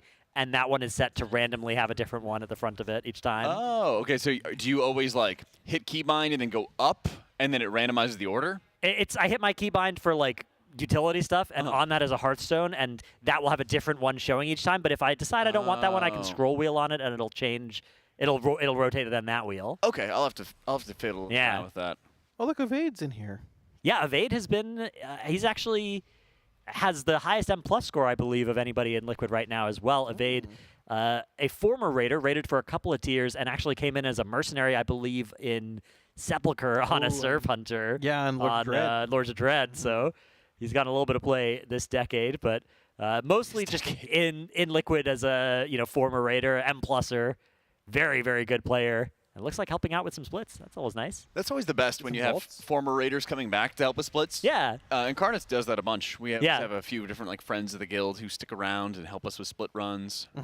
It's nice. It's great, yeah. They also get AOTC and yeah, they get get vaults, see the get raid, vaults, get to see the vaults. raid, get to hang out with the old friends without actually doing all the commitment to Prague. Yeah, a lot of times for the ones who help us a lot, we'll like get them their cutting edge mounts later on in the season if we don't have a buyer 1 week. Yeah, that's great. Yeah, we're like, oh, no buyer this week. All right, next up. What if you are the buyer? I am always the buyer. Yeah. So I mean, well, we can get you your You wait mount. until you can double sell the boss. Okay. Yeah. Just go to the RaiderIO page on if we're incarnate on Tichondrius, we'll set you up. All right. Or my boy Alun will take care of you. He's our sales guy. And our resident healing wave, whispering waves enjoyer. Ooh. Yeah. Would he heal me? You think if I was in the raider? As a buyer, we're recommending that you tag the boss and jump off. I want to do the boss fight though, brother. We're recommending that you're tagging the boss and jumping off. I've been in that spot. No, but you tag the boss. Just trust me, tag it and jump. It's fine. You'll get it all the same. Sometimes it's fun when certain bosses will just like wipe somebody out in the first mechanic. Though. Yeah. You're like, yeah, go ahead, man. Right, right. Dude, Muggsy, when we were selling Muggsy, we would always tell the buyer, yeah, walk into the first vine that you see. Yeah. Very good. Very helpful. Looks like we have 2 heroic split runs going on right now. These might be the last heroic split run. Might be. They might be. Okay. They might be. Now we're getting to the level where Janus is like, hey, there might be like a daily lockout for Tasmash. Yeah, it could be.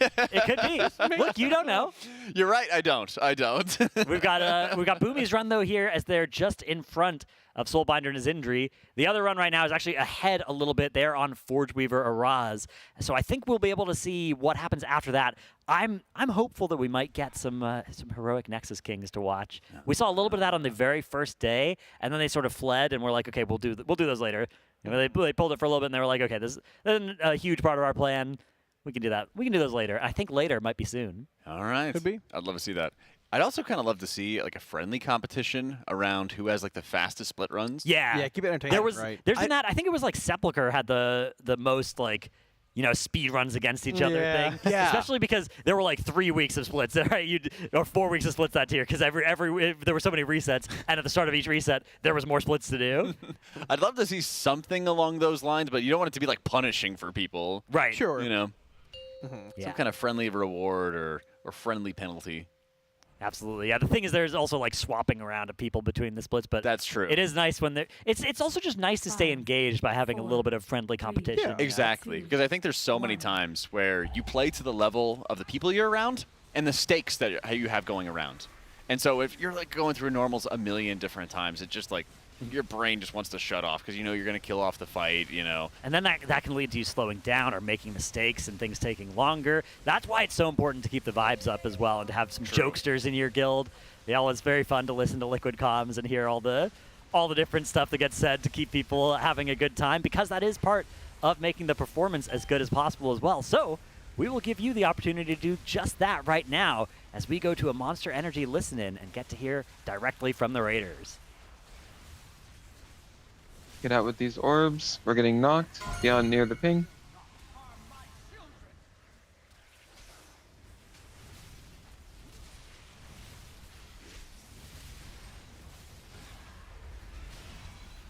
If you get these lines, make sure you go behind the canisters. And out with the orb. Yep, and out with the orbs. Get behind the canisters here. Perfect, good job.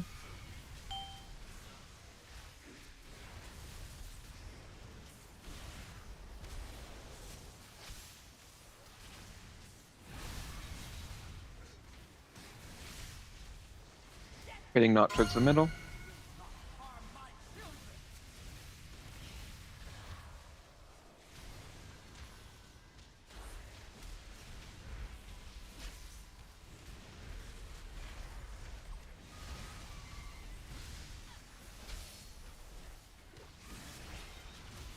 Behind the canisters here.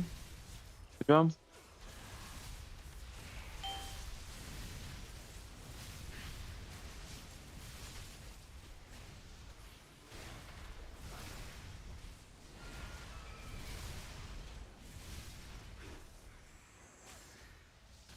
Well done, by the way, Ellies.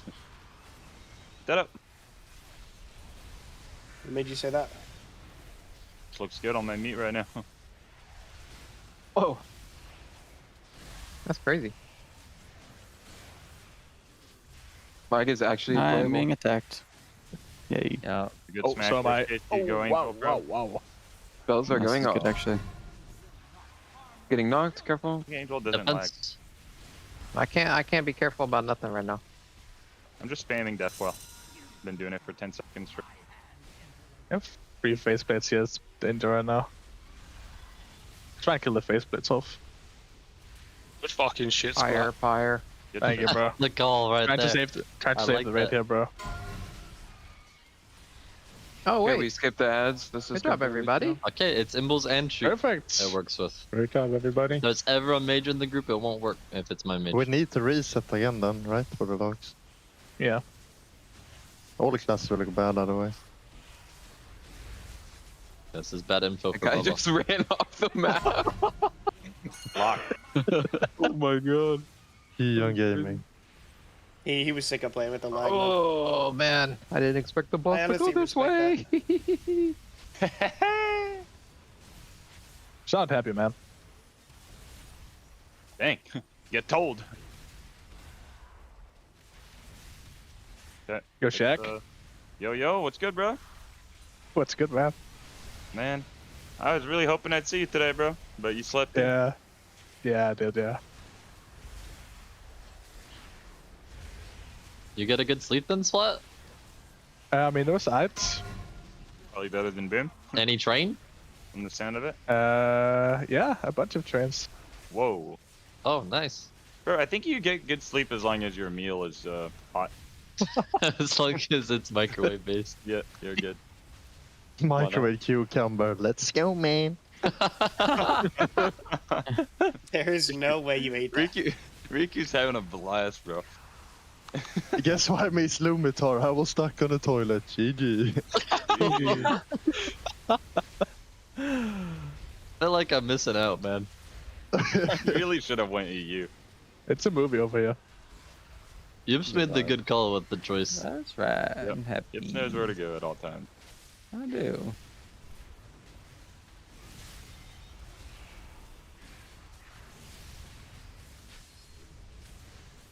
Should be dinner after this heroic, and then we'll see from there. Bro. And I didn't know what you did.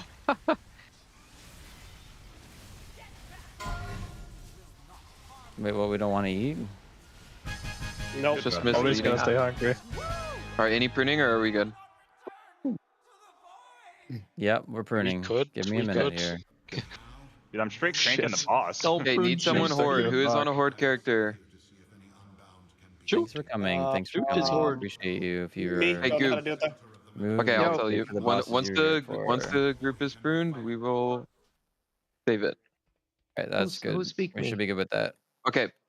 Goop or exile type /liquid space save. I'm doing it. Okay. Give me a lead, whoever has Got it. it. I don't see who has it. Chat, give me a lead.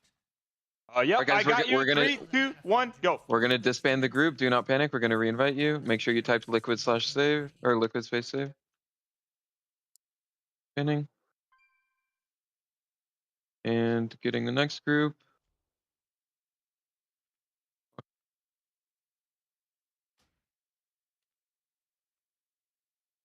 Okay, and now type /liquid space invite. Exile. Boom. Perfect. Oh, I need assist actually first. I'll type. I'll type yeah, dash. whisper. Yeah. Premature Does boom. everyone who received loot from that boss have the loot in their inventory? I think I did it. Yeah, this looks good, right? Because we have check. 2 Ash characters and we print 2. Okay, we're gonna need to list. Get in the. You can run out and run back in. Worst case, we lose items, Gus. It doesn't matter. Yeah, no big deal. I'll I don't just need this. equip it. It's fine, yeah. Equip if you got it. Go ahead.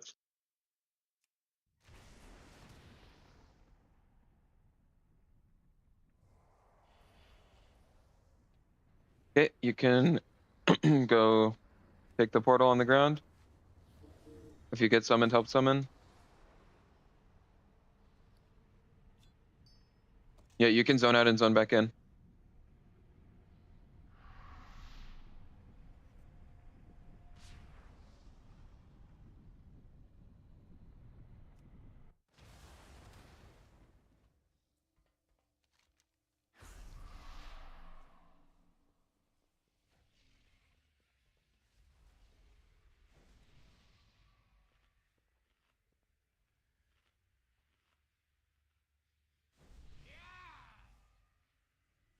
I'm helping summon, lock that in. Yeah, help summon. Okay, I'm going to take the raid lead now. Ash is getting out, and we're listing. Need 2 DPS liquid pebble dunk. Pebble dunk. DPS, pebble dunk. Pebble dunk.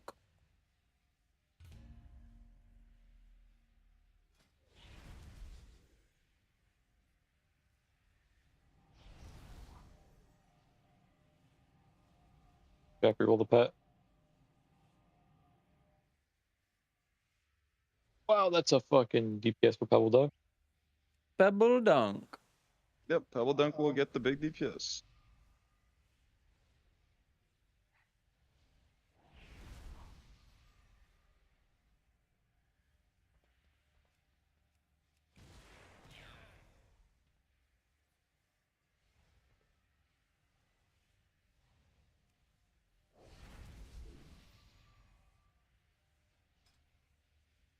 One DPS, pebble dunk. 1 DPS, pebble dunk. Go. Okay, summon this guy.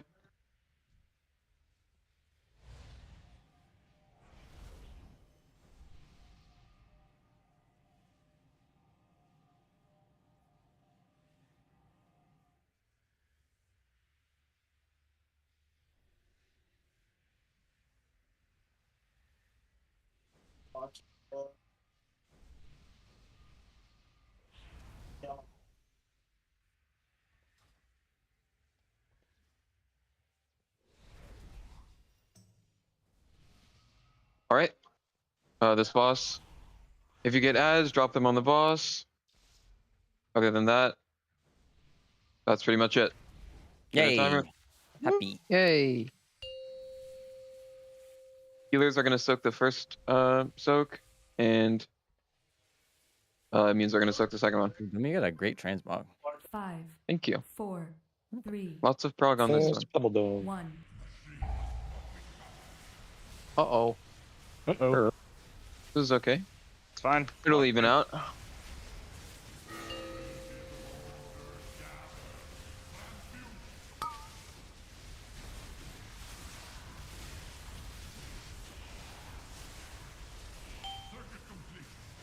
Drop these ads on the boss, please. Get directly on top of the boss. Yep. Good job. You. Soak healers. No.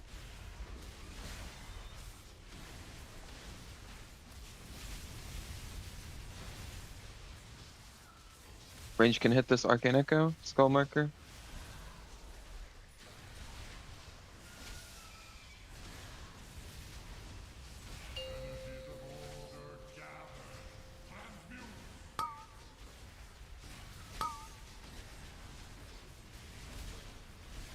Just dropping ads on the boss. Watch out for purple circles underneath you guys. Move out of the purple circles.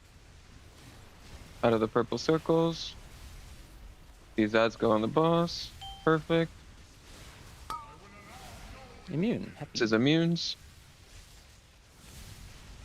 Nice pop. Heavy, a good move there. Mm-hmm.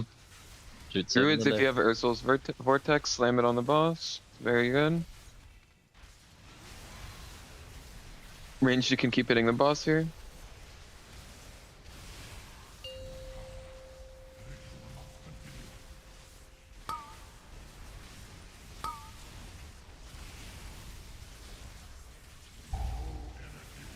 Watch purple circles.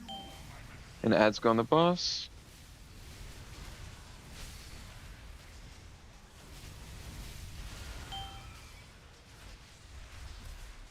Perfect.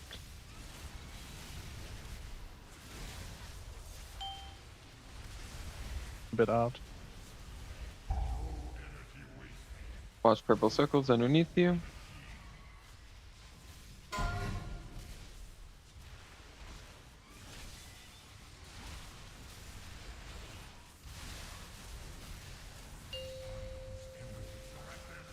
Getting knocked. Now we're gonna go hit these collectors around the room. If you're a melee and your collector is at 20% health, go look for a new one. Go first.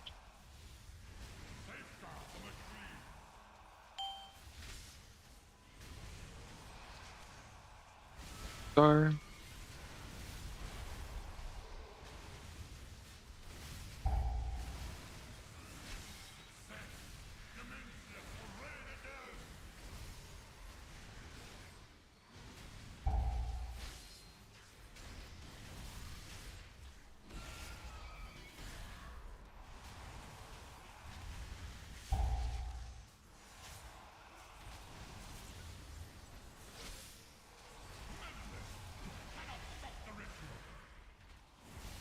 All right, we're gonna get a damage amp on the boss here.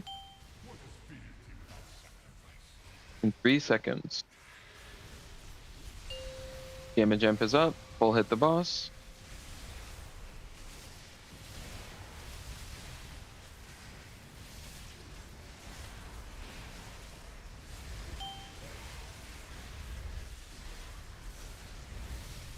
Bring the boss up to the front again. Adds on the boss.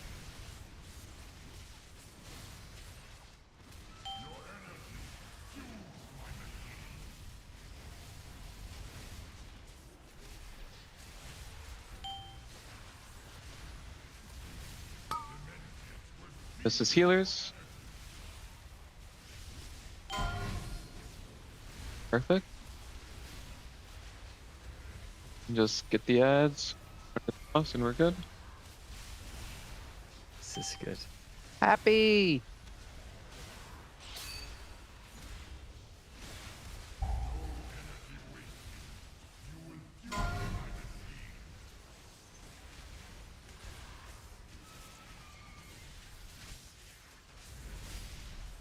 Getting knocked again. And we're doing the same intermission phase. Go hit the collectors.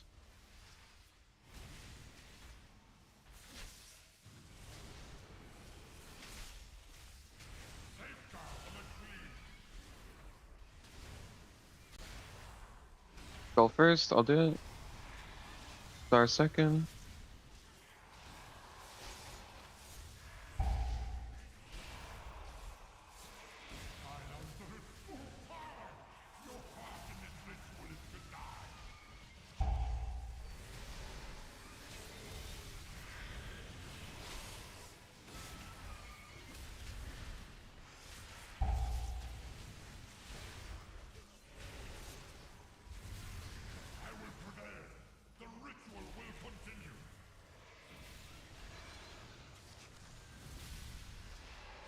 We're getting another damage amp here in 7 seconds.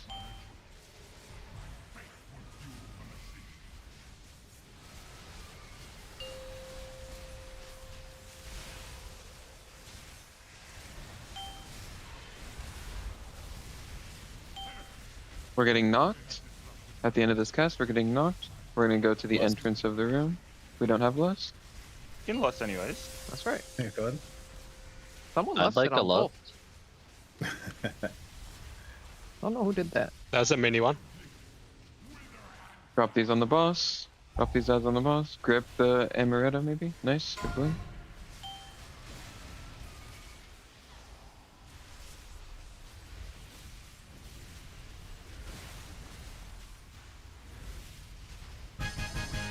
Good kill. Trick. We got the wet for bite. Sorry. Yeah, not for Domi. Yeah. That sword kind of looks like a bow. Domi Like already I could got wear that. that. Sure. Fuck it. You can have. Thanks, bro. Bro, bro. You will need it now. Demencius' reformation is inevitable. Be careful, there's holes on the bridge here. Hello, everybody, and welcome back from that Monster Energy Listen In. My name is Aya. I'm here with Tuttles and Kalamazi. Of course, huge shout out to our sponsors. We have Coinbase, Alienware, Philips Hue, Blacklyte, Monster Energy, Zenni, RaiderIO, Wowhead, and of course, Warcraft Logs. And we're continuing to raise money for the Santa Monica Animal Shelter, TL.gg/donate if you'd like to head over there. I noticed that we're so close to $5,000. Dull hairs. Did you guys get a chance to check out our Persona Challenge earlier today with me? No. With me and Dash and Jack? No. Pretty good at impressions, I gotta say. Did you get mine? The act as an average Twitch chatter? Yeah, that was good. That was a fun. That was very cathartic. So I have you to thank for that. I got a lot of my pent up feelings out. It was good. I put drunk Florida man. I don't know who got that one. Or just sort of act like you? Yeah, act like me. I don't know. We did. We did get that. That was that one. I didn't. Okay. So I didn't know that you guys submitted some. I thought they were all from production. So this is starting to make more sense. What does a drunk Florida man sound like? I just started acting drunk. I didn't really know drunk. Can you say something? Yeah. It's got like talk Southern while you're drinking a little bit. But see, there were people in chat that were saying that people from Florida didn't have accents. Yeah, well, it depends. Well, so I didn't know.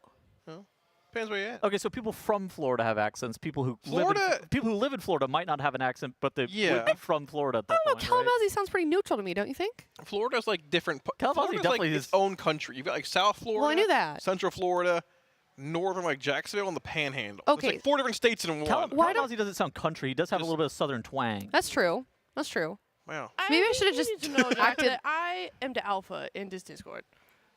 Do you know how many girlfriends I have, Jack?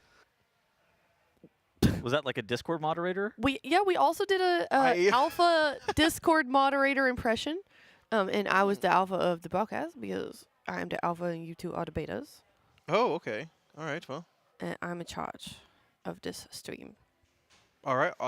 I'll take that. Acceptable.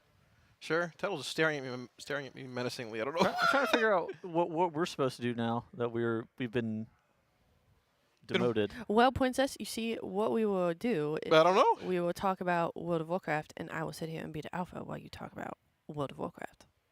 The alpha should be able to break everything. Well, you know what? Never mind. I'm not.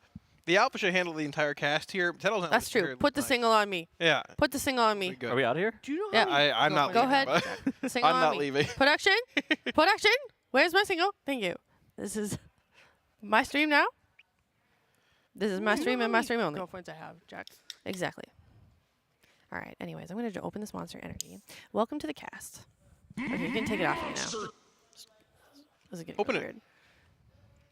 Okay. I can't. Help. Thank you. I think you need to know, Jack, that I am the Right? alpha. Okay, in this yeah. The problem I'm is- waiting for them to figure out. All you. No. I'll show you how a true alpha opens a can. You ready? Oh, okay. Okay. He's gonna use his teeth. Oh. You're very nice. impressive, Kalamazoo. Thank you. Did you open yours? Yeah. Okay. Ready? My finger got caught. Did it gleek on you? A little bit, yeah. It's okay. Oh, boy. Turn the suction on. All right. Turn that off. Wow, that Please was turn that off slurpy. right now. Goodness gracious. All right, well, welcome back, everyone. Why don't we catch everybody up kind of what's going on? I'm seeing Fractilius on my other screen here with Dryny. It looks like we're still, unfortunately, deep into splits. Maybe deep is the wrong word. Do we have any idea of kind of how much longer they have in these splits, Tettles? Well, Vexing the Gear Grinders died at 9 p.m. PST Friday last tier, so Yay. we might have another day and a smidge. Aha, day and a smidge. I think it might be less than that. I don't. Okay. Dratnos has been saying we might be close to having potentially splits being done. A lot of maybe potentials in there. Dratnos has a new law that he's uncovered. I don't know if you guys have heard about it. The No, Dratnos please tell law. us. Fill us in. The Dratnos law. Yeah, exactly. Any split may take longer than is predicted. I think that's fair. It's the Dratnos law. Why is that? Because it's more difficult? It's because we're always coping. Oh, I think we are getting close to the point where we just have Heroic Nexus King and Dementia splits left, which I heard they're going to just do Nexus Kings full liquid. That's what Dratno said. I could be wrong. Really? I That's don't what know. that's what Max Like said. liquid That's what Max said alts? last night on the end of show, the Blacklyte interview. He said that they were just going to do it as 30 Liquid Raiders. It does. So there's no tier on Nexus King. Correct. There's Oh, not a whole lot of super okay. rare or chase items. There's the dagger, like the Void set, but it's heroic. Healer Trinket's And good. There's that, but I mean, even with a full rate of 30, you can probably allocate enough to your healers there where it's fine if you can split it, X amount of times with full Liquid Raiders. I think that fight's harder to split significantly than Dementius as well. Looking at how Phase 3 works with stars, with Star Killer swings, and just the DPS check that you need in that boss to burn the Voidwing low before the boss consumes his health. To like beef himself back up in Phase 3. Yeah. They pushed with helpers like day 1 trying to split the boss at 72% on Nexus King. He basically almost lay on hands himself going into Phase 3. Most groups will push that boss at like 55, 50%, something like that. Sure. This week even. So yeah, the 72% not really tenable for killing it. I have seen Echo killing it in splits, Method also killing it in splits. It kind of comes down to how much gear you're going to be losing whenever you elect to not kill it during splits, but also kind of like you're saying, that at the same time, if you're going to wipe a couple times, because that is a really easy boss to wipe on, the Star Killer missiles, the Star mechanic just as a whole, those things are very difficult to deal with just with helpers and whatnot. And that's a kind of a question as to, you know, what success rate do you have to make it worth? So sorry, is this speculation or is this for sure happening? Well, that's what Max said yesterday. Okay. But, you know, it changes. It's so dynamic day to day. Sure. Yeah. And things can change a lot, but I think that boss is, at least looking at it, significantly harder to split than Dementius, in my opinion. Dementius seems... There's a couple new mechanics on Heroic. There's, like, debris in basically all the phases. I believe the soak pools in Phase 1 for your friends floating in the air change a bit. But for the most part, the fight just seems pretty similar to normal. Just dodge more ground effects, and it should... There's a tank grip. Die. Is there... Do we know... I don't know if we know how that works, though. Yeah, we do. Oh, I didn't see the VOD. I've killed it. I've personally killed the boss. Oh, okay. Well, listen. Enlighten us, Tettles, please. Yes, please. It's just a tank circle it's just a circle that's on the tank, and you should try to make sure that you're not either getting gripped through the boss or gripped through some of the stars that have been procced via the supernova. So you just have to make sure that you're in line of sight of your tank and it grips you in. And then the boss casts a supernova on one of the stars, and you just have to run away from it. It's kind of the secret. So it pulls the entire raid to the tank, essentially, or how does that work? Yeah, so it puts a circle on the tank, right. like a pretty large circle on the tank. You cannot be inside it before the grip goes off, otherwise you die. And then you get gripped basically to the tank. Yeah. Is it the first phase or the last phase? This is the last phase. Last phase, okay. Oh. Okay. Doesn't seem that bad. No, it was really not that bad. All right. We wiped one time in the last phase because people kept getting hit by the tank mechanic, the empowered auto attack swings where it knocks people back. Oh, okay. It's really easy to accidentally walk on your tank because you're panicking, and then you just get punted straight into the middle of the boss and you die. Okay. How did your raid go last night? I was watching a little bit of your heroic Dementius. Well, we are currently in 3rd place on the Coinbase leaderboard, so yeah, not bad. It was not bad. Pretty good. Yeah. Pretty good day. I know Calabaz, you can't see that far. I'm squinting. I can see it. They're there. Yeah, look at that. Number 3. The amazing Zoo has either 80% or 60% on. That is 60.85%. Yeah. There we go. Yeah. You got to get your eyes checked. I have glasses. They're in the hotel. Zennies? No, but I actually need new glasses. And there will be Zennies, actually. You need a new prescription, bro. I got it in high school. It's fine. How old are you? 35. 30. My I'm God. 34. So 2010? When did you graduate? 2009. 2009? Yeah. Wait. My prescription in high school. Okay, so I've been making fun of Cam's for the last 24 hours because his is 10 years old. Me. Yours is way worse. Wait, do you even wear them? No. Okay, they don't thank even God. work. Okay, that's okay. Only for driving, but they're not required for driving. Please don't wear those driving. They probably don't help you. They probably make it worse. I don't have a restriction on my license for driving, like needing glasses. That's irrelevant. You didn't tell them. That's irrelevant. They that test doesn't you matter. for it. What do you mean? What do you mean test you for it? What do you mean? You sound like Courage the Cowardly Dog over here.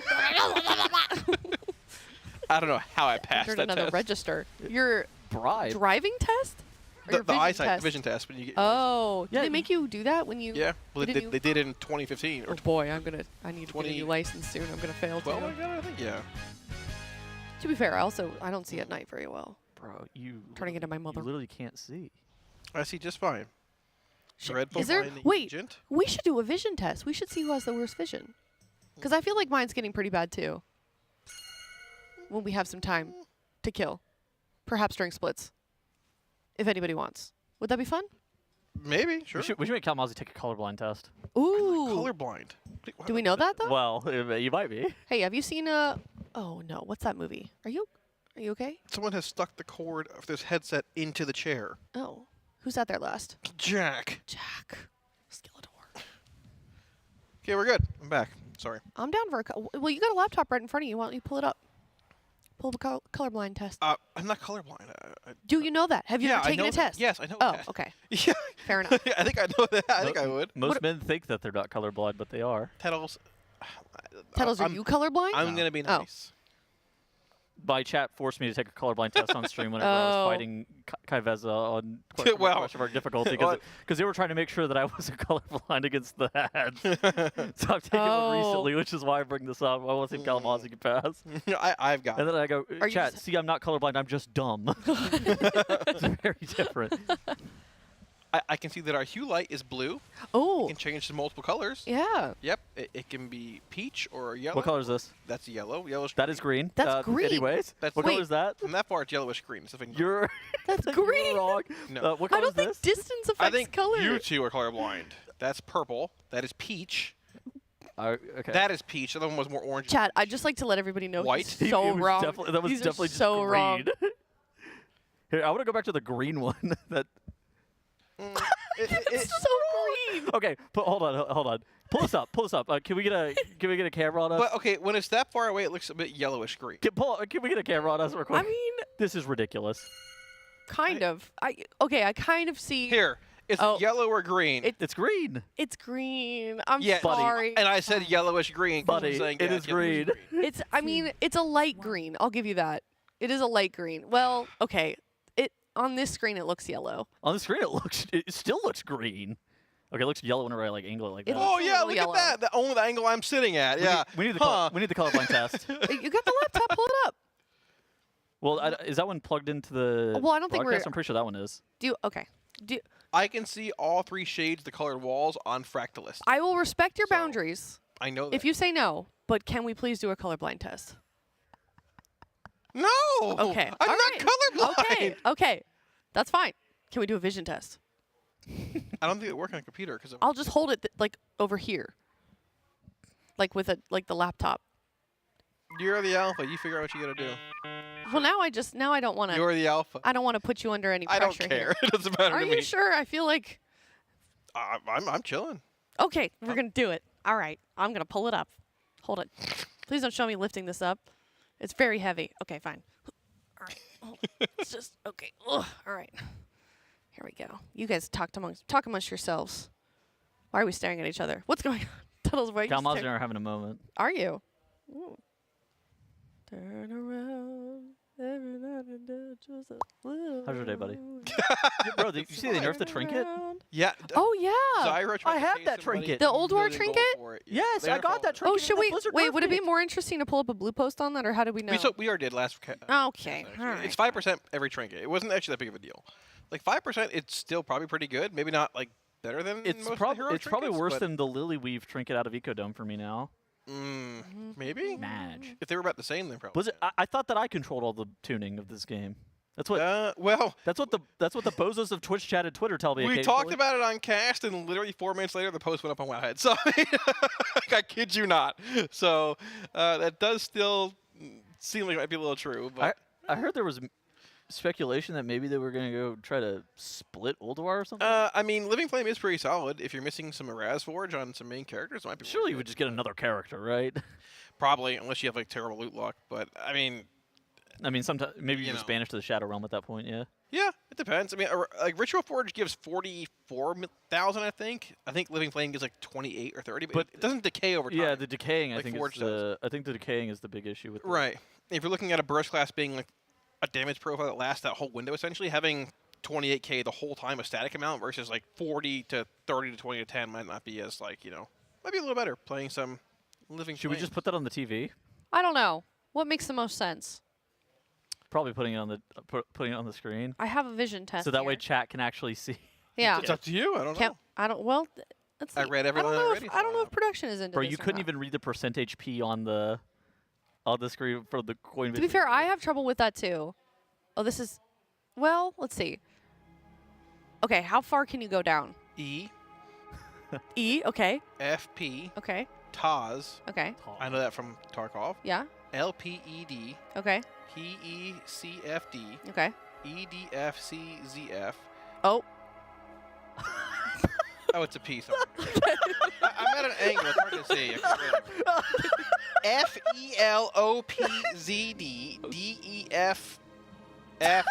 FELOPZDDEFFOTEC. It's hard to see the detail in like the little F and P icons, right?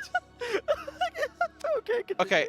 Below the red line, we have L, N,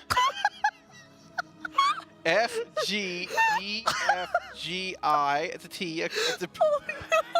I can't. I can tell you can't, man. You're just missing the letters. You're done for, bro. It's over. Bro is cooked. Bro is cooked. Oh, no. I'm sitting like 20 feet away from this. What do you mean? Bro is literally cooked. Chat, Unk is cooked. He can't see. Oh, come on. Listen. I don't need my glasses to drive my car.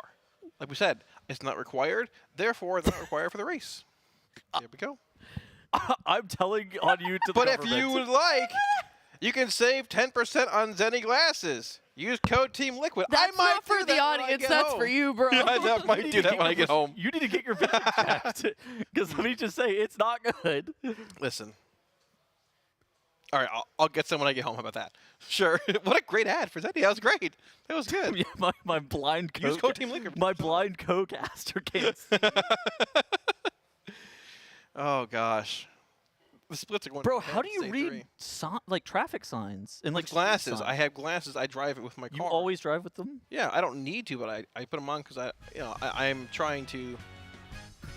I don't want to crash my car. I don't need them. I just can't read traffic signs without them. I feel really bad. I didn't think it was going to be that bad. I don't care. If it was required by law, if I had a restriction on my license, I'd wear them. But I don't, so I'm okay. It might get restricted next time I take the test, though. It might have gotten a little worse over the last 20 years. Can I literally couldn't see. Can I tell a slightly relevant story? My grandma renewed her license during COVID, and they didn't require you to come in and do a vision test. Boy, that was a mistake. Oh, well. They shouldn't have done that. I think I renewed mine around then, too, but I had to go to the office, actually. Oh, okay. I mean, I didn't need to do the test again, though. Huh. Dude, somebody in chat just goes, "You're driving based off vibes." I just feel it out. So. Just I'm peely crafting the road. To be fair, I don't really read street signs either. I turn when the line is at a 90-degree and it looks like I'm like right there. The difference is GPS. you can read what street you're turning onto, and he can't. Yeah, but I don't. My car talks to me, and also I can see there's a whole diagram on my HUD. That's not good. These are not good things. What about a sign that said one way Most only? cars that are modern Teddles have those. Your 84 Ford Pinto might not, but it's okay. Most cars built in the last 20 years have things like I thought you sold that, your car. I bought it off of him. Oh, you bought it? Wait, you bought it back? Well, okay. No, I didn't sell it. He sold it to me. Yeah, I gave him a GPU for free, but I made him buy the Pinto for $1,000. Exactly. What? Yeah. You bought a car from him? Yes, I bought a car from him. Really? Kalamazoo, before he was a Twitch streamer, was a valet, and then after that, he was a used car salesman, and then now he's a Twitch streamer. This is lore I didn't even know myself. Oh. That's right. All right. And so, yeah, he sold me a Ford Pinto. It was a pretty good deal, actually. I just had to get it from Florida, which was a little bit far, but okay, not a problem. Not a big deal. Interesting. I did not. Interesting sell lore. cars. I didn't know about this. I fried chicken for 7 years. Oh yeah. And then I parked cars for 7 years. Oh. What was your favorite meal at that place? Or did you not eat any of it? We actually made a cake. Oh, wait, do they still do that? Chick-fil-A, right? It was never for sale. It was a thing we made on our own in the kitchen. Oh. It was Ewan's birthday. Wait, you worked at Chick-fil-A? Yeah, for 7 years, yeah. Can you give me your best, my pleasure to serve you? No, I rarely ever said it, actually. I think you should start. Would you get in trouble if you didn't? Like, were there secret Yeah, but shoppers then I that became came the in? boss, and I didn't care because they couldn't yell Nice. at me. That's yeah. awesome. We made 2 cakes. We made chocolate cake and strawberry cake. We had no butter, so we used mayonnaise instead. They were really bad. Weird. Weird that didn't turn out. Well, we also used to make shrinky-dink things by throwing the plastic lids in the fryer. They'd shrink down really fast and become like little plastic toys. After seeing how you cook things, I'm not shocked that you got fired from that. Which Chick-fil-A was that so I can avoid it? This is all hypothetical. Oh, okay. Right. We would have done that. We would have done. But instead, he was selling cars to me. Yes. Okay. Exactly. Yeah. Mm-hmm. And then you made pizzas. Yeah. Yes. Misa's very good. I might make a Florida Man cookbook, actually. Dude, I will buy it. Those are repulsive. Well, they are, but I think it'd be fun, though. I think it'd be hilarious. I think press 1 if you would buy a Florida Man cookbook, Kalamazoo edition. It'd have to be, decent, though. Yeah. Legitimately decent. Yeah, it would be. You do a good job. Yeah. Oh, look at that. Look at all your fans. So there you go. Look at all that revenue. Look at that. Yeah. Yeah. Wow, maybe I will. Some streamers have merch. I have a cookbook. I think that makes perfect sense for you. And you could sell an apron also. I could actually. I could. What would you put on the apron? Kiss the cook. Oh, yeah, there you go. I'd probably not. I don't. Yeah, kiss the cook with that big demon face. The one that Jack did? Do you have the copyright on that? I don't know where it's from. It's like from Russia somewhere. I actually bought the mask and it was nothing like the picture. Wait, So now what do we? Oh, I thought we were talking about the demon face of Jack's photo of you. What demon face? I tweet some like demon face out for Warlock things on Twitter every so often. Oh, I've never seen this apparently. Oh, it's on my Twitter if you even follow. How? Okay, let me look. Production might be able to find that actually if they look at my Twitter and show it on stream. But it's like this big like. I think THC found it like during like BFA or something, and we just became a meme between us. And then one day I posted it on Twitter, Demon and it's just face. there. Oh, this guy. That's him. Do you have the mask? I bought it from like Russia. It took like 3 months to get here, and it was nothing like it at all. So I just threw it away. Oh, that's unfortunate. It was so bad. Well, Halloween time, you should go look for it. If somebody can find me a link to that mask, I will buy it again. Let me see. But I had to like dig like the dark web to find the link to buy it. So. Well, now you just use ChatGPT. Oh, find that's it? true. Yeah. Can it do that? Plug the image Probably. in ChatGPT and they'll find it. Yeah. Oh, interesting. AI is the future. Have you not heard? I have now. Thank you for enlightening me. That's amazing.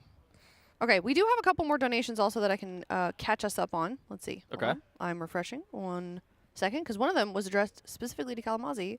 I don't know if they read these out on the last one, but we've got $35 from Devils. Shout out to all the locks out there. Big ups, THD and Kalamazi. Go Liquid. Oh, thank you. Yeah. Shout out the Warlocks. Yeah, absolutely. And we've, I don't know if we're all caught up on transmogs, but if you'd like us to look at your transmog or your pet, teal.gg/donate, and we can take a look at that. I have a question. So on behalf of all of the other classes in the game, how did Warlocks get away with it again? Get away with what? Having 3 specs be just utterly broken. Like, what is even going on over there? I don't know. Listen, all 3 specs aren't broken. It's we've literally had like. Chat. Okay. Chat, do you believe this? He's literally just lying. When was the last tier? And don't be stupid, Tettles. Be real here. If you brought this up, this would be hard for you, but just stay with me here. When Warlock was inherently really broken. Aberrus. Okay, so yeah, like 4 raids ago, right? When was the last tier Mage was broken? Oh, this tier and last tier. Okay, and last Mage is not broken. And this last tier. tier. Mage is broken. And last tier. And last tier. How many tiers are there? I can go to 1. It's still true. Unk, all 3 of your specs are like the top 5 specs in the game. But don't blame me. I you know. We don't want to activate Plan C, okay? Don't. The fact that there's a Plan C. There is one? There's a Plan C. That's You know my Plan B crazy. is bench. B stands for bench, man. No, Like, Plan- for some reason for you, Plan B is the top DPS AF. Like, what is even going on over there? Boy, I can't. I'm looking for this mask, by the way. I don't see Yeah, it. it showed me like a pit. I'm seeing like a cursed version of it. Yeah, there's like some. Yeah. It's on Walmart, but it's sold out. Yeah, it's like dropship from Smithies. Yeah. No ratings yet, so I wouldn't go there. I wouldn't get that link. You can get custom made. Yeah, maybe. I'm not custom making the demon mask. Why not? Because Why don't you just, I have an idea, just print out that photo and tape it onto your face. that'll be my merch. Yeah. Buy the demon mask. Yeah, there you go. Just make that like a sticker or something. That'd be a hilarious sticker. I think that'd be a great sticker. I mean, it wouldn't be that bad, actually. Well, if you guys have any questions or anything about the raid, state of the raid, we are also looking at chat. Tettles is, did you see anything in there? I see you leaning down. Just haters. I just saw haters in there. Ah, What, well, of you or Kalamazi or me? Probably both him and I. They were arguing about who's a bigger sandbagger between the two. Oh. Going on. Okay, press 1 if you think it's Kalamazi. Press 2 if you think it's Tettles. Should I not have done that? It's got to be. Well, we know the answer. We know what the answer's about to be. Oh, look at that! Look at that! Holy moly! Sheesh! Wait, you were 2 or 1? You can't. I was 2. Ah. There you go. There you go. Yeah. Dude, okay. I'm gonna be honest. I don't even know how this is my fault. I don't really know either, honestly. You did it to yourself, though. So, I feel like. Nah, never mind. Do you guys raid Tentacles, your guild? No. We're 12 hours a week. Did you all pull Lumitar at all? Or it doesn't say it on the board, but okay, I wasn't. No, we went to bed. Who's the amazing zoo? I don't know. I'm not really sure where they're from raid-wise or anything. I mean, I'm not sure. I don't know. I'm actually curious if we can see how many pulls they both had on Lumithar. It's like 60%. It's basically the same for both. Consequence, I think, only put it like a couple times. I was looking at their VOD yesterday. I think it was 4, yeah. And I assume it's a step up from Plexus Sentinel, but I don't know to what extent. So Plexus is actually not that bad, but Plexus was hard to kill at 693.5 without everybody having their 4 set. Mm-hmm. Damage check and just the lack of stamina was a little bit tough. I think that once you're like 705, that fight just gets walked over very, very easily. Which classes right now are benefiting the most from set bonuses, Tuddles? Warlock. Oh. Yeah, what's going on with that? You mean our old set bonus? Yeah, for sure. Oh. For sure. I know DK is quite good. Yep. DK is good. Elemental Shaman, I think, is broken. Thane Protection Warrior, I think, is like a 50% damage gain. But that's not played though, right? Oh, well, I'm pretty sure Thane Protection Warrior is going to be played. Oh, Prot Warrior. They said like, no, okay, I'm dumb. No, Thane Prot Warrior, I think, is quite good. I think those are some of the top couple. Most tier sets, though, are 15 or 20% damage increases almost minimum compared to last tier. A lot of them are very, very powerful, yeah. Do you think we're going to have a JPC situation like we had in Sepulchre where there's going to be like one player that still hasn't gotten it? No. You can guarantee tier set on everybody in today's day and age. So everybody has 2 catalyst charges because you kill Dimensius and you have a catalyst charge. On top of that, you drop 3 Curios from 30-man Dimensius split. So everybody is able to guarantee get Hero Track 4 set. That's good.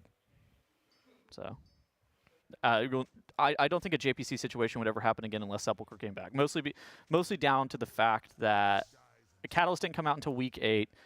Tier was restricted, and you were only able to kill through Anduin on week 1. So that meant that you could only get 3 set during the hero week, and then you had Rygalon and Lords of Dread on week 2, which meant that it was still not guaranteed that you would get your 4 set. So that was the reason that happened in Sepulchre. I don't think that can happen ever again, though, because Blizzard I don't think they'd allow that ever again. Blizzard, well, just I don't think it would happen at this point. Blizzard just allows you to get tier a lot Yeah. easier in 2025. Because as it turns out, the game feels unplayable and not very fun whenever you can't get tier. Ooh.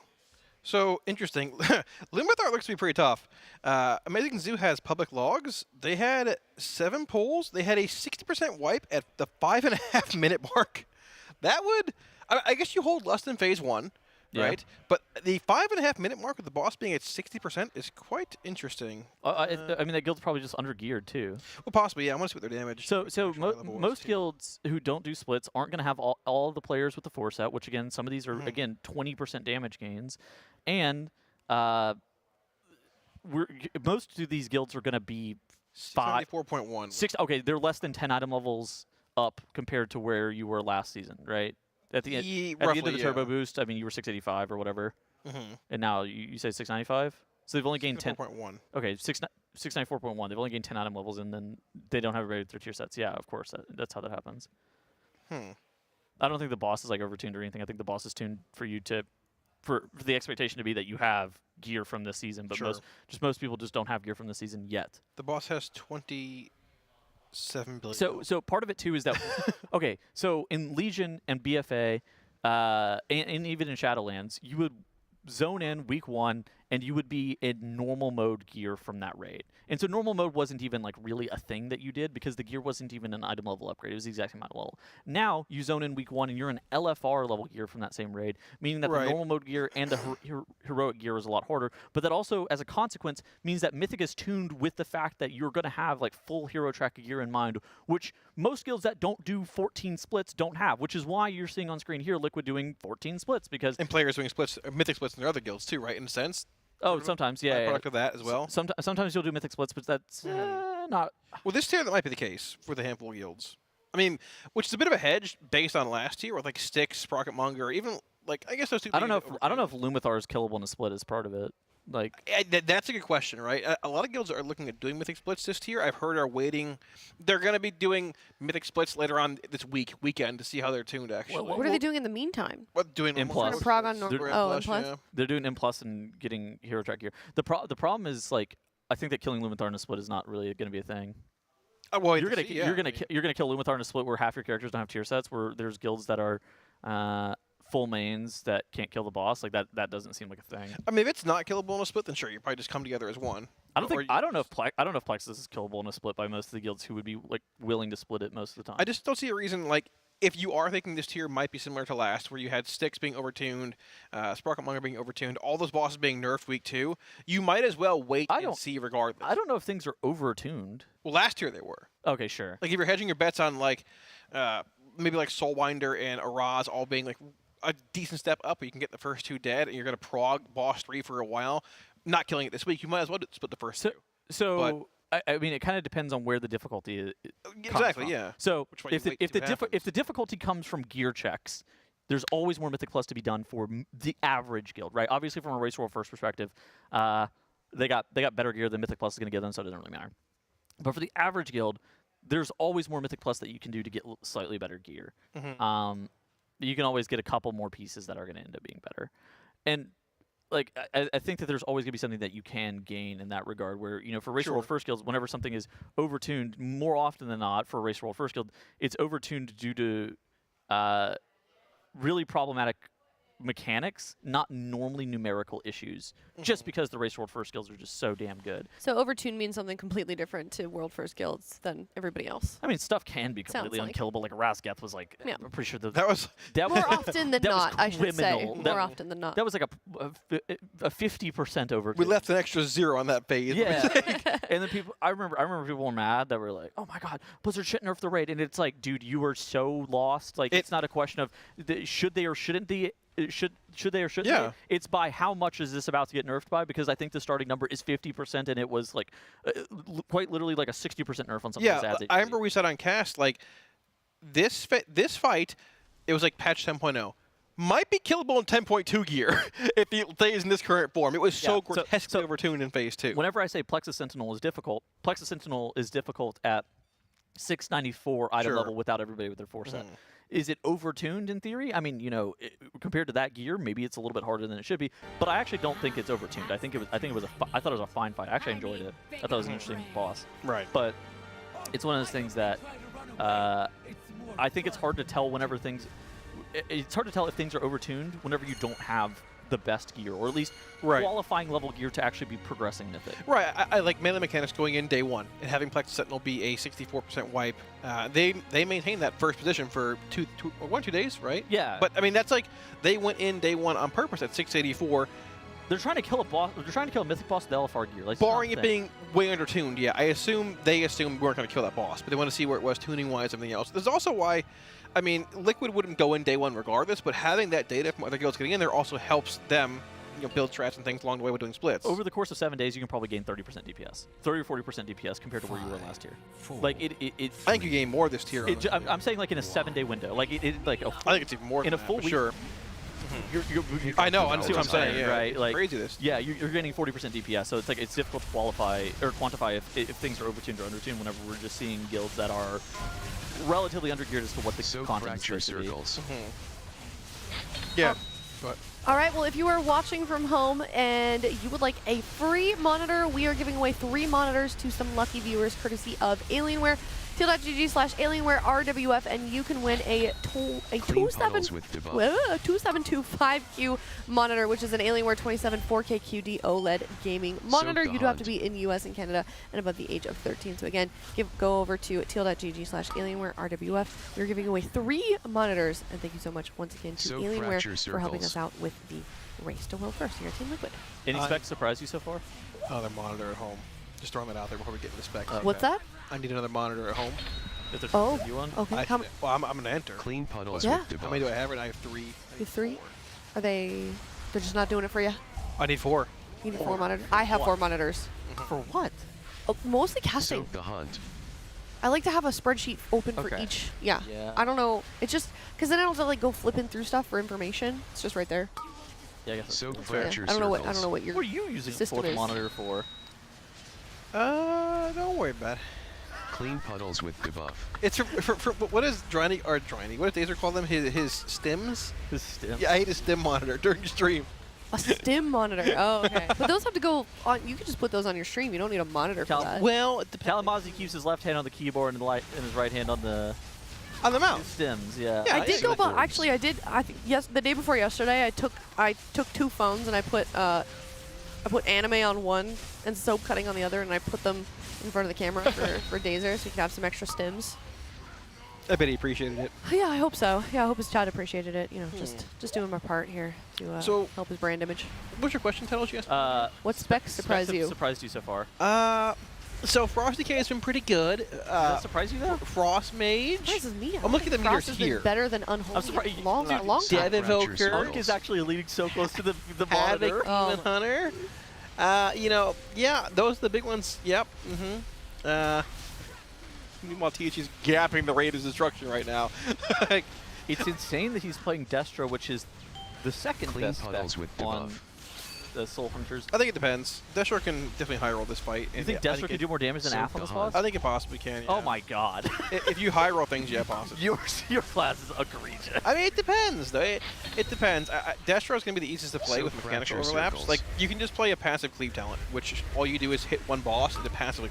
It's mayhem. Yeah. Passively just cleaves everything. What's so you're Tettle Salad knows about Warlock? Yeah, so you're just like literally playing passive Destro and cleaving all the bosses while doing mechanics, doing dispels, all that. There's a lot going on in this fight on Mythic for sure, so you might want that a bit less of a cognitive overload, right? You get the imp out too. Oh my yeah, god. you can tell the spell. Yeah, it's pretty solid. Soak the but hunt. So if you ever get the imp, you just instant spell the movement's got nothing to do with me. Well, we have a rotation in our guild who soaks and gets passed to, so I'm number 2. But I can just imp the spell. Oh, it went away. Where'd it go? I don't know. Oh, guys. But the debuff is gone. If you want a bit of less of a cognitive overload, that's could be the play. But going back to your question, though, I mean, we knew Frost DK, Frost Mage, like Warlock. Ellie Shaman, I think, was... Ellie's very high. Ellie was on most people's radar just due to Sims. Do you think that people speculated that Ellie was going to see play? Not until buffs came in or anything. Yeah. I mean, like last week or so, probably you played over Enhanced, I'd assume, right? Like, yeah. Bell rush. But try to stay Question still. for you, Tettles. When you asked that question, did you mean in terms of like what you were seeing for the upcoming patch, like what people were predicting, or just based off of like what has been good in the past? No, Like, basically what is surprising me to you? Kind of like what we've been seeing do well in splits, and like what the race world first guilds have been gearing, and Oh, okay. you know, there's some stuff that, you know, every spec has coverage in some capacity, but you see these people have 13 of one specific specialization. It's like, okay, there's a reason that they have 13 of it. I see. Yeah, Okay. I think there could be a couple of dark horses we haven't seen a whole lot of yet.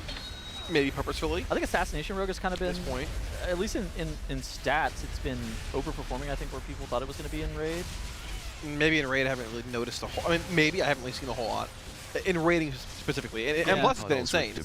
But yeah, obviously Mythic Plus everybody knew that was gonna be insane. I think in Raid it was overperforming where people, you know, perception was gonna be that it was kind of sitting. So I'm interested in seeing how that does. What about you though? What would be your answer to that question in terms of specs that surprised you, Tunnels?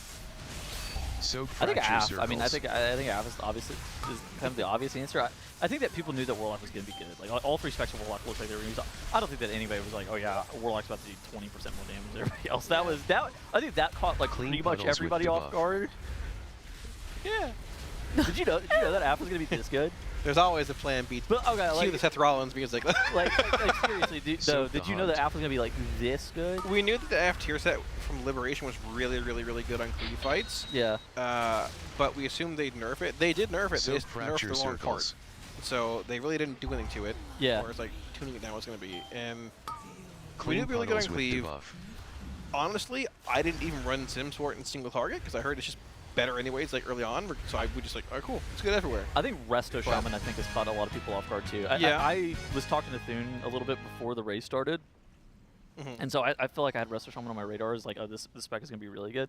But I think that most people were on Mistweaver, Resto Druid, Preservation, Evoker, Holy Priest is like that's going to be the default comp that most people are going to be playing. A lot of people weren't really looking at the Restoration Shaman, but it seems like there have been a lot of Resto Shamans that have been starting to get prioed for gearing purposes, and I think that Resto Shaman is going to be That's what Jack was saying highly too. represented. He was saying that, and Disc Priest is rising his ranks like possible specs to play in later fights also based on their structure. Yeah, everybody I think was on Holy and away from Disc, but yeah, Disc seems like it's doing a little bit better than at least people thought it was going to. Yeah, there's a lot, he was saying there's a lot of like weird, like not as stat cleave as he thought, like on the Ventius, where it could like devalue Preservation and add more to Disc based on healing profiles and stuff. Race roll first is a little bit weird though, because you can have a good spec, and if it's not the best spec, then you're not gonna see play regardless. It's the same with sims. Like, listen, I always say that there's sims, there's actuality. A spec might sim super high, but if that spec can't move or can't cast in the move, or doesn't fit a fight well, it might see some play, but it's not gonna be stacked to a crazy amount. I think that's the case for Ellie Shaman this tier. You'll see, you might see 2 on some fights. I don't think you're not gonna see more than 2. Ellie even though is hard to get stacked, I think. Yeah. I agree for that as well, right? Like, you'll see one shaman, it'll be Ellie, I would assume, but you won't see multiple shaman. You'll likely see multiple warlocks. You'll likely see multiple frost DKs or DKs in general. Maybe a Holy Seas play at some point. Melee DPS kind of suck, so it's kind of interesting, like where you're actually supposed to get your melee DPS quota. So yeah, that makes sense. That I think Windwalker actually has been like sneaky pretty good.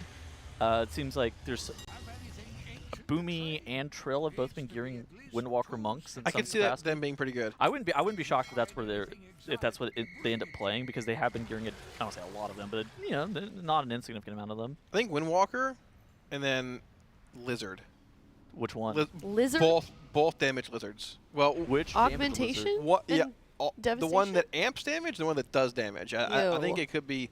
I mean, we were talking about it earlier. There are like a lot of similar but varying damage profiles out of the top classes, whether it's Warlock, DK, Mage at times, or look at certain fights like Forge Weaver or Ross, where you have like at times a stat cleave profile, buff those classes, then shift towards the more single target burst classes and a damage amp. And there's a lot of fights like that this tier that have varying damage profile requirements, which AUG can fit well. AUG tends to be better on bosses where your damage is polarized into a few different specializations. I think the last time that AUG was like really good was like Brute Twister Open Axe. I think that was the last time I saw AUG and was like really super OP. But it came down to the fact that Frost DK did 20% more damage than every other specialization on that boss. And so, yeah, of course you'd want another Frost DK, so you're just going to play an AUG Evoker to buff them up, just to allow them to kind of take control of that fight in that way. Where like an AUG Evoker would be terrible on a fight like Fractalus, where the top to bottom variance in DPS is 5%. Yeah, sure, AUG is going to buff some people during their offensive CDs, which makes AUG valuable in some capacity. But if AUG is valuable in a fight like Fractalus, it's good everywhere. That means it's good on every single boss. And it's the best thing that you can be doing. Now, there is a downside of AUG. You can't play more than 2 of them in Raid. You used to be able to, but not anymore. You can't play more than 2 of them in Raid. But here's the thing with AUG. If the first one is good enough to be brought, the second one is immediately good enough to be brought. So there's kind of that weird dynamic there. Yeah, I mean, looking at fights just here, like, once you get past the first few, like there's some value in the Zindra, I guess, maybe, but like I think it starts on Forge Weaver. We talked about there's a lot of different damage requirements there. Even when it comes to, I could see it being played off like Soul Hunters, where I mean you're building upon those dot-based classes because you only have a certain number of Warlocks, number of Shadow Priests, right? You amp that up. I think it's the damage amp fight. I think it tends to be the damage amp fights that you're talking about. Forge Weaver, I think Nexus King, and I think Demencius all. There's a possibility that AUG, I believe, could see play on those bosses. If AUG is good. Now, this is the big asterisk there. If AUG is good. Now, the problem with AUG is it's really difficult to tell whether or not the specialization is good. I've seen sims for AUG. It sims around 6.9 million DPS. The issue with that is that sims for AUG Evoker are like the most fake, made-up stuff ever. Not that the Theory Crafters are doing a bad job. Depends on player skill, though. It's not that the Theory Crafters are doing a bad job, but it's exactly what you're saying. It depends on player skill. It depends on who you're buffing. And you have to go through the process of spreadsheeting out every single time you're buffing a player, which there's damage lost in that, just in general. And while the cap might be, is doing the most DPS in the game, the reality of the situation is that that's just not. Well, they're not really there to do damage themselves. So, like, is there even a point in simming for damage on an AUG? Seeing what their cap is, I think. A little bit. Yeah, I mean, the sims are mostly to tell you like what talents are good. I got Sims are not good to compare versus other classes. So while you for an AUG specifically. I think for all aspects. I'm okay. To be honest, but that's a hot take. Sure. I mean, like, the thing with like AUG and the race roll first and like Method Liquid Echo settings, you're gonna have everything planned out for you. You're gonna have an add-on telling you, hey, buff this person now, do this now, do this here. Yeah. You're not gonna have all that when you go down to like rank 30, 40, 50, 100, 200, 300 guilds, right? If someone loves AUG, it probably doesn't matter a whole lot if you're playing AUG or Dev in like a world 500 guild, whatever. But is it going to be? Well, you have to do all your homework, which is a which is a pain. And you're probably not buffing the same level of players you are in Liquid or Echo or Method, right? Too, yeah. Pretty much guaranteed. So you're losing value there on like AUG's overall output, how much it can buff the raid during damage amps with different profiles. a lot of guilds don't have 3 or 4 cross DKs or multiple warlocks as well, so you're buffing subpar classes, and that's where it loses a lot of value. But if you can hyper-optimize niche damage profiles on the best gear players, the best overall players in the world, that's where it becomes really, really insane. Yeah. Do you guys think that support classes have a place still? I like in WoW. I like support classes. I actually One wish singular? I wish the Holy Trinity wasn't a healer. I actually wish it was a support instead. You think tank support DPS. DPS. Yeah, like now, Blizzard's not going to do this. They're not going to remove healer. I wish the Trinity was a support instead of a healer. So you think they should? In your ideal world, there'd be no healers? Yeah, Be like classes like AUG. They would have done this 20 years ago, and they wouldn't have made healers. I think I like support, but I think if they're going to keep it around, they need to make more support roles. That's my take. Well, that's what I'm saying. Yeah, find some way to work. They need to fully commit. Well, yeah, work in like the role as a default role in the groups. Like you can literally make dungeons 6-man content, make raids, have support roles that are fully required. agree. Yeah. But I agree. how you do that? I don't know. I think that's why it currently doesn't have a place. I think it could have a place, but right now it's in a weird limbo. AUG is interesting because you can't play 2 of them in Mythic Plus, and you can't play more than 2 of them in Raid. When you say can't, what do you mean by that? Eben might. You can't buff. It's just diminishing returns. It's capped at 2. You can't buff people correctly. Right. Like you just lose. It's just not really a thing. Isn't it capped at 2 on players? Yeah, it's capped at 2 on players and raids. But the issue in Mythic Plus is that then you're buffing another AUG evoker, which is not a thing. Right, because they buff each other infinitely. They removed Evermight's effect from tanks to healers in what? It was like a 10.2, Yeah. I think. So you're buffing basically DPS, but otherwise you're buffing 2 But you're AUGs. buffing an AUG, yeah. Yeah, it's like not a weird. It's not a thing. You just don't do damage. Right. There's a lot of issues with the role. If it's fleshed out more, it could be really good, and you wouldn't hear the same complaints about it if there was like a tank, healer, support, and 3 DPS roles in a group that was preset. I think most people are just mad about AUG because they feel like the AUG occupied such a heavy place in the game. And it bumped their spec out of what could have been. Whether or not that's perceived or reality, it's not relevant. It's just how they feel. Sure. I would argue that that's not even reality. I mean, there's always going to be a best specialization. It's probably not going to be yours, but... This is a really random thought, but I can't even name any like AUG evoker content creators. Kess Live. Let me write that down. Pre used to make content on it. Yeah, I know. He was like the AUG guy for a bit. Did he just want to go back to Mage? Kess Live, that's my goat.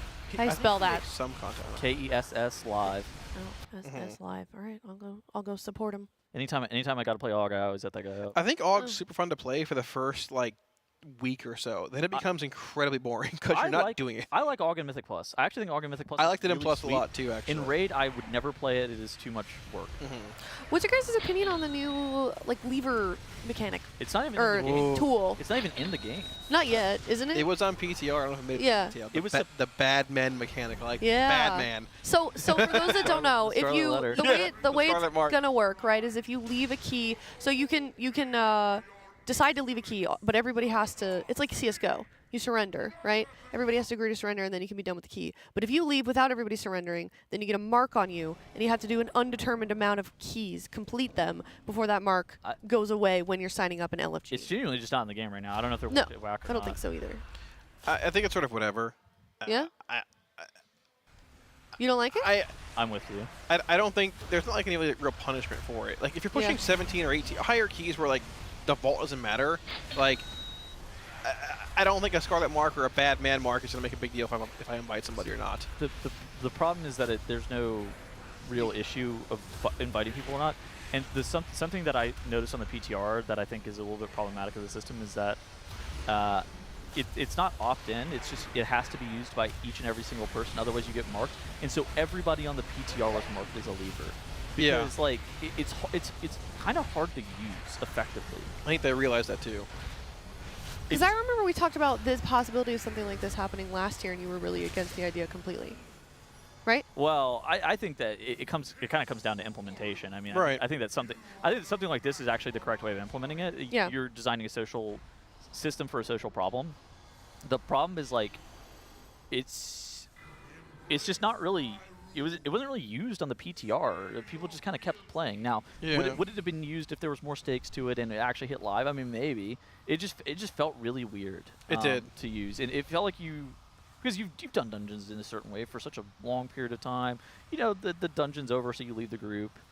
not really that big of a deal. Sometimes sometimes you're just depleting the key and you're just out of it. Yeah, I don't think somebody who's queuing into my key that's marked as a bad man with the scarlet mark on it's going to be in there to troll my key. I start it and they leave the group in a plus 17 setting. I mean, sometimes it does like, happen. Like, here's the thing: is like, I was talking to my chat about this a few weeks ago.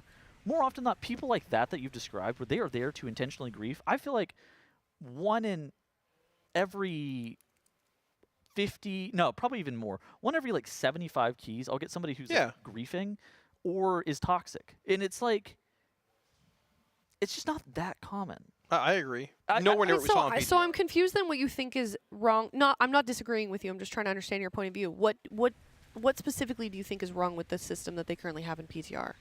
It just seemed like half the players are flagged for it somehow. Why are they? Okay. You can't tell if somebody. Buggy? I mean, No. you can't tell if somebody like raged out in a key and curse somebody out, or is being a certain way, or just like, hey, the key fell apart. We all didn't vote to leave, and So here's the thing: it's just weird. It's like supposed to be like this preventative toxicity blocker thing, but most people were just not interacting with the system. Interesting. And so then if that happened on live, or just most people aren't interacting with the system, everybody's marked, and then it's like, well, everybody's just marked. Might just be a learning curve for people if they think the key is dead to all surrender so that they don't get the mark. I don't know. I think that's part of it. Yeah, I think that you're definitely onto something like that. There is a little bit of a learning curve with it where once it's in more seasons, more people might start to use it. But at the same time, here's the thing: you're trying to use it to prevent against toxicity, but like, unfortunately, I mean, toxicity isn't as pervasive, but like it's like the one time that it does happen to you, it might even be somebody who's not marked as like a leaver because they're just a jerk and and they're just griefing you, but like they don't do that to every single dungeon that they're in, and they're just not marked as leavers, so there's no way to prevent this.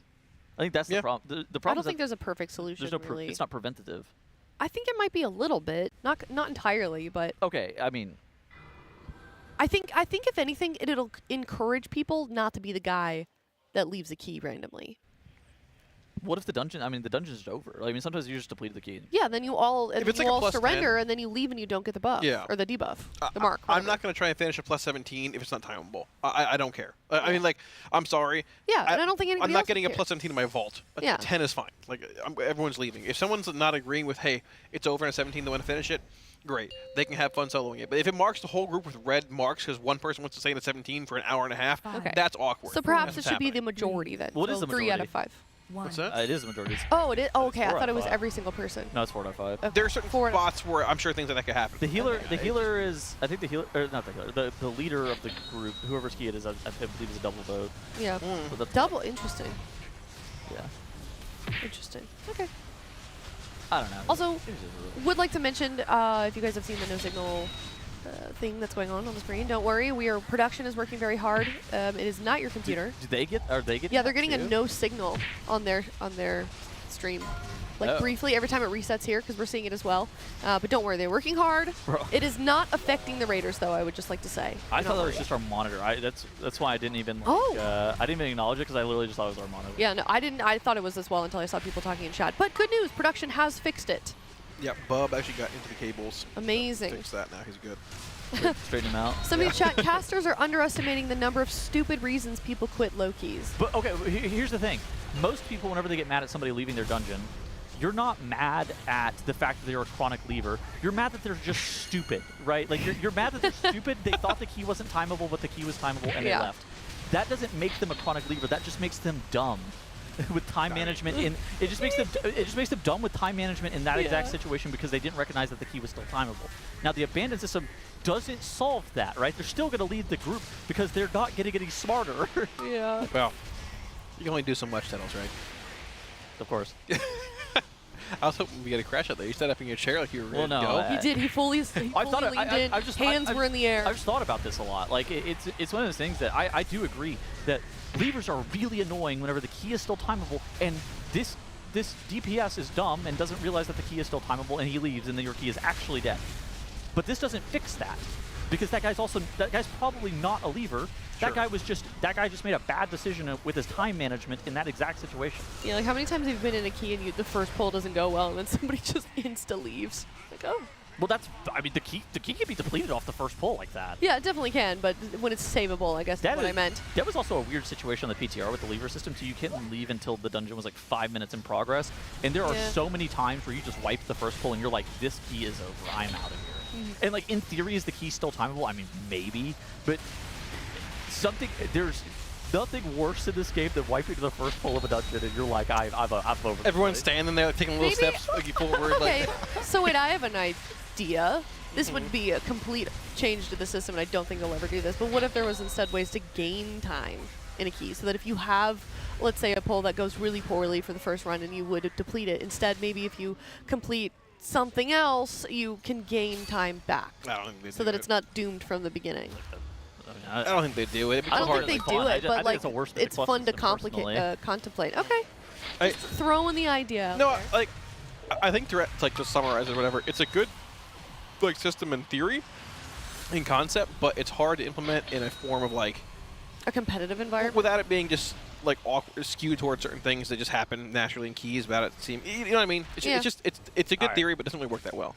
I'm gonna gain some man of the people points here. All right, I think give it what to they us. should do, instead of making the average dungeon length 30 minutes, they should lower it to like 25 or 20 minutes is the average dungeon length. I think that would. I mean, look at I the think that dungeon would pool be in the season though. sweet. Most of them are pretty short. So most of the Which is dungeons really are good. 30 minutes, and historically Blizzard was like, I don't even know. I think 35-minute average dungeon time was like Halls of Valor. 36 Get outta minutes here. or 37 minutes in BFA and Legion or something like that. So Blizzard has gone down. I think the average dungeon length now is probably like 31 minutes or something like that. Yeah. I wish we could go to 25 or 20. That would be sick. Bring back Moss Hole. Echo Dome is really short. How do you think that? How long do you think that's going to take? What, on Moss average? Holes? Echo Dome? Echo Dome. Oh, Echo Dome. It's like I think like 28. What's the timer in there? 30. There's 30. Okay. Yeah, it's a 30. Okay, I guess that's not as short as I thought. I feel like the timer could be a little shorter in there, actually. It seems sort of forgiving, honestly. The last boss might be a little overtuned, but it still seems like it's sort of free. It's a good dungeon, though. I like the 3-boss dungeons, the quick in and out. When I sit down for a key, I don't want to have to dedicate, like, oh, here comes Halls of Valor, a 5-boss, hour-long slog, like backtracking, all that kind of stuff. Like, the ones where you go in, it's 1, 2, 3, no backtracking. There's choices in pathing as well, which you have some in Eco Dome. I think that's pretty cool. I think they're getting better at designing dungeons I think so fundamentally. too. I mean, on that note, also, I think if you look at the mythic keys that were historically well liked by a player base are also generally the shorter ones, like Freehold, Mobs, Old. Pretty much, yeah. I mean, Floodgates And the ones were that people don't like were like Halls of Valor, like you were mentioning. Yeah. Well, Halls was just yellow and gross looking, but I non-ironically actually kind of liked that one. I don't know why. I think it was cool thematically, but a lot of backtracking. Yeah, I think that's why I liked it. I mean, the last two they've put out have been Floodgate and Ecodome, and Yeah. both are bangers. Floodgate's a hate longer one, though, Floodgate, right? It's like actually. 30. So Floodgate as a mover demon hunter sucked. Players like two different things whenever they're doing dungeons, and you could tell this whenever they were voting for the keys. Timer is a huge piece, a huge element. If the dungeon's too long, people are going to hate the dungeon. The second element that matters a lot to players is whether or not it's open concept or whether or not it's like just a tunnel. Players tend to prefer open concept dungeons to tunnels for one reason or another, which is why we have Dawnbreaker, Priory of the Sacred Flame, Operation Floodgate, and Arakara being voted in over things like, Cinderbrew Meadery, over things like Dark Flame Cleft. Because the open conceptness of the dungeon, it's something that's not, you can't really put words to it as to why you prefer it. It just feels better to play when you're in those dungeons. I think I maybe can. I feel like it allows players to be a bit more creative with their routes, which is but most people don't. Good. But most people don't really play routes. They That's just true. kind of pull mobs, right? Yeah, that's okay. Fair point. For most people, there is no route. They're literally just holding W and they're killing the mobs that are in front of them. I think it's less of like a routing thing, and it's more of like a feel of the dungeon because you're able to have more space. Yeah. Okay. That's fair. I concur. I prefer. Okay. I prefer more open concept. What did you call it? Open concept dungeons, yeah. Open. Yeah. I think there's the illusion of choice. Non-linear, whatever. Yeah, like that's the illusion true. of choice That's in Floodgate, even Ecodome. Like, there's a path you take. It's optimized for the most part by cutting corners, but there's the illusion of I can pull this pack if I want. I can do this, even though most of the time the path you take forward is just pretty linear. But it's kind of like Arakara, right? Like Arakara. Yeah. There's not really much choice in Arakara as to like what you're doing. But it's open in the sense of you could do something else. You can pull a side pack at the end, right? Yeah. Could you do it? Yeah, probably. Are you going to? No. People are going to be like, "What are you? Where is bro going?" Right. Like, where is bro going? Well, I've seen some interesting routes in my guild lately, but it's all right. Exactly. It's like, well, guess we're following the tank this way. Somebody starts cooking at It's a new Arakara, one. and you're like, "Where we go?" Like, or they go the wrong. Yeah. place. I love those moments though when they work out and you learn something new. I think they're fun. Yeah, learn why people don't go that direction. Okay. I do think some dungeons this patch though are a bit excessive with trash count requirements. Like you can take a pretty linear path in Halls of Atonement and need 15% at the end. Halls is Dawnbreaker is the same now too. That was a big criticism of Halls in on PTR. Yeah. Halls timer is also really tight, just kind of randomly. It was during Shadowlands. I mean, this is kind of how you prefer it to be, right? Because we've all played. You and I played in the era heavily where. We would hold W in Temple of Sethless and be at 145% forces, and everybody's just like, all right. Well, I mean, I had count 6 trash packs ago. Now what's happening? Yep. Yeah. I cared a lot more back then, actually. Chat, worst dungeon this season. Ooh. It's Dawnbreaker, it's not close. I like Dawnbreaker. If you get a good group for Dawnbreaker, it is a great dungeon. But most of the time, if you're doing weekly 10s, it is a complete disaster. It is riddled with bugs that weren't fixed on PTR. My class doesn't work in there. Like, it's unfortunately really sad it went live in that form. I don't like Priory of the Sacred Flame. Priory? But Sorry. Priory has so many caster mobs that it makes it, in my mind, I finish that dungeon and I'm just mentally drained because I have spent 20 minutes battling mobs that cast Bolt and Fireball on cooldown, and I'm just like, it's just the hardest thing on this planet because they're just spam casters in every single pack. I encountered like 4 different bugs in Dawnbreaker. I fell through the boat last time I did it. Twice! I fell through the boat. Okay, I flew through the boat. When the dungeon ended, my character could only walk backwards at the opposite Oh my direction god, that's happened to me so many times Like- in that dungeon specifically. Why is that? It's just a bug. Horrible. It's like the Axis bug or whatever. I think it's a bug with, somebody explain. That happened to me mid-fight, and then I something- fell rushed off the boat because I was pointing in the wrong direction, but I couldn't tell. It's something with the cutscene and mounting up. I think it's what. Yeah, something like that. It makes sense. Priory's good, but it's definitely demanding though. Yeah, the bugs in Dawnbreaker are a little bit weird. I've seen some strange bugs this week in dungeons just in general with knocking mobs off of ledges. I typhooned a mob into space in Dawnbreaker. I literally knocked it off the boat and it flew into the ether. I don't even know really what happened. Maybe he was devoured. And I saw in Halls of Atonement somebody Ring of Peace a mob like into Narnia too, like just off the ledge in Halls. So some weird stuff's going on with Nox right now. I'm not really sure what's up with that. That's good. I haven't seen that actually. Sounds kind of fun. But yeah, I don't know. Like Dawnbreaker to me, okay, your complaints about bugs in Dawnbreaker is valid. To me, I just can't. Like the bugs are almost whatever. I feel like whenever I'm playing the dungeon though, I'm like looking at what the mobs are actively doing, and the Priory of the Sacred Flame just like zaps my energy every single time because I'm just like, I feel like I'm just so sweaty in Priory. Yeah, every pack is threatening with light spawns or mini bosses. Exactly. Priory's not a key that I can do as like a chill dungeon. Dawnbreaker I can do as a chill dungeon. And then, yes, which I think, you know, I guess it's like why are things your least favorite for me? Again, Priory is just more involved in that way. No, I agree. I see what you're saying though. I see what you're saying though. If the bugs bother you and you're like, especially if you're negatively negatively getting impacted by the bugs and you can't play your class, yeah, I mean that's unplayable in my mind. I agree with that. Yeah. It's unfortunate it went live like that, but it is what it is. Regardless, I'll just play the spec. Thankfully, all my specs are good this tier, so that's all right. Yeah, we're aware. Oh, speaking of all of your specs, Kalamazi, this got asked a long way ago. What am I saying? A while back ago. Thank you. Long time ago. Combine those two sentences. Do you think Affliction will be nerfed? I don't know if you ever said that or not. No, no. They'll nerf the tier set from Undermine. Okay. Does Affliction even need a nerf? No. What is the damage gain from Undermine 4 set to now? It's a really interesting tier set. They just so like they basically just buffed Unstable Affliction by like it's 70% aura modifiers from beginning of PTR to now. It might have been, yeah. And then the tier set from Undermine buffs Unstable Affliction by 50% when it procs. Like so whenever you cast your Dark Lair, it can proc on its own too and gives you some haste and stuff too. But whenever you cast your Dark Lair when it procs, it also applies 3 additional UAs to mobs around you, which you can't even spread UA baseline. Like you can't cast more than one as an Aflock, but the tier set can do that. So on fights where you have like 3 or 4 targets, like Demon Hunter boss or a Raz, you're just proccing this thing over and over, spreading a bunch of UAs that hit 50% harder, which are buffed by 70%, like coming out of Liberation. So UAs are just crushing.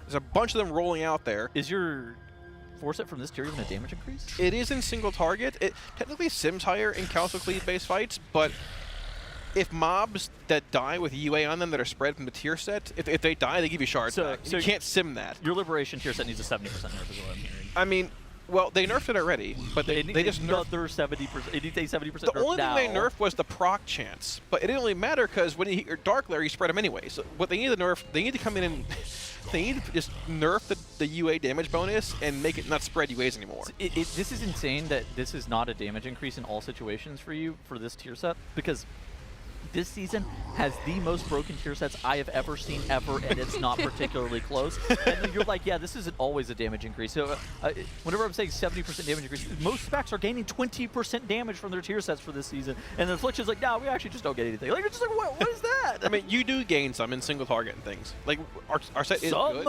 Yeah, some. Here's the thing. I didn't sim it. Nobody really simmed it. I didn't make any videos on it. I wasn't going to make a video on it. We were all just like, yeah, it's just better in these settings. Just play it. Chad, is this sandbagging? Like, is this actually? This is like anti-sandbagging. I'll right? be honest. There are so many things to sim now with 10 different tier sets, 8,000 different talents, hero talents, different fights, 12 monitors, 3 game consoles. Like someone asked me a couple days ago, when do you replace Jasters? Or Jaster Diamond. I'm like, I don't know. CBA. I don't know. Just I'm gonna sim it when I get a good ring and tell you. I've simmed so many things. I don't know. Yeah. I don't know. When do you replace your 2 set? I'm gonna sim it when I so get funny. it. A lot of people are like, oh, sandbagging feels like this is the buzzword recently. Most of the time it's not sandbagging. Most of the time it's just incompetence. I learned a new buzzword today. Which I know which one you are. Which one is that? Let's just say we forgot enough. I've made my assertion. I'd like to hear. Okay. It offends me. He thinks I didn't know what was going to happen, though. You what? It offends me. He doesn't know that I knew all this was going to happen. But you didn't sim it, so you Kalamazi's didn't. like We didn't need to 5D sim chest. it. Like, we literally all knew we didn't need to sim it. It would have taken 5 minutes, but it's like, I don't care. Pedals incompetent, literally. confirmed, not sandbagging. That's right. That's right. When someone's doing like 3 million more DPS than everybody else, like you don't need to sim it. It's just there, all right? Plus, you can't really sim those settings either. You can't sim mobs dying in like Patrick-based settings and sims. Dude, had somebody argue with me that it's our responsibility to tell Blizzard that these things are happening. Are you kidding me? Like no, you people do? people unironically believe this, that it's the community's job to inform Blizzard about stuff that's going on. Oh. I mean, the real thing. I thought you meant like you as content creators. It had or been mentioned, guide writers, like whatever. in Discord and things a bit, but we typically Blizzard always nerfed tier sets that are good going into a new patch, and like they nerfed that set. It just was the wrong part to nerf. So I would assume they nerf it next few days, whatever, and that'll be that. But I make videos on everything except for the tier set this time. So I just ran out of time, you know. All these tuning changes, I just ran out of time. I couldn't do it. I don't think it's your fault. It's too big. Some people say it's your fault. I don't even agree. It's all Blizzard's gonna do whatever they're gonna do anyways. Like this got nothing to do with you. I mean, Blizzard does have their own internal data and their own internal test teams. And I'm not saying that like we didn't know about it or anything, but at the same time, like, brother. Dude, I had somebody tell me that, we as content creators should provide more feedback to Blizzard, and I just immediately responded, I go, they don't want our help. They don't want your help, man. I put out feedback lists every tier, or like videos and stuff, and if Blizz watches it, phenomenal. If they don't, whatever. That's exactly the truth. Like, if Blizzard watches it, or if Blizzard, I write a feedback post as well every single tier. If Blizzard reads it and they make the changes that I think are good, great. Most of the time they don't. And that's also fine. Like, I don't care. Like, it just is what it is. There's a lot of lag right now, unfortunately. Okay, they're back, I think. The servers are dying. Yeah, I think they are. Both POVs here we have are just lagging tremendously. I think we're back. Okay. It's the same raid, dude. Is it the same? Wait, it's both POVs though. We have. Well, yeah. The servers are lagging.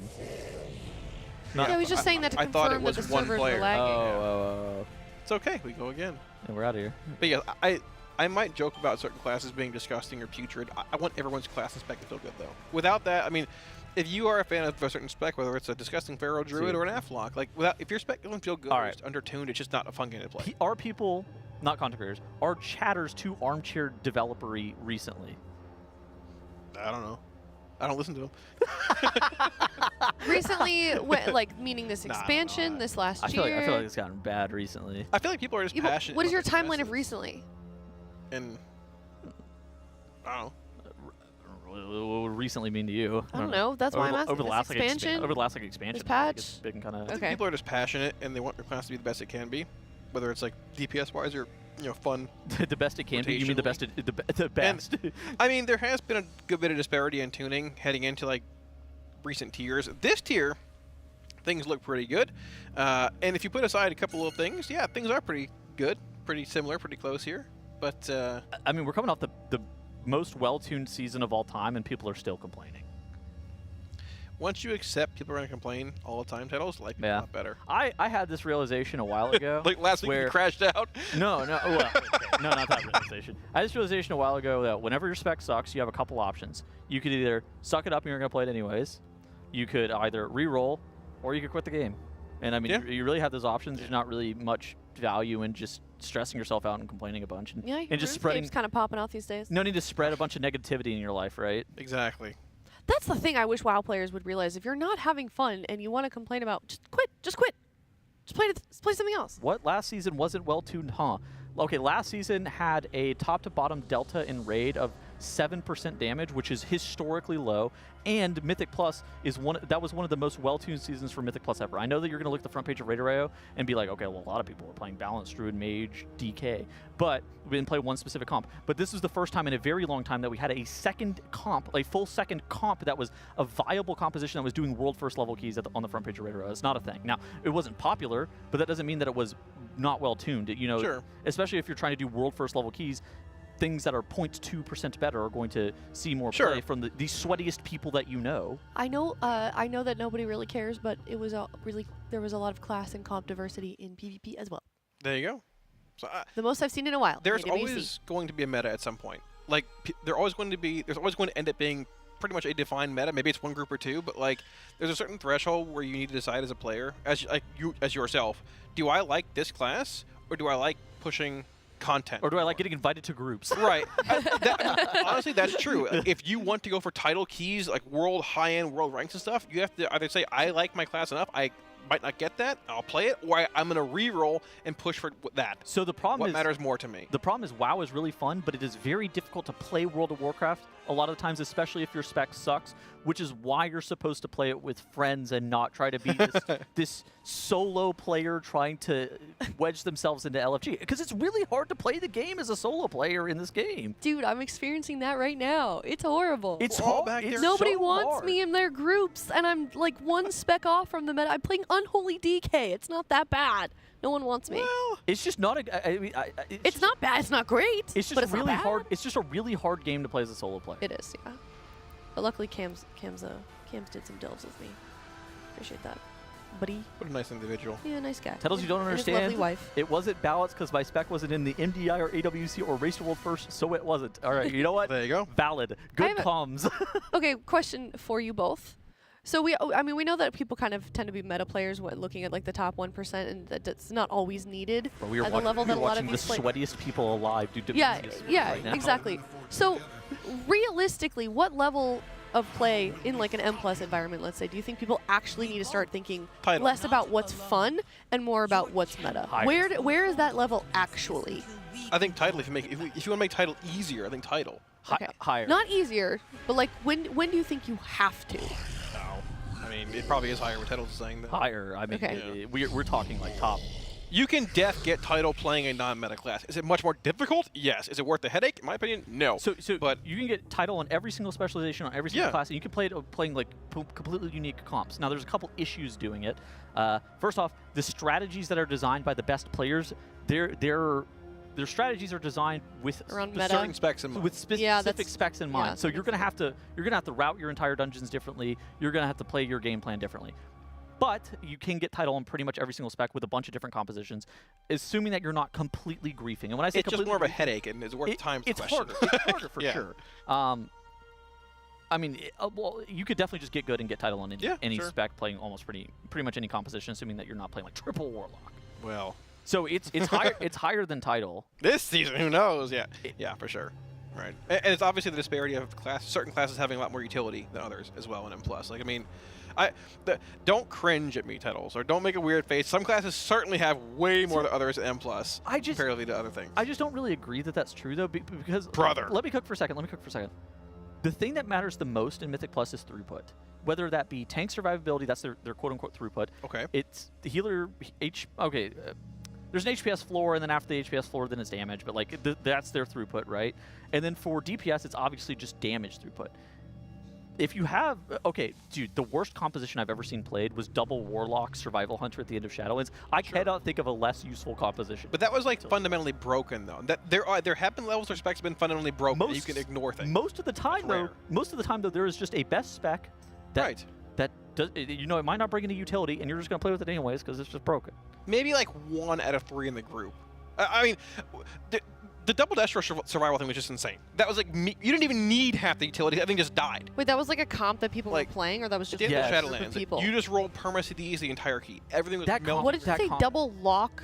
That comp was Survival Hunter? Yes. Survival. And then they played with a holy... Like, I can't think of a comp with less CC. Like, genuinely, like, the worst comp of all time CC-wise. But like, if you like, barring a certain spec being incredibly OP, like Destro in Shadowlands, Demo with EP back in BFA, if you have, let's say, a mage that, however you want to extrapolate this out, does, you know, 8 million overall on a key, or a Destro that does 8.2 million, but Mage brings infinite more, you bring the Mage, which is what you see in most content. So what you're describing is true. So there's specializations that whenever they are equally balanced, there is one that is always going to be more valuable than another.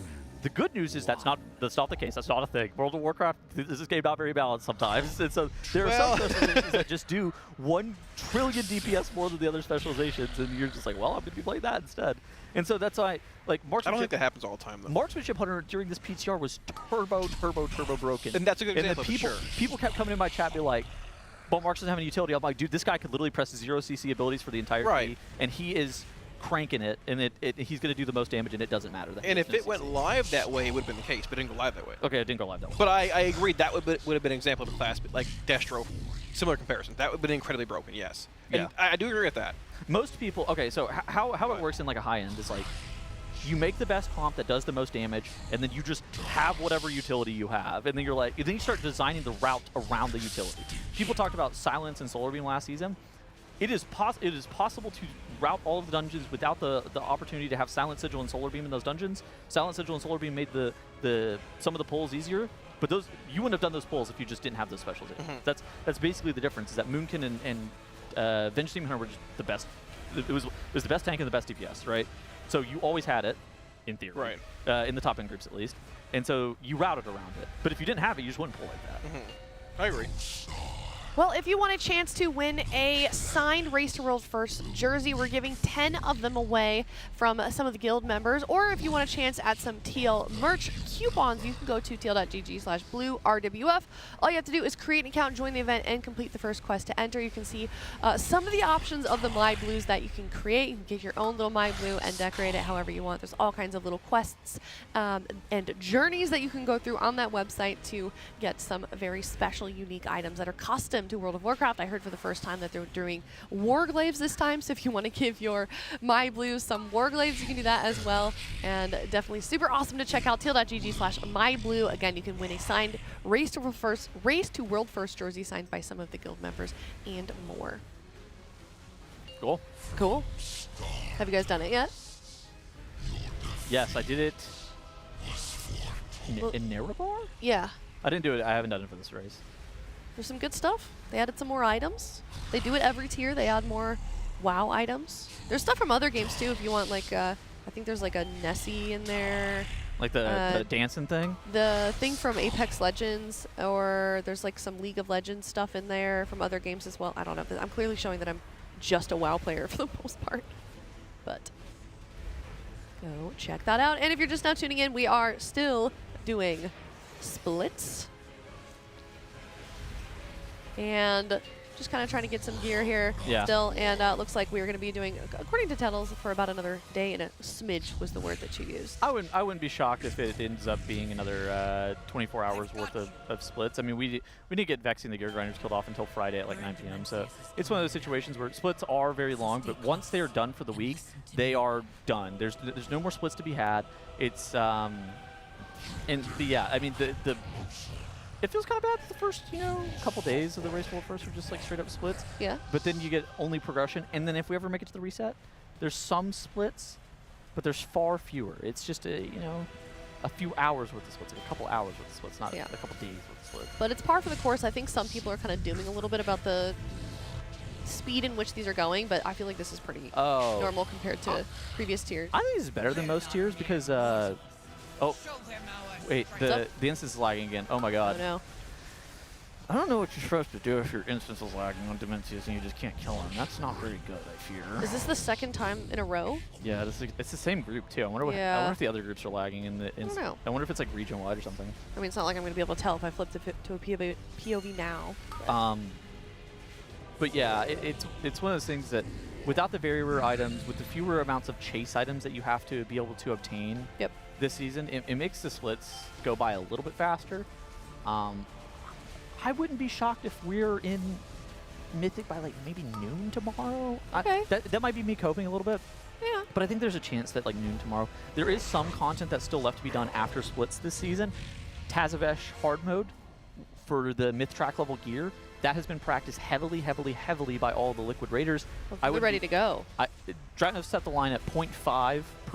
0.5 groups have a death and fail the hard mode. Set the line, like that's his prediction, or what do you mean? So he said he believes that 0 to 1 out of the 6 groups are going to have somebody die and fail the hard mode. Okay. The deathless hard mode. And for those of you that don't know, if you fail, you have a once-a-week chance on this. Yes. If one person dies, you don't get it. Correct? Yes, correct. You still get the hero track pieces, but you don't get the mythic track box. That is a Right. random myth track piece at the very end. How much of an effect? I mean, how bad is that? I mean, for race world first kills or for like a Race world first like a kills. normal person. For these guys. So for these guys, it's not good. Okay. Not detrimental. Realistically, yeah, realistically it's not that detrimental. It's not. It's one piece that's random that may or may not be good on 5 players. It's not great. Realistically, you don't have enough crests. You don't have enough Gilded crests to actually make a lot of benefit out of all of the myth track level gear that you're going to be getting. You also have to craft at some point too. There's always going to be uses for your Gilded crests. I think it's going to be like a 15 crest save for a lot of people, which is nice. At the same time, it's not the end of the world if they don't complete it. But if they didn't complete it on their entire raid, then we would start having problems. Well, hopefully that won't happen, but definitely, certainly, goodness gracious, something to look forward to. On that note, though, we are going to be heading into a Monster Energy listen-in. We'll be right back. Yeah. All right, I'll get some signups. Is it just slash mode? And then, or you guys got it? Okay. Yeah, just make sure, Dryny, you show the group finder on stream if you can. You gotta make the groups up. Yeah, I put it up now. Hit pre-made groups, Dryny. There you go. Do we need healers or DPS or both? Just big damn. Maybe one Damn healer. doers. Yeah, make sure you guys put in your note, have weak aura. I believe these will be the last normal invites we do the entire tier. Yeah, yeah. so- This is like the final normal, so. Yeah, this is the final normal and the last one's still going. Did we only replace 2 guys? I'm looking. I think it's like 3. Why did the group already fill? Oh, it's because TJ is in the group. Oh yeah, I'm gonna get rid of my guy. Yeah, that. Let's see. I mean, I'm looking at some prime candidates here to replace. Yeah, there's a lot of tank you can just send them. We need to get rid of this quick. I mean, sorry if you got kicked. The damage was a bit low, so it's just gotta prune it. You'll still get paid for every other boss, though.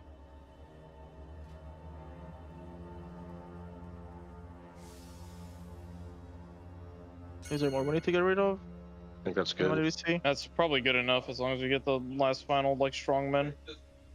Yeah, we're still trying to running get the dry, big one. right? 696 DK for this big.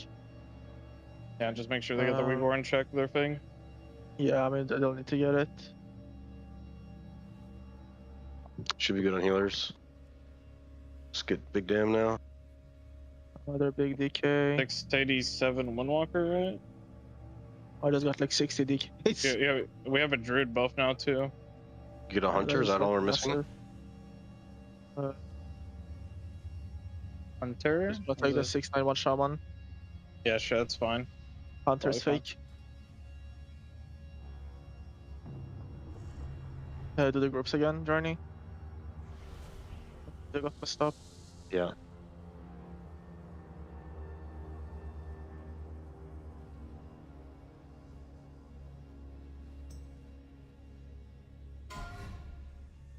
Well, if it makes you guys feel better, you know, but once you go through, just know about this, the number of helpers so far in normal and heroic might be over 2,000. So.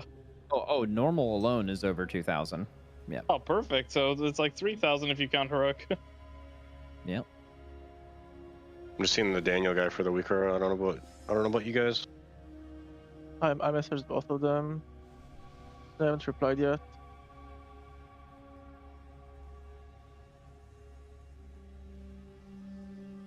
Okay, Daniel's getting it. PewDiePie. That is quite a lot. Bro. Just gonna send the fucking.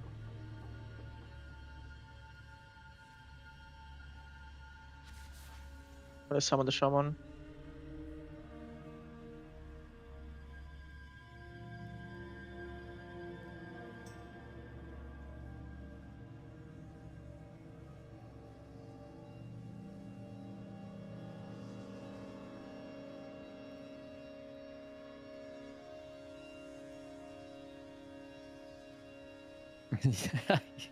You can sync the vault opening with Hopeful in 6 months. That is fucking good. That is fucking good. I mean, how many sales you think to cover the race roll first? It'll just be a few months. Luckily, the last boss has a mount. A nice mount. People want it. Okay, just waiting on PewDiePie now. I see all checks passed for Dryny. Give it a 6 so we get it on a couple of people. Yeah. Yeah, all checks passed. Daniel cannot be saved. Daniel cannot be. Get someone new. Is he saved? Yeah. Okay. That's good. Yep. All right, one more person. Have the weak aura. Don't be saved. Dude, I think we might be recruiting the single last viable normal helper into the group right now.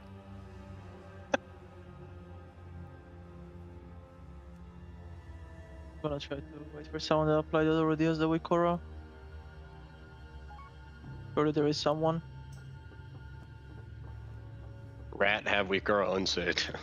Yeah, they were upvoted though. That means they played well on another character, but yeah, it's not worth it. Oh, this guy, Elon Buck. His name's what Elon shit? Bust. Elon Could've got Bust. Lucy, bro. Elon Bust. Oh, but this guy's gotta be a beast. That's got to be Goon Wizard, bro.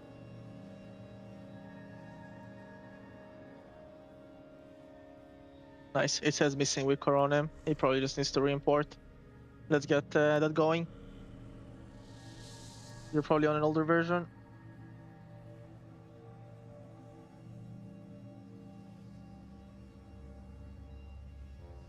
Dude, the other two groups that are supposed to do heroic are probably so happy right now looking at us. Yeah, they're smiling. We're actually on good pace till this happened. Yeah? I mean, you proc an unplayable instance into... Just THD in my group, man. What can I say? THC in my group. It's also no main run, if it helps, like anyone waiting for us. Yeah, I was gonna say, like, you know, this is basic, like, this, like, we could just go. Like, we could go next, like...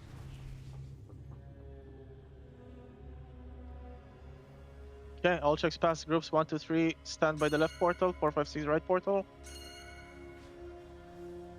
Let's look it in. Let's go. Let's get going.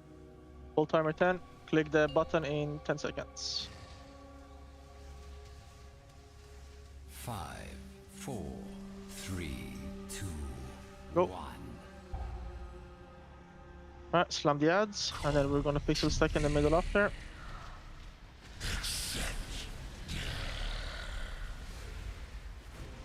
Everyone get mid. Stay in this.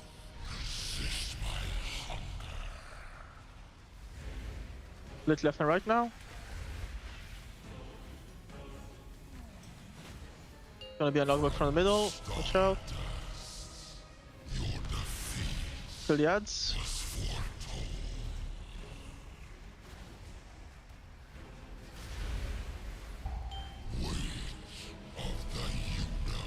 Pick up the excess mass if you were picking it up in the previous pool.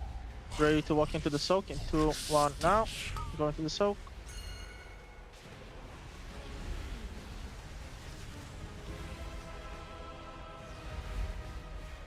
Reverse gravities at the back.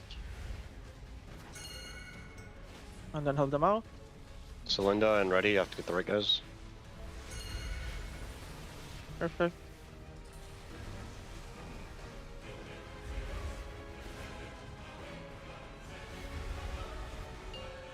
Slug from the mid.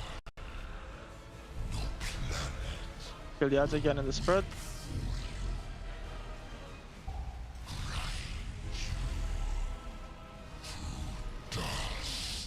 Kill that in the back as well. We're ready to go into the soak. And move in now. Go to the back if you get the reverse gravity.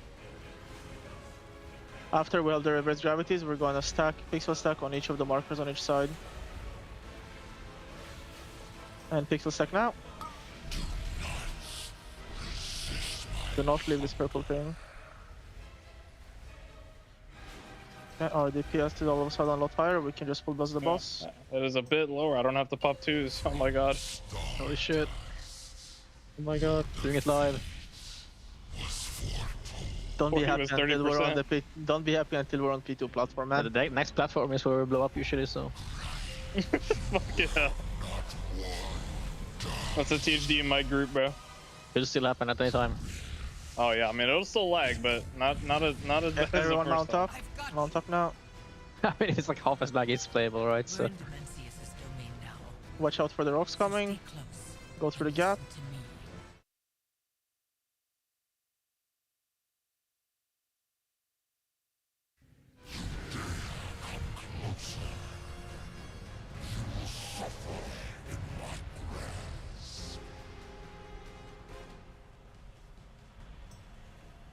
Okay, be on the left side of this guy. Try to face the frontal away as well if you can. Yeah, I can. Towards the side of the wall. Only 2 casualties. Turbo lag, but I'm sure it'll just fix itself in a sec. Oh, this is gonna be so amazing. I can't wait. If we all stop Kill pressing the ad quick, buttons kill the ad for quick, fun. kill the ad quick. The frontal Was is the right there, frontal even directly on the almost ad? stood there. Yeah. Okay, we're high rolling. Go far left, far left. Go left. Should we stay at the edge here as well? Pro tip, don't use movement abilities right now. Really move up bad forward, idea. Move up forward, all the way Frontal. forward and run against it. We have a good amount of people alive still, so that's legendary. We're gonna have to kill the ad again. I think the lag is mostly over. Is it your crack, Ronnie? Kill the ad, please. Go all the way right, all the way right. And then after the poof disappears, we're gonna move forward, and it's gonna be Atticus's Windrush Totem. Okay, you can already place the Windrush Totem. Towards the frontal. And run against it. Just keep pressing W. Health stone if you got a dot from hitting the ad. Surprising, but we're not done yet. Everybody mount up now. Follow me. Yeah, 2 rests go into Yeah. this platform. I think I'll res them when I get there. Not sure who though. Yeah, I'm looking at meets right now. Maybe we If you should rest could, if you could try to inspect. I think we might want to rest in P3. Yeah, sure. I mean, next platform isn't that hard as long as there's speed. Yeah, the Wind Rush just one. I should Yeah, have actually, mine. And we're I resing in think P2, we probably won't gain dam. yeah, Storm Yeah, will have the other. Okay, we're gonna play at the side where we came from. Yeah, moving it.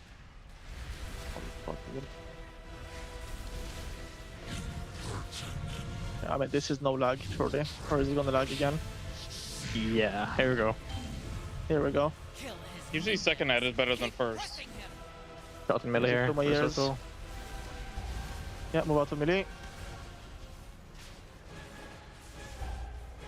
Go right. Right. Far right, far right, far right.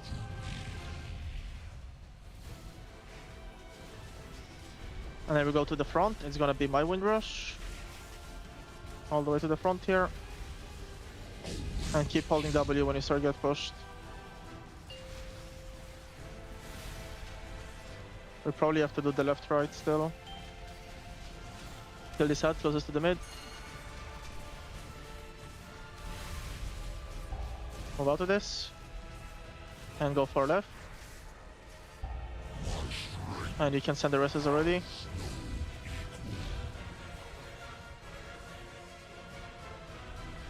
Not sure it's a bumper, so. I'm gonna put a red marker on my head. We must strike now.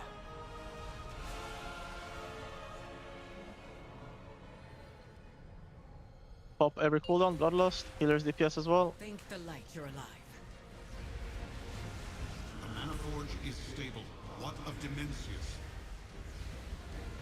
In hand, but not for long. We must keep him from regaining power. Yeah, it's gonna spawn the stars. We're gonna be using these stars to hide against the Devourer. And they will also get destroyed one by one and turn into black holes. When they're a black hole, if you walk into them, you're gonna instantly die. The first mech is gonna be the rings. Come towards the right ring. You wanna hug the first ring that spawns every time. Then we're gonna keep moving right. Move right after this hits you. And after the second raid hits you, you can just plant.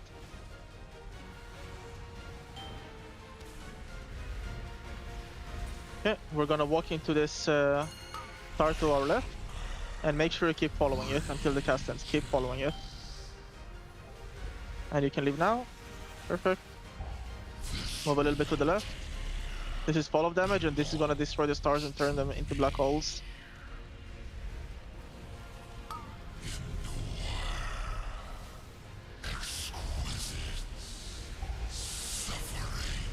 Move to the right of this.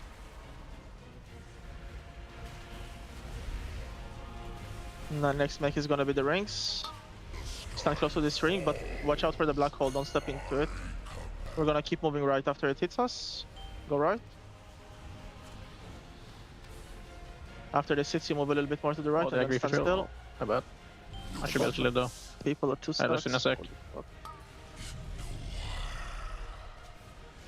Take off, sir. Rest row. Oh, yeah. Move a bit to the left of this. I have a res. Right. I put the rest in, so I guess someone yoinked it. Oh, someone in the rest. Come close to it.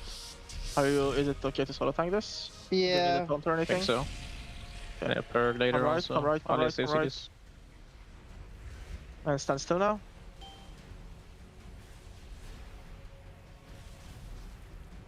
I think you can live a 2-stack. I would say I should fine. probably taunt a 3-stack. Move to the right of this. I think I'll live it.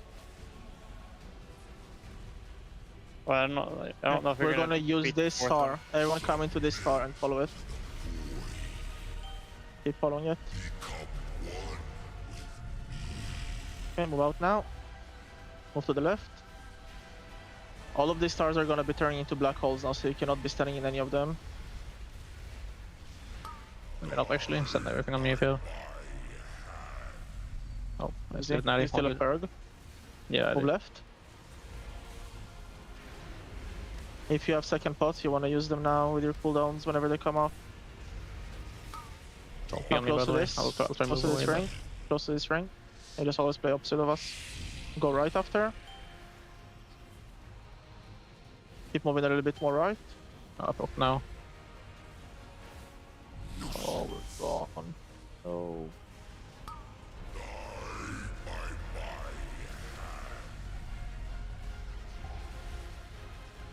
He does a bunch of random casts. Like maybe you can live. Yeah, I mean maybe we can kill him. Drani just fucking heal herself. He isn't at mailing the least. Thor, so. Keep pumping the boss. Move to the Yeah, left more towards the ring. planets, but- Move to the left. Do a supernova now and a darkened sky, I think. Oh, just knocked me. I can hang. I can hang. I think it's over. It's over.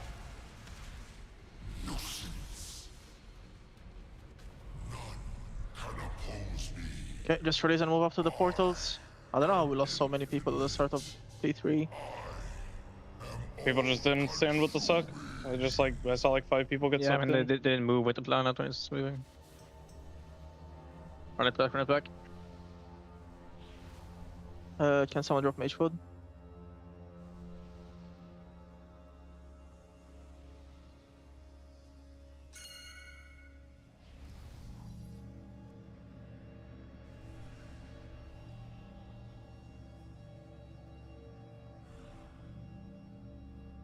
Yeah, do the same thing but better. Yeah. Pro tip: during P2, do not use movement And skills. this guy is offline. Probably he'll come back.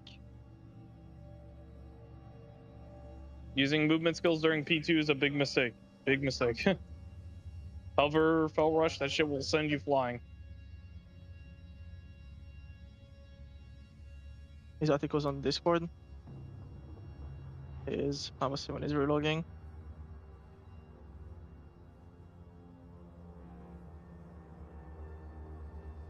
Oh no, what happened? No, 10-minute combat time, bro. 5% wipe. It's chill.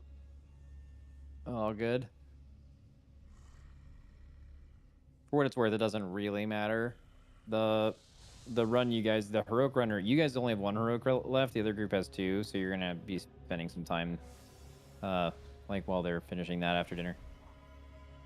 So it's not like Omega bad, even though you feel bad right now for sure. Just not overall. Dude, the vibes are on top right now. I fucking love that. Let's get it.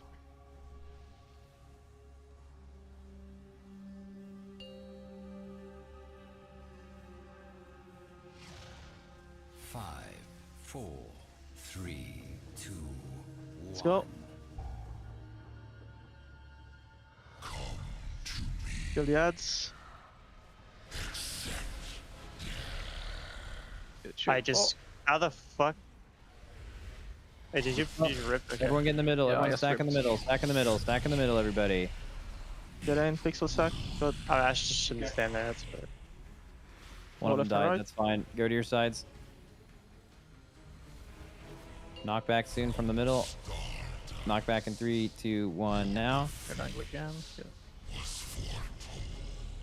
Kill these two ads. If you get a little purple circle on here, just try not to stand on top of somebody else. Good. Try not to be on these ads when they die, or players will pick them up. Get out of that circle, get out of it, and move in. Okay, soak it. And then reverse gravities go to the back. If you guys have antimatter, suck them down.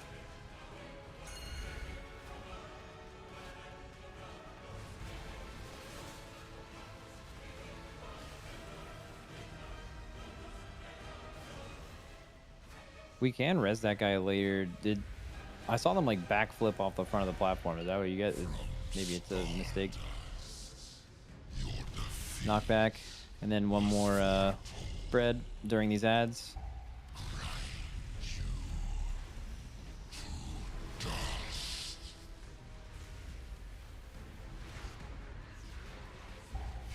Okay, get out of the circle, and then inside.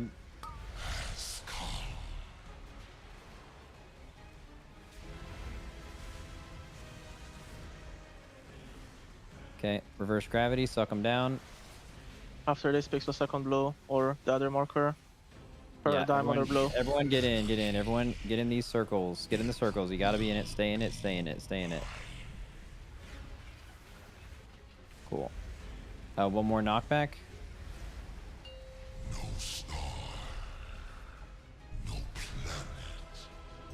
See the boss, no need to kill ads.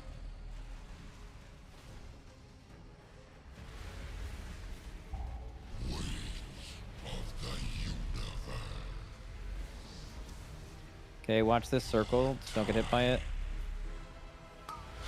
Good. After this, you guys are going to spam mount. I'll tell you when you should be able to mount, and then you have to dodge meteors initially, and then just spam the 1 key and go through the gates to make it to the platform. Okay, everyone ready to mount? You can press mount now. Press mount. Just hit your 1s here, and make sure you don't get hit by these meteors. Hardest part right here. Look to the right. Don't get hit. Don't get hit. Don't get hit. Don't get hit. All right, go through the circles. And then you just want to follow the group, but just keep going after the circles if you can.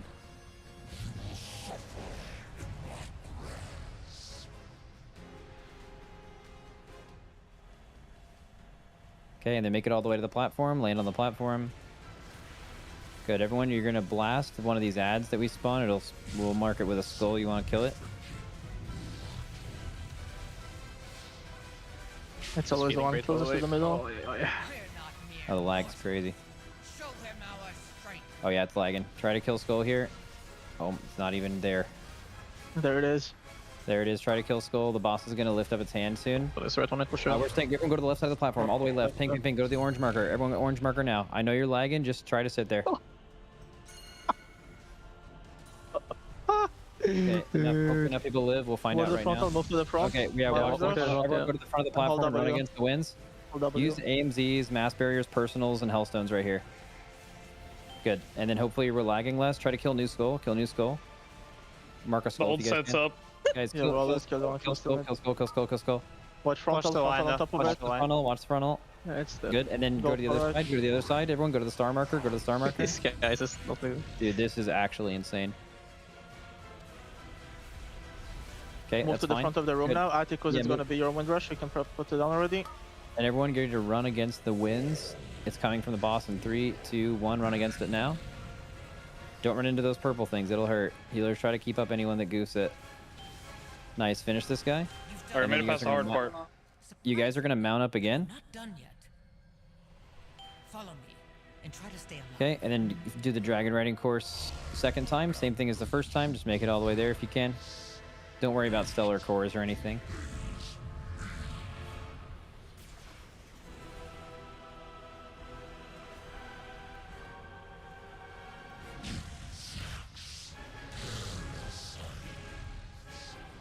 Beautiful. Make it all the way. I'm going to play at the back where we came from. Yep. And then we're going to mark a new skull. This time it hopefully shouldn't lag. Top pulls down in this run. Kill his minions. Keep pressing him. Okay, kill skull, guys. Kill skull. Everyone kill skull. And get ready to... We might swap sides here. Get out of the circle. Get out of the circle. Okay, everyone go... Stay here. We're going to go to the moon marker. Everyone go moon. Go moon. Go moon. Gonna be my wind rush first again. Nice. Move forward. Move forward to the front of the platform. We are going to get winds. Just make sure you run against it here. We have a wind rush down. Just run against it. Run against it. Perfect. Might need to get out of the circle. Just to yard. The big yard. Yeah, just kill the big guy. We're good. We can rest 1 DPS when we come down. Yeah, I don't know who's the biggest guy. And then we're going to lust right away. Hit the boss. Thank the light you're alive. All CDs. The Manaforge is stable. What of Dimensius? In hand, but not for long. We must keep him from regaining power. Your continued struggle is meaningless. All portents see you. Alright, so you guys are going to hide in one of these rotating stars when I call it. Go on to the right. Go into the right ring here. You want to get hit by this ring, and then you want to move right. Move right. Just run right with it. You want to get hit by this next ring. And you can plant.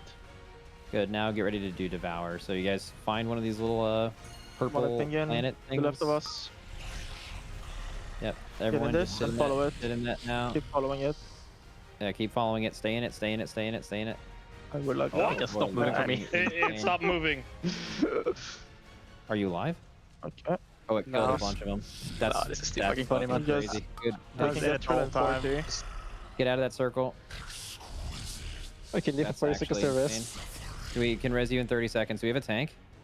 No. We have we don't have impact No. either. Fine. No, we need to like keep a DPS alive. One of our players needs to like taunt and get it. We're gonna waste time. We should just die. That's actually insane. Look, this run isn't needed, right? We can just go next. Like it's cursed. We leave. Yeah, I don't know. We need to like let me go ask Bub about it. We leave. We leave. Save it for another day, bro.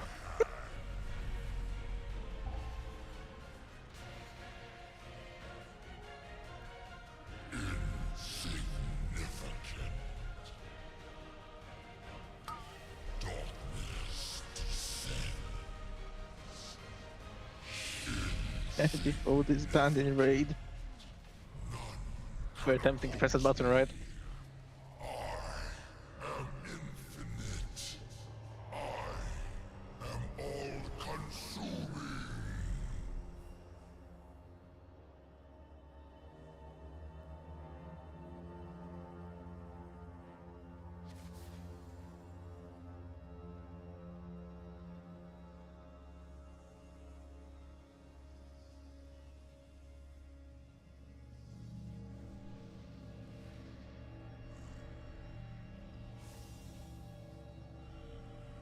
Dude, it might be SLT.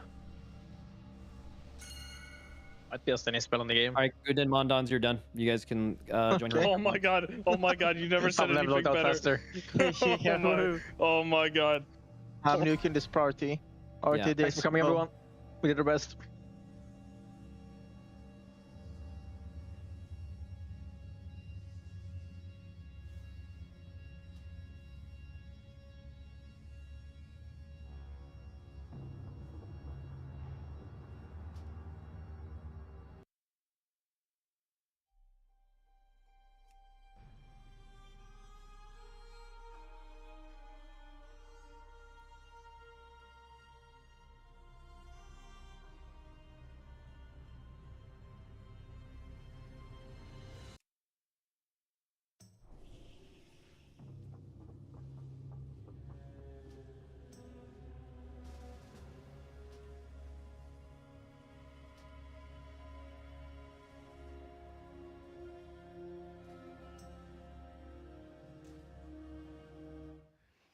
Hello, everybody. Welcome back from that Monster Energy Listen In.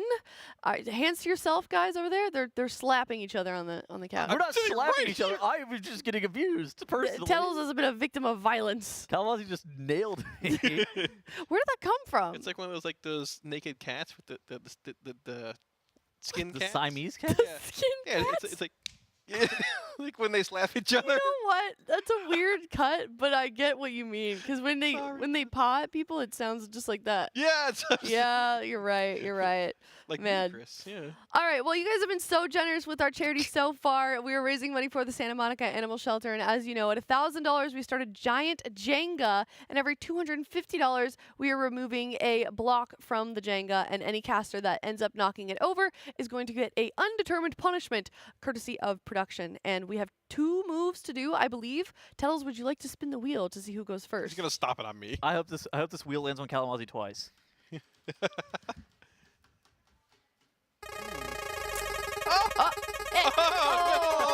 my god!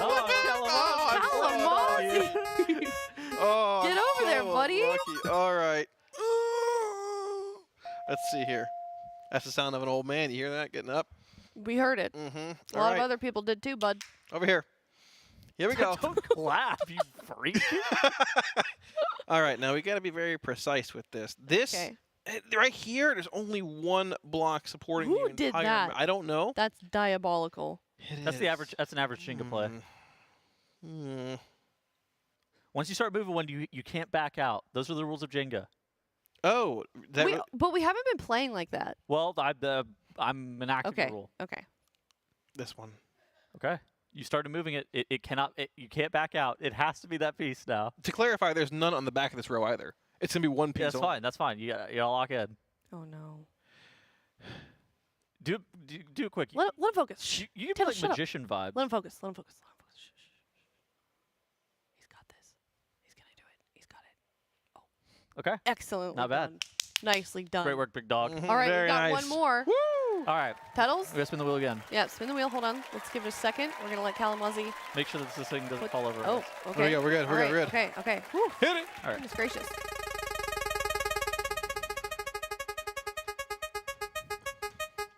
Oh, Kalamazoo! Wow. Whoa! Oh, again. no! Oh, how exciting! Wow. Oh, joyous day. You're gonna let him just do that to you, Kalamazoo? Oh, yippee! We all saw what just happened. Woo! Yippee! All right, you're just letting this happen. Okay. I'm making this hard for somebody. I'm leaving like 3 layers with one block. That's good. He That's likes good bit. this. I think like he this. enjoys this. He's a strategist. Now, while he's doing this, chat, teal.gg/donate if you'd like Kalamazoo to go a third time. Every $250. Well, Kalamazoo doesn't have to go a third time. It's a wheel spin. It's random. You're right. You're right. It's equal. It's equal Of course. between the 3 of of course. us. Yes. This is gonna be a tough one. Have you started moving it? Yeah. Okay, so we're committed to this tough. Okay, so what do I do if this block's moving with this block though? It's pulling another one out. You know, do the best you can. Okay. This is very intense. This could be the most devastating moment of Kalamazoo's life. Who do you think you To are? clarify, I am. this whole section is rocking on this one right here. That's good. That's good. That's good. This is going to be grief for somebody in the I've future. done it before him. Can he complete the journey off the Jenga? And he's done it. Oh, boys. There we go. Expert. The big dog. Wow. Big That dog was Jenga. incredible. How do you feel after that, Kalamazi? Dangerous. Dangerous, he says. Amazing. We're at Hungry. $4,600. If we get to 5,000, we could see another turn Great work, of Kalamazi. Jenga. Yes. I think you may be the best at that so far from the ones that I've seen. I don't know about you, Tettles. I do what I can. What is the strategy there when you Lock in. He's trying to grief, I think. you are griefing a little bit? Grief the next person. I mean, that's part of the Jenga. That's part of the Jenga, meta. That's true. I respect it. 100%. Here is a look at our donation incentives for our charity, Santa Monica Animal Shelter. We are raising money for them. They're just down the street. They're a great local organization. Like I said, we've hit $1,000 already. We're gonna play Big Jenga. We've been playing that every $250. We're gonna do another move. We hit 2,500 this morning, and 5,000 is our next incentive. And Aya will meet the animals and visit the shelter. Isn't that kind of weird that we're already doing the $5,000 donation incentive right now? I met us years ago. Yeah. Yeah. Surrounded by dogs, anyways. Yeah, they bark kind of high. What kind of dog would you be? Screechy sometimes. I think I'd be one of those like Tibetan mountain dogs. Okay, what would I be? Like a Chihuahua. Why? Why would I be a Chihuahua? A Dachshund or whatever. I A don't know. Dachshund? The You think of a dog wiener dog. dog? A wiener dog. That's better, A actually. blonde one though. Yeah. Well, A no. long-haired wiener dog. I don't think they come in that color. Yeah. I found this picture of a cat that reminds me of Tettles. It's like an orange cat with all curly hair. Oh, I don't see. It's I'm a majestic. huge cat. Sounds amazing. What was that soundboard? I'm a huge cat. Okay. That's you. Oh my god. That's Tettles. Oh my gosh. Jarvis Enhance. Is Zoom that in. real? Jarvis Enhance. I don't know. That is Tettles in cat form. Oh my god. That's not real. That's insane that they could actually get the camera that close and see it in high definition like Thank this. you, Jarvis. Hold on, you got any dirt under those nails? No, they're clean. Oh, nice and clean. Ooh. I have nice talons. Yeah, I do have nice talons. All right, well, if you're just now tuning in, we are we're still doing splits, but we're seeing kind of a lot of server lag with that group specifically on Dimensius. I think they tried it 3 times and it lagged out, so a bit of unplayable. Is it only affecting Dimensius? So it was just that server. I think it was something with that server. Okay. With that group. That instance, I think. Okay. Yeah, that instant server, it was having weird lag issues on Dimensius. So it sounded like they were just like, all right, we're out of here. We don't need this split. Yeah. Nobody needs the gear that's off Dimensius. It's totally fine. If we need it for some reason in the future, we can come back. Yeah. It's not worth wasting time there. I mean, like, you do know that you have to split Nexus King and Dementia still. I believe Wasting 45 minutes like that is just like... It's not worth it. Yeah, it's just like, let's get out of here. We need to but there's more relevant things to get done. I think someone mentioned that Echo and Method are splitting Dementius and Heroic Nexus King already, but it's all like relative to whatever they're doing with their own plans. So they're both splitting Nexus King, yeah. Okay.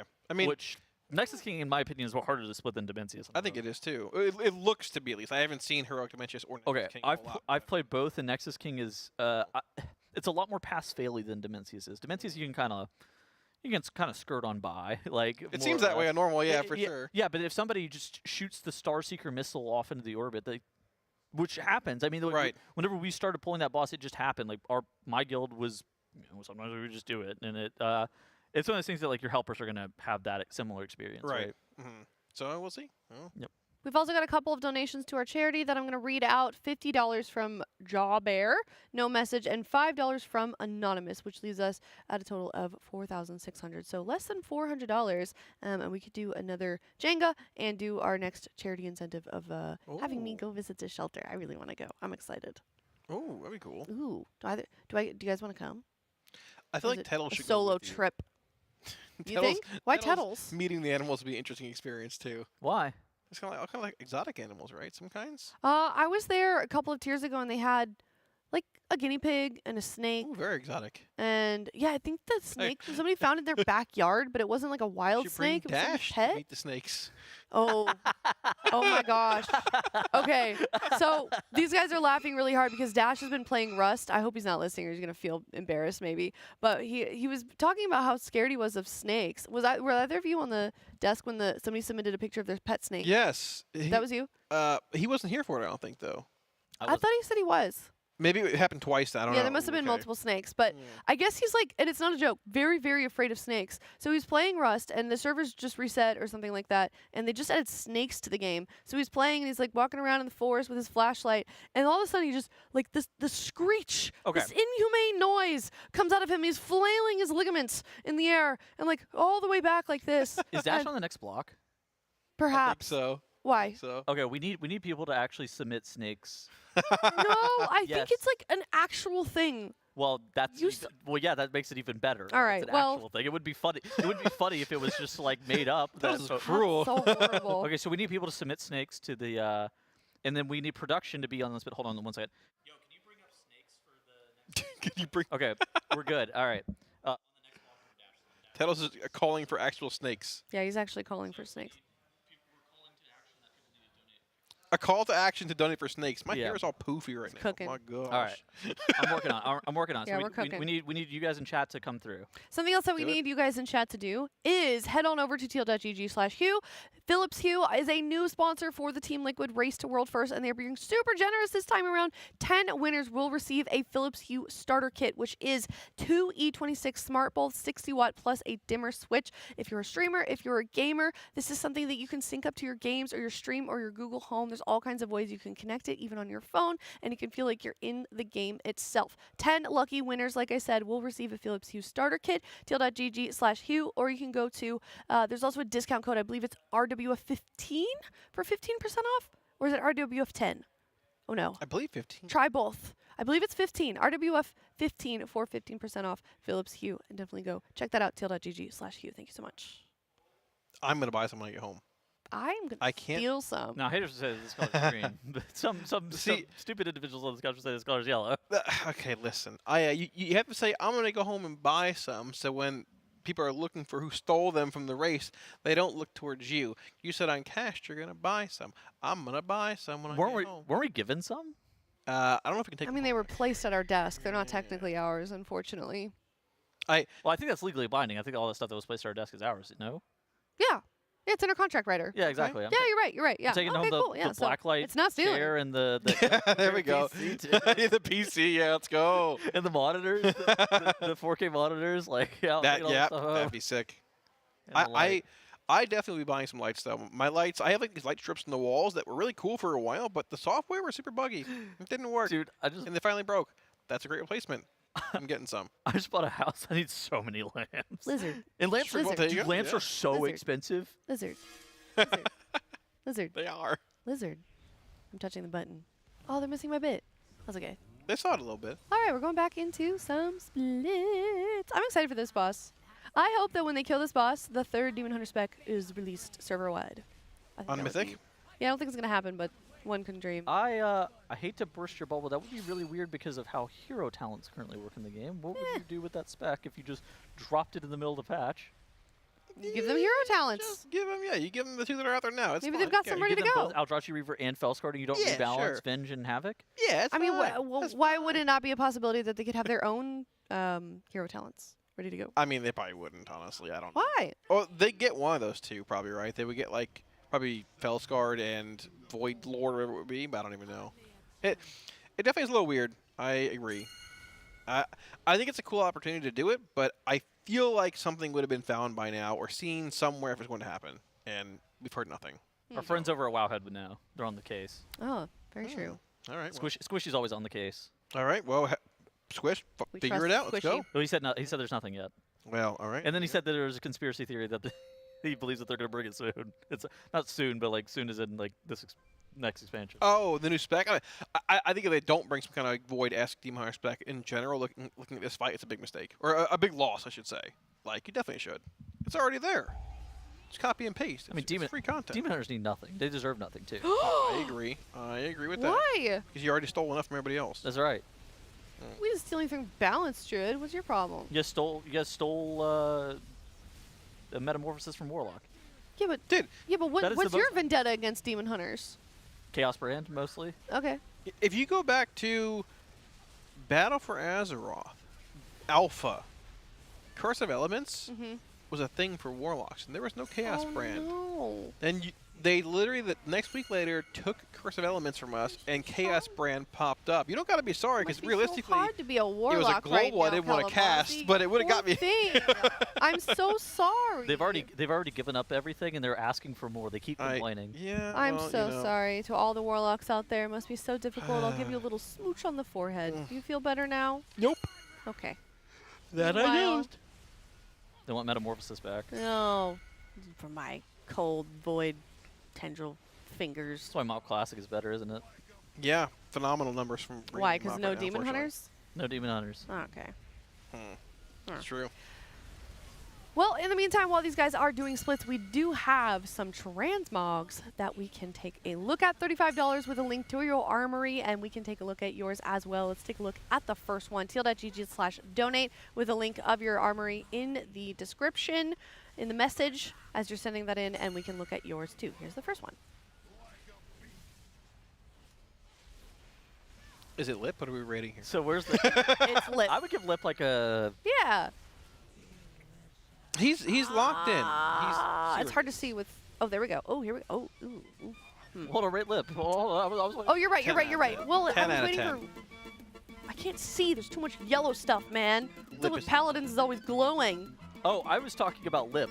Yeah, I know. I'm talking about Lip too. I thought it was Mog.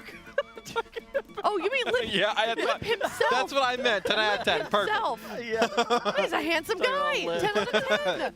Look, that's a full beard. He's smiling. Is he? Look at that. He knows. Yeah. He knows. Thank you for the He rating. did his hair 10. this morning. His beard is nice and what do you call it? Like trimmed. You know, it's good. Yeah. It looks- All right, let's take a look at the actual transmog. Sandriana. The hair Panda. matches the scarf. We need male panda. We gotta, What do you mean? She looks fabulous. male panda is way better. Look at that nub. The nub gives me the ick. I gotta say. I'm gonna be honest. This is like some half-hill farmers get-up kind of thing. It's fine, but I'm not a huge fan of pandas. 7-3. 7.3. We're talking about what you're rating this, not this panda's height. 7.3 title. 7.3. A height you'll never know. I'm gonna give it a 6. I just don't like pandas. 3.5. Oh my gosh, title. That's really bad. 3.5. Oh That's my a god. diabolical rating. Oh my goodness. Okay. Male. We need male panda, and it's a 9. All right. Okay. All right. With the same. That's fine. Same Mog. Okay. You know what? I kind of agree with that. The subtle I blue agree. coloration and stuff. I think. Male panda is great. Female panda does not do it for me. Okay, well there you go. Okay. Let's look at the next one. Thank you so much, Sandriana, for your submission. Dasky Monk. Alpacas from Alaska. Yeah. There What we is go. the story Oh there? my god. Dude, I didn't know you could have This a... guy's built like you. It's like a Yeah. mob. Oh my god, he's built like Calamus. Wow. This look is at that. so. If a Mitza could be a person, this is what a Mitza would be. His Yeah. stomach looks like me from last night. Oh my god. What is that staff? Is that a It's a broom? mop. It looks like a mop. Oh, it's probably like the model viewer, not like, Yeah. very interesting. He looks like this guy that I go on my Instagram reels sometimes that fakes people out in the gym. Oh, Where he carries the mop around. Oh you know my what god, I'm he like, talking about? yes. It's not Vitality. Wait, I it's, wonder if that's who he's supposed to be. Could you imagine? What's his name? It's not Vitality. It's Atoli or something? Vitoli. Vitoli, that's what it is. Yeah, yeah. It's yeah. Hold mop. 50-pound mop. Anatoly. Or Oh, Anatoly, that's okay, it. Yeah. Yeah. Oh my There, god. I give this 7.8. I think this is a rock. Honestly, 8.2. I take that back.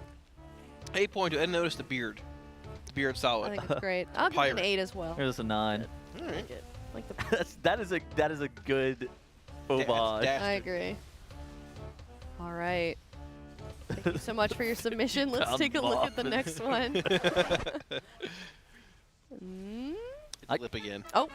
Oh, it's Dasky again. Wait, he Never came mind. back again. Oh, there we go. Jadeite. Garrosh was framed. I mean, oh, I like the staff. It's good. Oh, I love this staff. Bring back Garrosh Hellscream. Game was better when he was around. Is this giving monk to you guys? Game wrong. The next Sunflower thing Princess is, a is little what bit, this gives me. Yeah. I think the neck piece is giving monk. I think it gives monk. Yellow, Well, but I don't. I feel like Monk beats a whole lot, but I like the color coordination. It's all trading post It's stuff, though. summer-ish. I feel Is like- it? Yeah, I'm pretty sure every single. I know the skirt is. Are you a snob like that? I'm a snob, and I'm not even like really into transmog. But with this specifically, I am a snob. Also, I wish Blizzard would make those skirts shorter. They're too conservative. I want to see some booty. Yeah, I'm serious. There's 2 variations of it. The second one's even more. It's even longer. Like, what's going on over here? Why is our host gooning over this mod? All right, I'll give this like a, I'll give this like a 6. Sir, if you're not gooning over Blood Elves, you're doing it wrong. 8.6. Void Elves in this case. Anyways, this is like a 5. I'm so sorry. We It's need like a 5 shorter or a skirts 6. and WoW. I'm trying to see some booty. I cannot believe that came out of your mouth. I'm sorry, we haven't had a good naked mug in a while. Those are all old. Well, naked. All the They're naked out there stuff is old stuff. they're out there somewhere. Yeah, they're old. They're Turned from into fruit old bowls. expansions. That's a couple. Well, yeah. 8.6. That's it. 8.6. Okay. Best I can offer. Thank you so much for your submission. Take it or leave it. I feel like Lip have a pretty good mog though. If we did end Devil mog at some point. Naru. Church of Krusty. Oh, the horns. That's a demon. Sorry about that. I don't know why demon have these like weird like kilt skirt things. Those are called robes, but No, it's like the Oh, it's like the Oh, those pants. aren't robes, the actually. pants turn into like a it's like a I don't know what. I don't, kilt? yeah, I don't know what to call you know, it I'm either. gonna be honest. It's like a mullet skirt. I'm sorry for being hostile. You're right. That is not robes. This is giving Death Knight, unfortunately. That's not Demon bad Hunter. though. RPing is a better class. That's true. Yeah. Yeah, I like the helmet. I don't know where it's from, but it's pretty cool. I don't know either. I like the weapon. Very nice, very pokey. That's the one from Legion, I'm pretty sure. Very pokey. 8.2. 8.2. Trying to recognize any of this. Binge. I know that's new. Because they don't do. Those are new. Like that shape of pant. I haven't seen before until recently. Well, that's 5. I'll give it like a 7. A 7. Well, it's like a 5. I think it's pretty good. Yeah. All right. Tilda.gg/donate. If Doesn't you'd do like anything to donate crazy for me. yourself, you can head on over, send in a link to your armory, and we'll take a look at your transmog. Let's take a look at the next one. Pumper. Level 72. Oh, wow. Dude, the guild is just called San Diego. That's really 10. funny. Actual 10. This guy's gonna rob your store if you're not careful. Why is everything? Why is gravity turned off in the armory? I don't know. This model viewer. Huh? Look, like the back of the hat, right? That. It's just not supposed to look like that. It's just part of the Wowhead model viewer. I don't Yeah, know. it's just interesting. I like it. I think it's good. I mean, this is like basic, but solid. Tettle's shirt off or on? Dude, anytime it's male Colterra, I'm down for shirt off. Yeah, shirt needs to come off. Shirt off. Take it off. We gotta show the belly. Yeah. This is the average American build right Yes. here. Average 8.8. We want to see the beer belly. I like that. 8.8. Oh, the dogs are out too. Wow. What was that movie with Jack Black? The luchador one? Nacho Libre? Nacho God, Libre. yeah. This is a Nacho Libre I watched, I think. No, it's great. I think it actually is though. It's very good. In comparison. Big Nacho. I'll give it a 7. 6. We have very different taste. I'm 10 on this one, dude. Male Colterra and Male Panda are just like automatically they get Cloud really mode. high ranks for me. I just find those to be the best like looking characters for some reason. They look like something. What? I don't even know what the Colterian racial is. Haymaker. What does it It's a do? single target knockback. I mean, that's pretty good, actually. The tooltip reads, you punch your enemy with the force of 1,000 pounds, Oh knocking my them God. back and stunning them for 2 seconds. The force of 1,000 suns? Oh my gosh. 1,000 pounds. Oh wow. Wow, I think sun's more impactful though. All right, let's take a look at the next one. Average American on Thank you screen. so much for your submission. Ooh, okay, I like this except for the belt. Belt is too blue. I think I agree with that actually. I like the green accents. Oh, you know what? it It matches matches the the weapon, weapon. actually. Wow. Yeah, okay. Are the eyes, can we zoom into the eyes? What does the eyes have to do with this? Well, because if they're blue, it they're blue, it would really tie it together I think nicely. They might be. Are zoom they? In, zoom in, zoom My in. eyes are up here. Jarvis enhance. Enhanced Jarvis. I think Jarvis they're enhance. yellow. Oh, you gotta get the blue eyes. It would look so Yeah. much better. I'm pretty sure Blood Elves can have blue eyes. Is that the mole belt from this season? Or is that mogged as I don't I even like know. it. I think this is decent. Yeah, it's 7-7. It's the trading post cloak. Okay. Well, This looks like a. Yeah, I'll say it. This looks like a girl that could ruin my life, I think. Did you fix her? No, she would fix me though. Oh. Okay. She would fix me for sure. All right. Dang, Teddle's getting a little wild tonight. 10. 10. It's been a while. Dude, I broke Hold on. I gotta talk to production real quick. Hey, sound guy, can you quote that real quick? Put it on your clip it. I'm gonna put that to the, on the sound bite. We're going with 10, I think, on this one. Bro, it's the all black is the tattoos. I'm sorry. I'm a simple man. Okay. You heard it here. Feels likes alt girls. That's right. Well, slide into those DMs, ladies. My man. He owns a house. Oh, and a God. cat. And a cat. He's a kitten for now. Very cute. He can make it 2 kittens. Me? He can make it 2 kittens.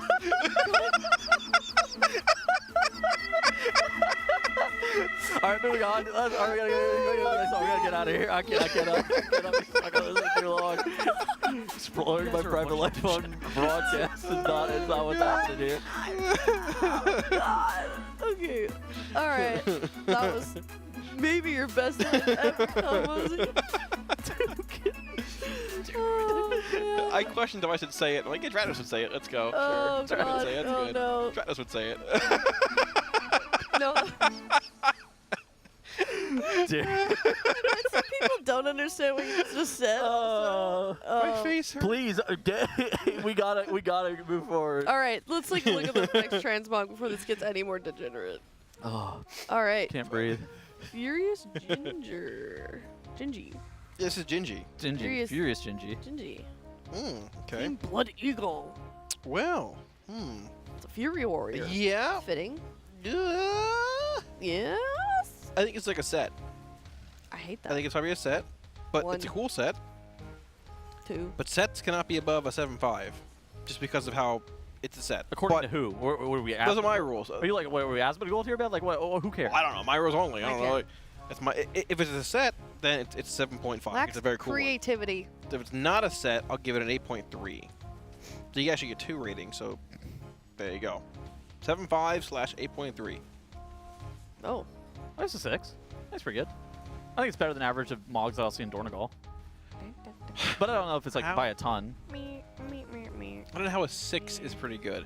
A 6 is like a D. Okay, so like hear me out. Like, okay, but you're looking at it from like a grade perspective. I'm looking at it from like a bell curve perspective, right? I'm not colorblind. Huh? Whoa. From a grade perspective, I'm not colorblind. Grading. Oh. Right? Oh, Yes, okay. like well, grading. I was like making Grading. reference earlier. Like, cool. You were talking about I got you. school, That was a and good then I said- reference. Yeah, I misheard you. It's okay. It's okay. A D is passing in Florida, actually. So that's. But okay, it's not a pass. It's not. It's I know that. This isn't a pass or fail scale. This is like a. I'm ranking it like, okay, is this better than the average Mogs that I've seen in Dornegal? I think it's like slightly better than that. Okay, it's a 6. Okay. I think it's fair. No, it's not. Yes, it is. I got 3 Ds my 6th grade year, and I passed every single class. All right.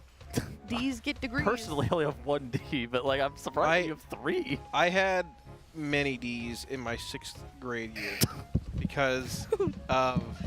He'll just took his entire Pedals- headset off. Oh, pedals? he's broken. Control yourself. Oh no.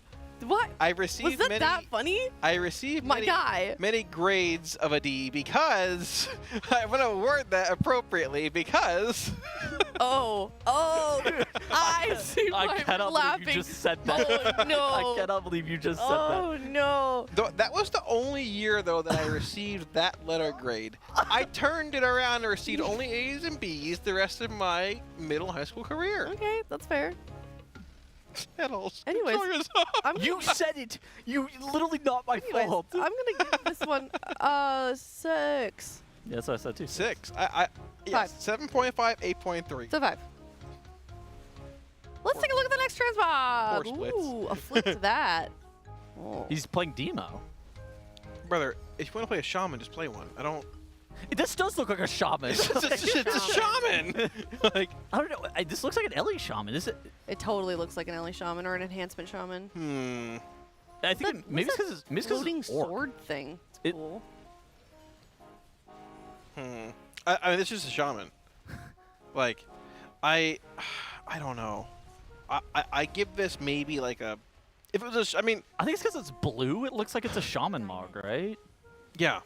It's the color of blue as I think well. this is from the Big Cave raid, last expansion. The Big Cave. The helmet is at least. Vault of the Incarnate. Vault of the Incarnate, yeah. I think the Big Cave raid is such a bozo. The Cave. Listen, it's unique for a Warlock. I will give it. Are you sure this is the right Mog? We didn't mess this up like production, right? This is the right person, the right Mog? Are you thinking that's not actually a Warlock? I mean... Well, it says it's an orc. I mean, that guy is an orc. Okay, I'm going to give this a 7.9 for creativity. Like, I think it looks cool, but I would not think Warlock here. So if you're looking to, like, you know, go against the rain, pretty cool. But otherwise, it's like basic shamans. I'm personally not a fan of not looking like the class that you play. I'm very into class fantasy when it comes to, same. Good one. To Warlock Transmog. Oh, is that what we were doing? Tuttle's a sniffer. Oh, because of the dog. We were getting in there. So I'll give this a 6. That's a 4. Okay, all right. 4. All right. Oh boy. All right. I like the Gul'dan aesthetic more than I think I like this. That guy's the goat. He was good.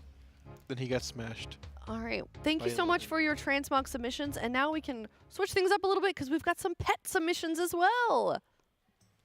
I want to submit a picture of Tettles as a pet and just be like, hey, he's here, just chilling. There you go. Vibing. It's a really big kitten. That is a large... Jack. Oh my god. This is a lot of cats owned by one person. Jack, Jolo, Lady MK the Second, Discord Kitten. Oh, look. Jolo. Tettles. Jojo. I got 2 people getting rid of the desk. Wow. Is this like... I think, is that a kitten picture to like a full-grown picture on like the top right to the bottom left? Maybe? Maybe. 1, 2, 3, 4, 5. First row, but I see 5 names. 1, 2, 3, 4. Oh wait, no, I just can't. Oh, wait a minute. Oh, Peanut Bulma and Nunu. Oh my god, I have a whole herd of them. I have a friend who has their cat named Nunu as well. This is crazy. Peanut, Bulma, and Nunu. Bulma? That's a Bulma is an elite cat name. I think that's a top tier cat name. I agree. I like the one on the bottom left. It's a very large creature. I like them all, but void. I like the void that's in a sea, like shaped like a sea on the ground. Oh, the first one. With his belly. Yeah. Wow. The shrimp cat's nice too. Number 3. Yeah. The shrimp. I think I'm partial to Bulma. I don't really know. They're all lovely. I like long-haired cats, just generally speaking, too. Yeah. So you like the long-haired cat, the only long-haired? How much hair do you have? How do you manage that? I need to know. Best Pinoza. That is not enough for this many cats. Dude, I'm gonna be honest. I think that 2 is like my maximum capacity for cats. I have 3, and you were dedicated to the cause here with 7. Oh my god, I would be. I already don't have skin on my legs from my kitten currently. I'm going through it recently. I don't know how you have 7. How many litter boxes is that? That's 8. Oh my god. It's supposed to be. It's a lot of scooping. 1 per cat plus 1. Plus 1, is the general rule. There's 1 communal toilet. What is that about? Why do you do 1? They get territorial. They don't want to share technically. So they'll have their own. I mean, they don't have their own, but they. I don't know what it is. In theory, you're supposed to. All right, here is Remy. Oh, she got a hat on. Birthday. Yeah. Remy looks nervous. Oh my gosh. I think Remy's a lady. Remy has Tettle's eyes. I like it. What is that supposed to mean? Inquisitive. Inquisitive. I feel like that's more of a Dratnos face. Submitted by Birdo. The side-eyeing. Yeah, maybe a little bit. A judgmental What a face. great name. What a cutie. What a good girl, too, not eating that cupcake. Yet. Yeah. There's paper on there. Waiting patiently. That's very nice. Happy birthday. Happy birthday. It was Zaron's birthday a few days ago, too, actually. Yeah? I like Remy. 10 out of 10. Every animal. 10 out of 10. All the animals. 14 out of 10. Big dog out of 10. That looks like a flop. Exactly. Exactly. Every dog. Every animal's a 10 out of 10. Except for snakes if you ask Dash. So, you know. Snakes can be really cute. I believe you believe that. That's cute. I believe that you believe that, yeah. Challenge accepted. You've been hanging out with Dratnos too much. I said that for a long time, but yeah, I mean, that's also very true. Also probably very true. Dratnos always says this is like a college city. I believe that you believe But it's a great response. Yeah, it's like, I'm right, you're wrong, I know it, but okay, sure, have fun. Like, it's very good. I believe you believe it. It's a good one. My favorite is if that's your narrative. Yeah, it's a I good use one. that one a lot on Twitter. Mhm. If that's your narrative, little smiley face. makes them real angry. It's very good. Thank you. It's like an insult, but they can't respond to it because like you're agreeing with them to like Okay. be wrong and. Yeah, exactly. Yeah. I'm gonna show you 2 cute snakes. You ready? I'm gonna change your mind. Sure. Okay. 2 cute Yes. Okay. Here's the first one. It's called a blunt-headed tree snake. Look at this. Tell me that's not adorable. I can lie to you if you like. Is this not? That's cute. It's very nice. My survival instincts say that I should get away from that thing. It's so tiny. I'm not like too. a scared. It's I'm so not like scared, but like if I saw that in the wild, would I do? Would I Not want to going deal with towards it? it, yeah. Yeah. No, It's probably so probably not. cute. Okay. And the next one she's gonna show us a 30-foot anaconda. Python. Okay. This one It is comes to you called. live from the Amazon jungle, a Burmese python. This one is called a hognose. Look at how cute. Wow. Okay. Well, they look the same. They're snakes. I mean, like, okay, they're nice. I'm not a snake person, but they're nice. I love People that. like I love that for snakes, you. you know? I believe that you believe that. Yeah. Is that where we're, Some where we're people going? like horses. People like elephants. Some people like snakes. That's right. That's fine. I rode an elephant once in at the fair. Ooh, that's it was very weird. abusive. I thought you were about to say that you left the U.S. It was actually on the side of the road driving. There's to school. no I was- way that elephant is treated nicely. Well, probably no. not. But Oh, no. hopefully he broke free and lives with his own. Hopefully now, yeah. How old were you? I was probably about 13. This happened in Florida? Yeah, on the side Yeah, of the that road. makes a lot going of sense, going to actually. school one morning, we pulled over to ride the elephant. Have you ever Oh rode my a God. gator? No. Can you do You'd that? have to- Yeah, some people do. Oh my God. can. Have you ever seen that Well, that guy Steve Irwin? I think he's known for riding you them. know, Yeah. everybody. The one that died? Well, that wasn't due to gators. That's Yeah. true. You're right. Snake Okay. race. I thought he just like wrestled him. I rode him. Oh. That was his bit. Mm-hmm. Oh, but you, Steve still got hitters out here. Don't worry. I got his back. What is your guys' favorite animal Cats. Definitely not stingray. besides cats? So pick your favorite animal except for that one. Like non-domestic animal. I had a lot of reptiles growing up. I think that I like lizards more than frogs. I'd probably say lizards. Okay. What kind of lizard? What kind of lizards did I have? I had a bearded dragon and I had a leopard gecko. Ooh. I think I your preferred the favorite leopard gecko over the bearded dragon. The bearded dragon's a little bit more maintenance Okay. than I loved, but I was also Young? Yeah, I was like Yeah. 11. So I mean, Probably. What's your favorite? Capybara. A capybara? Yes. Those are very sweet. I They love are nice. capybaras. They can be nasty too, though. Can they? Yes. There's a picture. Why did I see a capybara? Where did I see one? Someone has it as a background on their computer. It's me. It's you? I have a Discord avatar of a gator and capybara holding hands. Okay. That is where that's is that the from. Yeah, background yeah, of your that's that. desktop though? No, it's not the background of his desktop. Somebody's got it. Touching feet, a cat. Somebody's got it gator. as a background. Is it this laptop? Hold on. I'm not joking. I think it might be this computer that I have. Hmm. 1 second. No. Pelicans it's are not that. dumbos, though. Like Pelicans? It's a bird. the video of a pelican trying to eat a capybara. No, but I think I might have, and the cappy's just sitting there like, what are you doing? Like, please leave me alone. They're not the smartest animals. Pelicans or capybaras? Well, pelicans. Have you ever seen a capybara in person? No. They've seen a pelican in person. Probably lots of pelicans. I don't think. Are there that many pelicans? No, I saw them in San Francisco, I think. Yeah. There many years ago. Pelicans like a Louisiana thing. A pelican? Louisiana thing? I don't. I thought it was like an ocean thing. Yeah. They're just near bodies of water. Well, there is bodies of water in Louisiana. Yeah. Lots of them, actually. Someone said. Oh yeah, they're kind of problematic sometimes. I hear as well. Well, you were like, Unfortunately. well, are they in Louisiana? I don't know. Yeah, there's there's a lot of water there at times. Like, thankfully. we don't have Quokkas. many Why does Australia have the coolest animals? I feel like quokkas. They're very dangerous, though. Quokkas are dangerous.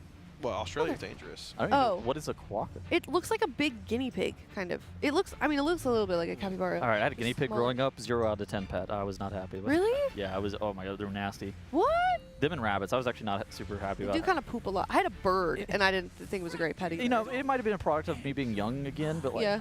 I was just not really well equipped to be able to deal with the maintenance on the rabbit or the guinea pig. when I had both of those. Do you miss being young at your current age now, or? No, not really. I'm happy. I'm happy. Do you being- miss being There young? you go. No, but I do at times think back on things that I wish were still a thing. Well, I mean that's a Like long time what? for you, though. Waking up at like 8 in the morning and be excited to play World of Warcraft at 10 years old, 12 years old, or whatever, however it was. You can wake up at 8 a.m. and be happy to play World of Warcraft. I don't know what's stopping you. Yeah, you can still But do it was, that. times are better then. I woke up, I'd turn on the TV, watch cartoons for a little bit. You can literally do that today. You don't have a job. I don't know if I. The magic is gone. Oh the my magic is gone. I God. don't think many of us have jobs here, actually. Would you consider yourself having a job, Aya? Would you consider Yeah. streaming a job? I pay taxes. That doesn't mean that you're employed. Dranos doesn't actually. You have to unemployed people pay taxes. That's true. Okay. Jeez. Would you consider streaming harder than? Man. No. Please God, bring this up. I want to see you guys talk about this. I'm playing World of Warcraft for 3 days straight is very challenging content. I will say that much. It is, yeah. So, you know, sometimes it feels like a 9 to 5. My job is more difficult than That's your a joke. job. That's a joke. That's a joke. I will say the older I've gotten, the less I want to like do mentally taxing things for a long period of time. Mm-hmm. Like streaming at all. Well, ask Ratnos about that one, but I mean, Dranos told us earlier that he's retired from streaming. He's never coming back. Yeah, something like that. So for all of you who are waiting for him, I have bad news. Oh no. Never again? Never again is what he said. I used to play Magic tournaments a bunch, like in Did person you? when I was younger. I was very good at it early on, yes. Oh. Similar to when Dranos was playing, actually. Oh. And I used to love going to them. Yeah. 10, 12 rounds a day, and the bigger ones, let's go. That's sick. I'm like 2 rounds into it now. I've got a headache. I'm hungry. I want to go home. Dasher was asking if you wanted to. He was asking earlier, but whenever you weren't in the room, if anybody played Magic, and Zyro and Dranos were talking to him about it. He said that he was going to try to get some people together to play Draft if you were interested. Oh, I can introduce Maybe, you. yeah. If it's here, possibly, yeah. Yeah, I wouldn't wonder. He said he had a Is box. he a big magic guy? Yeah, sure. Dash? I don't know if Dash is a big Magic guy. Dash just was saying that he likes Draft. Oh, what is draft? It's you open a box and you just like you crack a sealed product, right? Oh. Each player gets 3 packs, and you choose a card, pass left. When the pack's done, you choose a card, pass right. You just build the deck around 3 different packs of cards, Oh. various players. It's sort of cool, yeah. They came out with a Final Fantasy deck recently. They did. There's a whole set. Looks cool. It is one of the highest selling sets of all time. One of the lowest power sets in a long time. Oh wow, you play Magic? I played it. Still. If you think I played Magic, playing MTG Arena this week. I played Magic 10 times more seriously than I ever played World of Warcraft. Yes. Really? Yeah. Oh my God. I probably spent far too much money on this game. You're not a serious World of Warcraft player, anyways. I don't know what. Oh my. I used to care a lot Tuttles more is back in the firing from the hip today. He's a boomkin. He's mad he Oh. got. He's mad he's mediocre. It's okay. no. That's what it is. Bro, my guild would beat your guild up. Tettles, you're trialing in this guild. You haven't even passed your trial. They gave you no tier. You sat the first boss of Mythic. Okay, I don't want to hear it. All right. Why do you think I haven't passed my trial? Oh boy. Probably because. Bro, trials are not even a thing anymore, man. Like, well, be for real. I think for a for some second. they aren't. To be fair. Yeah, be for real. That might have been a bit too hostile. I'm sorry, Tettles. You're doing good, and nerf is solid. Yeah, we're on the Coinbase leaderboard. And where is your? Guild? That's true. Your guild is still doing normal. Be silent. No, we have Heroic Nexus King in less than an hour, actually. To be fair, we're getting there. In 10 minutes. Don't you start at 7? At 8. At 8. 8. At 8, yeah. Okay. At 8. So. What game? Tettles, I'm sorry. You feel really sad now. I'm What? just I'm not kidding. sad. Okay. He's like staring at his I was just reading chat. leg. Like, okay. No, dude, I was just reading chat. You need to look a little sad for a second. I'm with you. I'm not sad. What game besides WoW have you played the most of, Tettles? Ever? Yeah. League of Legends, probably. Really? Not Okay. TFT? I played an egregious amount of TFT recently. I think all time, though, I think I've probably played League of Legends more. That more than WoW? No, absolutely, Oh. dude. Oh my God, absolutely not. Like, Oh, then TFT. Yeah. Okay. I started WoW in 2015, and I think I have like 700 or 800 days played on Okay. WoW. I've played an unhealthy amount in the last 9 years. Well, there you go. But yeah, probably in the last like 5 years, I played a lot of TFT. But all time, I think that League of Legends I definitely played League of Legends the one that I played Teamfight Tactics. Okay, the Calamazer, your MTG. Yeah, a long time ago. And then OSRS. I forgot about that. Oh my God. Oh yeah. That I played that game a ton from like probably 2019 to 2023, and I still play it some. Right now, I'm working on my Radiant Oathblade. Got my Yama contracts. Well, there you go. Good job, Tettles. I'm proud of you. For me, it's Overwatch. Bro, I'm just a degenerate gambler. Spent a ton of time degenerate playing gamer, not Overwatch. gambler. I haven't rolled my spin today, actually. Hold on. Let me pull up my spin. Oh my god. Wait, what spin? Don't worry about it. What are you spinning? Yeah, well, we don't know. You can't say that out loud and then. My life away. That's all you. What are you doing? No, I'm not actually gambling. Don't. We'll talk about it later. We'll talk about it later. We'll talk about it later. Don't say something out loud and then keep a secret. From Anyways, us. we just hit our 5K goal. We did. She has been on the desk with a couple big dogs over here, but now she's actually going to go meet the real animals of the Santa Monica Animal Shelter. I'm so excited. I'm so honored. I Hey, don't cannot touch wait. your tunnels. This is going to be so great. Wow, when are you going? I don't know. Right now. All right, see you later. Bye. Wow, that's cool. I'm excited. Heck yeah. We're going to stream it. I need you to pet the dogs twice for me. I will. Very nice. I will. I'll give him some treats from you. We need to find the dog to maybe take home this time. You're bringing a dog home? You're going to take one home? No, not me. I can't do that. But Well, who's the we? No then? one- You got a no mouse one- in your pocket? I don't. Well, no. But we need to like. I don't know. I feel like we always do a good job at highlighting some of the animals, and they Yeah. always get adopted. I don't think we've gotten a single one adopted, unfortunately. What do you mean? We try really hard. We try really hard, but Co-commentator making stuff up on the broadcast. 2 races ago, we got a dog adopted. I'm pretty sure. that guy said he was, but I don't think he followed through. Unfortunately. Putrid behavior. I know. Who He got was everybody that? all excited. I don't know. I'm angry now. Ban. Yeah, I'm Ban that fairly man sure. right now. I could be wrong. I could be wrong. But I don't think it happened. Well, we better wake up and take care of some stuff right now. I'm about to start getting real nasty right now. All right. I even said I'd waive the I would pay for the adoption fees myself. I remember that. Yeah. Didn't happen. It was Tettles. Was it you? Was it you? Never mind. Did you lie? Dude, I don't want to be fair though, if it makes you feel better, I think she got adopted by somebody else. Like I kept checking on her page. Her name was Maisie. I kept checking on her page, and what makes me think is it never happened is she was up there for like several months after. Oh no. And usually they take them down right away. But I think somebody else adopted her, so I think she's in her forever home. Oh, that's good. Or she died. I'm not a dog guy. I don't know. I'm just trying to make people feel bad for not adopting. Jesus. Dude, she just unlocked me. Oh, I'm sorry. I was Do the trying to- realities of shelters in America make you uncomfortable? Yes. You know, I'm like gonna be dogs are honest, euthanized yes. today because there's not enough room and resources. I know. You know what else is going to die momentarily? Fractalus. We are back to another Fractalus split right here. Mr. Tettles, what kind of loot does this boss drop? Anything good? Do you even know? Diamond type Void Core. Just trying to change the subject. Diamond type Void Core can drop on this boss. There's also Do you some even know? There's specific cantrip weapons that can also drop off this boss. I believe it's is the Int sword off this boss or is it off? I think it's the dagger here and a sword off. Yeah, I think it's the daggers off of this one, and then the sword is off this one. So the trinket and the weapon are pretty good. Although I'm not really so sure that the weapon is good for Race for World First guilds. I think they're more likely to craft a weapon. That's possible. Yeah. It depends. The Void Glass set's really cool, but yeah, like you have the option of crafting a staff next week because we have 2 full sparks, or your vault gives you a one-hander, so you craft like a main hand or an offhand to build in that set. It's a weird conundrum to be in. So like long-term BIS, at least for Moonkin, I suspect this is probably similar for most casters. Long-term BIS for Moonkin is Int Dagger plus Ascension offhand. And then you have Writhing Armor Banding on a different embellishment piece. And I suspect that most classes are like that. But the problem is item level on the weapons is the most important thing because you're gaining most of your main stat for your entire character off of your weapon. So then item level is, of course, the most important variable, not this stupid secondary cantrip effect. And then, like, okay, so a hero track weapon off Fractalus, while not bad, you would rather craft the Gilded Crest version of that's higher item level. And so there's kind of this weird conundrum that you might have. I don't really know what I'm supposed to actually do with my crafting. Actually, give me some advice on this. I got the two-handed staff.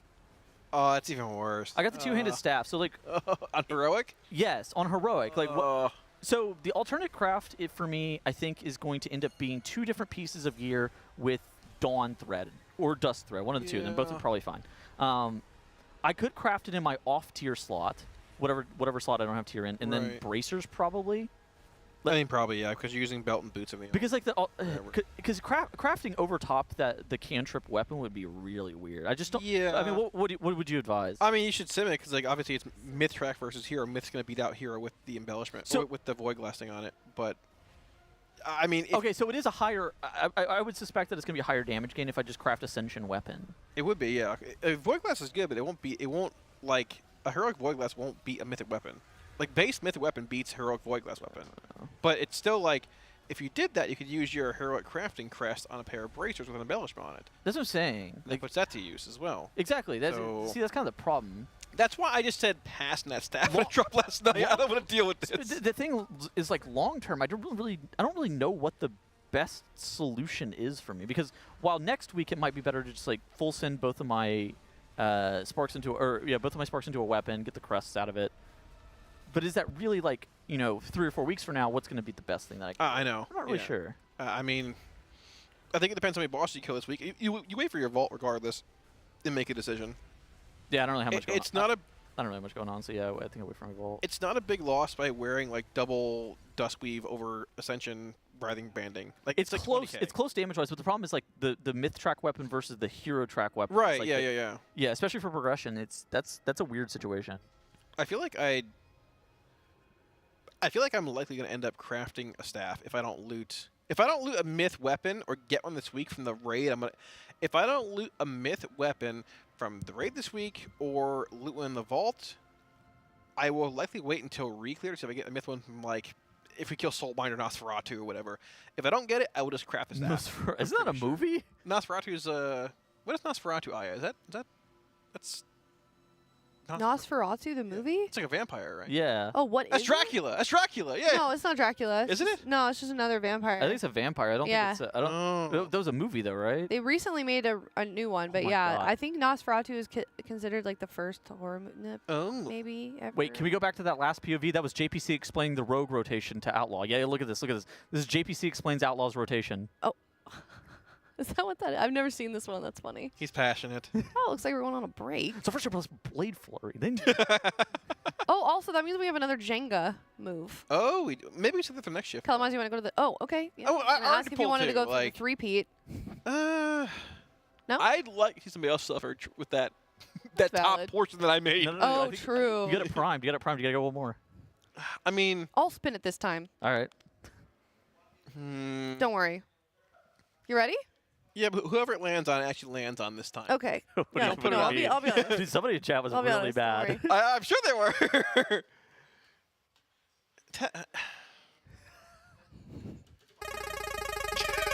Oh, THC's here. What's up, THC? Oh, yo, what's up, man? Hi, THC. Oh, I just saw this wheel. Oh, oh my God, Aya. Aya, great. Oh, man. I'll do that move. But holy... What are you doing here? Look at your glasses. Oh, me?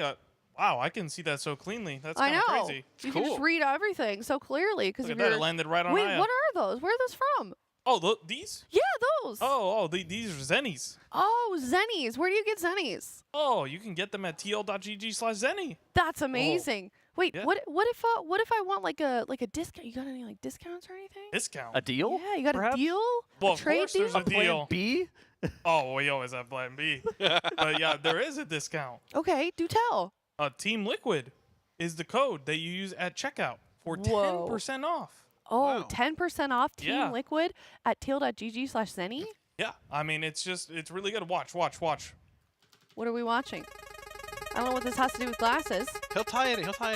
Aya again. See, look, he's so crazy with it that he hit Aya twice. He's just showing he can see the text on the I on was the wheel. so precise with my new Zennies that I could just hit Aya twice. There you go. See? She Fake had to try to news. rig it. Wrong. Fake I'll do it. I'll do it. Use I'm code an Team honest Liquid for person. 10% off. Let's go at THC. Zenni. High five. Good job, THC. Yeah, everybody. thank you so much, Thank you, brother. THC. Go with my dinner. All right. Later, THC. Enjoy. Okay. That was well, kind of based, actually. It was good. I'm disappointed All in right, you, too. chop.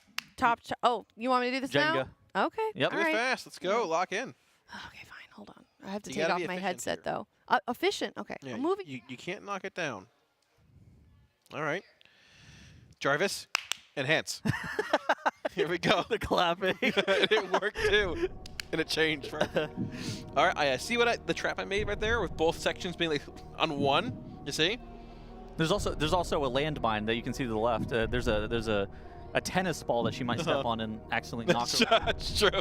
See that landmine? Place that. Oh, okay. Yeah. Think of the structural stability. That's cheating. That's literally cheating. Okay. Well, you gotta put it on top though now. Yeah. I don't know. You can probably do it either way. I don't know. Yeah, no, you have to do it like that. Okay, there we go. All right. It counts. It counts. Wow. That was anticlimactic. I thought you were primed. I thought it was primed. She chose the easy one. Like I don't. Well, I mean that's just the strategy of it all. I'm gonna let it slide for now. I thought you said it was primed. It's primed for someone else. I'm just too good. Yeah. That's true. There you go. I got the finesse. Very nice. Yeah, it's So the did talons. Yeah. I don't think THG will do that. Actually, he might just knock it over. But no, I meant spinning the wheel twice. With the Zenni glasses, he would definitely be able to do that. Well, that's yeah. He could lock right on in. He would be able to analyze which Jenga pieces it'll give him the least resistance and it'll pick it up immediately. Yeah.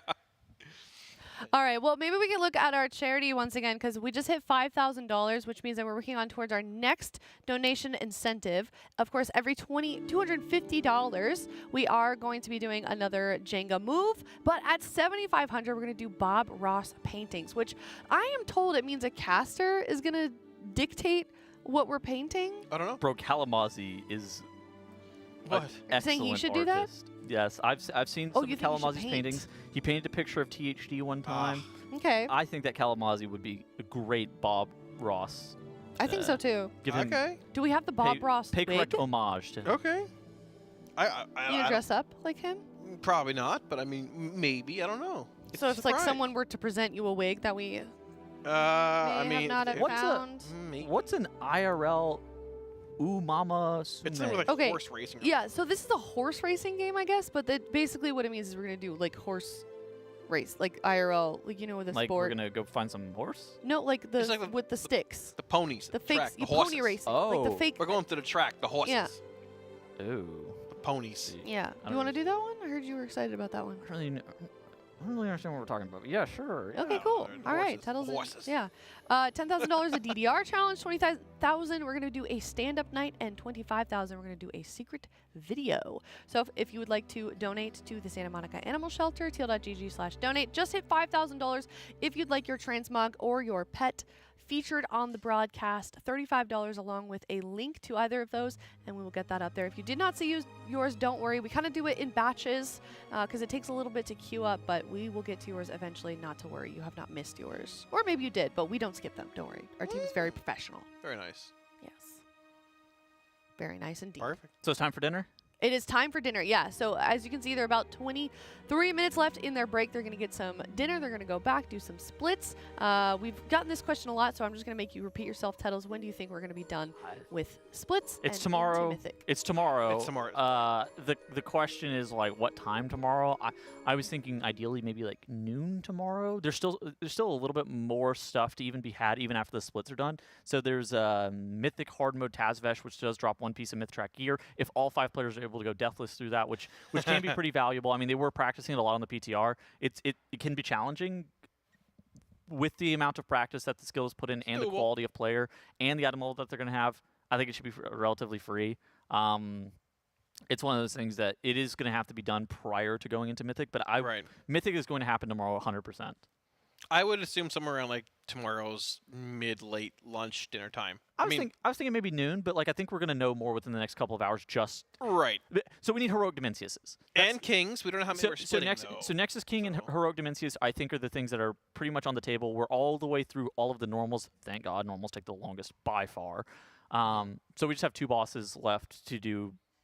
I mean, what? 14 runs of or something? I think like 14-ish, give or take max. Yeah. I mean, I don't know if they're going to want to split Dimensius so everybody has like as many hero pieces of tier as possible with those 3 tokens that drop. There's not any rare loot in the bosses. Nexus King does drop the Void Glass Dagger, but once again, it's hero level, so it's like that's what we were talking about earlier. Yeah. Yeah, you might be able to shave a few runs off and see, but well, we got to see. So cool. Yeah. Yeah. And on that note, we're going to catch everybody up just a little bit with the rest of the guilds that are in the Race to World First, courtesy of RaiderIO. This is the RaiderIO recap. There's a lot of great information on their website. You can go to it right now and check out all the information on all regions as the Race to World First progresses, so we can take a look at what they have brought to us today. There's some new tools on the website as well that we can take a look at. But lots of good information. And here we go. RaiderIO recap. 8 guilds are now 1 out of 8 Mythic. The Amazing Zoo, as we saw, the second guild to pull Lumathar after their kill. XD and Instant Dollars both have only a few splits left, so Mythic might be soon. The weekly route. The weekly route curated every week with dungeon info. Raider.io/weekly-routes. Do either of you guys use that? Not or have yet. checked it out? No, I'm a chef, so I normally just cook up my own. Yeah. Ah. I get in on my tank and say W, and you're just going. I like to cook up my own routes. I'm a bit of a Renaissance man myself. It'd be a good tool though. Maybe I'll look at it.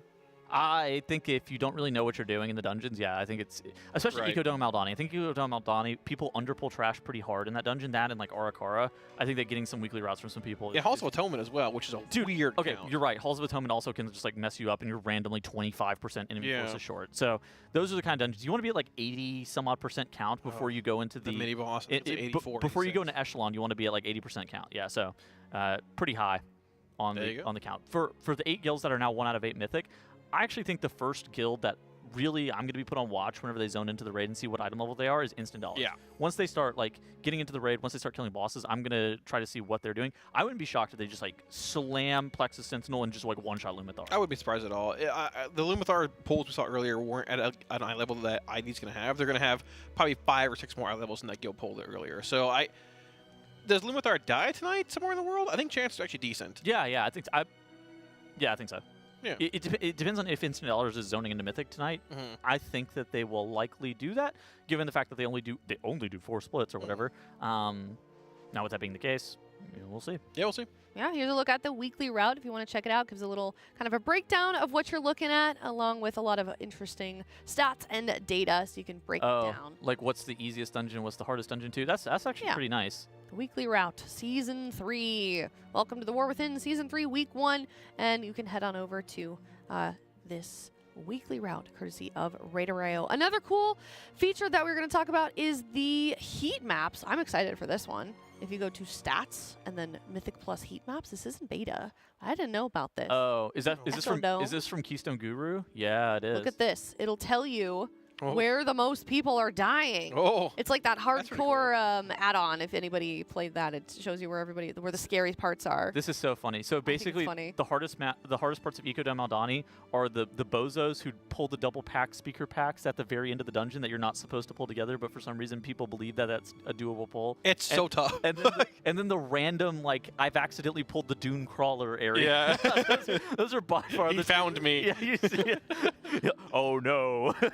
But you can separate it by item levels, specs, of course, obviously the specific dungeons themselves, and definitely some cool data that they've broken down into a very pretty graphic. Why has somebody gone right in Ecodome at the start? Why is there Over here? orange? Or- More to left. Like. What do you mean? Oh, I'm looking at this wrong. Never mind. Yeah, this is okay. the start, isn't it? Yeah. I thought somebody was going like. This is left, Kalamazoo. The bottom. Listen. Sorry. Bro's never looked at MDT before. You mean over here? It shows. Way over here? I can't see. There's the boss over there. There's a big boss dog. over there. You know, there are some pretty interesting Warlock gates in here too, which that's Plan D, which we haven't unveiled yet. Actually, Shouldn't I be playing G? G for Gateway. You want to pull second boss first? You can do it with gates. I haven't unveiled that plan yet, though. I fear not. I know you can, but you don't want to. Okay. Well. What's up? Anything else? That's it. Nope, that is it. If you want to join the Marbles game, exclamation play in the chat. And with that, that was your RaiderIO recap. We're going to head to a break ourselves. When we come back, we're going to have a new set of casters here, so definitely go check that out. Stay in tune with the race. You don't want to miss it. Exclamation play in the chat if you'd like to join the Marbles game, and we'll be right back. Bye-bye.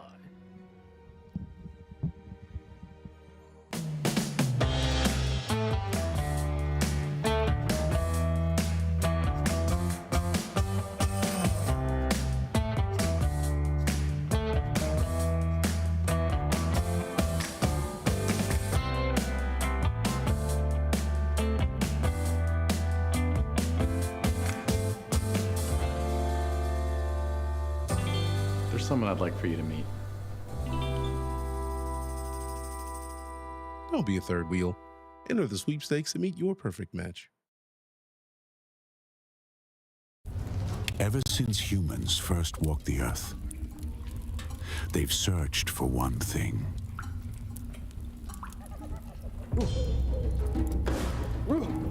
Civilizations advanced, yet suffering continued. There seems to be a strange curve in the lower vertebrae. I'll call this the lumbar. We must give it support. But doctor, I'm seeing spots. We mastered silicon chips and cathode ray tubes, but comfort was still offline. There really should be a chair made for gaming, with cushions and maybe wheels. Until we got it right. Man, I wonder what my ancestors went through before this. Elevate your space with Blacklyte. Hey, psst. Have you unlocked your blue yet? This is my blue. Sharp, stylish, and ready to win. What's yours look like? Quests are easy, like watching our matches or just repping Team Liquid online. Rack up points and flex your grind. I'm keeping an eye on the leaderboards. I'm watching you. Join my blue today. See you there.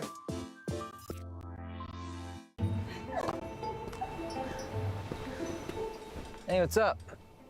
Why'd you want to meet all the way up here? Do you ever think about your future? How people might remember you? What are you talking about? You never know what tomorrow brings. What if I told you there's a way to see? Why would I need new glasses? Just put them on. I don't see anything different. They're just regular glasses. Huh, that's weird. It's almost like I'm seeing the future. Whoa.